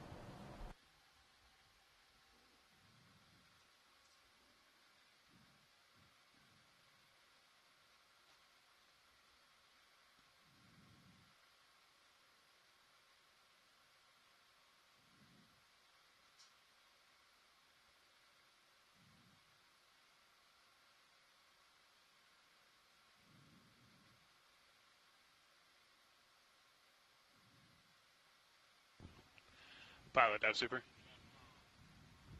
Hey, dive super.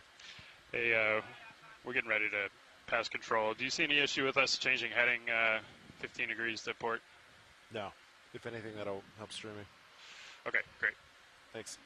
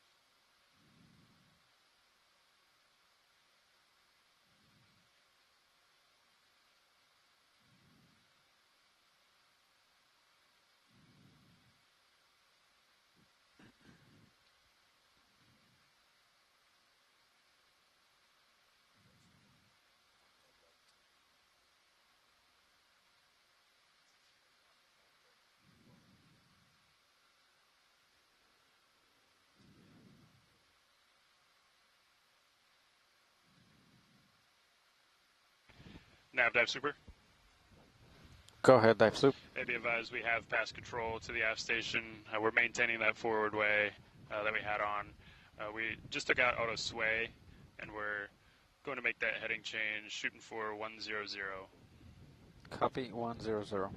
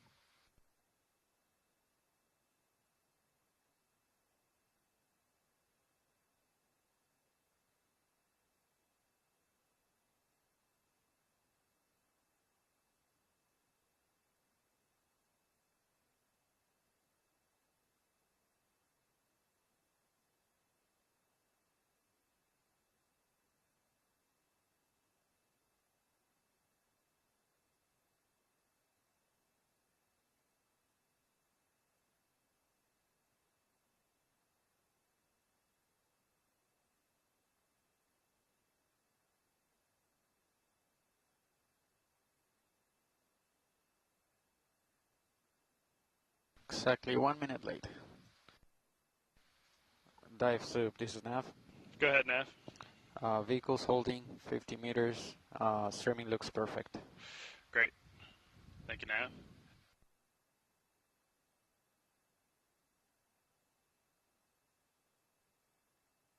Winch, dive super. Go dive soup. We pass control to the aft station, please.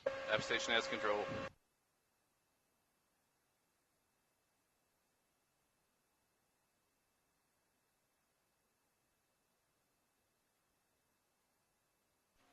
Aft station confirms control of the winch.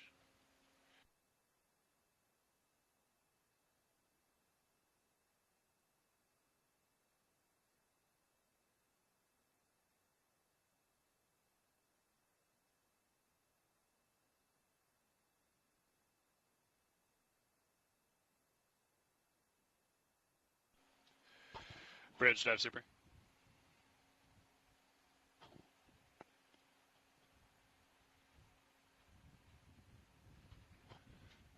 Pilot, dive super. Hey, dive super. Yep. Is the control room ready to continue with recovery? Yes, sir. We are ready. Roger. Okay, pilot, let's come up to the surface at 15 meters a minute. Winch will do the same. Copy that.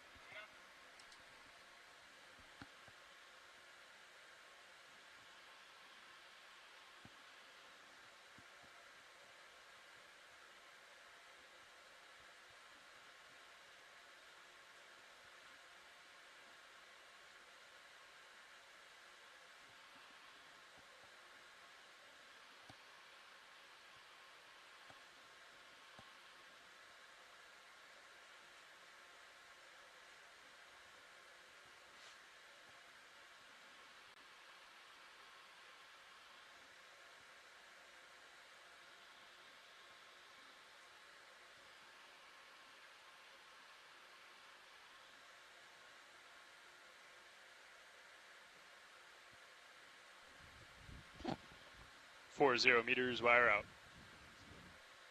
D2, 40 meters.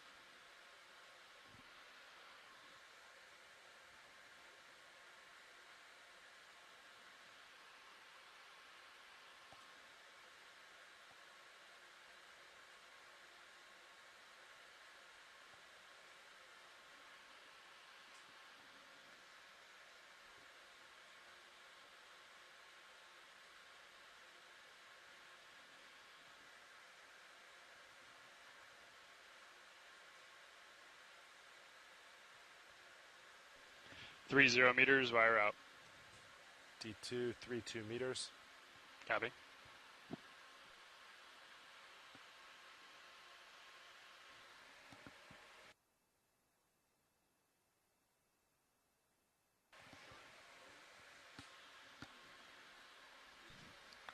Oh, nice. Look at that. Wow. We have a really nice shark on D2 main Zeus. Be advised. Zoom good? Great. Yeah.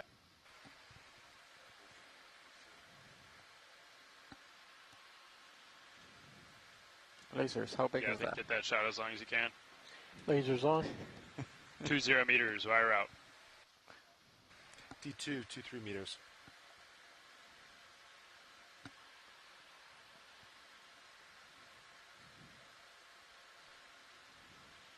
Got eyes on D2. Looks like coming up on the starboard side. Wow.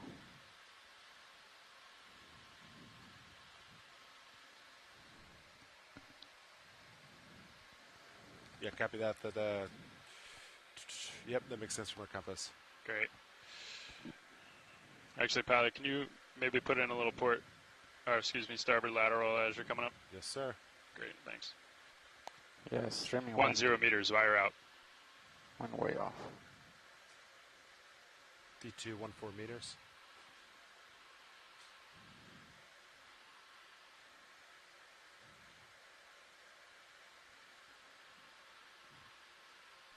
Winch all stop, standing by for streaming.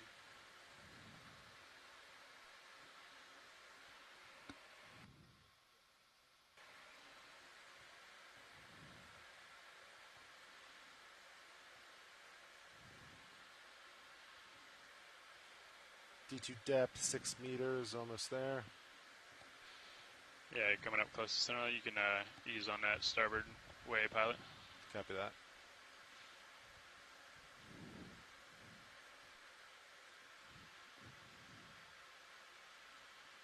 Okay, I see myself. Good visual. Centered. Great. Go ahead and lock in auto head inverse the ship. We'll give it a minute here. Auto head locked in, reverse the ship.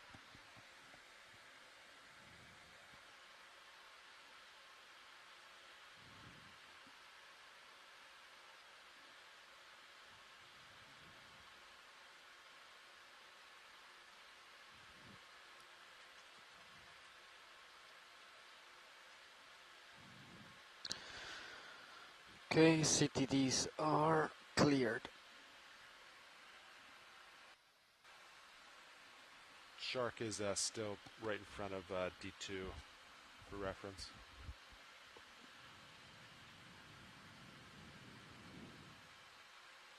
Okay. Great. You ready to bring Sirius on board? Yes, sir. We're ready. Okay. Stand by one.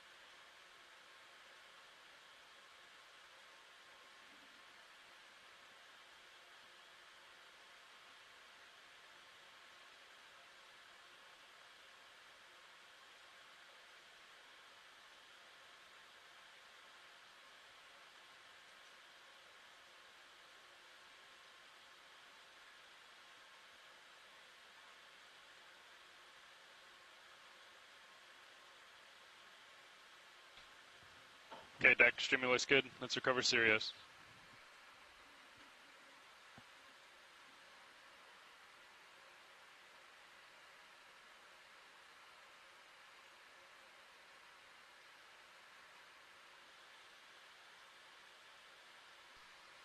Tilt ROV down.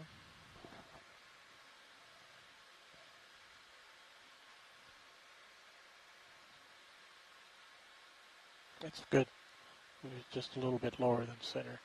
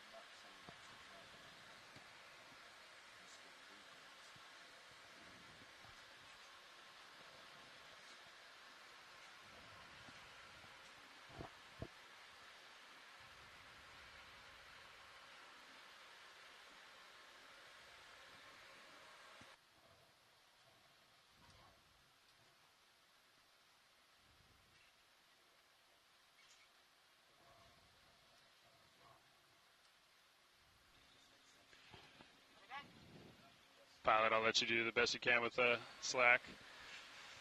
Copy that. Understood. We'll modulate as needed.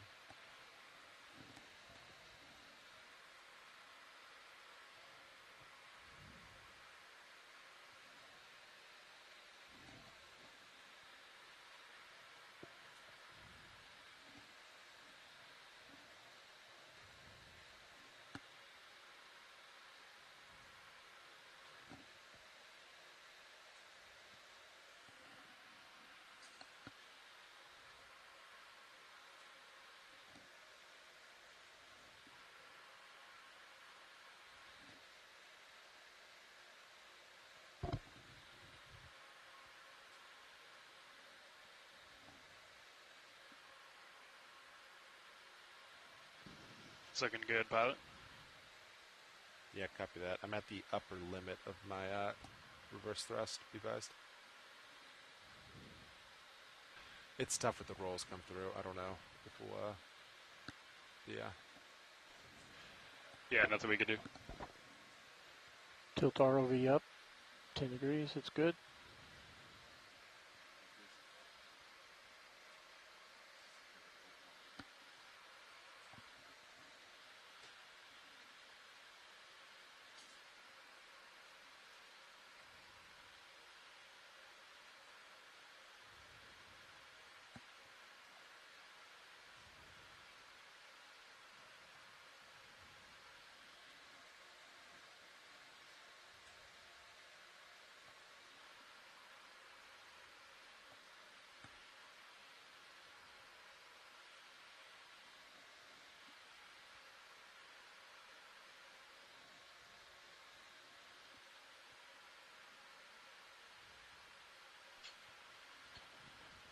I think maintain this as best you can, pilot. Yeah, copy that. I'm pretty much at 100%. Yeah, we're trying to bring it down. We came way down. Looks like it's finally catching up. Yeah, copy that. I'm easing off now. I Okay. see. Come back a little. Yeah, Great. I'm modulating. Winch, take back local control, please. I have local. And deck disable A-frame. Thank you. CPHD is clear.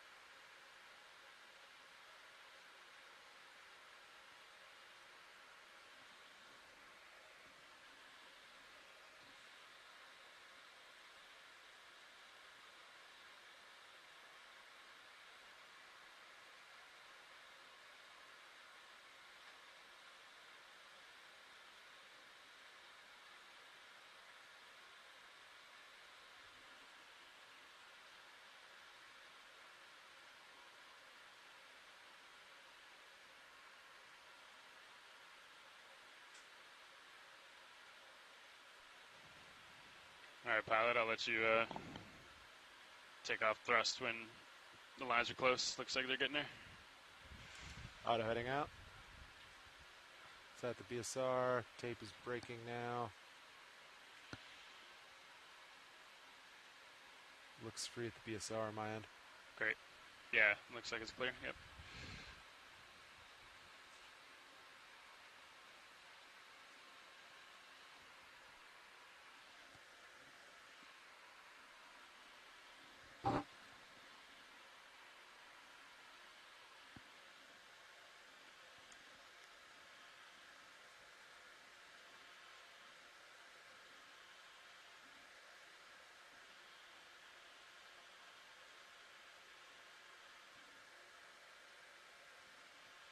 D2's getting some big heading changes, we've asked. Yeah. I think as long as you see the line out, yeah, just correct it, yep. Yep, okay, great. We're on the same page. Yeah. Nice.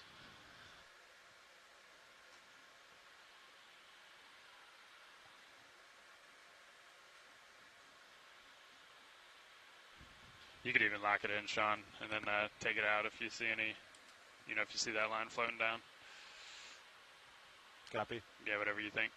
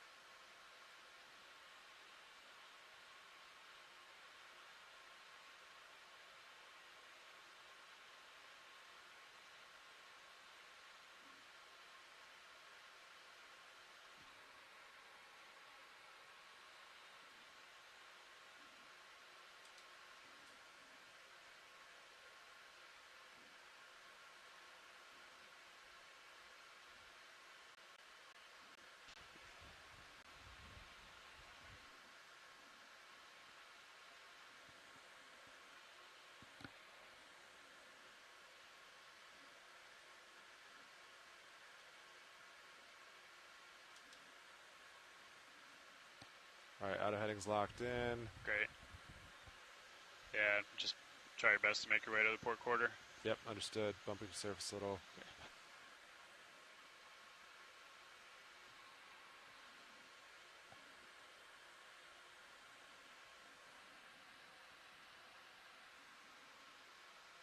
Might have to bump up the surface, pilot. Yeah, copy that.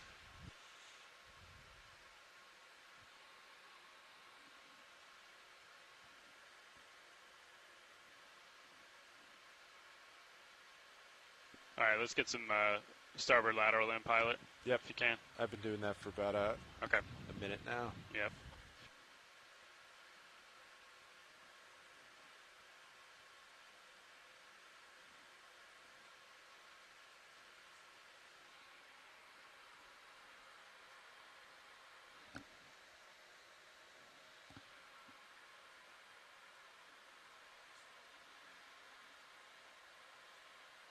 Yeah.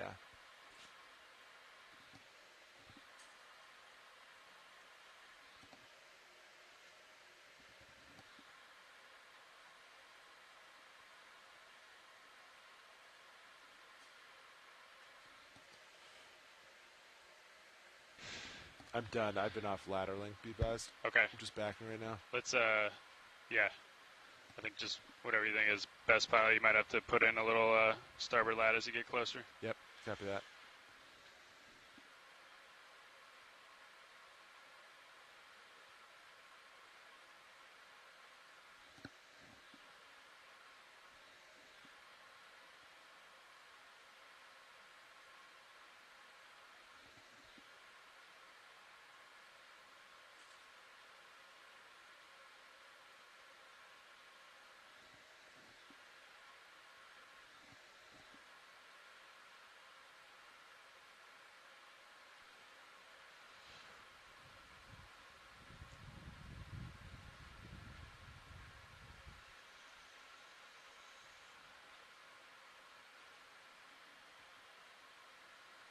Looking good, pilot. Good bit of line right there. Yeah, it's trying to catch up. Yeah. I think go off stick for a minute. Yep, off stick. Yep. All Okay. right, back on, rotating heading. Looking good.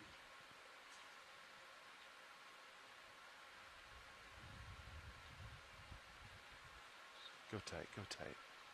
Nice. All right. Off stick. Yep.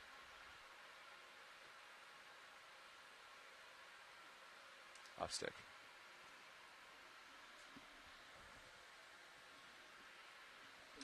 Oh, what happened there?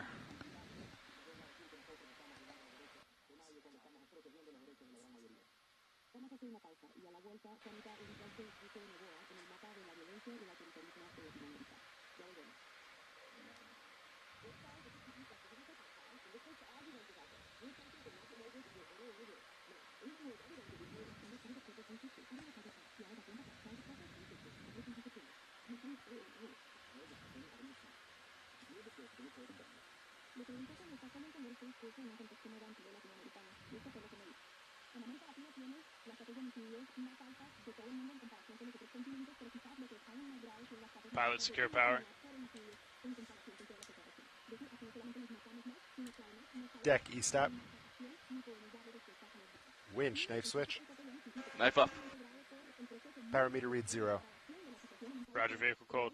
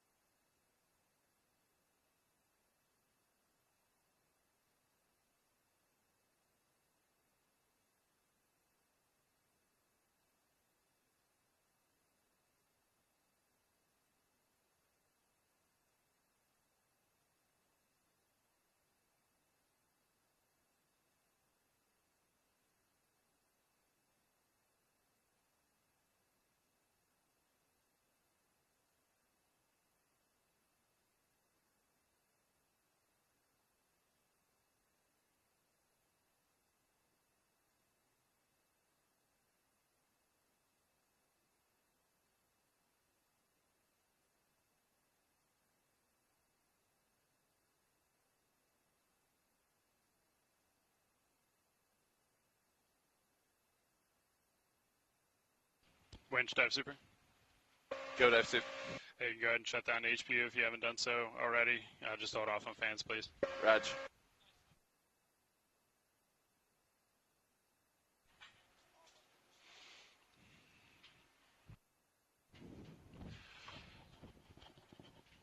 Nice work, pilot. Straps are going on. We could talk about Dive super. recovery D2's later. still sliding on the wagon. I think you got too much on the crane. Okay.